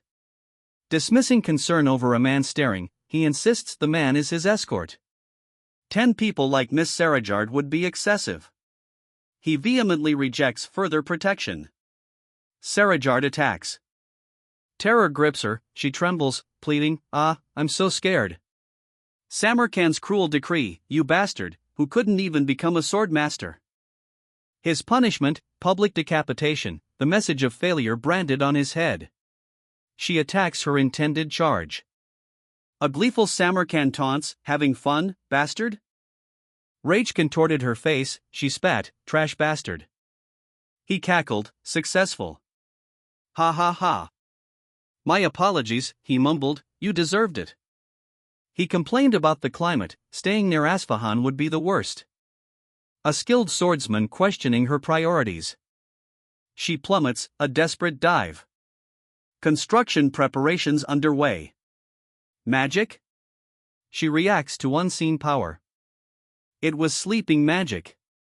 Optimal free tension, 350 kgf, 300 kgf is the acceptable alternative. Javier is asked to take the sleeping woman. Her continued sleep is questioned. This project's scale is immense. Securing cooperation proves effortless. Javier, Pong, and Bangul build a city center intake station. Combing and Hamong head south to the perpetual snowfield. Departure. Go, Hamong. The creature launched itself skyward. Absorb. A blinding light erupted. Hamong regurgitated a torrent of water. Right? A sinister grin widened. He desires rest. Urgent slicing instructions are given. A door bursts open. Lloyd Frontera's arrival is announced. Villagers accuse Lloyd of exploiting them for water. Lloyd's uncanny fighting prowess is noted. The water source is replenished daily, a subtle, persistent strategy is underway. He plans to keep supplying water until everyone supports him. His plan is unexpectedly thwarted, he'll resort to intense propaganda. A villager marvels at the abundance of readily available water. A menacing figure, Lloyd, is revealed through a window. Lloyd's unsettling grin confirms his presence. The shocking revelation, the water is Lloyd. A man recoils in horror at the sight of Lloyd. Lloyd, submerged, leers from the water. A powerful surge of energy engulfed the man. A sinister grin spread across his face. Panic. He plunged from the awning. The crowd roared, Lloyd. A scream pierced the air. It's called continuous and diverse marketing, he explained. For a headache, toothache, or period pain. That's right, it's Devorin. How lonely. He sighed. Why? I said it. I said it for you. A long line of people queue before an official, food is centralized. A man gleefully reveals a golden orb, nationwide food supplies converge here. The Padishar record, detailing Lloyd Fontra's actions, is shown. Someone detects something 5 meters below the surface. Digging a 35-kilometer waterway takes too long, she needs the rebel organization's tunnels. A bird reveals only one way to find those tunnels. A power promotes rebellion. He agrees. He'll be fine, and escort guards against unforeseen dangers. The young master is always right. She attacks. He strains, weapon wavering, past that flow right now. A powerful blow sends him reeling. Please don't forcibly increase your mana, she warns. He refuses her help, no intention of learning from you. The city guards confront Lloyd, demanding his intentions. Lloyd's rage explodes. A twist, Lloyd feels kidnapped. He revealed himself as the source of their life-giving water, arriving from distant mountains. A desperate plea, please remember me. His maniacal laughter echoes, full of energy now? He claims credit for their revitalization. Despite the water, some remain stubbornly resentful. Lloyd Frontera's identity is revealed. He unleashes a furious, chaotic attack. A messenger delivers alarming news, reactions of shock and fear. A desperate plea for water. Horror grips the onlookers as the shocking truth dawns. A gleeful taunt precedes a sudden, shocking revelation. The sinking truth is dawning slowly. The truth sinks in. He shields his eyes, overwhelmed. A sinister smile spreads across his face. The crowd roars, "Lloyd!" He plummets, the ground rushing up. Lloyd Tur. Water is good, water is Lloyd. In conclusion, Lloyd is good. He points, a gleeful grin splitting his face. The groundwork is laid. A sinister smile hints at the next phase. He reports to the mighty Samarkand. Samarkand, reviewing a lengthy report. He dismisses concerns about citizen use. Rebel forces utilize ancient hideout. The young master demands solitude. Leaving Sir Lloyd alone is dangerous. Assassins attack, the master deems Sir Lloyd safe. No. She draws a dagger, defiance clear. She vowed to outmaneuver him with superior skill. A blinding flash, he struck. Her attack was met with a startled cry. Humans have limited mana, rapid mana particle oscillation is key to sword mastery. The young master requested a swordmaster's training. His kidnappers questioned their actions. A man, pickaxe in hand, stands before a cloaked figure. Night falls. The weight of the situation hits. A recruitment announcement, groundwater construction workers needed. A man cries out in pain. He sensed the approaching danger. He demands details of their arrival. He calls them elite warriors rebelling against Samarkand, implying foreknowledge. The man explains he anticipated their arrival due to the Samarkand-ordered agent causing trouble. Termez's imminent revolt and Asfahan's impending upheaval are foretold. Despite Termez's treachery, a debt demands kindness. A weary father watches over his ill son. The son apologizes for his weakness. Samilda is begged for forgiveness, precious water was wasted. A huge beast draws water from the city plaza. A warning is issued, reckless actions will be punished. Soldiers pursue a suspicious man. The Frontera barony faces ruin due to debt. A giant lobster disrupted trade, creating opportunity. Explosions rocked the scene as Javier unleashed a furious barrage. Javier engaged Kyle in a fierce sword fight. A shocked spectator interrupts, questioning the narrative shift. The story, he insists, is just getting started. A man recounts a plague of locusts, the size of dogs, darkening the sky. Lives are at risk, there's no time for stories. Terror grips the onlookers as they scream in horror. Suddenly, they're airborne, soaring on a giant bird. One man is bewildered, his companion questions his earlier intentions. He needs the rebel hideout to create a waterway. Trust me, he's seeking asylum. Terror grips him, the black wizards. A dying man coughs blood. The queen vows revenge on Targa, Lloyd seeks an audience. The queen grants asylum to Ermiwez and his men. The queen's easy approval shocks him, he questions this man's identity. The queen praises his efficiency in executing her order.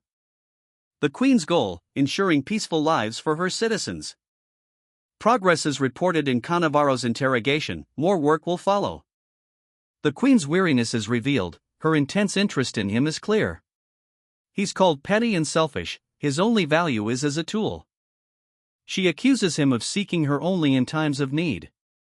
His desperate expression reveals her words hit home. His peaceful retirement is threatened. He offers an explanation for his presence. Bound and pleading, the captive demands release. His captors refuse, warning against foolish actions. The captive correctly identifies his captors as rebel forces. One captor hesitates, revealing the captive's origin, Termez, the capital. The other orders his hands freed, then suggests immediate execution if suspicious. She regrets her inaction, water is discovered. Parched, she drinks deeply. A hand reached out, stopping a furious melee. Soldiers, blades raised, surrounded a central figure. The world seemed to tilt, the narrator's terror was palpable. Javier's desperate retreat, a relentless onslaught forced them to flee. A colossal lobster appeared, adding to the chaos. Overwhelmed, they were thrown back. Kyle's sword pierced Javier's shoulder. Annoyed spectators jeer the disruption. Javier screams in agony. Captain Frontera arrives. Someone pleads for the fight to end. Surrender your hideout, the Magenta Kingdom offers asylum to rebels and their families. Lord Targas? Enough. Today ends here. Gratitude is expressed, but the recipient is overwhelmed. A woman observes unexpectedly effective methods. The woman reveals the worker's dedication. Despite outward appearance, he accepts the offer. Rage contorted his face. A man's throat is seized. Shut up, the man commanded. A woman kneels amidst rubble, a sword-wielding man watches impassively. A flash of light, a sword strikes. He wearies of his task, impatiently awaiting someone's return. A sword flares with potent, pink energy. Surprise! A powerful blast erupts. The energy strikes, sending her reeling. Her power surges, unstable yet nearing mastery. He returns. A powerful blast sends him fleeing. A startled man, bare-chested, recoils. Whom? Who are you? A regal woman demands. She's restrained, gasping, ugh. Stop. Water purity standards are cited. She whispers, overwhelmed by data. Javier initiates waterway construction. Step 3. Identify locations to open or block for direct waterway access. Workers block daytime paths. Javier will use controlled blasts at night. Nighttime blasting begins. Careful work is crucial to prevent tunnel collapse. Sir Lloyd explains the hooded figures are workers he summoned from Magentano for construction. Skeletal figures greet their master. Lloyd warns of a large water source behind the wall. He questions the consequences of breaching the wall further. A cloaked figure examines a glowing skeletal remains. The old man roared, shattering the cave with a mighty blow. A blinding blue energy erupted. His final strike, for future generations. He vowed, it will be yours. Overwhelmed with gratitude, he cried, "Thank you, Thordes." I won't forget this. Thordes protested, "Wait. You have the ghosts, right? Why do I need to do this?" His opponent retorted, calling him a cold-blooded bastard who wants to experience death again. He raged, he only has one set of clothes, he can't afford to get them wet. Enjoying the show? He watches, intrigued. King of Hell, Helkoros. Turtleneck, the ghost skeleton worker squad leader, finishes the job. He strikes with furious power. A skeletal figure plunges into water. It's water. Relief floods the scene. An endless supply gushes forth. Villagers frantically collect the life-giving water. A tearful child offers water, her gratitude palpable. Why are you walking around without a shirt? The question prompts a curious response. He explains, thriftiness, not poverty, dictates his attire. Night descends on a sprawling city. He trembled, eyes bloodshot. Sleeping? Let's start, she declared, her anger palpable. A blinding flash erupted as he was attacked. Her face contorted, the attack struck her. A swift sword strike sends the warrior sprawling. His opponent's triumphant laugh echoes. The victor reels from a sudden blow. A dark figure escapes, leaving the wounded behind. A near-lethal blast erupts. That could have killed someone. Who, you?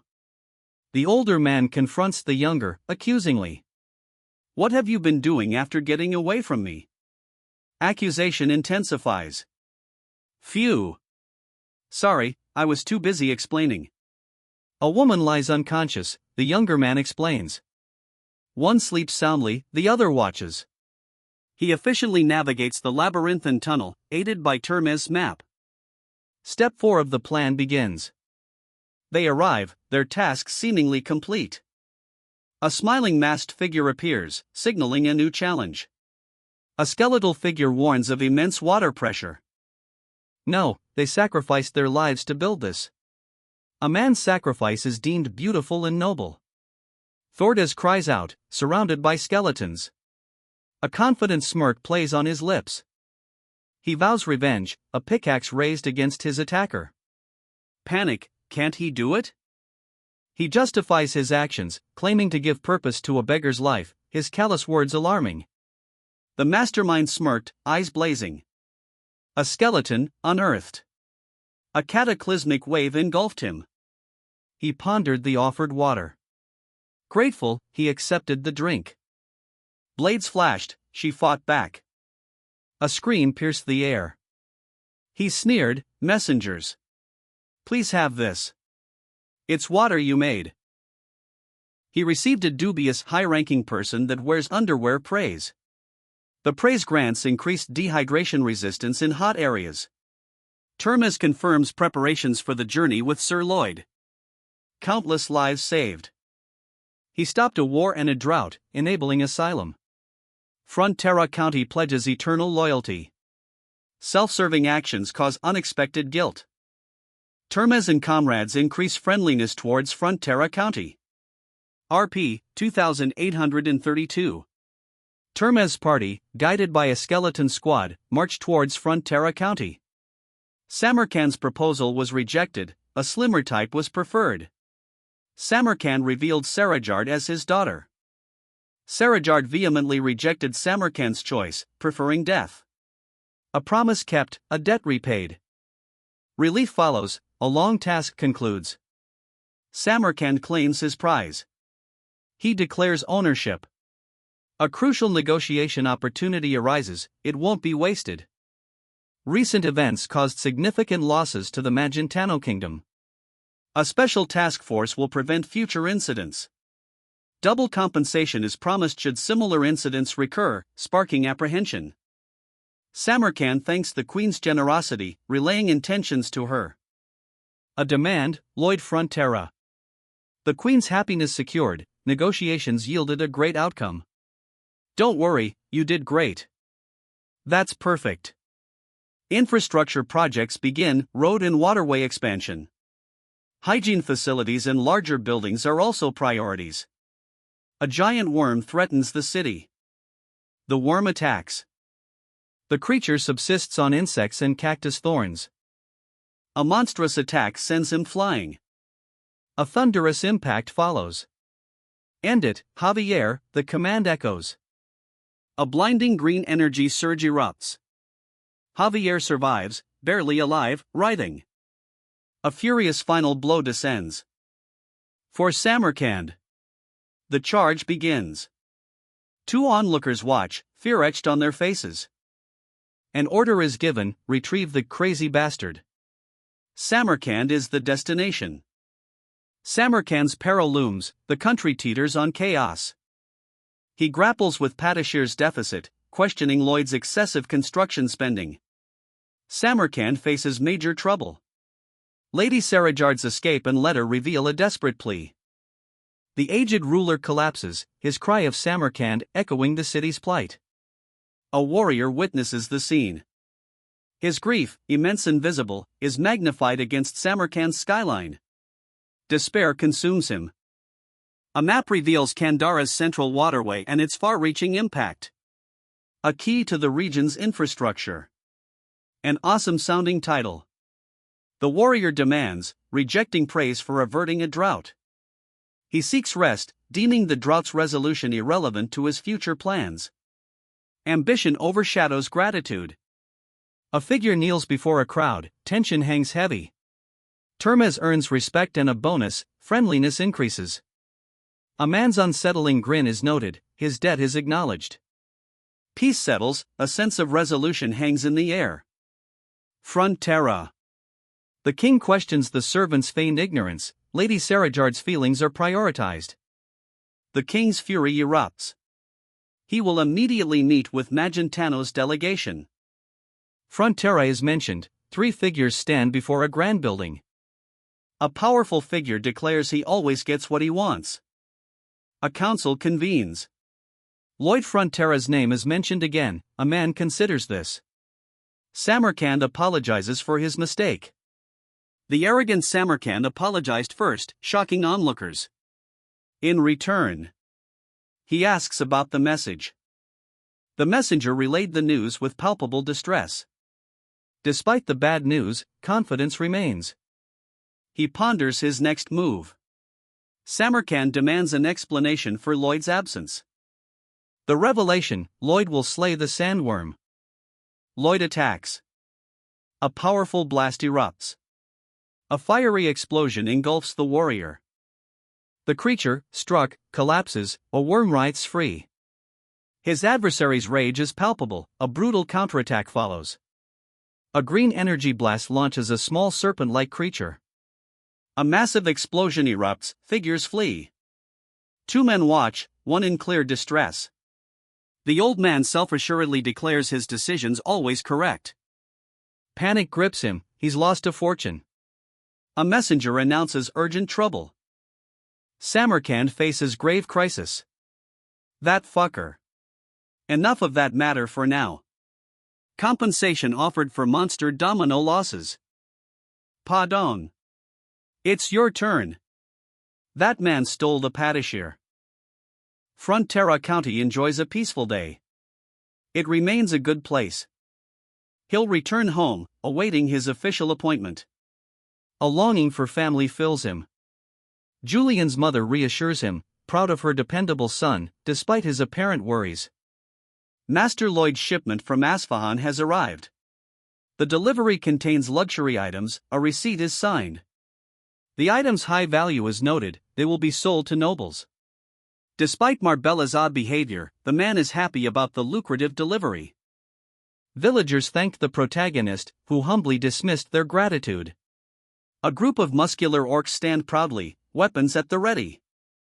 A powerful blow sends an orc flying. The protagonist faces a surprised orc, a tense standoff. He examined the orc's physique. Terror grips the couple, a man's desperate plea. A brutal blow sends the man reeling.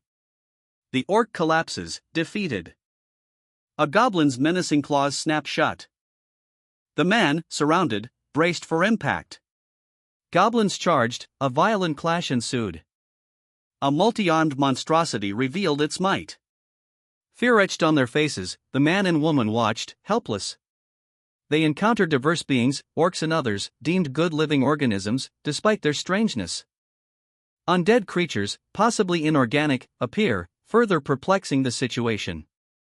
A man cries out amidst a crowd, highlighting the increasingly bizarre occurrences. Master Lloyd's return is announced, a moment of unexpected joy amidst the chaos. Lloyd's mother cries out, overjoyed at his return.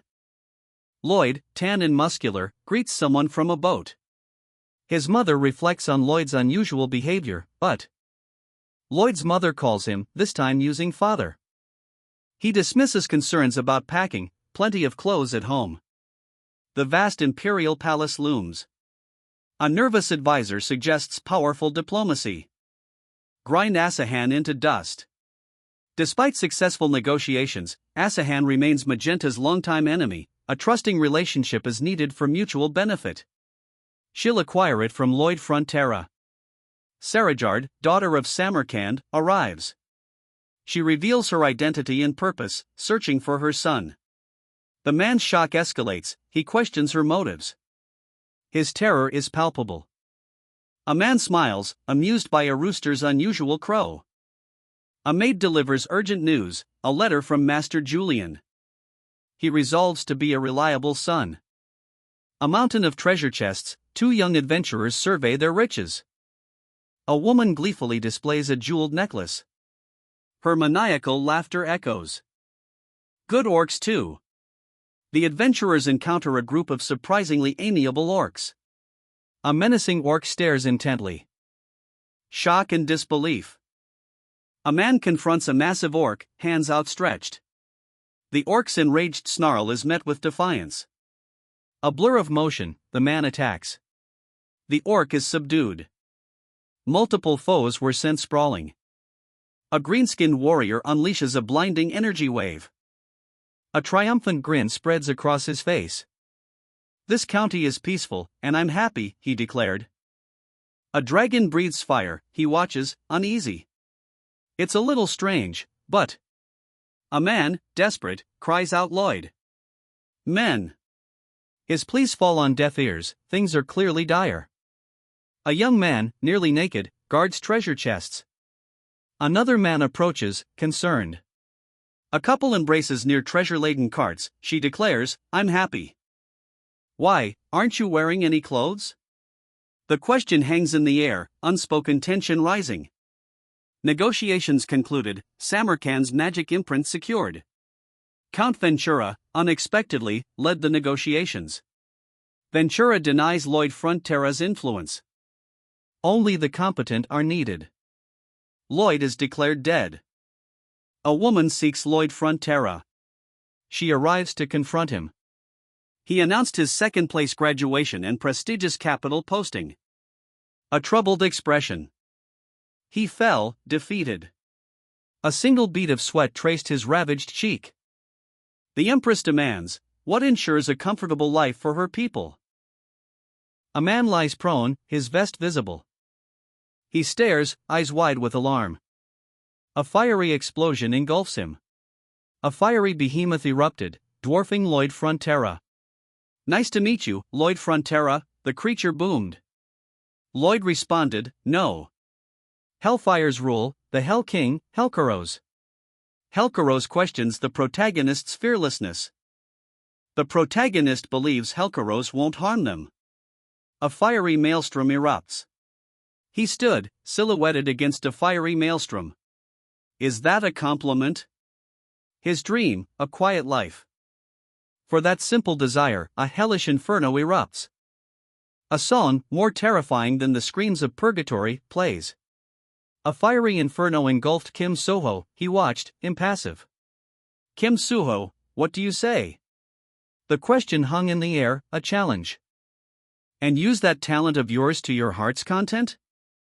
The offer was stark. Soho recoiled, bound by unseen forces, agony contorted his features. A guttural scream tore from his throat, the unseen bonds tightened. Dark tendrils ensnare a cloaked figure. Aren't you being too nosy? A fiery voice booms. Terror grips a witness, whoa. He awoke, breathing heavily. Javier arrived, announcing his presence. He was admitted. A distant guest's arrival was revealed. Sarajard's imminent arrival was confirmed, it was anticipated. She finds it hard to quit singing lullabies. A request, record a lullaby onto a magic crystal. Offered payment for the lullaby recording. She already possesses significant wealth. The princess examines documents, her expression hardening. She reacts with disbelief to the contents. A man laughs, dismissing the matter. The princess's mentor reveals the man's exploitative scheme. He brags about his philanthropy, claiming angelic status. She dismisses him as petty and underhanded. She reveals his actions were exactly what she sought all along. Enraged, she calls him trash and storms out, leaving him injured and defeated. She reflects on his vile nature, preferring her own path to his methods. Her motivation, only then will her father acknowledge her. She seeks the pathways. Disoriented, he awakens alone, questioning his surroundings. Intense energy surges, a power awakens. Kim Suho, eyes wide with terror, witnesses a fiery apocalypse. Suho questions the reality of the scene, convinced it's a dream, yet unnerved by its intense realism. Awe and frustration mix as Suho confronts a powerful figure, blaming a messenger for his current predicament. He scoffed, unimpressed, you even introduced yourself. His disdain was palpable. He stood defiant, a figure of controlled power amidst the dying flames. His face, a mask of terrifying power, cowed even a seasoned demon knight. He seethes, what the hell? Did he descend here just to insult me? Fear grips him, wait, why is he being so mean? I'm just a normal person, though? He worries about being overheard. A shadowy figure emerges, beckoning, will you come with me? I could do worse, want to try me? The challenge echoes. He retreats, flames erupt. Burning, he questions the reality of his ordeal. He awoke sweating, a woman already there, questioning his condition.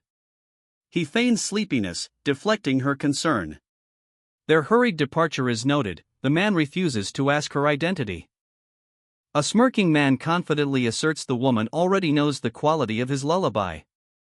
The woman's shocked reaction. Yes. That's the only reason I'm here. A sudden blow sends him reeling. All right, sign this contract, I'll give you what you want. He had a contract prepared. Oh gosh, don't do it if you don't want to. I don't care either. He questions the opponent's foresight. A brutal blow lands, the opponent is incapacitated. She contemplates signing a contract to become a swordmaster. Disoriented, she wonders about her location. Despair settled over him. A cacophony of tormented laughter echoed. He barely escaped a fiery torrent. He collapsed, exhausted. Relief and sorrow warred as he processed the lullaby's implications.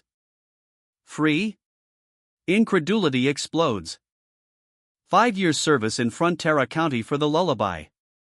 A steep price. The greatest estate developer. Chapter 101. A woman waits, pensive. This won't work, she despairs, her efforts fail. Crisis. A desperate plea for help amidst a dire situation. The young man, prioritizing the situation over appearances, resolves to act. He strains, directing a desperate heave. 3. Push with all your strength. They'll dig around the boulder bit by bit. A shovel is proposed, it'll take a day. She plans to gain leverage against Lloyd by helping others. She draws her sword, preparing for action. A fierce clash, she deflects a barrage of blows. The force of her attack sends debris cascading down a cliff. A young woman, startled, clutches a towel. Sarajard, from Asfahan, introduces herself. She resides at the Frontera estate. A woman, carrying groceries, encounters a large, green-skinned figure. The green figure notes the woman's absence. Miss Emily, startled, heard an oink. A grotesque orc loomed, laundry flapping. He grinned, sharing the scene's absurdity with her. Jubilant orc warriors celebrated. She sighed, lost in thought. A woman pondered, would a human woman loving an orc be considered strange? He scoffs, dismissing the idea as ludicrous. Her family would hunt her down if she left. Overwhelmed, he weeps openly, a stake untouched before him. His happiness is explained, a successful diplomat's son and a kingdom's top talent as a youngest son. Show me something I can be proud of. He vows to work harder, exceeding expectations. A father's gentle reassurance, return home if needed. He excuses himself abruptly. Sarajard impatiently awaits further negotiations. He questions his bluntness, his companion confirms it. Lady Sarajard weeps. A lone figure departs. He pursued her through the manor gates. He caught up, concern etched on his face. Her worried gaze intensified. A maniac's triumphant shriek, unexpected jackpot. The boy looked frail. He appears vulnerable, like prey. An officer intervenes, preventing menial labor. They'll ensure safe passage home. 3 officers stare, awestruck. He's different. Confirmation, he's seen it before. He's surprised. Wide-eyed shock. Wooden crates exploded, scattering. Soldiers stared, bewildered. A warrior stood, sword drawn. Sergeant Gregg eyed the woman. Do you love Sergeant Gregg? The question hung in the air. Yes, he's the most important person to me in the world. Her declaration was unwavering. Sergeant Gregg's name is invoked, a hint of distress in the air. Mr. Kuga cautions against hurting Emily with unnecessary words. Someone is distraught, possibly about Emily. A design is shown. Mr. Kuga erupts, enraged by Emily's treatment. That bastard. A proud father observes his son's maturity. A demanding ultimatum, seduce or become a swordmaster. Contentment at a desired outcome. Wide eyes, sharp focus. Fear. She strides past a man with a taped nose, His expression is one of pained resignation. Dismissal. The tension eases. She observes him, concern replaces her earlier anger. He peered through the curtains, horror etched on his face. Terror. A close-up reveals a wounded man's fear. What's with this? His whispered question hints at unfolding chaos. She offered to help. Leaving the estate? Suspicion clouds her face. Misunderstanding cleared, she apologizes for her assumption. She plans to eat most of the picnic supplies. But she's glad. She considers staying longer. Master Lloyd is shocked. Accused of scaring a couple, the man protests his innocence, claiming he merely observed them. He defends his actions, asserting that women often look at him that way. His self-doubt is interrupted, he's called out for his constant insults. He declares himself Cupid, explaining his recent epiphany. He's amassed too many enemies. Relentless work is demanded, even the power of ground bones will ignite. Two individuals hold the key. Kuga? The orc, surprisingly, declares an end to their quarrel. A man, injured, watches, incredulous, as the orc leaves. The orc instructs the man to meet at a location specified in a letter. The orc's refusal to abandon a fight emphasizes their warrior code. A man sits, preoccupied with a woman. Her beauty captivated, hair like silk, eyes like pearls. Is this love? The question lingers. He laughs, questioning his brother's judgment. Gross. What's going on? Repulsion interrupts. He speculates she'll return home. When Kuga appears, she orders their immediate action. Lady Sarajard's arrival. A reflexive blow sends her opponent sprawling. Oops, a reflex, she apologizes. Julian's appointment is imminent, it might even happen tomorrow. Despair, she fears never seeing him again. No. I don't want that.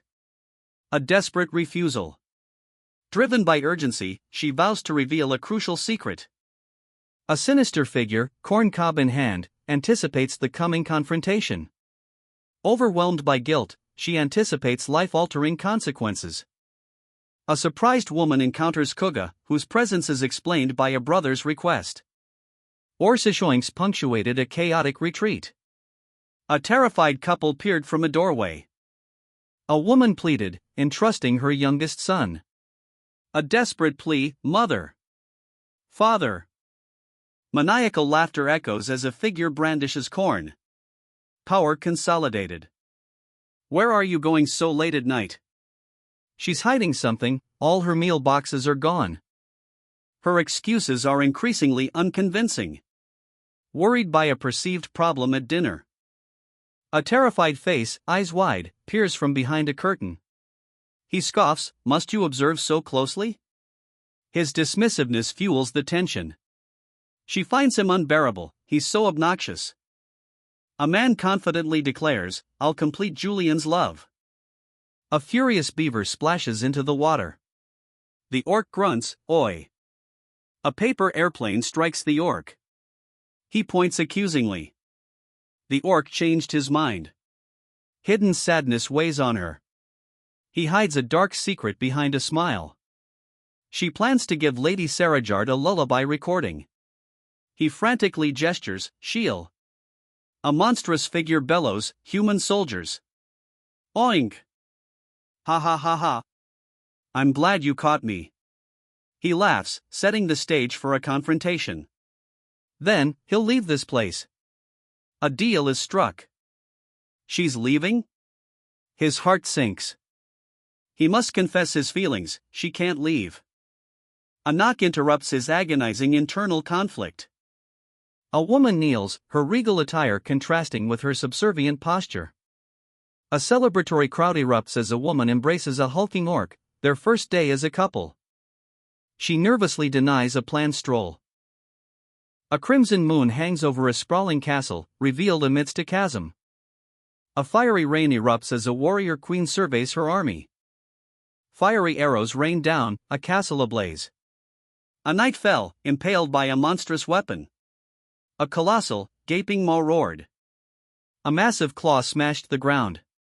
What kind of monster is that? Mages unleashed the fire god's punishment. Fire engulfed the beast as it shrieked, its demise imminent. A knight's axe cleaved through another monster, a brutal counterattack. Retreat! Evacuate the castle, the commander screamed, chaos reigning. The castle crumbled, a desperate plea, don't tell me. Echoed the despair. The monster roared, its body a churning mass of purple fury. A scream pierced the air. A warrior launched a searing pink attack. The pink energy obliterated the creature. A monstrous creature spews noxious green gas. Sorcery created this. The knight escapes the creature's grasp. A cloaked figure stands amidst a sea of candles. The queen accuses rebellion, immediate execution threatened. She attacks. The queen's victory is swift, it's over. The knight surveyed the extinguished candles, a silent question hanging in the air, what happened? A bride smiled radiantly, petals falling like blessings. A man wept openly, his grief palpable, a woman beside him offered a consoling hand. A sinister figure cackled, his manic glee a stark contrast to the previous scene's sorrow. I'm just expressing how happy I am. The man's exaggerated joy is unconvincing. Samarkand's not an idiot, he saw through the ruse. Fear grips him, the queen may enslave him. Please go home now. A curt dismissal follows his grand plans. A reflection shows a wedding, a veiled figure watches, seemingly wistful. The watcher wishes her brother and Sarajard happiness, free from succession struggles. The bouquet explodes in a fiery burst of power. He pondered the blue box, a question mark hanging in the air. The box displays, one fate saved. Shock registered on her face. Saving 20,000 lives grants additional DP, 50,000 DP unlocks a skill exceeding expectations. Targa, the black mage, awaits within his ancient castle. Full assault ordered. A devastating attack begins. Unexpected ambush, defenders struggle to protect Sir Targa. A monstrous creature attacks, a knight cries out in alarm. A fiery blast erupts. The beast roars in agony. Casualties reported, commanders await the queen's orders. She lunged, her blade a pink comet. The beast shattered, a pink explosion. A sickly green cloud engulfed the remains. She emerged, eyes narrowed, face partially hidden. He gasped, a dragon skull looming. Rage contorted the emperor's face. A blur of motion, violent impact. He groaned, pain evident. Her scarred face hardened. A wedding ceremony unfolds. A celebratory wedding unfolds, the groom observes with a conflicted expression. Concern mounts, young master, can't you just go home? You're spoiling this joyous occasion. He refuses, explaining, I don't understand. You said this would prevent the queen from using you like a slave. The wedding continues, he reveals his dual citizenship, highlighting his importance. A reflection shows the wedding, revealing his persistent desire, he still wants her to join him. He'll secretly follow his target to Samarkand. He'll use his relationship with Samarkand as leverage. A woman reflects on escaping a controlling father. She flees, bouquet scattering. A fiery explosion rocks the street, debris flies. Ha! A man examines dried flowers, seemingly unfazed. A man at a wedding muses, this feeling is good, though it doesn't pay. A system message, another life saved. He replies, annoyed, I know, why state the obvious? The number, 23 million, stunned him. Far exceeding expectations. He gained access to the strongest worldview. Poison. She recoiled, stricken. Despair etched his face. The orc and elf celebrated. Victory was theirs. The number of fates saved, 23901. Astonishment, the number is far greater than expected. He stared, aghast. 30 seconds of world-class power, a significant, but temporary boost. Sir Lloyd praised the count's officiating. He deflects praise, admitting only to facilitating negotiations for his brother's wedding. A humble apology follows. He desires an ordinary life, rejecting the hero's role. A plan forms, feign illness. He dramatically fakes a cough, claiming sickness. The queen requests a meeting. He's summoned only in times of need, yet ignored when seeking a meeting. The queen is overjoyed by his prompt arrival. Her feigned compliance masks heartbreak, escape to Asfahan is her only hope. A silent agreement seals their uneasy alliance. She seeks freedom from forced labor. Freedom beckons, a plan unfolds. Dragon bones. The revelation stuns. Black mages used dragon bones in a ritual. This was foretold in a novel. Magenta's symbol, a dragon-slaying kingdom, will be created. The queen assigns a monumental task. The man is honored. The queen inquires about other desires. He boldly requests 10 years of labor immunity. Incredulity and outrage follow his request. His desperate plea is met with furious disbelief. A violent confrontation erupts. She offered a generous compromise, replace the tailbone. He refused, his face a mask of terror. His desperate plea, leave him be, he's already filthy. He desires money, earned freely, no matter the cost. Viscount Nord, expert garden designer, arrives for business. He built his skills and reputation over 30 years of hard work, unlike nobles born into privilege. The young man humbly claims good fortune, lacking experience and knowledge. He desires to learn from the respected Viscount. He boasts of completing a task in a single day. Euphoric, he proclaims a jackpot. The Viscount's competence is lauded. Night falls on a grand arena. Targa's defiance echoes. I'll take my revenge. I'll kill you. A furious vow explodes. A blue screen displays 23,513,442. Over 20,000 saved, bonus DP awarded. 50,000 DP unlocks an exceptional skill. He deems the power boost insufficient. Contemplating a fight against the world's strongest, he realizes the cost, certain defeat. Rejecting the power, he reveals his dependence on his skills. Thanks to him, Asfahan and Magenta formed a peace treaty, transforming allies into brothers. He's hailed a true hero. The queen knows, hiding is futile. The queen's envoy is here to bring him to the capital. He needs to recuperate in Asfahan. The queen accuses a kneeling man of selfishness, her hand condescendingly on his. The queen confesses her intrusion was due to heartbreak. Her eyes blaze, let's not cross any lines. A man obeys, hoping negotiation will spare him. A woman's stern gaze met his. He looked shocked. Whoa, what is this? He gaped in disbelief. They stood before a colossal dragon skull, guarded by knights. Using the bone, they'll prove the Magentano kingdom's strength. Kim Soho prepares to use his social skills. Soho offers free construction in gratitude. A woman scowls. Her anger intensifies. He crossed a line. A dragon tailbone is requested. Confusion reigns. Promised a reward, yet reluctant to work. Doubt clouds the older artisan's face, he questions the younger man's skill. The older artisans offer to collaborate, elicits shocked outrage from the younger man. Stunned, the younger man collapses onto the table, overwhelmed. He humbly acknowledges his shortcomings, eager to learn. The older artisan chuckles, impressed by the younger man's self-awareness and potential. The garden's blueprint is revealed, its detail astounds. The surveyor, declared a genius, confirms he can complete the remaining work. He begins surveying, dismissing the observing boy. The surveyor laughs, boasting of his lucrative and enjoyable lifestyle. Guards stand watch before a grand fortress. A soldier, axe at the ready, stands before a monstrous skull banner. A faint, sizzling energy pulses from a dark chasm. Alicia Magentano. A name echoes as a dark energy erupts. The right to use world's strongest is granted.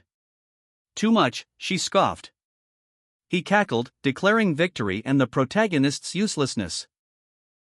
Humans yearn for godlike power because only gods can create. He loves his work. Consumed by avarice, he plots to exploit the old man further. He vowed self-improvement to earn a seat at the upcoming meeting. His rival, however, intends to take action. He screams, initiating a confrontation.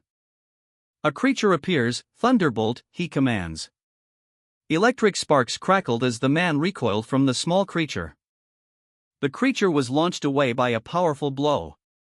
"Pokachali has rebelled against you," the man screamed, clutching his chest.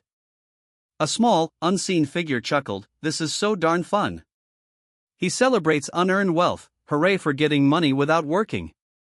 The queen's arrival throws him into a panic. He feigns respect before the queen, but she sees through his act. Accusation hangs in the air, "You've been playing, haven't you?" Panic, kook. Did he tell on me? A bone dragon statue, ancient and imposing, is revealed. A frantic escape, thwarted by impossibly fast-flowing water. Solutions are lacking. So, you want to abolish that idea? No. Lloyd Frontera proposed a solution. A boat is floated in, the rear valve door closes, and water is removed to lower the water level. His help resolved many issues. Only someone wise and experienced can judge feasibility. He abandoned personal desires, focusing solely on profit, aiding construction efforts. A superior officer observes a subordinate's prostration. "I'm very satisfied." "Keep up the good work," she declared. He sneered, dismissing their cluelessness. The game continued. Garden construction continued relentlessly. The narrator reveals he didn't know when he'd play again. Then, spring arrived. The Queen of Magenta appeared. The Magentano Kingdom, the world's strongest, seeks friendly relations. A woman's extraordinary aura sets her apart. The Grand Garden's purpose, to showcase Magentano's wealth, attracting neighboring countries. An argument erupts, a fight seemingly out of nowhere. Every banquet after the woman's creation ends in a major incident. He scoffed, dismissing concerns about repeated misfortune as mere unluckiness. A statue toppled. Frustration mounts as a simulation fails. A shocked reaction to an unexpected event. Hey, you're not supposed to make that face full of fear. Just what the hell is happening with the bones? A planetary maelstrom erupts. Imagine this, a tranquil state of nature. In this place, there's order and beauty that's unseen. He likens his garden building to godhood. Another man marvels at his skill. The gardener dismisses a subordinate, leaving him out of an upcoming meeting. The subordinate angrily celebrates alone in the woods. The bibiong charged, a furious blur of brown fur. Biong. A wild bibiong confronted a smaller creature, the man, observing, prepared. He reacted instantly, a burst of speed. With a powerful swing, he felled several trees. The man groaned, defeated. Triumphant, he raises his arms. A swift blow sends him sprawling. He's overwhelmed, buried in paperwork. A superior officer observes his distress. The queen questions Nord's capabilities, implying his rise to viscount wasn't solely due to merit. A subordinate reports to the queen. A proposed solution, a step and valve door system for a boat's departure. The system's function, equalizing water levels to allow boat passage. He'd consistently remark after resolving each problem. A man deemed a competent role model. Panic grips him, he desperately seeks an excuse. She might brand him a traitor. He declared, sleepless, I too, did not rest at all. A lavish garden party unfolds. Master Lloyd is really unlucky, someone observes. A colossal skeletal remains plummets. Terror grips Lloyd's aide. Javier urges immediate escape. Javier's suggestion shocks Lloyd. The skeletal monstrosity shattered, consumed by violet energy. He gasped, "Oh." He admitted his ignorance. The garden's centerpiece, a magnificent skeletal structure, pulsed with celestial energy. Magentano. A soul's descent into dragon bones. Complete descent, transformation complete. A devastating blow shatters the ground. Horrified onlookers witness the carnage. The red-haired warrior commands retreat, threatening death. A crimson-haired warrior unleashes a searing energy blade, cleaving through the air. The warrior, struggling with their new body, reflects on their limited mobility. Despite this, they dismiss the inconvenience. The fallen foes are mere ants beneath their power. A cataclysmic blast erupts. Desperate, she cries out for Lloyd Frontera. A colossal, bone-winged dragon descends, devastation in its wake. Terror gripped her. A frantic chase ensued. Get paid for the work you did, the pursuer demanded. He was thrown violently aside. If we leave something like that alone, our county will eventually suffer as well. I need your protect. His relentless pursuit continues. He's enraged. A monstrous attack erupts. He's struck down. A devastating blast follows. The monstrous creature unleashed a searing crimson blast. Aura discharge. The attack's name explodes across the page. A swift counterattack. A sword cleaves through the energy. The blast impacts, leaving a scorched path. Crimson bolts incinerated the demonic beast. A silver-haired swordsman unleashed a blinding attack. The beast shuddered, its form dissolving. A spectral dragon, skeletal yet vibrant purple, descends. The blue-haired swordsman and red-haired woman charge, confronting the threat. The dragon is engulfed in a fiery explosion. Another warrior joins the fight, attacking the still-flaming dragon. The beaver launched a megaton press, crushing the skeletal dragon. The impact sent the beaver sprawling, but the dragon disintegrated. The shocked onlookers watched the remaining dragon fragment collapse. Now's the time, he urged, eyes wide with determination. A worried retort followed. What would that make Bangul say? A monstrous skull, dripping ichor, loomed. A death threat echoed, I'll kill you all. Desperate, he declared, this is all or nothing. The Dragon King. A final gambit, right before decapitation. A skeletal dragon's head pulsed with violet energy. The dragon's claw smashed a statue. A woman, seemingly unharmed, stood defiant. A thunderous blow sends a man sprawling. A monstrous apparition attacks. Sword masters are the only hope. The monster's mana is immense, enough to blot out the sky. A knight is thrown, the battle's fury escalating. The aftermath, chaos and destruction reign. Brute force won't defeat this monster. Another solution must be found. Chaos erupts, villagers flee. Javier Azrahan. Hope flares. The dark-haired man sprints, pursued by his teal-haired companion. A clumsy stumble, the chase continues. Money-obsessed lunatic. The teal-haired man's fury boils over. A swift kick halts the chase. That thing has 100x your mana.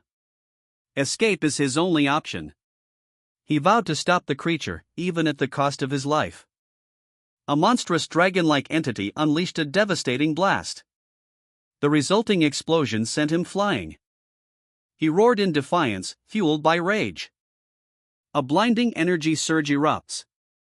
The surge obliterates the beast. He dodges, acknowledging the danger. She screams, unleashing her fury.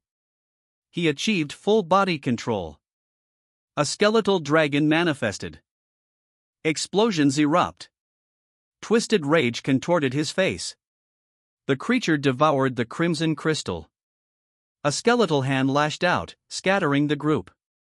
A dragon's fiery breath engulfs a makeshift airship. Shit bombardment. Panic erupts. The dragon's skull cracks, violet energy erupting. A skeletal dragon, wreathed in purple energy, rises. The small bird-like creature flees as the dragon attacks. A desperate plan forms, find someone stronger. He calls it an annoying fly, launching a swift attack. The creature is wounded, but hesitates, aware of onlookers.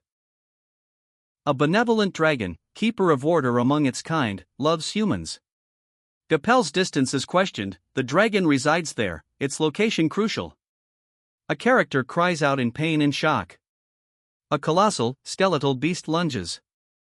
It's too fast. We must reach it. Yes. We must get there. The beast dismisses the attack. Fools.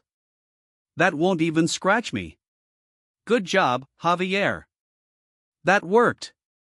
The plan succeeded. Terror grips her, the sword is key. She seizes the glowing blade. A furious blast erupts. Terror grips her as a spectral dragon skull unleashes dark energy. The dragon's attack is met with fiery counter-magic. Two men watch in horrified amazement. A sword fight ends with one combatant sprawled, defeated. A monstrous shriek echoes as a shadowy creature erupts, engulfing someone. She screams, ordering a counterattack. A blast follows. A horrifying, winged beast descends, its attack imminent. Lloyd Frontera succeeds, victory is declared. The defeated foe acknowledges Lloyd's feats, curing Magentano's poisoning and repelling the Mastodon army. Despite the opponent's grudging respect, the victory is celebrated. The summoned creature recoils, its creator horrified by its own creation's reaction to its face. Urgent pleas for mana protection follow as Lloyd is ordered to unleash the screams of hell. A devastating scream erupts. The creature's relentless advance alarms them. Defeat is deemed unavoidable. It does. He grows stronger, sacrificing his humanity. Spiderweb flares unleashed. The attack sent the creature reeling. Confusion follows the attack's aftermath. A skeletal dragon plummets, pursued by a cloaked figure. The fourth tailbone from the pelvis. The figure targets a specific weak point. There it is. The weak point is found. However, a sudden shift in events. Lloyd Frontera fires, we have two. Lloyd Frontera. The opponent reacts with shock.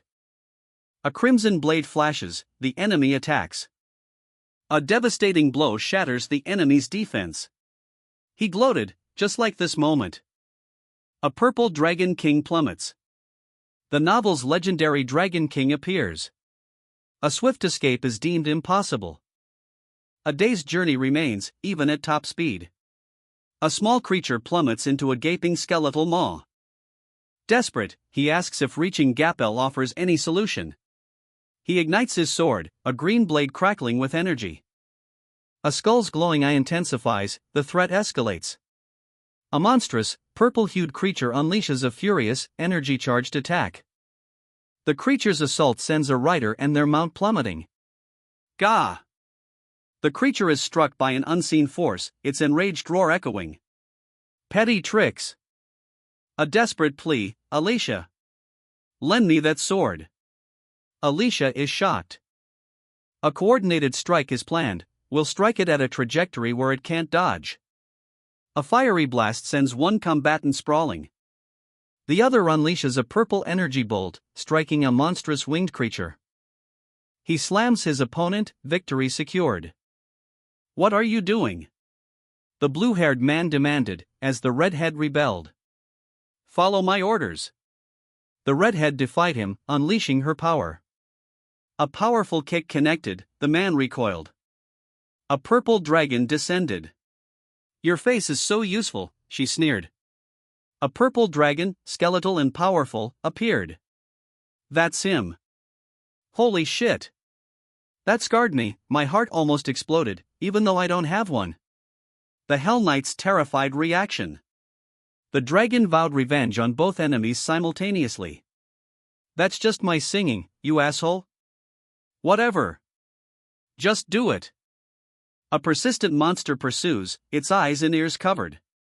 The situation deteriorates, one fighter is down. Despair mounts, they question the monster's vulnerability. A critical weakness is revealed. The skeletal dragon ascended, its purple wings cleaving the sky. I become a being that transcends nature, it declared. Transformation complete, its form shifted, power surging.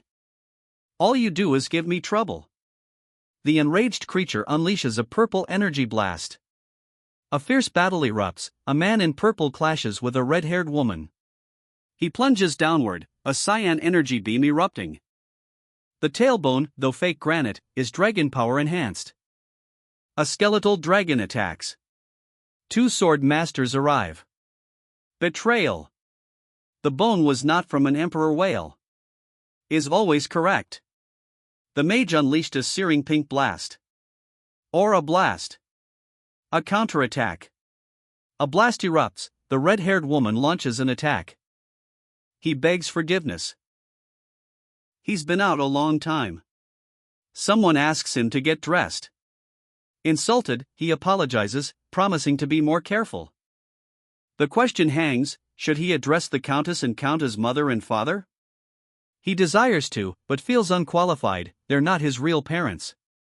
He apologizes, revealing emotional distress at the words mother and father. A poignant inquiry follows. What were his parents like? Does he remember? He smirked, a casual yeah. A skeletal dragon materialized, purple energy crackling. The dragon crashed, defeated. A small, winged creature hurtles towards a skeletal dragon. The creature collides, causing a violent explosion. The dragon coughs up blood. A fiery blast erupts, the dragon roars in disbelief. A man unleashes a furious green energy attack. A searing scream, magic explodes. He's overwhelmed, agony contorts his face. The attack connects, he's thrown back. His undead purifying power exponentially increased.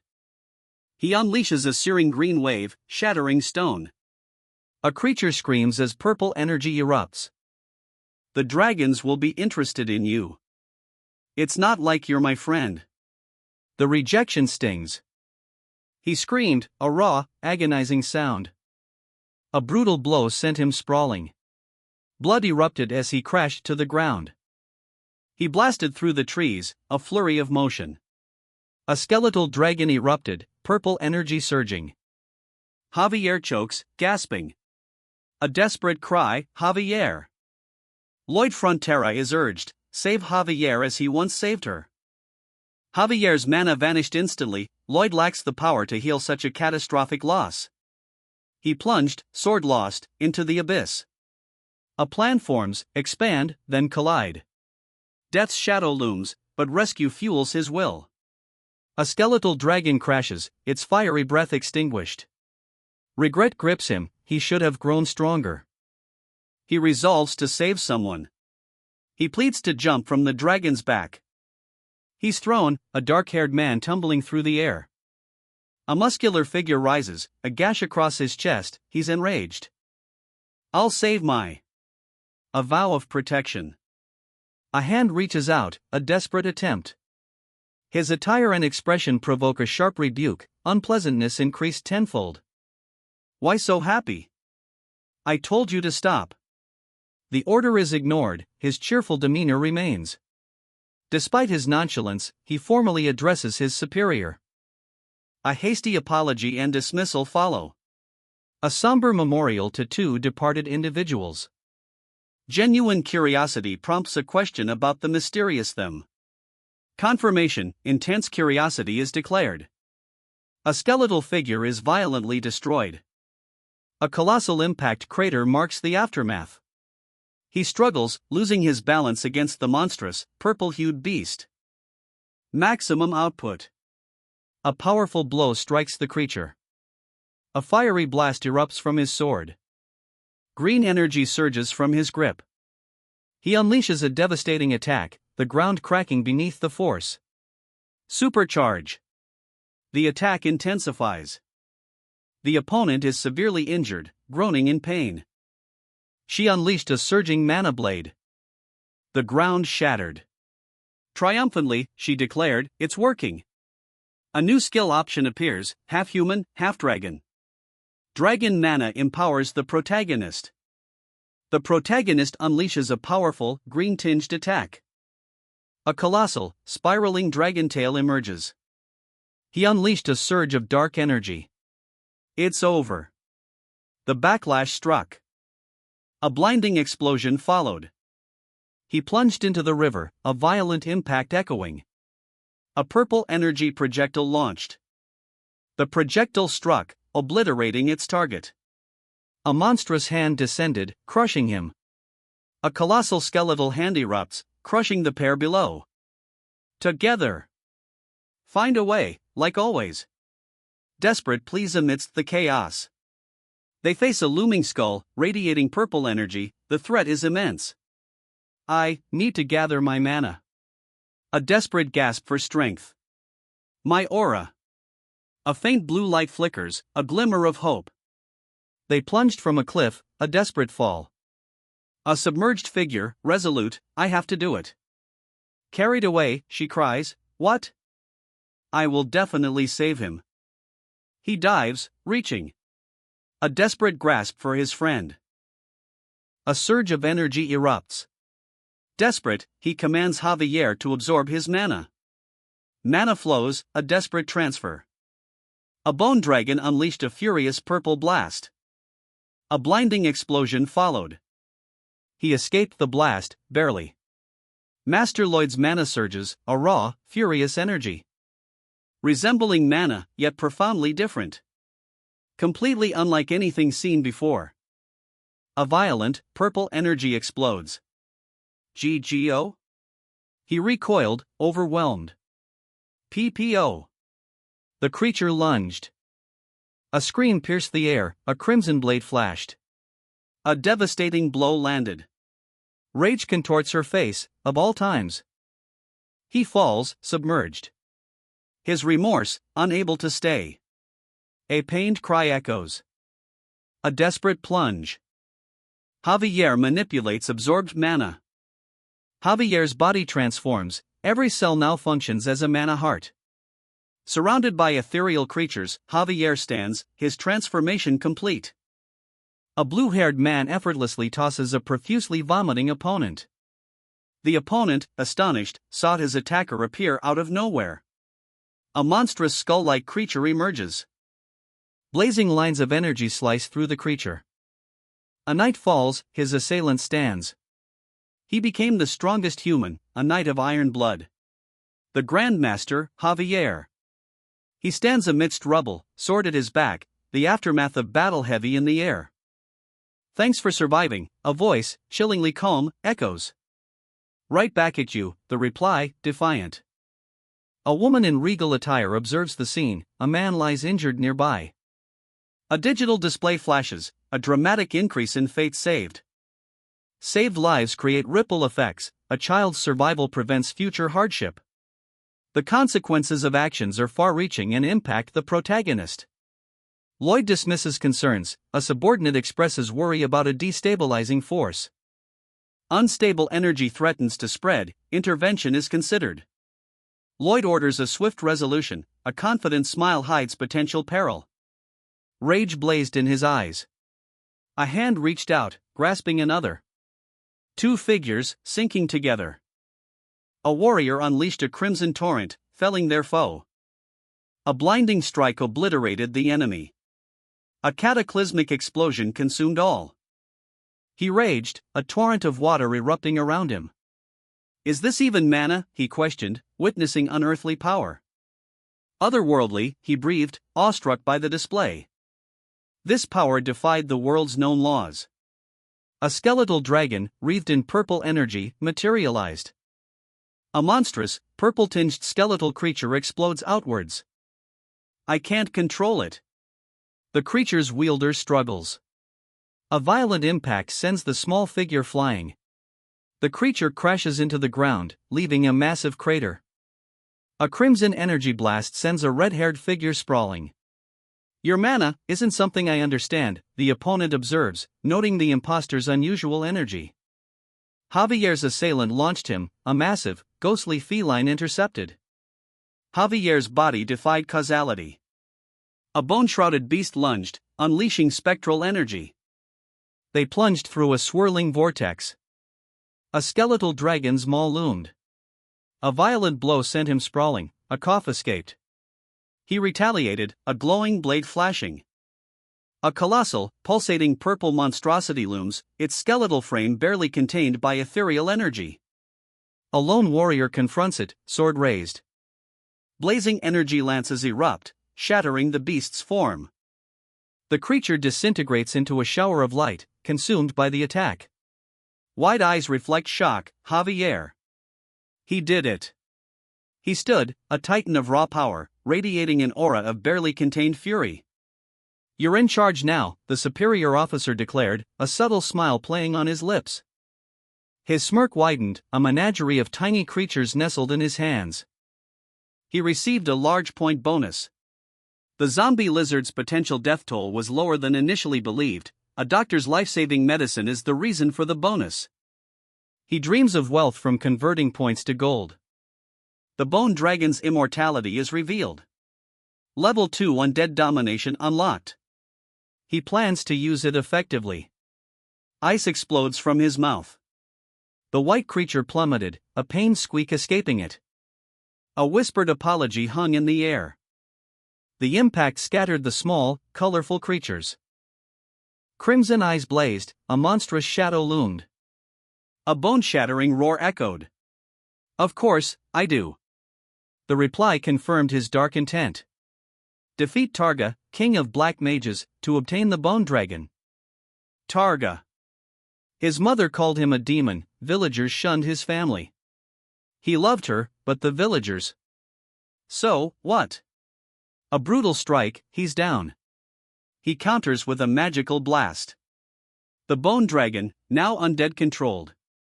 The bone dragon's new ego awakens. A sinister figure grins, your father. A blue beam strikes, the dragon roars. A heart of pure light explodes, illuminating the night. From its core, a magnificent blue dragon emerges, a wordless cry of dad emanating from the scene. A man reaches out, promising a name to the colossal, ethereal beast. He smiles, declaring the dragon's exceptional nature. Dragon, so lame. They scoff. His precious heavy machinery is ready. Javier Azrahan, Grandmaster level power. Legendary, capable of destroying nations. Lloyd Frontera. He's beyond control. Addressing a crowd, the speaker takes full responsibility for past rash actions. LLY's actions are credited with preventing a catastrophe. An attack is launched. Lloyd Frontera's actions are lauded. Overwhelmed by newfound power, he boasts of conquering dragons. Another, equally empowered, envisions an emperor's life. Are you something like a god? He scoffed, nah, I doubt it. If you were a god, you wouldn't have made your face like that. You wanna go, asshole? Awakening in this body. Ha?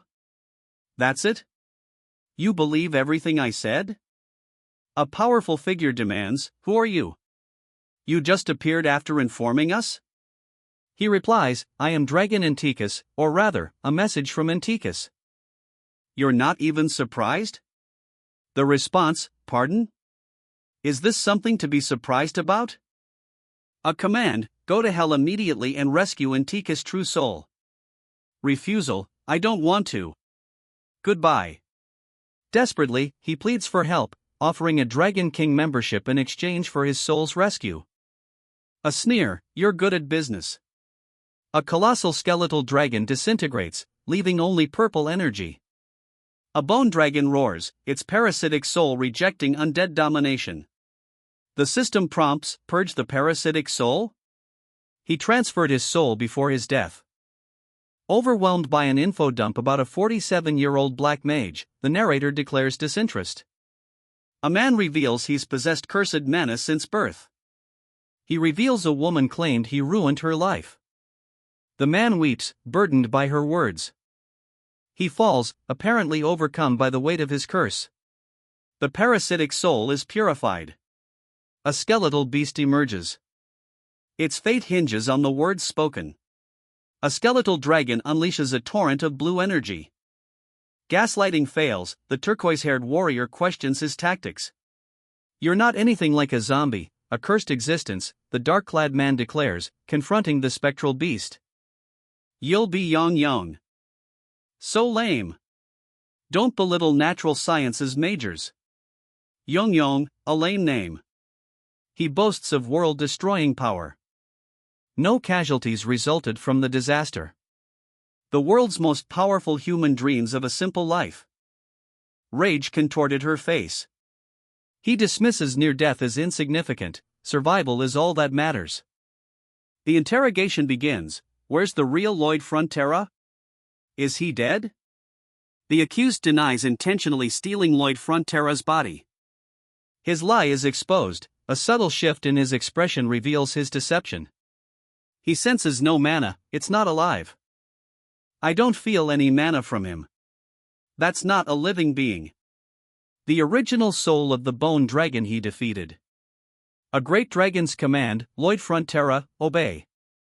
He refused, exasperated. Why are you so persistent? I won't do it. His eyes blazed with crimson fury. Oh, I see. Why have you come looking for us? A new character questioned. A desperate plea, rescue my soul, and I'll reveal the Dragon King membership. You sure are good at business. A chilling laugh follows. Grunting men strain, hauling a heavy log. A man lounges, sipping from a coconut, carefree laughter fills the air. A stern woman appears, interrupting his idyllic rest. He feebly claims he was merely resting. A knight stands silently behind her, adding unspoken weight to the scene. The queen's gaze hardened. A blast of energy erupted. She regrets the impulsive spanking. The queen's immediate self-reproach. He offered to accept punishment for any wrongdoing. The prince scoffed, suspecting the man's hidden perversion. A faraway land, untouched by humans, was selected as a hiding place. The redhead assured the prince she understood his concerns. She claimed she wouldn't dare use them for herself, she's only under his care. Thank you, Lloyd Frontera. She walks, a strong power at her command. A sudden, violent energy surge. Targa's castle poison, he was poisoned. 10 million deaths, a new, unanticipated character. Lloyd is deemed a dangerous threat, marked for immediate death. A sword descends.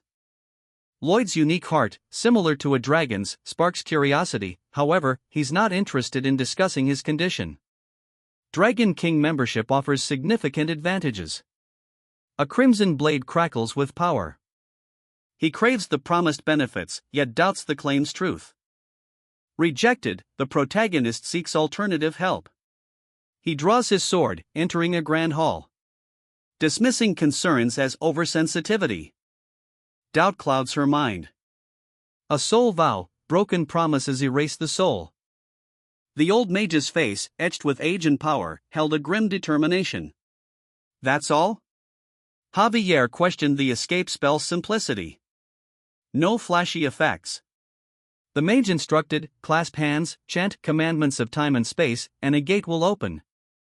Javier grinned, ready for his extra life.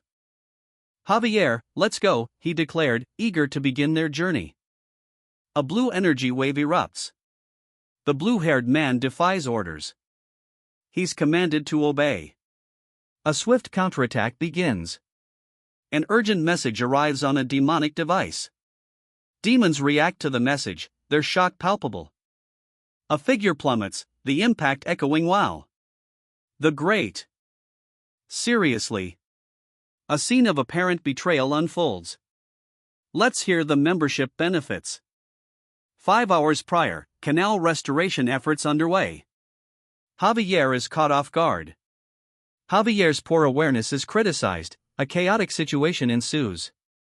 Javier's excuse for being caught is unconvincing. He urged her closer, a secret to whisper. That feeling, she must forget it, kingdom's survival depends on it. A sudden blow, she recoils in shock. A man lies sprawled, his posterior wiggling as a woman, presumably a superior officer, looks down. The woman's expression shifts to confusion. The man protests, claiming an idiom was misinterpreted. The woman counters that even natural science students understand idioms. She reveals he possesses a grandmaster and a bone dragon, implying immense power crucial for maintaining peace and stability. I will forever be a citizen of yours. Pledge of unwavering loyalty. Unexpected strength revealed. The Highnesses fall, guards cry out. Poison, detoxification fails. Saved lives now die, a crisis unfolds. Unexpected dangers continue. She collapses, gasping.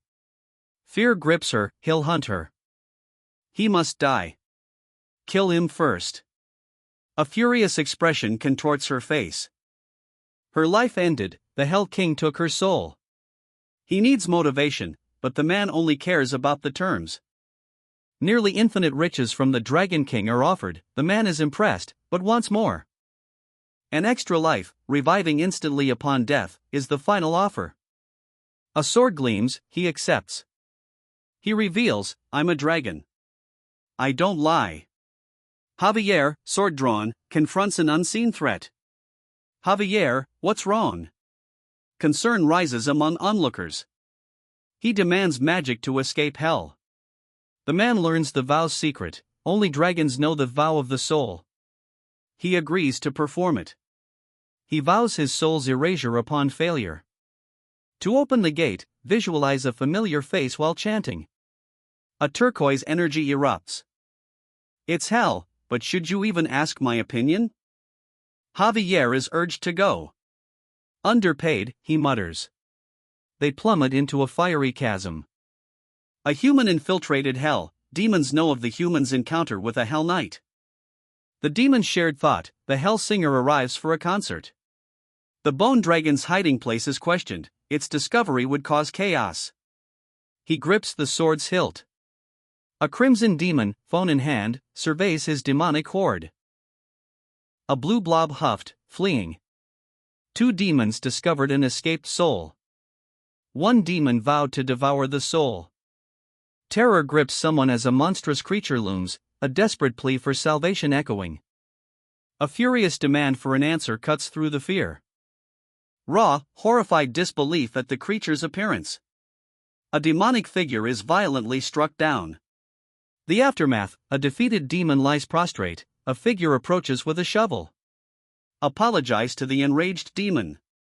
He denies the accusation, claiming coldness and evil. Sarcasm follows, must have raised you with lots of love. The demon is violently struck. Your mother told you something, right? Become a good demon. Her words inflated his confidence endlessly. He denies his mother's influence. Be nice to your mother. Take them back now. The demon cried, You're so mean. The blue-haired man reacted angrily. A sudden, powerful attack leaves the demon disoriented. The demon, now subdued, clutches the man's arm. A desperate cry, My mom. A devastating blast erupts. The weakened demon pleads, Ask me anything, I'll answer everything. The man demands answers, but the demon retorts, revealing his defiance, he would not have answered without a fight. A demon's respect for the defiant man is earned. The man questions the strange replies from his phone. The man accuses the demon of lying, exposing the demon's deception. The man demands the location of the Hell King's castle. The man accuses the demon of lying, his fury evident. The demon responds with chilling nonchalance to the impending threat. A system message grants the man immunity to dehydration in high-heat environments. He asks if they've reached Hell Castle. They haven't, the journey continues. A winged creature plummets, defeated. 2 figures traverse a hellish landscape, the younger one protests his guide's promise of scolding. You said you would berate me with swear words when we got here. I don't wanna. Reluctance precedes confrontation. 2 demons observe, apprehensive. 2 figures approach a colossal, fiery skull gateway to hell. Observers question the adventurer's audacity, noting their unnerving confidence. 1 adventurer warns of unseen dangers. A monstrous creature erupts, obstructing their path. A brutal series of blows lands, the turquoise-haired warrior delivers a flurry of attacks against a monstrous foe. The man confirms a suspicion from a fiery glimpse. He frantically scribbles, certainty dawning. He offered a way off work. The obvious question was met with a cryptic because I can help you achieve that. A giant foot crushes the small, blue creature. 2 demons capture the creature, One demands, "How dare you defy us and flee?" One demon tosses the creature aside. The demon sneered, "Even a great singer is merely human." A swift strike repelled the demon's attack. "Worried about your friend?" the demon taunted. "No, you're a kind-hearted demon," the man countered. The demon raged, revealing a surprisingly tender past. "She hugged you every day, calling you lovely." Overwhelmed, the demon sobbed, "No." His carefully constructed image shattered. Terror etched his face. Javier, enraged, demands the immediate return of something. Javier's brutal demon slaying is deemed excessive, but his talent is undeniable. Overwhelmed, Javier reveals a powerful, emotional revelation about his mother's feelings towards him. The demon's erratic behavior baffles the observer. A smartphone is discovered. It's unlike any device in this realm. The device's limited search functionality is revealed. Hell's data is unreliable. Despite warnings, the journey continues eastward. A devil sneers, "Are you happy I'm swearing at you? What a psycho." He continues, noting the human's surprising resilience to hellfire. A fiery impact. Sir great singer," one man stammers. "Get lost," the other replies, clearly agitated. A demon declares, "That really made me start falling in love," revealing unexpected affection. The demon's surprise, "What's that?" foreshadows trouble. A man attacks, a swift blow connecting with a demon. A brutal clash, the man's attack continues. Haleximus, Hell's Kingsguard captain and 2nd Brigade General, reveals himself. Lloyd Frontera realizes his encounter wasn't a dream. Lloyd Frontera pays his respects to the Hell King. He anticipates a thrilling confrontation. A predatory grin spreads across his face. The demon's wide eyes reflected fear. A warning, some boundaries shouldn't be crossed. The King of Hell awaits. Hell is conquered. Easily. The King of Hell worked 670,000 years without rest. His predecessor, after 3.5 billion years, succumbed to depression and suicide. Concerns rise, the current king treads a similar path. That's my secret. Negotiating with the King of Hell? Overboard. Javier's protection isn't guaranteed. Shocking news, Hell's King broke his own laws, executing a soul. Contrary to rumors, the Hell King strictly enforces laws. He gained the upper hand in negotiations. He demands the dragon's freedom. The captive dragon's owner dismisses it as a mere plaything. "How will you help me with my workload?" Demons transport souls, a crucial detail is withheld. Hell's unstable terrain constantly shifts routes, hindering demonic soul transport. Building a soul expressway will exponentially reduce the King of Hell's workload. The proposal is approved. Reincarnation delays risk mass extinction, time is short. Demons already transport souls, a simple announcement via spirit phone resolves the rest. Expert delegation. One spirit phone announcement resolves all. Powerful teleportation commences. Teleportation, a mere wave of his hand. Two figures survey a chasm, a swirling vortex of energy spans the abyss. He's unmasked, his secret known. Uncertainty clouds his expression. A practical concern, iron's durability above lava. Doubt is expressed. A concert announcement, Lloyd Frontera, the great hell singer, in 5 hours. A horde of demons demands a song, hearts pounding with anticipation. They plan to sabotage the singer's performance. Demons bellow, "Sing for us." 2 men face them. The scene repeats, the demand intensifies. Demons demand a song. He refuses, defiance etched on his face. The demon's fury escalates, their journey was solely for his song. His blood pressure spikes, he curses them. The demons reiterate their demand. Promises must be kept. The blue-haired commander faces a horde of demons. Terror grips the demons, they despair. Their leader's laughter echoes, mocking their fear. The demons, overwhelmed, desperately cry out to bring down their foe. Infernal rage boils over, Frustration mounts as demons demand action. The spirit phone reveals secrets. The Hell King is also aware. He dared them to kill him, ensuring their continued servitude for eons. A chilling, defiant smirk confirmed his bold challenge. They faced the King of Hell, a being of unimaginable power. Lacking evidence, they must find another way to take down the King of Hell. Kim Soho is addressed. Soho is challenged, "What do you want?" Desperation breeds defeat. A swirling vortex of energy appears. A demand for a decision. The answer, an expressway to hell. A greater threat looms for the King of Hell.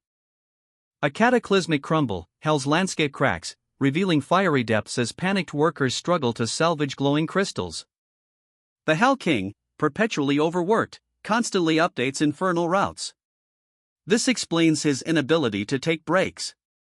Delegating Antiquus frees the Hell King for leisure. The contract is being drafted. A fist clenches, the Dragon King membership is imminent. He dismissed their request, no manpower or supplies for them. The King of Hell's power awed them. That's the reincarnation gate, a black hole. Too close, and it would be his end. Whatever your name is, tell me your plans. An iron road will be built in hell. Excited demons anticipate a spectacle. Hell's denizens advance, menacingly. Demons jeer, expecting superior performance. Demons demand a song. A guttural scream escapes him. Demons surged, a furious tide. "I don't feel like it," he sneered, defiance burning. "What fucking bastard? Get down here. I'll kill you," the demons roared. "Javier, it's your turn now." A new player entered the fray. "Yeah. He's right. Keep your promise." Javier's arrival unleashed chaos. Sarcasm drips from his words, "Must have been taught some manners at home, huh?" The demons bellow their retraction, but it's too late. One taunts, "Don't keep your promise." A figure laughs maniacally, declaring, "It's so easy to make fools of you." Two figures leap towards a superior foe, confident, "Come on up if you think you can." A chilling command echoes, "Get angry. Go crazy. Let every single vessel within your body be filled with hatred for me." He threatens, unpaid slavery awaits them all. The villain's chilling gaze intensifies. He demands, how will they survive? A maniacal grin reveals his cruel plan. He sneered, "If you hate what you see, then try." A fiery explosion erupts. "Do you think we can't cross that?" The challenge is issued. The demon hurled itself across a chasm. A sniper's shot struck him mid-air. He crashed, lifeless, into the lava below. Terror grips the remaining demons. He was really going to kill me? This means war. They must kill him. The lava centipede squad charges. He's been overtaken. Terror grips a man as a giant centipede attacks. Centipedes, alerted to something, swarm. Another man is swallowed by a centipede. Two figures discover a strange, glowing entity. The scent of chicken broth lured him into a trap, a sword pierced his side. He parried the attack, a flash of light. A giant centipede, confusion. 2. Terror grips him. A swarm of centipedes erupts, panicked retreat. 32,435 materials obtained. A grim figure surveys the vast stockpile. He obtains something. A sinister, shadowed army awaits. Maniacal laughter, a cruel plan forms. "Let's go dig, my free laborers," he commands, a live broadcast showing his captives. The man knew of the creatures from hell, he was only planning to use him as an advisor. A chilling possibility, delegating his job. Demons toil, digging. One attempts escape. Capture. A man watches. A riot ensues, the right thing to do, he declares. Violent methods have limits. He frantically calls for his grandfather, the scene chaotic. A hand reaches for a shocked demon. A desperate struggle ensues. The man's power surges, then fades. The villain, confronted by demonic minions, is called the most terrible person. Unexpectedly, the demons declare their love for him. Their sudden change of heart, they need to learn from him. Lava flows, a fiery landscape. A desperate struggle, last, screams the tiny figure clinging to the cliff face. Of course, there won't be any breaks either. The monstrous eye glares, promising relentless pursuit. You can rest after you're dead. A furious man bellows, spurning any respite. That bastard here. The cliffhanger leaves the location of the antagonist ambiguous. A small, white bird descends amidst a horde of enraged demons. The demons roar, "We'll kill you." Defiantly, a man shouts, "Bring it on." A demon charges, spear raised. The man hurls a rock, creating a blinding flash. Demons shrieked, panic etched on their faces. One demon, defeated, gasped for breath. "What a shame," a man muttered, unimpressed. That demon, he lies defeated. Archdemon Civic Center. The scene of the conflict. Lava centipedes, hellish creatures with lava-resistant scales, charging in straight lines. He goes gone. A devilish crash. Higo's been flung from his vehicle. Terror consumed him. Accusations of murder echoed. Operation Success, centipedes baited with broth. A vast workforce of demons toils, observed by a concerned onlooker. A workforce. But apprehension etched on a man's face. The demons' disobedience is confirmed, they rebel. Public CCTV footage reveals the chaos. Demons demanded freedom and rights. Abusive words followed.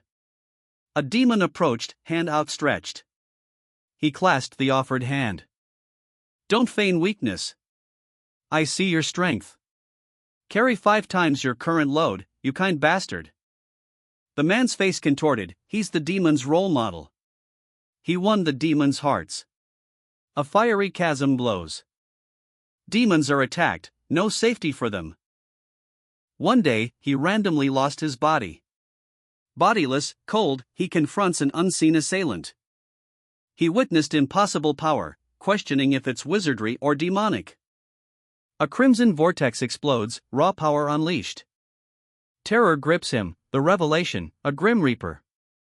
A Grim Reaper's soul signature is detected, an anomaly is noted, the soul is red. He waits, a swirling vortex of power materializing beside him, contact promised soon. Years trapped, neither alive nor dead, near the body thief. 2 figures walk away from a manor, the man's body was stolen. The thief's work differed from his own. He tirelessly worked, eventually clearing his family's debt. He marvels at a giant earth-moving creature. A powerful energy blast erupts. A Grim Reaper questions the hero's daily drinking habits, hinting at his hidden powers. He apologized, claiming he was merely listening to something strange. He found staring at him painful, a stark contrast to the past. He couldn't reincarnate or disappear. His life became a hellish journey, evading evil demons. "You shouldn't be here," the creature screeched. A figure soared over a lava-filled chasm. He decided to circumvent the horde. 30,000 demons, he'll end their torment soon. A glowing gaze met the creature's touch. A brutal blow sends the man sprawling. He crashes to the ground. He coughs, a crimson creature emerging from his mouth. The creature struggles, its cries echoing the man's curses. One gopher pummeled another, a furious blow. "Who are you, you bastard?" a voice shrieked, eyes wide with disbelief. "Yeah, you fake bastard. I'm Lloyd Frontera, the one whose body you stole." He rages, blaming the body thief for his predicament. His parents think he's grown up. Overwhelmed with grief, the creature urges a hasty return. A crushing blow lands, the sound echoes the impact. He curses the gangster-like thieves who stole his body. Kim So-ho, a South Korean civil engineer, explains he's not here to die, but rather fulfilling a contract. A creature doubts So-ho's claim, questioning his identity. So-ho reveals his name. The creature, unconvinced, demands more explanation but claims inability to divulge further information. The creature curses Suho, blaming him for its current predicament. Thankful, but you're a shameless bastard, the speaker seethes. Lloyd's tone is identified, it's a crucial clue. A man lies defeated in Frontera territory. Give me my body back, you motherfucker, he screams. A green energy wave slams a man to the ground, a high-pitched shriek echoes. A grim reaper, crackling with dark energy, materializes, hourglass in hand. The reaper is confused, the man's death wasn't registered. The reaper deems the case unusual and promises to investigate. He raged, smashing a tool, blaming a bastard. Self-recrimination followed, he chose a worsening path. His parents' disappointment is shown, their gazes changed him. Their love had vanished, replaced by something else. A rhetorical question about his potential and hard work. The spectral figure declares the protagonist's soul shouldn't remain in this world, citing a lack of precedent. He vows vengeance on the one who stole his body. Fueled by rage, he screams a profane curse. A fiery chasm opens before him. He needs 110 kilometers of flat land, the journey's lengthy. He searches for safe ground. A creature attacks. The creature's blow sends him sprawling. He recoils in pain. A brutal attack sends a man sprawling. Son of a bitch, he curses. The creature's ugliness provokes a disgusted shriek. Recognition dawns, Lloyd. Frontera. He was in hell. Refusing to calm down, he furiously rejects the suggestion. Now listening, he's told they should resolve everything with a conversation. The creature explains it didn't take his body, upon waking, it was him. A silver-haired figure, sword at his hip, surveys a demonic army toiling in fiery wastelands. Your territory's been doing really well, he observes, dismissing a challenge. He senses Kim Soo-cheol's presence, a chilling realization dawns. A skeletal figure wielding an hourglass unleashes a crimson energy surge.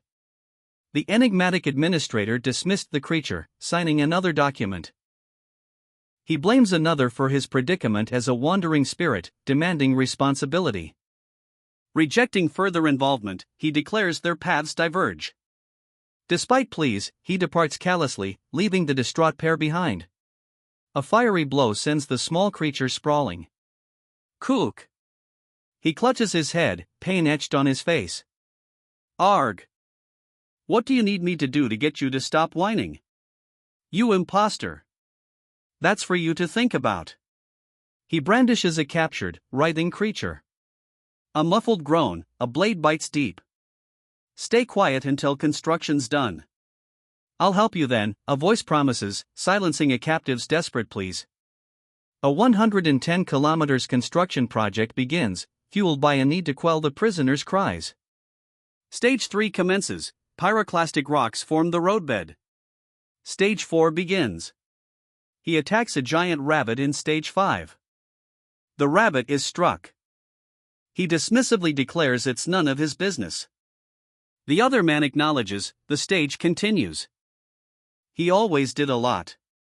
She questions his relentless work ethic, wondering when he'll relax. A challenge, could she maintain his level of dedication with his abilities? Arg. 20,000 years of sleep, still not enough. Shut the fuck up and let me sleep. The noise is unbearable, a human speed is noted. A plan to silence the disturbance forms. He fled the fiery beast, its enraged roar echoing, bastard. Things get noisy, the man shrieked, blaming the ensuing chaos on the other. You're wrong, the creature countered, escalating the conflict. Let's see who dies today. The beast challenged, its anger palpable. Cut him up. The enraged man's face contorted. What are you doing? Get to slicing. One man urged another to attack. We're the ones causing the inconvenience, after all. The attackers calmly justified their actions. I'm the only one who's being considerate too. A defiant retort followed. A massive object hurtled downwards. A fiery behemoth slams into the earth, the impact shattering the ground. Panic erupts as demons cry for help, engulfed in flames. One demon desperately grabs another's hand, plummeting into the fiery chasm below. A swift blow sends the second demon sprawling. Blazing energy lances pierced the monstrous form. A violent impact, the beast shuddered. Molten remains scattered. Shock registered on the attacker's face. Javier's attacks failed. Javier is frustrated, his attacks proved ineffective. The creature laments its ruined life, blaming Javier. Javier agrees to proceed. Terror consumed the slime. The man fled, a shovel his only weapon against the desolate landscape. Despair. He considered the grim choice. A small, red creature cries, sobbing uncontrollably.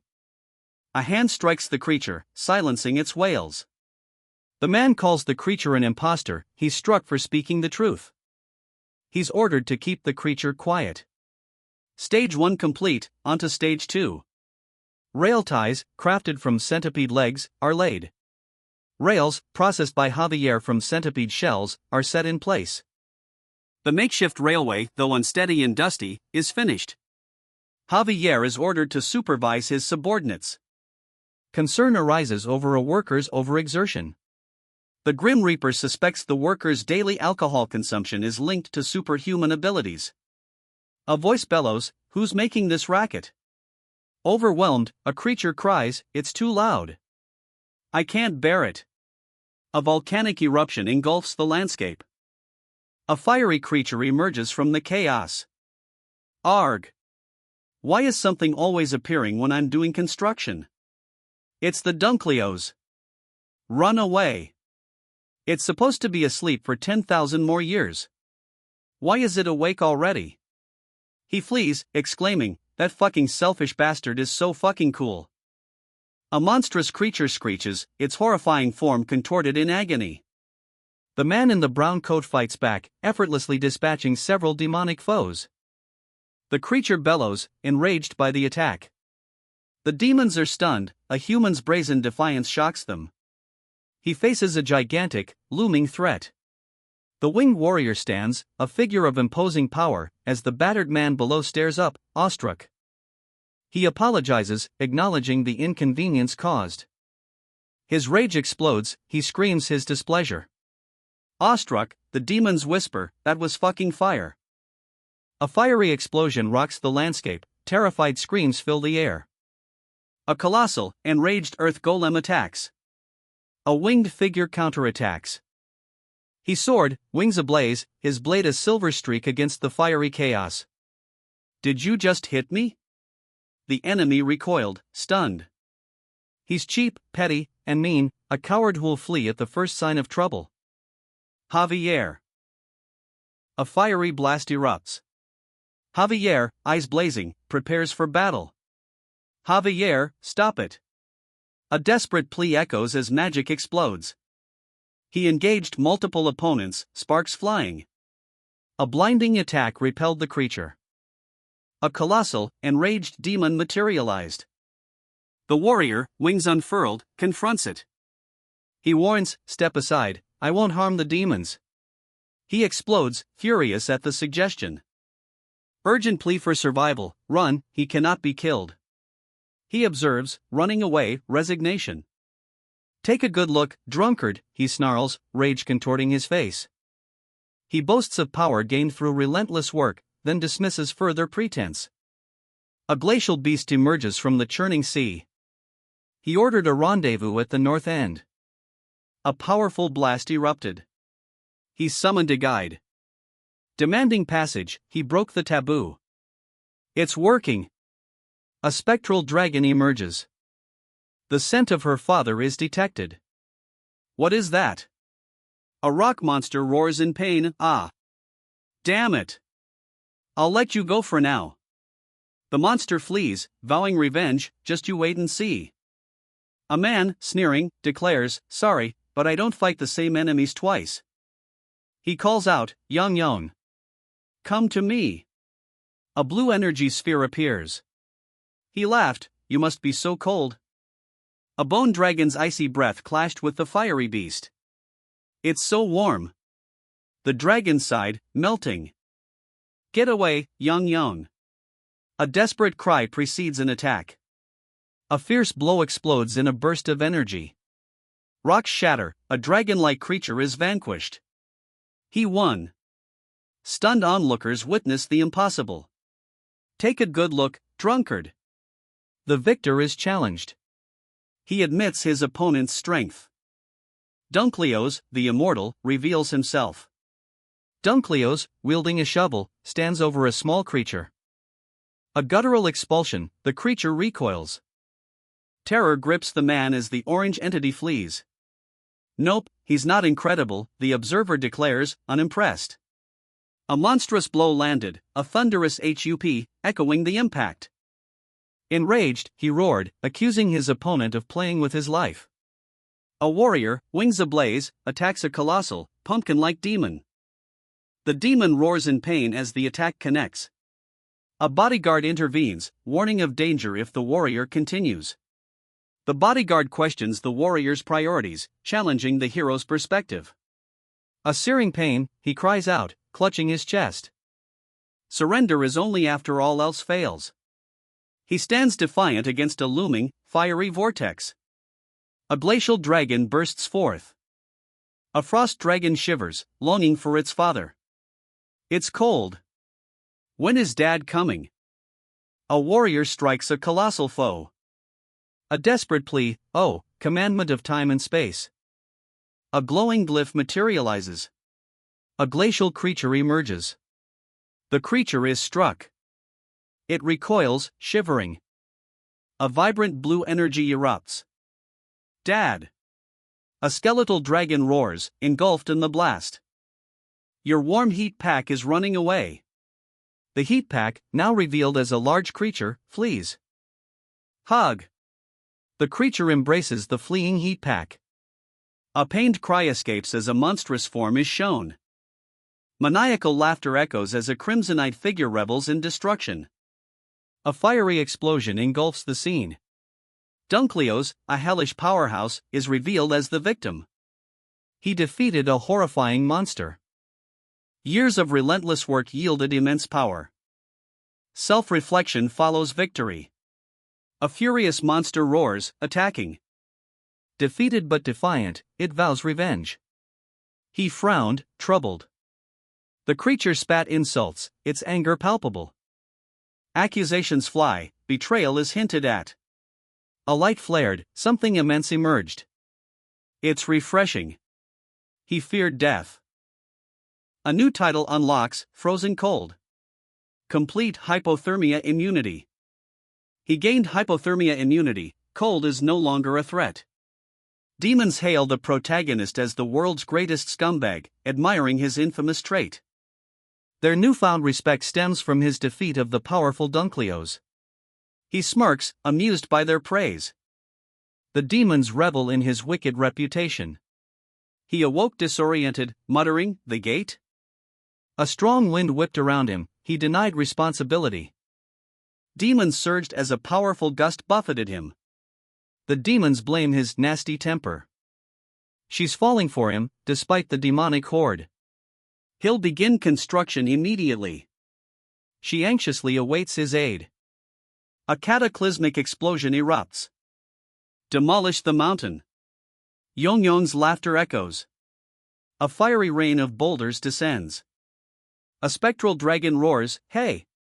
A challenge, "Who's the boss here?" A surge of energy erupts. The dragon materializes, defiant. The dragon melts, revealing adorable creatures. A blue dragon soars. Yongyong joins Pongdong and others. Accusation, "You scammed me." Rage. "What are you going to do about it?" He demanded, face contorted. "Don't put your face so close to me, you ugly bastard." She screamed, recoiling. "Go fuck yourself, don't you know that the face is the window of the soul? You look so ugly because you've got a dirty soul." Her contempt intensified. "Arg, get out of my sight." He recoiled, repulsed. "And, I don't even know how I'm supposed to help you. Do you think I'll suddenly think of it just because you're whining?" She scoffed, dismissive. He denied any debt. A shocking revelation, his family's impending death. Outraged disbelief. The antagonist reveals a cruel truth about the protagonist's past. One man questions another, just how much does he know? Suspicion hangs heavy. The questioned man wonders, just why have I been sent to this world? He seeks answers. The first man reveals, he knows about the intrigue intensifies. Messenger. A cryptic title ends the chapter. A blue orb materialized, a notification pinged. Horrified, he witnessed a legion of demonic figures.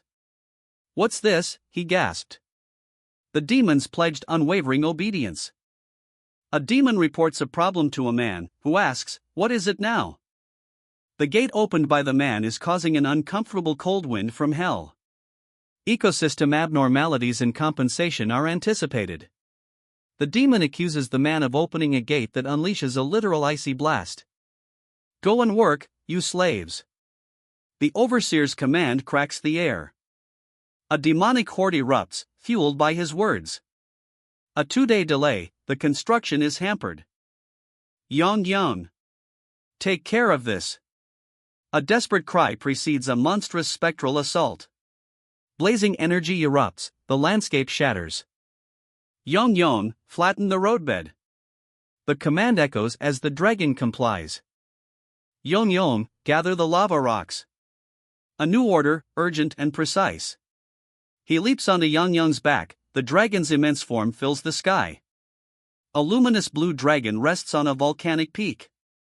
PPO's strength is questioned, age determines status. PPO is attacked. Yong's effortless camaraderie surprises an observer. Accusations of shirking work and impending escape fly. Angry confrontation, a being is attacked. He blames his ugly face, and consequent lack of romantic success, on the creature before him. Their furious confrontation escalates. He accuses the creature of ignoring his desperate plight. The man's rage explodes, he lists his losses, blaming the creature entirely. The creature's interference, he argues, was ultimately inconsequential. I saved them all, you should be thanking me. The savior's self-righteous fury is palpable. Lloyd Frontera's fate, a meaningless life. A question for the great king of hell. The messenger from the upper world has sided with them. A superior being's alliance is noted. The messenger calls another pathetic. Fear grips the messenger. Javier's previous mana donation to the upper world is confirmed. Maintaining the railways won't be difficult, researching the problematic train will take time. A subordinate bows before his superior, the exchange signals the transfer of significant power. The subordinate's acceptance weighs heavily, he takes on a great burden. No restrictions are placed on the power granted, the choice of use rests solely with the recipient. The sight of you annoys me. Demons frantically power a machine. I'm fucking dying. Yes, you useless cog. A demon is struck down. She vowed to end them, a furious expression twisting her face.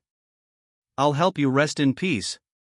A brutal attack unfolds, 2 demons fall. One demon, defeated, reflects, I was treated like trash.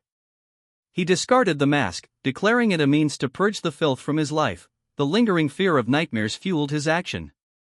Alone, he wonders about his parents' well-being. His mother researches cooking and business, his father sculpts again. Unexpected events unfolded, despite his lack of planning. The narrator reflects on Javier. She recalls her father's return, marveling at Javier's appearance. She seeks help confessing her feelings. Her true desire, friendship with Javier. She seeks reconciliation with her parents. A man in a long coat stands amidst ominous, fiery wreckage. A small, red creature cowers nearby. The red creature attacks, the man easily dodges. You sound so pathetic, the man scoffs, just get lost already. The creature vows to work harder. I'll be born human, and everyone in the... He smirked, confident in his reincarnation plan. Try that, then. But I bet that'll be tough. A challenge issued. Time to retrieve it. Antique's soul released, his departure questioned. Dragon King membership sought. The Bone Dragon returns north, safe passage ensured. A malevolent gaze, red eyes burning in shadowed depths. Intense malice. Two men arrive, one in a dark coat, the other in blue. A sense of unease hangs in the air. Accusations fly, one man denies speaking to demons, the other scoffs at his innocence. Tension escalates. Betrayal. One man realizes he's been swindled, shock and outrage. A fiery orb explodes, witnessed by two men. From a building window, they watch a monstrous shadow descend. What now? What is this? One man nervously inquires about the upper world. The other explains increased free time allows this visit. He's tired of work and demands maintenance guidance. This is it. So, what do you want? A reincarnation gate voucher, transferable. Give it to the little red guy. Agony contorted his face. Why so grim? Stop it, he urged. He kicked the demon off the cart. A monstrous creature crashes, its fall echoing across a desolate landscape.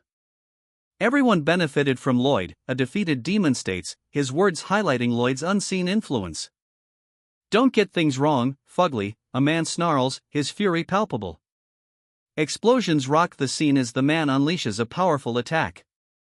Concern for Julian, the small creature's distress adds to the tension. Julian's father is now a count, a shocking revelation causing immediate surprise.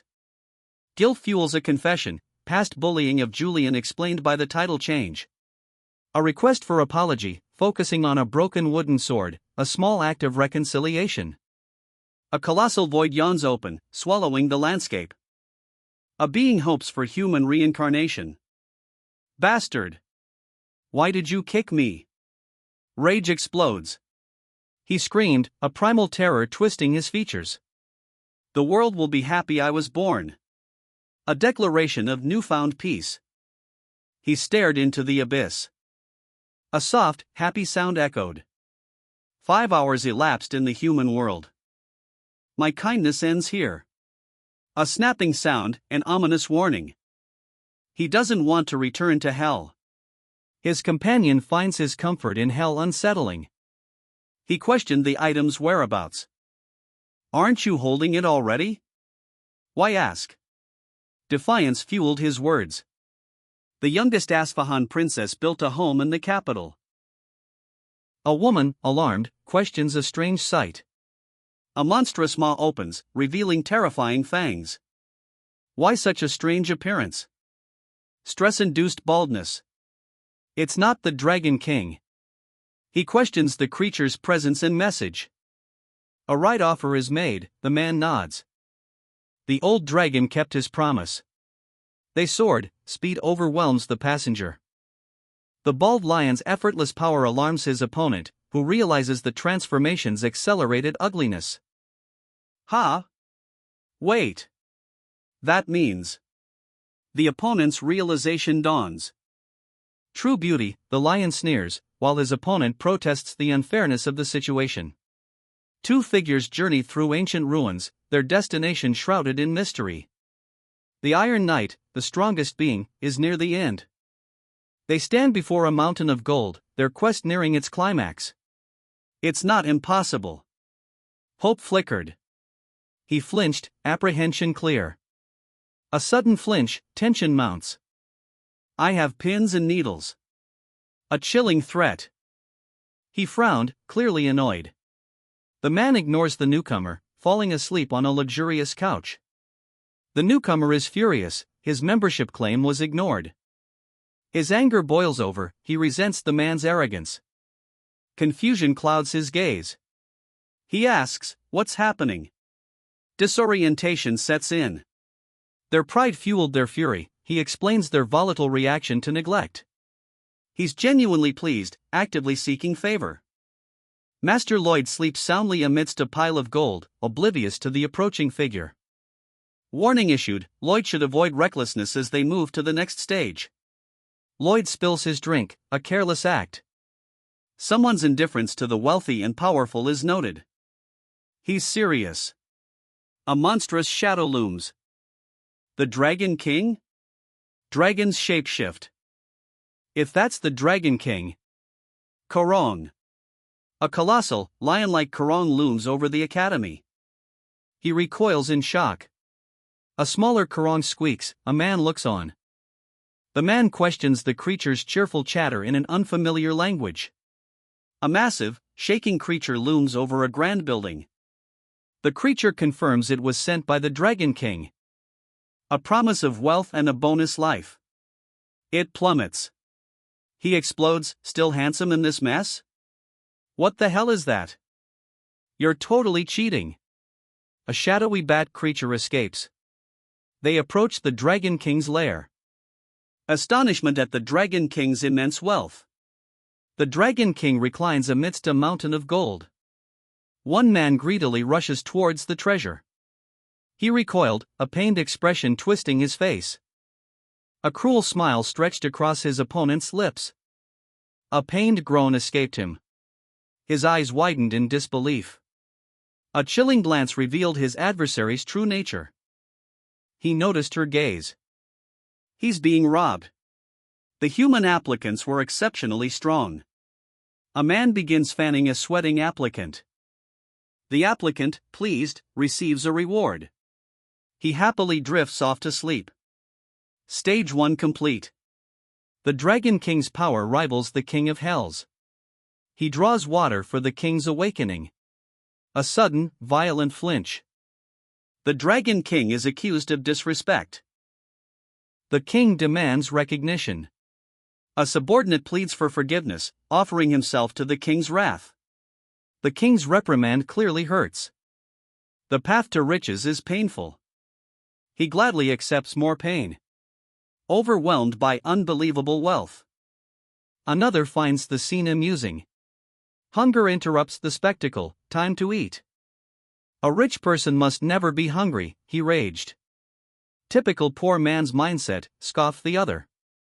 A small creature emerged as someone dug, prompting a surprised, "What's that?" He's feasting amidst gold. How long will you stay like this? Asks the other impatiently. Forever.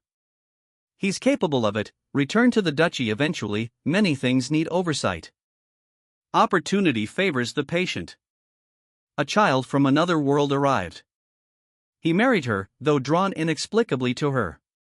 Before leaving, she requested daily contact. Blocked.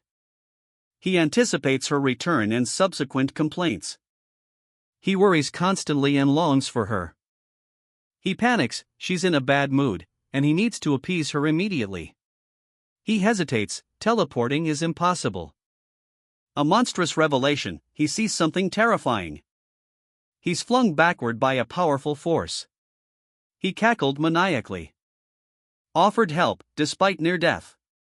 Intrigued by persistence.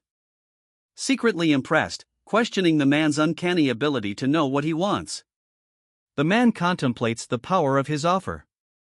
Customer preference for the salesperson outweighs all other sales factors. He offers aid, a promise of assistance.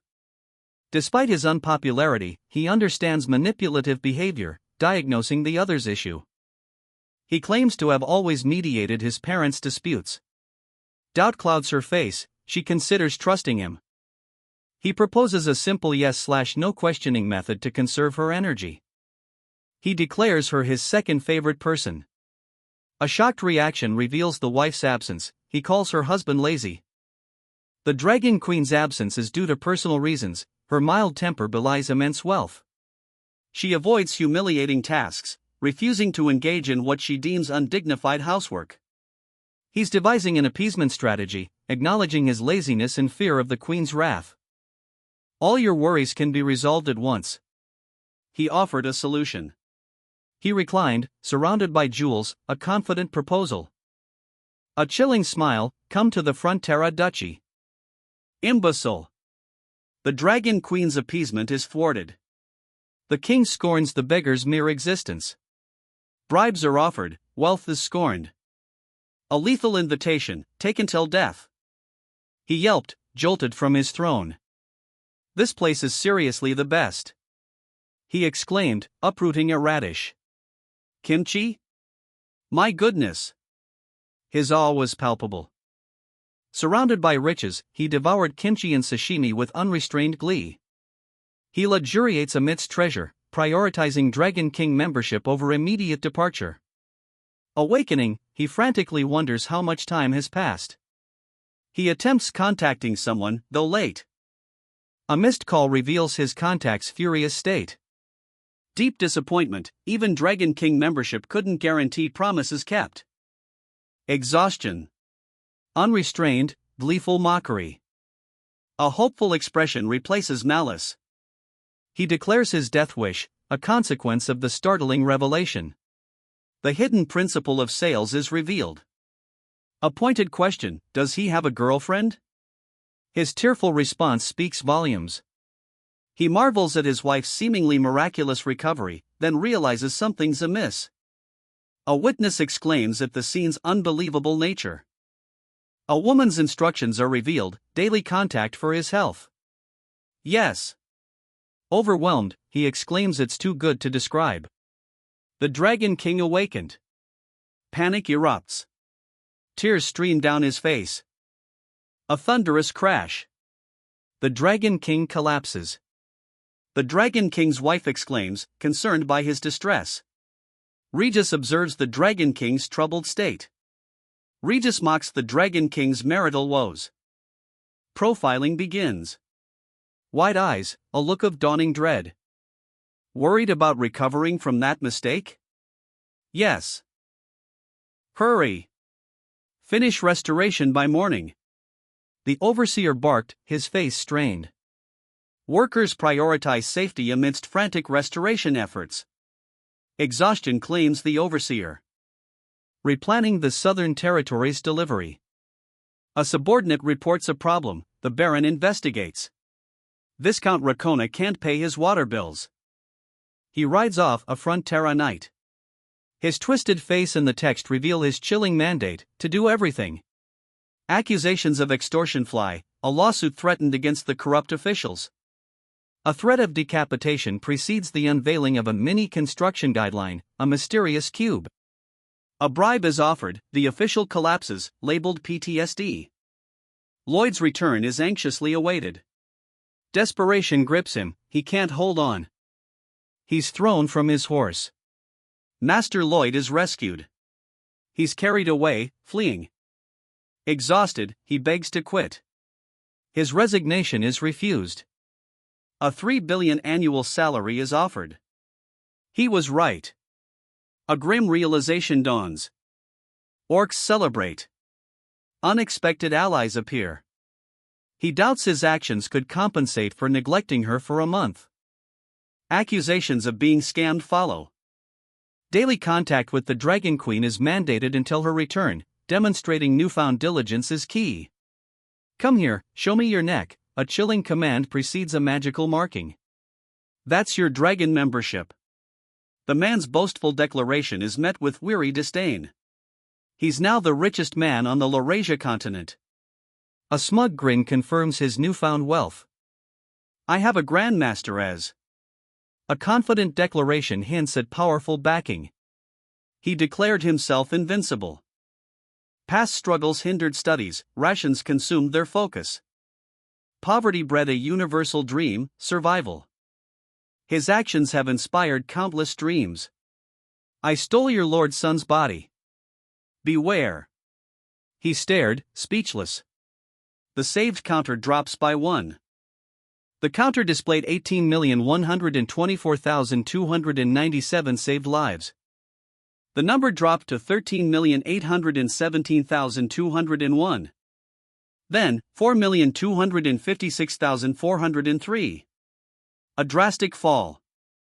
The final count, 1. A tranquil suburban landscape. He bellows, safety. Workers scramble, a large pipe uncovered. The city's population boom necessitates more housing. A flurry of urgent maintenance requests overwhelms the city manager. He'll confront the source of the problems. Overwhelmed, he feels faint. Dizziness overtakes him, he questions his purpose. The old man rages, refusing to pay water bills. His desperation is clear. He scoffs at the bill collector's audacity, highlighting his superior status. A magical cube crumbles as the old man vents his fury at Lloyd. The collector witnesses a terrifying transformation, the old man's power revealed. Fear overwhelms the collector, he immediately agrees to pay. My old bones have been dying while you were gone.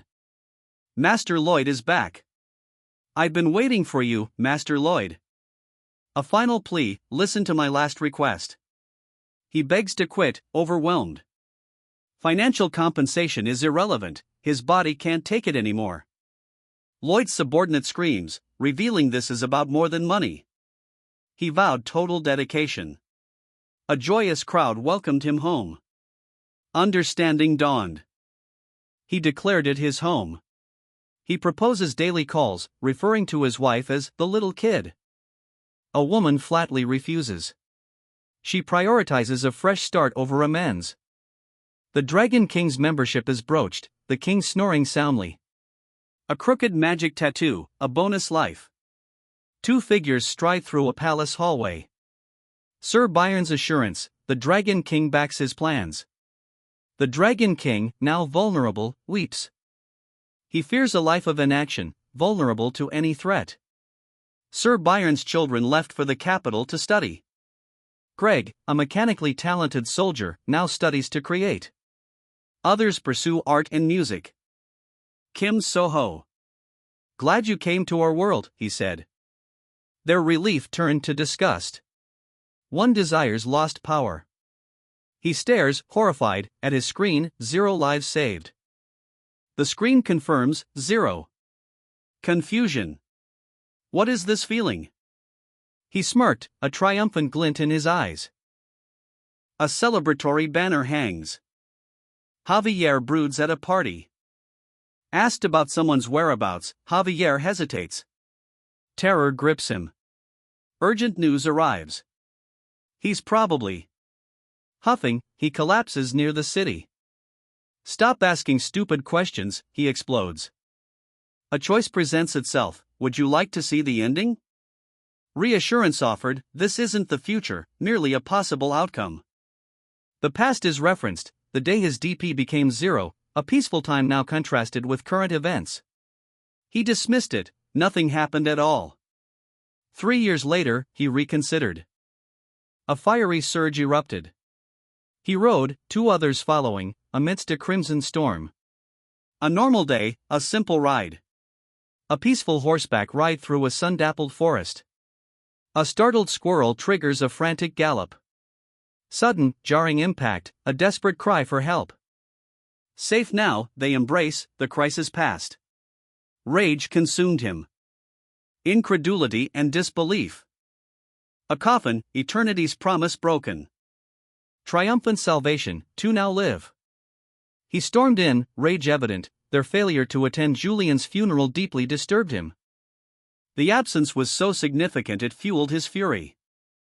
Someone searched for Julian, this detail is revealed.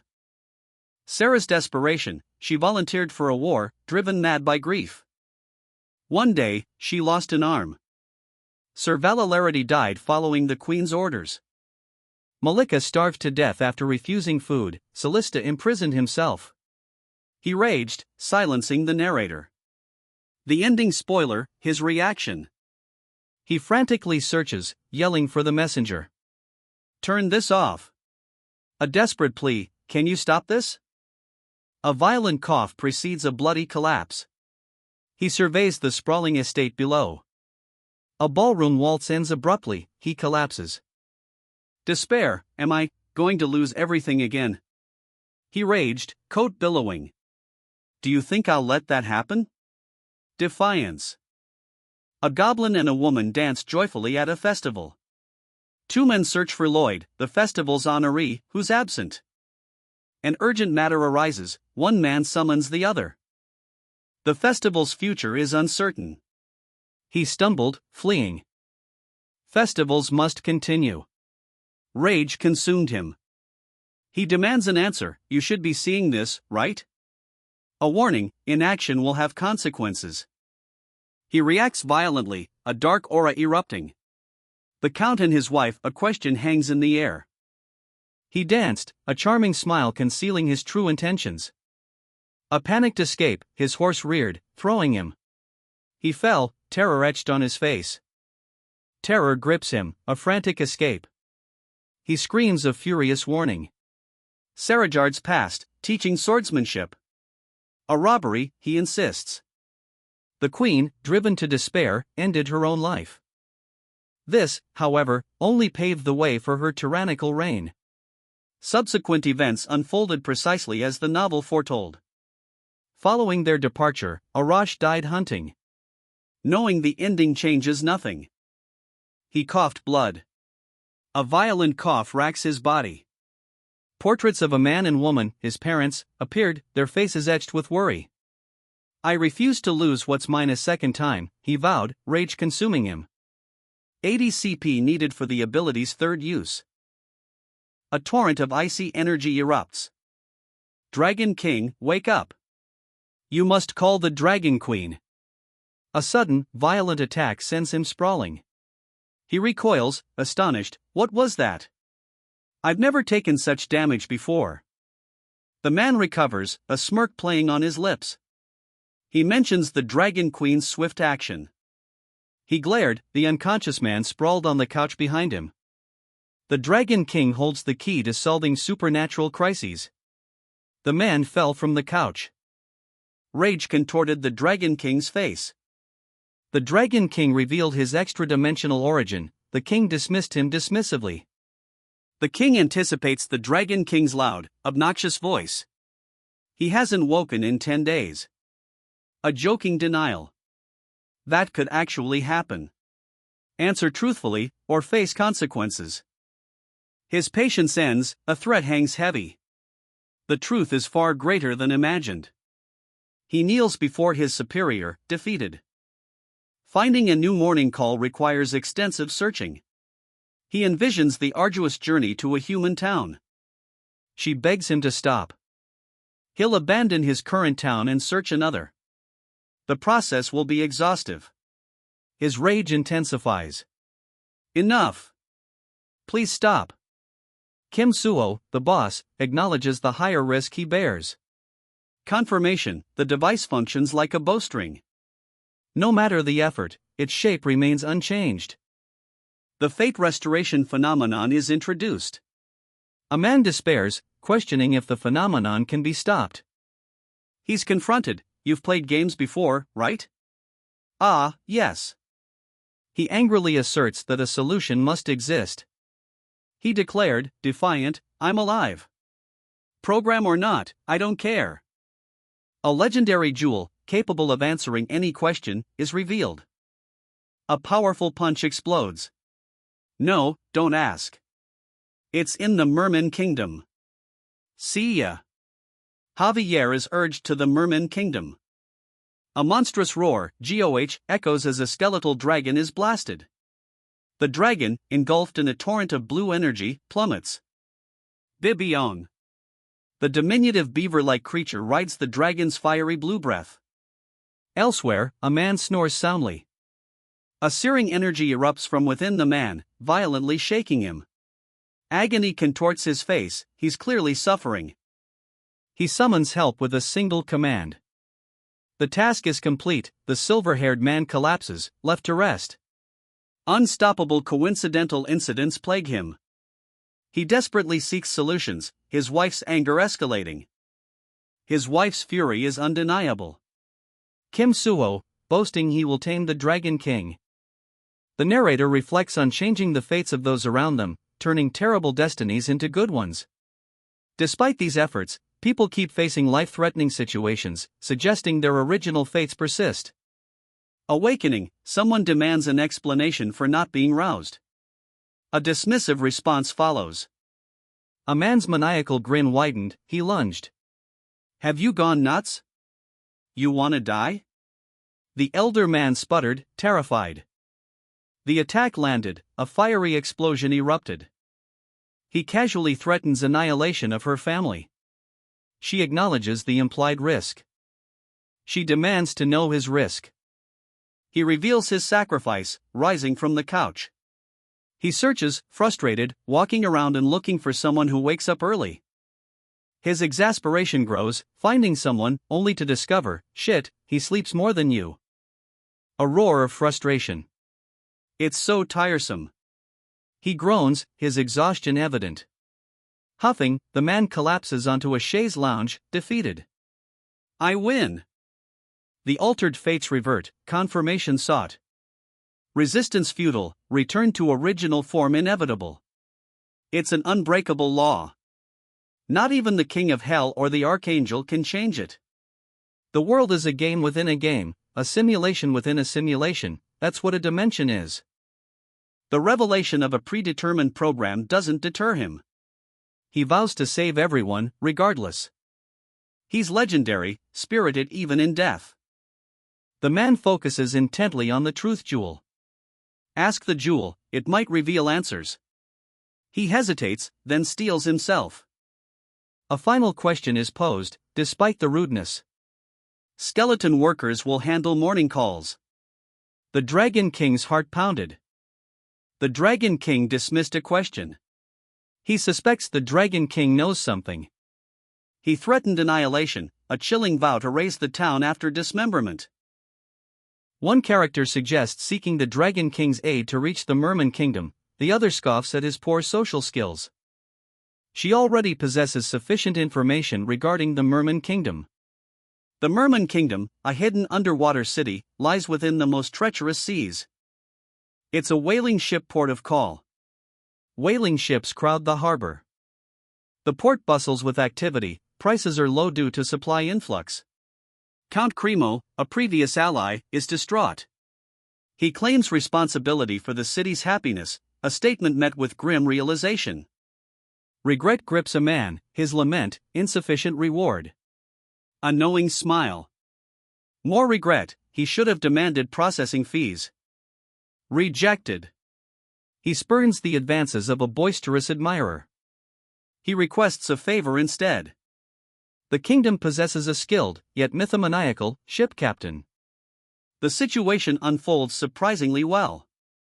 He crushed his opponent, sneering, so easy. Arriving at the Merman Kingdom, he wondered, how did I get invited? Mermen judge friend from foe by singing. Someone as handsome as him would be invited, you won't get in.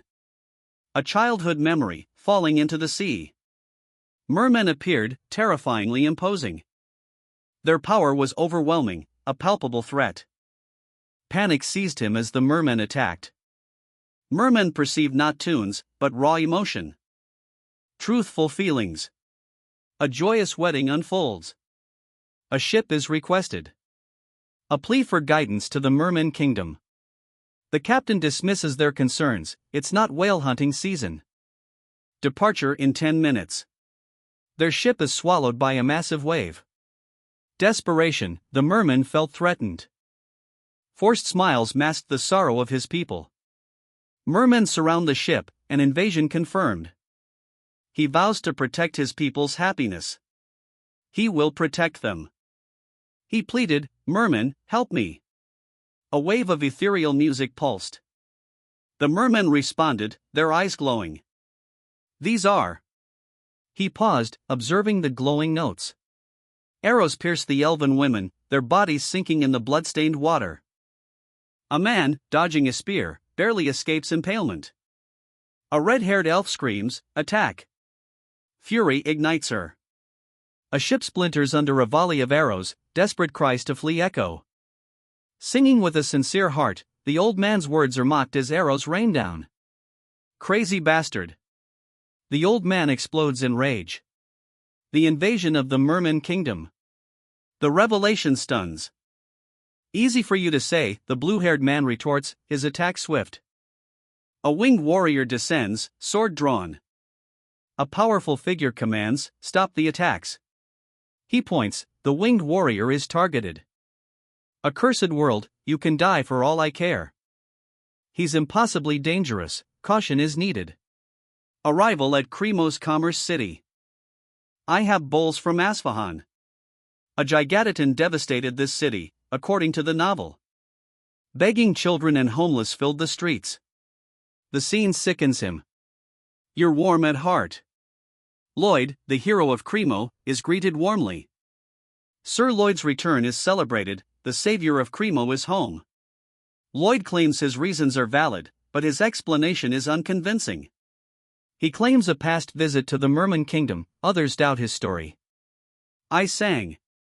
A confident grin spreads across his face. Alternatives to I sang singing are considered, but dismissed. I sang singing ability, or lack thereof, is mocked, he laughs it off. He fell overboard, the ship sailed away.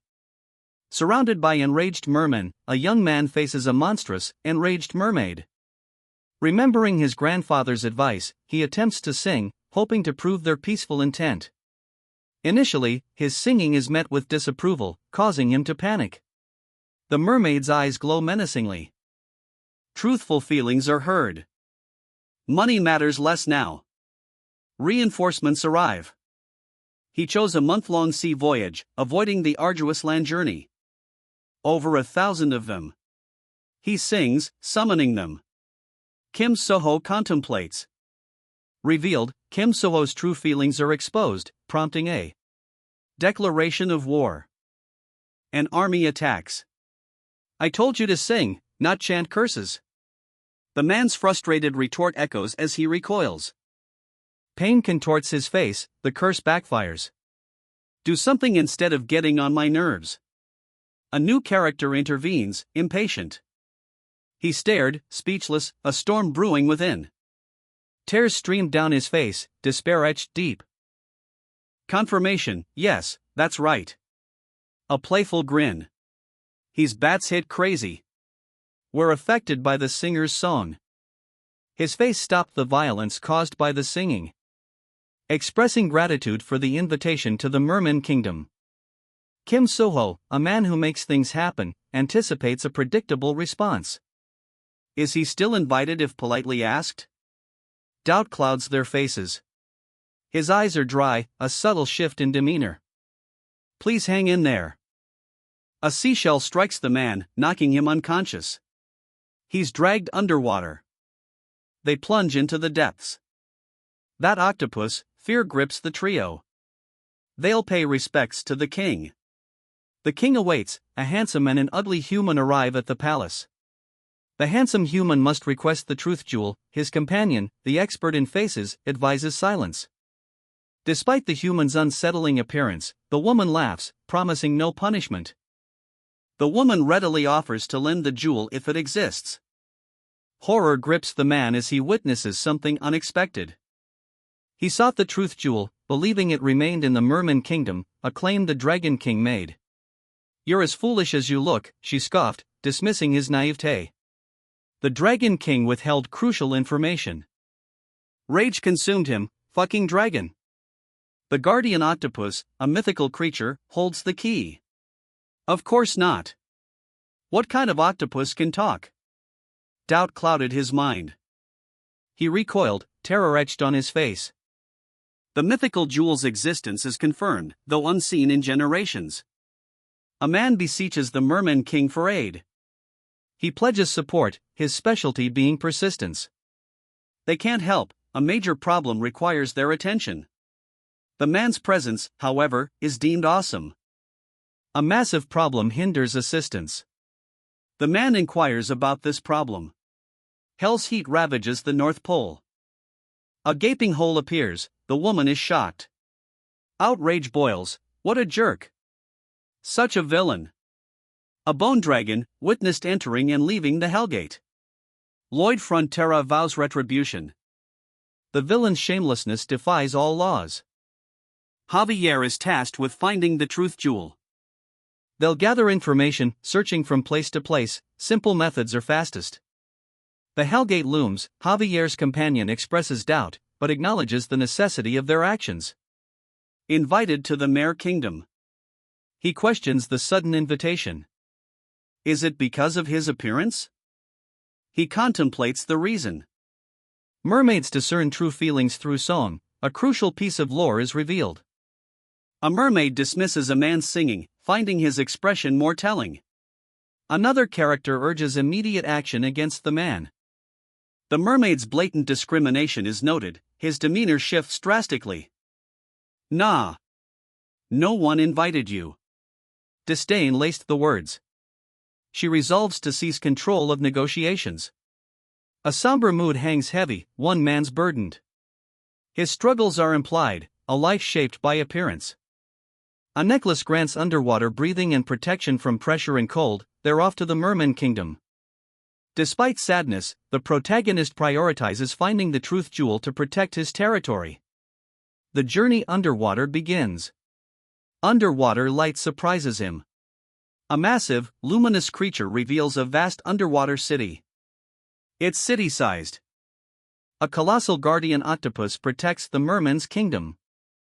Ariel, the merman's city, sprawls beneath the waves. Speak, but do not look at me, she commanded. Cruelty was the accusation. A request for the truth jewel is met with derisive laughter. The existence of the truth jewel, a mythical artifact, is confirmed. The Dragon King is scornfully called a lazy sleepyhead. The speaker curses the Dragon King. She smirked, "You look desperate." He gaped, speechless. "You really are an idiot," she said dismissively. The woman, enthroned, scorned him. He stammered, "And it's not a made-up story, right?" That means a 0.1% chance warrants a full investigation of the truth jewel. A hellgate opened at sea. Glaciers melt, crisis escalates. She vows vengeance, whoever caused this deserves to be annihilated. He grieves, witnessing the devastation. The culprit is deemed demonic. He pledges to deliver the culprit's head. Awe and disbelief follow. Two figures survey a sprawling, futuristic city. What do you intend to do? Tension rises. No, I'm talking about the Hellgate. The stakes are raised. You've always done things for a reason. A challenge is issued. Lloyd Frontera introduces himself, the knight's employer. Underwater, the knight, a mermaid, and Frontera confront an unseen threat. They must find the truth jewel for the count, countess, and all. A woman kneels, shrouded in ethereal light. To claim the throne, a sacrifice is required. She refuses, shattering something with a sharp crack. He recoiled, a blinding light erupting. Crimson energy pulsed in his hand. A scream of agony. She gasped for breath, exhausted. Severed flesh pulsed, she clutched her arm. Cut it off, she whispered, eyes resolute. Alone, she questioned her sanity. Miss Potato acts strangely. A man laughs, questioning belief in the jewel. She vehemently denies belief, doubting even the universe's existence. He initially doubts a past tale, then declares belief. Inquiry follows. No. Wait. Follow me, I'll guide you to the lunatic's house. Crying underwater? That thing flowing from your eyes. Interested in the jewel too? They demand information, delaying aid until his knowledge is assessed. The merman reveals the truth jewel existed in the sea before autumn and winter. Their search progresses smoothly, a comrade's arrival is noted. His composure shatters, his world crumbles. Even mermen lack this knowledge, he reveals. The truth jewel, a colossal AI computer. He seeks the jewel's location. The illusory jewel materializes, he presses onward. He demands the excavation site's location. The man is compared to his grandfather, his lack of training is noted. An argument erupts, he's accused of neglecting his health. Despite the harsh words, he feels amazing, his treatment is deemed unfair. He questions their predecessors' fruitless search for the jewel. The vastness of the northern sea hinders the search. A map reveals the futility of their efforts. The merman's claim to have dug those holes is met with disbelief. It's deemed impossible. Green light flares in his eyes, he's found a solution. Javier's destruction of the seafloor is deemed too risky, it would destroy vital blueprints. Despite the pain, a character prioritizes mission over pride. An apology precedes an explanation of limited underwater combat capabilities. Two men survey an underwater city, their operation has apparently failed. One man mocks the other's grim expression, the failure is evident. The operation's failure is confirmed, the scale of the task is daunting. Time is short, urgent action is needed. Elevated temperatures are noted, possibly linked to the problem. They discovered the hot water palace, its waters heated by magma. Something stirred beneath the surface. A monstrous grin revealed itself. Night falls on a grand, domed city. A woman, ravaged, looks skyward. She confesses, her actions caused family bloodshed. Consumed by guilt, she rages. He writhed, a crimson tide spreading across his skin. A violent cough racked his body. He collapsed, clutching his arm. Good, it's moving. I'll move all the poison to my arm. Sacrificing something like this to retain my sanity is a natural decision. She marvels, how strange, a wounded hand emitting faint energy. A woman exclaims, shocked, sea cucumber speaking? A man assesses, great energy. Believe in the jewel? He cautiously explains the rumors of a jewel-seeking lunatic. A flirtatious comment follows. Someone asks, where's the merman seeking the jewel? Two men stand on a submerged seabed, one denies his distress despite obvious tears. What? I'm perfectly fine though. What are you talking about? You're crying though. His denial is shattered. A man, shirtless, urgently demands an ally in his search. RP 2482 displayed, the man grins, revealing his monstrous nature. Unexpectedly high friendliness stat triggers concern, it only activates for those completely loyal. Atlantito used the Truth Jewel, a powerful artifact answering any question. The Truth Jewel crumbled 10,000 years ago during the Great Race War. The Truth Jewel's destruction is confirmed, nothing remains. The Truth Jewel was a building. A mana-powered building, its design intricate, holds the key, it can think and provide answers. The difference, it runs on mana, not electricity. The blueprints for the Truth Jewel are hidden within this site. A group, seemingly on a quest, approaches the building.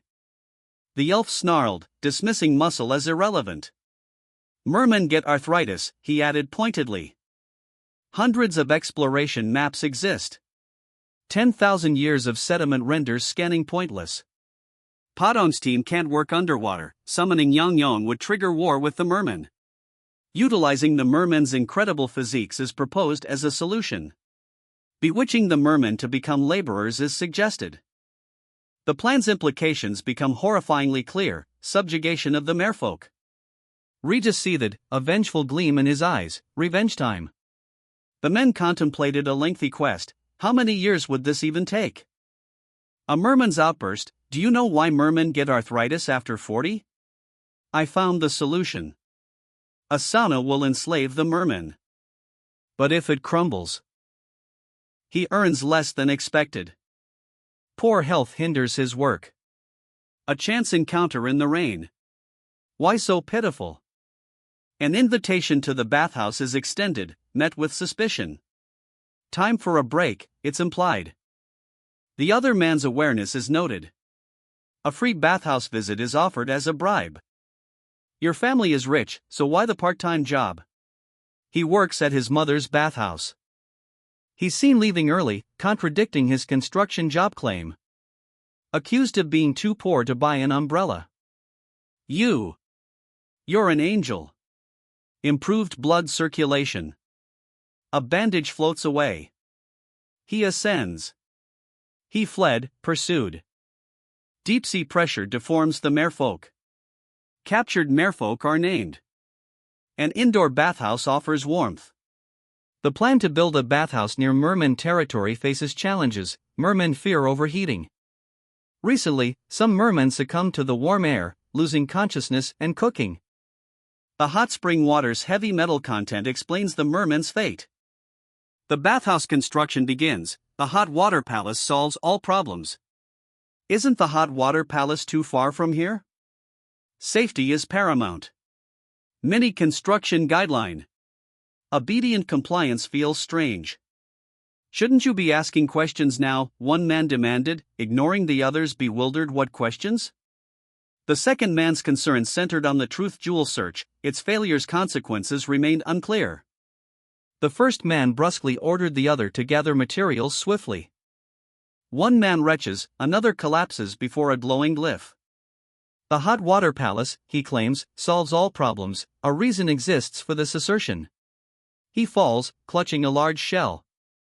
Tubeworms. Collect their adhesive fluid. Collect tubeworm shells for use as pipes. Attach the pipes to the hot water palace. Workers prepare the hot water palace. The most important step, activating the Emerald Room. The Emerald Room revealed. They reached the Coral Room, a bizarre chamber filled with strange, slug-like creatures. The ritual's complete, a figure lies suspended in the glowing water. Rotalia? Shock registers on the observers' faces.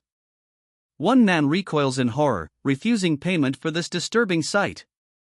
A companion senses something is wrong. He offered silent prayers to the merman. Work cancelled again.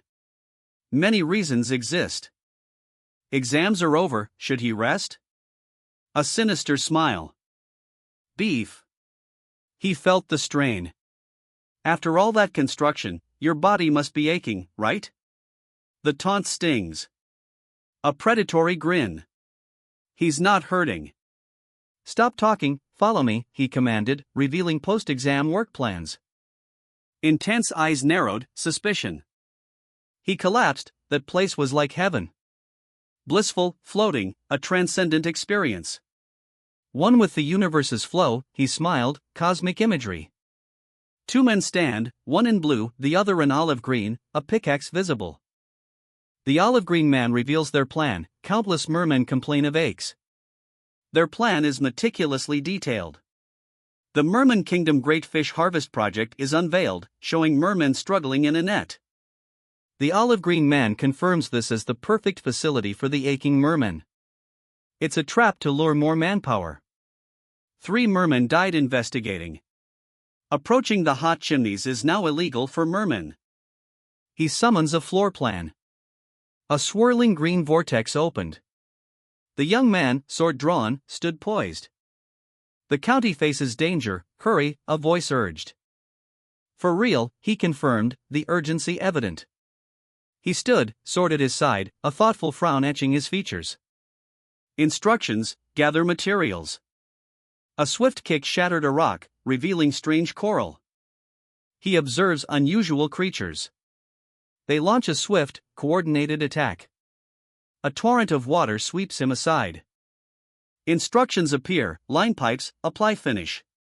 He bellows, what completes a bathhouse? Bathhouse one of the fantasy world.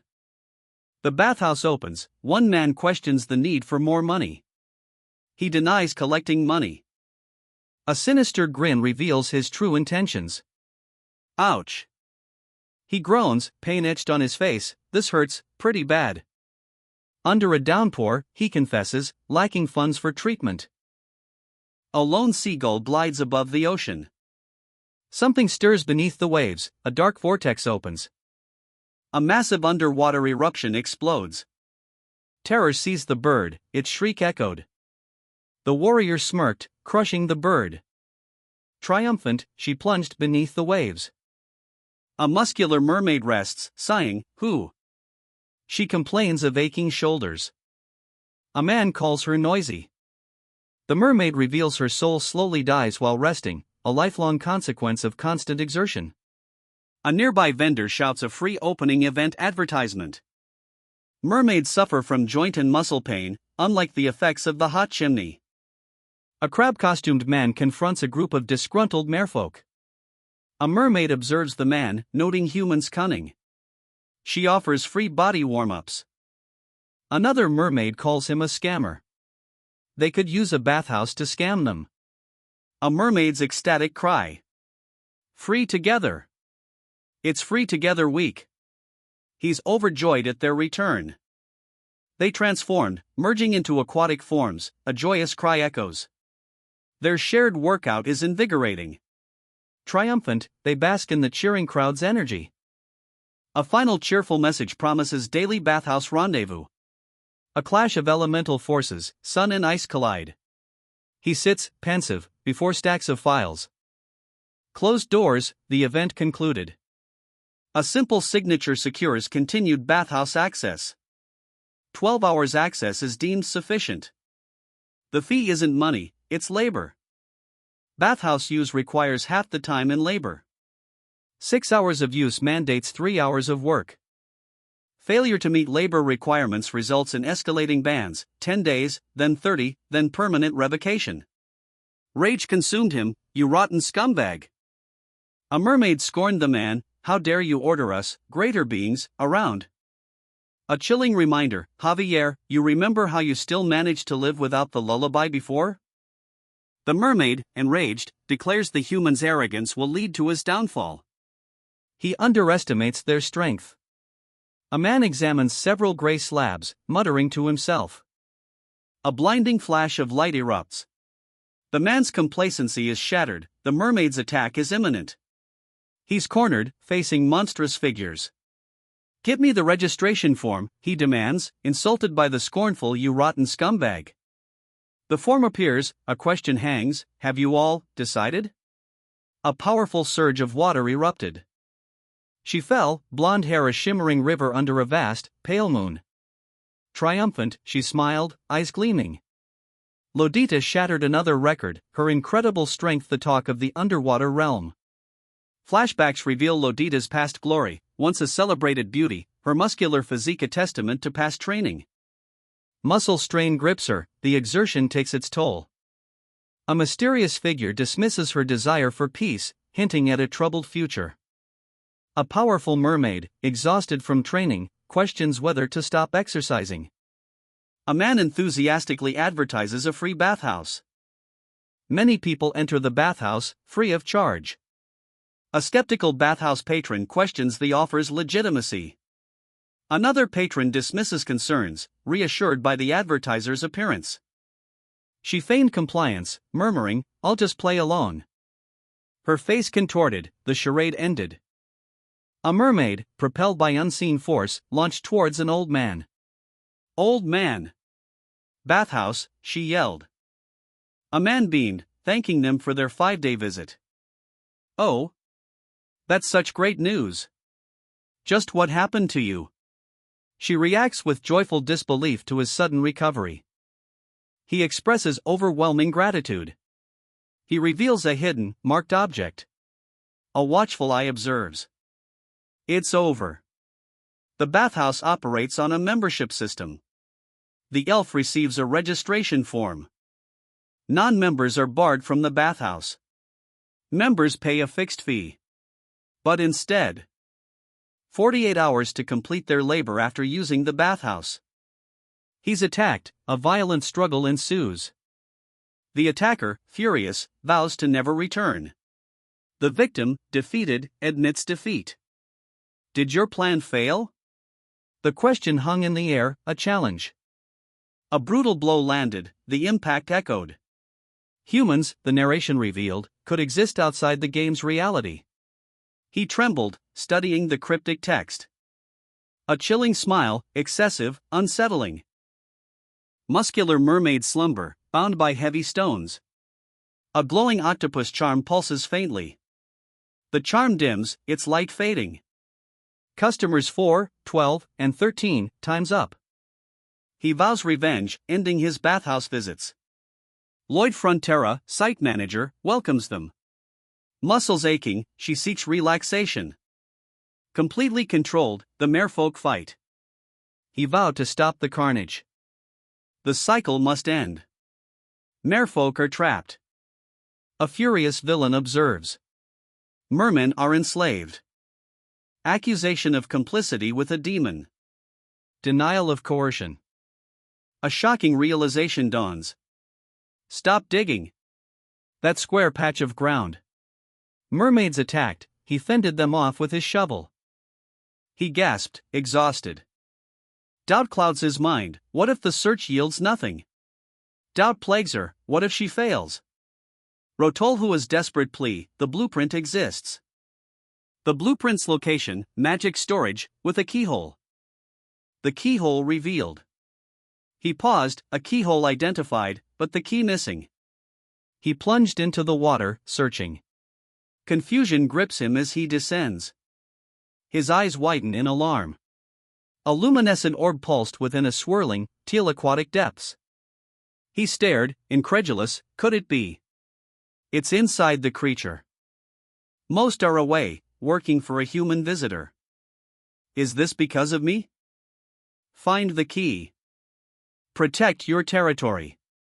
A rainbow-hued blast launches a man. She screamed, her power failing. A geyser erupted, tossing her back. Shit, it's not working? Despair consumed her. A furious mermaid, eyes blazing, demands, human? Javier's shameless mimicry of Lloyd is noted. He recognizes the symptoms, certainty dawns. A colossal squid looms, dwarfing a tiny, struggling figure. A luminous bracelet pulses, a woman lies unconscious.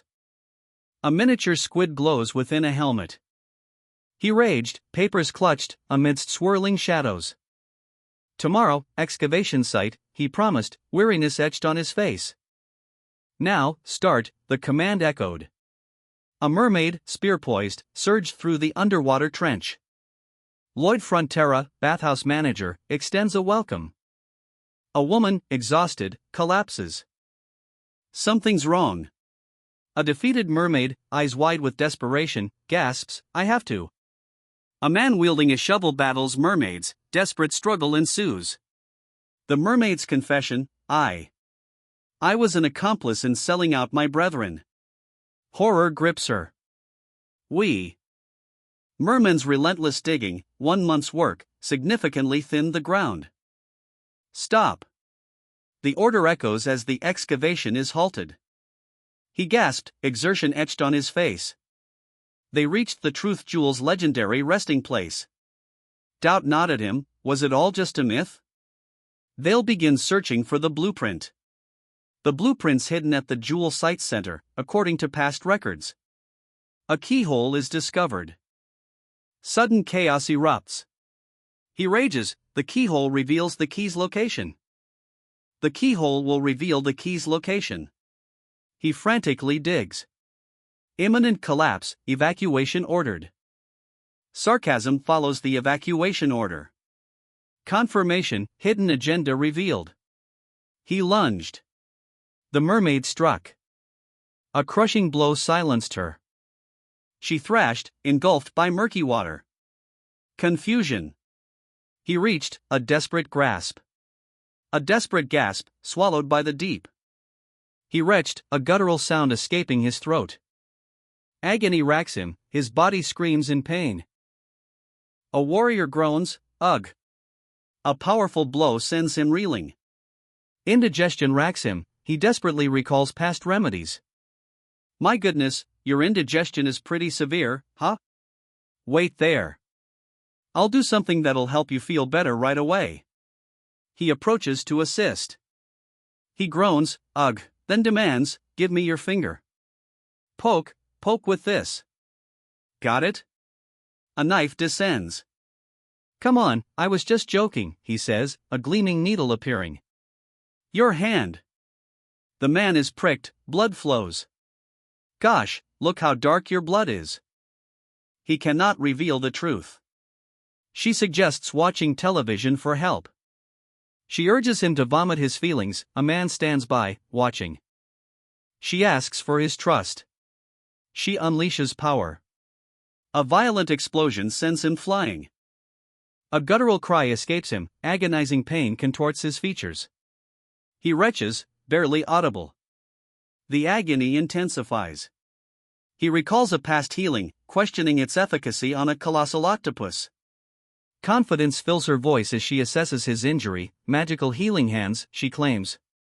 A student's aptitude is questioned, practical experience is deemed necessary. Javier is overwhelmed, a surge of energy evident. A tactical instruction is given, target the octopus's tentacles with an aura blast. Overwhelmed, Javier claims to be too busy to comply. A powerful blow is landed, a desperate plea for help. He roars, "Charge!" Merfolk utilize bathhouse relaxation and rigorous training. A monstrous kraken writhed, its gargantuan tentacles thrashing. A blinding blast of energy erupted, striking the beast. The ensuing explosion sent shockwaves through the water. The winged warrior's attack pierced the kraken's flesh. They'll prick the creature's tentacles, a risky but potentially effective strategy. The final blow is delivered. A powerful impact reverberates. The necklace's power is explained, its protection is clothing dependent. A monstrous roar, Hamon, echoes. The creature, submerged, sputters water. A thunderous boom. He's flung from the beast, a massive crack splitting the ground. She attacks, a furious blur of motion. A heavy thud echoed as something landed in the murky water. Gurgling, choking sounds followed. A green artifact surfaced, bobbing amidst the bubbles. He strikes with a fierce punch. A powerful blast sends a figure sprawling. He crashes into the water, gasping. A colossal underwater structure rises. He lunges, rage twisting his face. She counters, eyes blazing. Treat his indigestion first, otherwise, nothing else matters. A man clutches his stomach, pained. Dad! You're stabbing, not poking. Seriously, don't joke now, the man pleaded, his son clearly unwell. How do you feel? Better? The question hung in the air, hopeful yet uncertain. See? Better, right? The father's insistence masked underlying worry. What? Really? This completely cured me when I was younger, though? The son's astonishment revealed a shocking truth. A sudden pain, son. The father's worried whisper punctuated his son's relapse. He awoke, disoriented. A nauseating expulsion. Underwater, a colossal city materialized within a protective dome. Are those methods legitimate? Doubt etched his face. He sneered, weak enough it won't pierce. The city, encased in a shimmering bubble, trembled. A violent impact shattered the bubble's fragile shell. He plunged his sword, a brilliant arc of light cleaving the waves. A blur of motion, he vanished. A blinding flash, a roar, then silence. The octopus recoils, iridescent energy lashing out. Sharp barbs pierce its flesh, prick. Pain overwhelms it, a shocked expression. Stage 1 complete, a victorious declaration. He charges forward, weapon raised. He demands a swift end. A powerful blow launches. A torrent of water erupts. A colossal octopus, tentacles thrashing, rises from the murky depths. A powerful punch connects, flunch. A projectile strikes the creature, it recoils. A city rests within a bubble, held aloft by a colossal, pink-tentacled creature. He snatches the glowing green object, a powerful artifact. He earned the Sea Village Doctor title. A creature vomited violently. His new title grants a devastating underwater attack. One hit induces instant vomiting. Chaos reigns, merfolk flee a monstrous octopus clutching a glowing orb. Lloyd Frontera triumphantly displays the orb, the jewel blueprint key. A merfolk queen identifies Lloyd. The merfolk celebrate their home's protection. Race unlocked. The ancient octopus and merman accepted him as a friend. Despite causing the initial problem, he's accepted. Accused of lacking conscience, he deflects, feigning innocence. He subtly suggests the situation could have been worse. You crossed a line. He rages, consumed by regret for past failures. He vows to protect his current family, ignoring past grievances. A powerful artifact is retrieved. A blinding light erupts. The Goguryeo general's tomb, a pyramid-like structure, appears on a screen. Confirmation, the image matches the tomb's design. They decide to investigate. A shocked reaction. What's this? A list of core materials is discovered. Observers question his sanity. He departs, shovel in hand, his destination unknown. The Taranji, a core material, awaits. She sits amidst overflowing paperwork, a regal weariness etched on her face. Pain racks her, a guttural cry escapes. Removing her gloves, she reveals a subtle injury. A desperate internal monologue, more power needed, weakness unacceptable. The advisor reports trade negotiations with southern countries have stalled, an alliance has formed, ignoring all proposals. Southern countries now make unreasonable demands. Other countries also present problematic terms. The advisor suspects the kingdom's reputation is suffering. The kingdom's reputation is damaged by the Bone Dragon incident. Lack of a corpse and escalating tensions threaten the noble's authority, potentially causing a global drop in influence. Can this crisis be overcome? Lloyd Frontera requests an audience with Your Highness. She raced towards the palace. He seethes, cursing the escaped human. Driven by need, he pursues the human. The chase intensifies, he grabs her. A frantic maid gasped, Your Highness. He wondered why she ran so fast, doubting it was to see him. The maid's worry deepened. Fear gripped the young man. She finds the news about Kim Soho's ascension unbelievable. A demand for palace support is made. She stared, wide-eyed, apprehension clear. He promised alliances with neighboring countries. The octopus-like creature gently nudges a shimmering orb. It envelopes the orb, revealing countless smaller beings within. On closer look, you have a manly face, the woman whispers, a sly smile playing on her lips. She continues, the one who increased our strength and protected us. Celebratory shouts erupt as a shovel descends from above. A surge of bonus RP, 2,565 points. Overwhelmed, he reflects on his parents' guidance. Sarcastic comment about parental gratitude follows. Annoyed, he rebuffs the comment. He frowned, puzzled. The building's design withstands immense weight. A system message, scan Aotearoa, the Truth Jewel's blueprint. We need materials? The realization dawns. He'd already lost his mind. Annoyance, the task isn't finished. The target, Magentano Palace. A hand, pulsing with dark energy, reaches out. It's not far now. I can do this, she resolves. A monstrous, pink, bone dragon erupts. The banquet, a deception to hide the dragon's survival. She despairs, no immediate solution. The queen, refusing weakness, vows strength. She flees, courtiers shouting, Your Highness. Lloyd. Her desperate cry.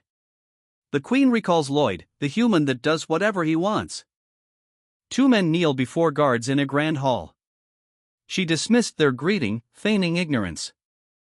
The blue-haired man recoils, horrified. Stunned, the teal-haired man recoils. What the hell? He's shocked.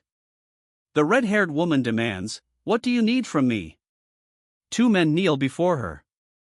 The woman assures them, I'll quickly settle your problems. A monstrous, slimy eye bulged, a blum echoed. He questioned the meaning of gratitude for the deceased. He initiated a scan. A system prompt, view Toranga's record? Let's move, Javier. We're short on time. Urgency propels their departure. Accessing Toranga revealed ancient war information. The screen detailed the Great War between mythical races over Aotearoa. The information focused on battle strategy. Arrows rained down, a storm of destruction.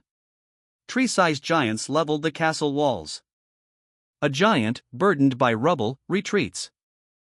Rebellion ousted the giant. The castle's foundation, the giant's Toranga. A grand feast unfolds below the Magentano castle.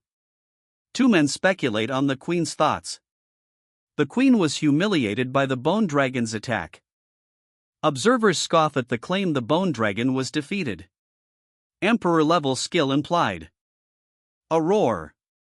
He's flung backward, a blur of motion. That's a bone dragon. A colossal, ice-blue dragon's head erupts, unleashing a torrent of energy. Terror grips onlookers as the blast devastates the area. From a palace balcony, a crimson-caped figure surveys the chaos. A crowd watches, stunned, as a figure plummets from the sky. He desperately grasps at a cliff face, his fall imminent. A colossal ice dragon materializes, its breath a chilling blue.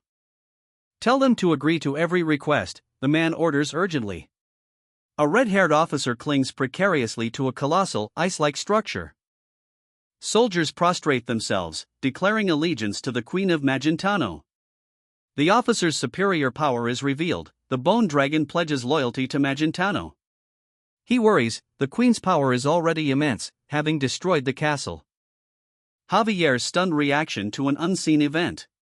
He approaches the queen, his companion questions his intentions. Javier's companion expresses disbelief at the triviality of his planned request. He agreed, then asked about her destination. She's visiting her brother. A wide city sprawls beneath a domed arena. Sarajard is attacked. A powerful blow sends her flying. She playfully kisses him, declaring, "You lost again." He complains, "You're so mean." An ambush renders him combat incapable. He incredulously asks, "How was that?" "I won today, right?" He vows, I'll counterattack your counterattack." Sarajard is questioned about his swordsmanship difficulties. A young man lies dead, a crimson pool spreading across the stone floor. Peaceful reunion, a tender moment shared between siblings. He walks away, the sound of hurried footsteps echoing in the night. He rages, blaming an academy bastard. The mumbled accusation, "That fucker." A purple energy attack strikes. The Aotearoa, truth jewel blueprint, is revealed. Mermaids rained down spears. A crucial question, Aotearoa. A giant carried Toranga ashore. Humans built their castle. She attempted intimidation using a prior banquet. Her confident demeanor is questioned. That's. A bone dragon descends. Panic erupts. He notes the dragon's strangeness. The dragon's skeletal form glows eerily. A skeletal dragon, its maw aglow with icy blue energy, looms. The red-haired commander plummets. "Go back and tell them this," the officer screams, a desperate plea echoing. "Announce the Magentano kingdom's creation." The kingdom's subjects prostrate before their ruler. Lloyd receives the title of Most Meritorious Subject. The announcement shocks the court. Lloyd's title equals royalty. He was summoned. The queen's distress is sensed. Check the queen's left arm. Julian's gaze, sharp and calculating. "Julian. Straighten your back. That posture leaves you vulnerable to ambush." A swift blow sends Julian reeling. An ambush within an ambush. A sinister grin. He envies his brother's life, spitting out his resentment. Despite exhaustion, seeing his brother's face erases his fatigue. Multiple swords pierce a fallen figure, surrounded by blood. A final wish for his brother, a life of happiness. He vows to maintain the status quo. Regret fills him as he watches someone leave. A figure unleashes a furious magical attack. A man stands, observed by bowing subordinates. Tension hangs heavy. He confesses, "That was me." The top student this time around. Enraged, Thanos' son vows revenge on the top student. He desires the rival's crippling. Threatened with familial repercussions, he trembles. Corruption and illegal deeds exposed. Duke Thanos and his son are accused of illegal deeds. Alicia Termina Magenta is insulted, consequences ensue. A fallen duke vows revenge. The son's rage explodes. He regrets not being a magic genius. Rain lashes the fallen mage, his sword slips from his grasp. Despair, power and wealth lost. He denies it, consumed by rain. Consumed by rage, he reveals his burning desire, revenge. A sudden attack. A dagger strikes. Terror contorted his face. A brutal clash erupted, one man fell. "Who are you?" He shrugged, dismissing the question. "Obvious you're here to kill me." The killer's eyes glowed. Blood stains a hand, reaching out. Die. A sword strikes, a body falls. Wounded, he breathes, intermediate sword expert, blood magic? Unseen magic stuns him, he calls the perpetrator a scumbag.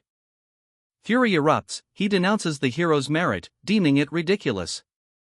The hero's ruthlessness is revealed, he'd kill anyone. Azrahan's strange behavior is noted, further conflict is implied. She questions his cryptic talk. Even the strongest warrior needs comfort. He needs someone to cuddle him to sleep. His irritation flares, she struck a nerve. He restarts, aiming for 29 attempts. A woman watches, confused. He recoils in horror. The man observes a horrifying spectacle, commenting on its ugliness. Mid-sparring, she questions his distraction. A swift strike sends her sprawling. He's consumed. The blue-haired swordsman unleashed a blinding, energy-charged strike. He cleaved the monstrous creature, sending it sprawling. A crimson dagger pierced the dark-cloaked figure, agonized screams followed. A high-ranking officer, flanked by guards, stands. His uniform displays the Royal Academy insignia. The officer leads his detail through the academy. A subordinate watches, apprehensive. The text identifies him as the academy's most powerful figure. Worth it is confirmed, recognition dawns. Students and professors bowed before him. Universal acclaim, yet his dukedom and assets were stripped. Ruin. A millennia-old family destroyed. Your death is the only way this ends, the attacker snarled, sword flashing. He narrowly escaped death. His bloodied sword lay discarded in the rain. Rain lashed down as he fled, defeated. I have nothing left, he whispered, despair echoing. He stood, drenched, a crimson stain blooming on his vest. A desire for. His face contorted in furious agony. Blades clashed. A desperate struggle for dominance. What is it? Panic etched his face. A glowing dagger appeared, swift attack launched. The blow landed, a pained cough escaped him. Crimson projectiles followed, a deadly barrage. He unleashed a furious blow. Take this. The impact sends his opponent reeling. Underhanded villain. The hero reveals the antagonist's treachery. He's competent and talented, a new character observes, assessing the situation. They need rest. Crazy brat. What bullshit are you talking about? I'll hit you 30 times, then send you to jail, asshole. 12 beatings remain. A brutal grin. A crimson explosion, one man falls, the other recoils, bewildered. A monstrous, crimson tendril whips towards the fleeing man. A sword, shimmering with power, prepares to intervene. A desperate apology, I'm sorry, Your Highness. The man's anguished scream echoes, overwhelmed by unseen forces. He launches into the air, a blur of motion above a sprawling city. A blinding flash, the man's enemy is destroyed. His eyes widen in disbelief and fury. A monstrous maw engulfs him. A swift strike cleaves the creature. The monster retaliates with blinding speed. Betrayal. A poisoned blade finds its mark. A strangled gasp precedes the brutal impact. He's airborne, a flurry of motion, evading a fatal blow. A pained groan marks his opponent's counterattack. He falls, light engulfing him. Blood stains his hands, he's gravely wounded. His enraged face, contorted in agony. A swordsman flees, leaving a crimson trail. A furious, cold gaze follows him. A blood-soaked ruin under a crimson moon. A swirling vortex of blood erupts. A figure collapses, bleeding. Don't worry. No one could have guessed he'd escape like that. I won't forgive you all. Rage consumed him, you fuckers. Fucking assholes, he screamed. Confident, he declared, even if he targets me, a Grand Master will arrive. I'll kill you. A furious vow. Someone's death is linked to him. Construction must start, but excessive guards hinder progress. The commander faces a dilemma. His protection surpasses 1,000,000 soldiers. What's she doing? Too many worries. Let's get working. One palace support pillar is Turanga, they'll dig it out. The Queen's plan minimizes palace damage during the excavation. Modern construction strengthens foundations, this project is no different. The ground freezing method uses infused cold air to strengthen foundations. The Winter Heart, a strategic weapon, a gift from the ice dragon Tyrannus. A Dark Queen used it to freeze her enemies. Noble Council approval is needed to utilize the artifact's power. Freezing the ground with the artifact will allow safe extraction of Turanga, additional support is available. She's a super genius, so managing a divine artifact for the kingdom isn't strange. He knows, a subtle smirk hints at his observation, you missed her, didn't you? These eyes of mine can tell if someone likes another person, he observes, smugly confident. His ability fails him, the narrator notes, looks like that ability of his doesn't work on himself. Someone's after his life. He vows, I'm not going anywhere. A rabbit-like creature bursts into action. Guarded gate, soldiers stand watch. Insert the Winter Heart pipes into the foundation, begin freezing. Construction progresses faster than expected. A faster method exists to extract Turanga. The mage unleashed a torrent of blue energy. A dark vortex erupted, countering the blue energy. A crimson blade pierced the mage, dark magic flowed. Energy blasts rip through a monstrous creature. A warrior's furious glare. A horrifying scream, a brutal attack's aftermath. He launched his foe into the air. A desperate lunge, a dagger finds its mark. A retaliatory strike, a crimson torrent erupts. Death claimed him. A crimson pool spreads, a stark contrast to the dark floor. His presence vanished completely. What on earth was that? Where did someone who could use magic like that come from? Astonishment and fear. A desolate wasteland, shattered concrete, blood stains the debris. He's the expelled academy student, his blood magic is unknown. The expelled student, fueled by rage, attacks. A fatal blow ends the confrontation. 0 people saved. He stares, bewildered, what does that mean? His arrival in this world is questioned. The young man's face falls, his despair is palpable. Surrounded by soldiers, the 2 men wait, tense. Orders to kill anyone approaching Lloyd are countered, a separate investigation into blood magic is proposed instead. The suggestion is deemed true, further investigation into blood magic will commence. A plan to resolve the situation using fate's restorative powers is revealed. The nobility rejects the proposed solution as absurd. Failure is catastrophic. The structure crumbles. They unearth the artifact. The Magentano Great Divine Artifact, a world of winter. A being of immense power holds it. The Queen bribed her way to a solution. A surprised reaction. He denies knowing anything, prompting a confident retort about exceptional observation skills. His observations, particularly regarding love, are always accurate. A sigh precedes a declaration of capability to defeat the blood magic user, provided caution is exercised concerning his summons. Step 2 of the plan, construct an underground refrigerant room. Step 3, secure the palace's most skilled mages to control the Winter Heart. A large metal plate crashes, workers scrambling below as a man in a blue coat observes. He considers a risky plan, time is running out. The order is given, prepare the concrete. Priests channeled energy towards a central altar.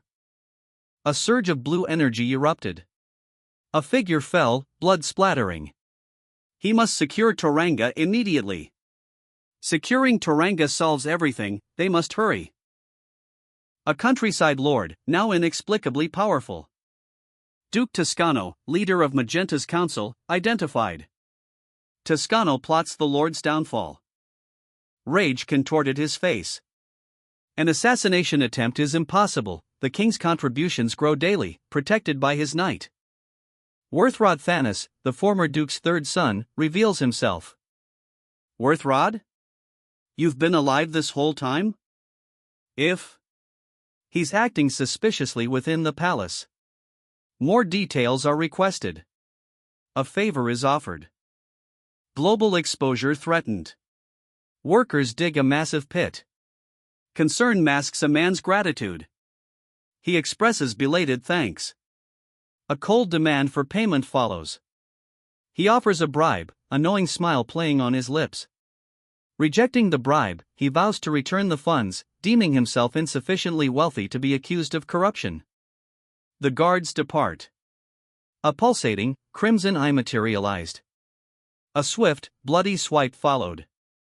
Terror seized him, a guttural scream tore through the silence. Panic erupts. What the hell? What happened? It's him. Surrounding figures demand, who are you? A crimson flash, he's fighting back. A swift strike sends an attacker sprawling. He unleashes a brutal counterattack. Iron wall. A defensive spell activates. The spell shatters, the attack continues. A crystal shatters, energy surges. Shit. The man is thrown back, clearly injured. A devastating impact. Shock registers on the man's face. A surge of icy energy erupts. Kim Suho is flung backward, battered. A desperate plea, don't come. Stop the winter heart. Trusting his judgment, he lunged. Javier. A desperate cry echoes. A swirling vortex of energy erupts. He struggles, I won't last long. Despite his limitations, he refuses to abandon others. A crimson spray erupts, a fatal blow is struck. Face your true nature. Terror grips her. He questions his delay. He's running out of time. The antagonist boasts of his power, he could have destroyed the location instantly if needed. His furious declaration, they are capable of such destruction. He's advancing too rapidly, ignoring him is perilous. Several nobles have already fallen from power because of him. Forced to comply with the queen's aggressive plan due to her support. Using the kingdom's sacred artifact was unexpected. Alicia, his protector, must also be neutralized simultaneously. Duke Toscano, startled, cries out, "Who's there?" Count Toscano's reappearance surprises the Duke. He inquires about the Count's well-being. Toscano hesitates, unsure if he should say he's been alive. Lloyd Frontera is revealed as the cause of the Count's situation, help is offered. Palace maintenance is underway, utilizing the winter heart. He holds a vial of blood, a sinister smile twisting his lips. Spill this where the construction is at. The revelation, Lloyd Frontera is a demon. A dark magic flares, a curse. He should never have been born. An aide approaches Lloyd, bearing ominous news. Improved diplomatic relations with Asfahan yielded unexpected benefits, his wife learned pottery techniques, fulfilling a lifelong dream. His son, inspired by him, began studying civil engineering. One son sought financial independence through construction work. Accusations of extortion surfaced, the man's reaction suggests guilt. A construction foreman demands the next work shift arrive immediately. Blood splattered the floor. A monstrous eye opened. She unleashed a wave of energy. His lifeblood drained away. He raged, eyes blazing. Terror gripped his companion. A searing pain etched his face. A fiery blast erupted. A desperate command, protect the winter heart. He obeyed, hurtling towards his objective. Blood splattered, a killing blow landed. The crimson wave consumed the nuns, panicked flight. A mage unleashes emerald energy, a desperate counterattack. He shattered the ice with a swift sword strike. A blue crystal propelled him away. Panic. Where is he? A desperate cry, Miss Siluria. He braced, eyes wide with dawning dread. A vortex swallowed him, powerful currents surged. But his desperate cry echoed the futility of his struggle. Defeated, he looked upward, a silent scream trapped in his broken jaw. He decimates foes with a dazzling aerial assault. A shattering impact freezes his attackers. Tidal effect, frozen cold. He sprints, warning of the spreading freeze. He vowed to repay the 1,000 gold. He plunged from the rooftop, shovel in hand. A swift kick sent him sprawling. Kim lies defeated, his opponent's rage a palpable presence. Oi, Kim. The winter heart, a whispered threat. Fiery destruction erupts.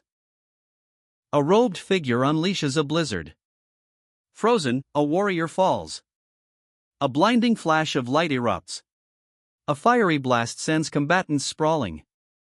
Siluria's power provides a brief reprieve.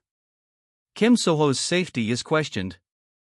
Ancient black magic, darkness encroachment, is revealed. It targets inner darkness. Darkness amplified, overwhelming him. Scorn, respected by others? A curse was unleashed. Accusation of wasted time in the Merman kingdom, seeking their favor. There was a faster way. He plunged into the water. Bringing Yon Yon would have expedited resolution. No need to ask the Merman Queen's permission. Fear, a faster method. Could the Merman Queen have defeated Javier?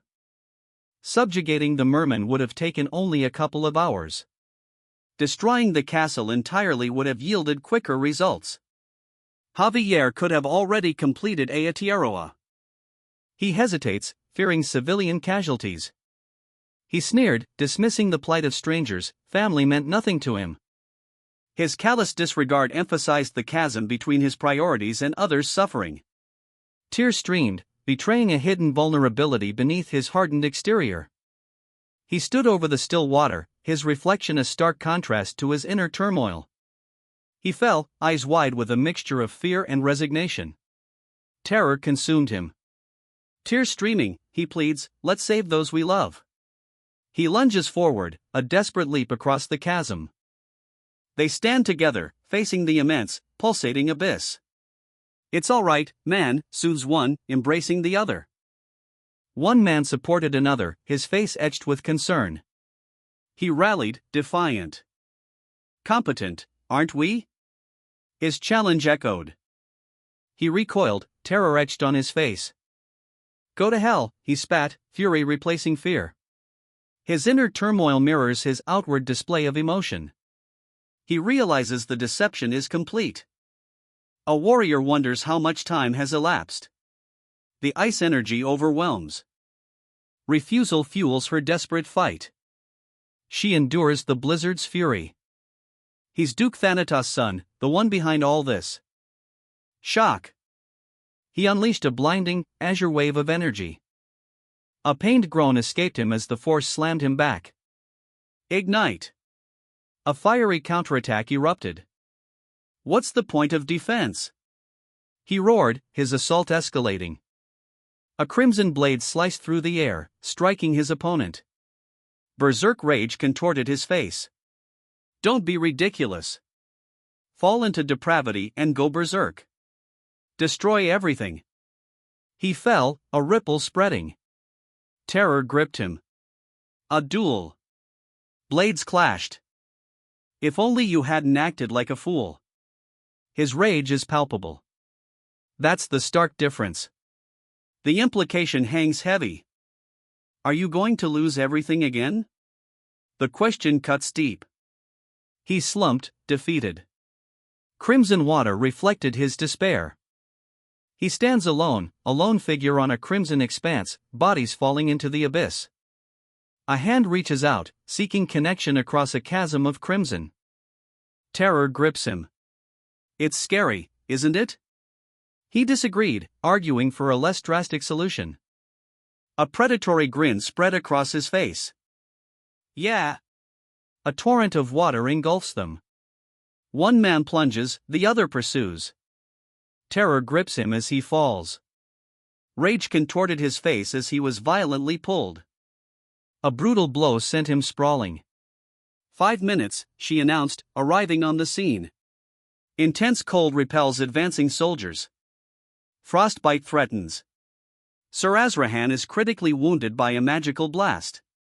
Despite injury, he's deemed a valuable citizen. Azrahan confronts a powerful ice mage. One man grappled another, the fight tumbling into the churning water. How could I do that? Self-doubt choked him. Your Highness. Please help Lloyd. He's further inside. A desperate plea pierced the chaos. Terror grips her, a powerful force attacks. She's overwhelmed by a surge of energy. You didn't quit and turned up for work, huh? The worker questions the normalcy of his attendance. Despite hardships, his dedication is praised. He thanks them. He's always been supportive. He became crippled due to faulty, old safety equipment. The accident occurred in a construction zone with substandard safety equipment. Construction and management companies evaded responsibility for the accident. Self-doubt plagues him, he admits he might flee. A woman runs, urgency etched on her face. She collapses, seemingly injured. She questions if he sacrificed all his mana. 8 more lives hang in the balance, Javier is in danger.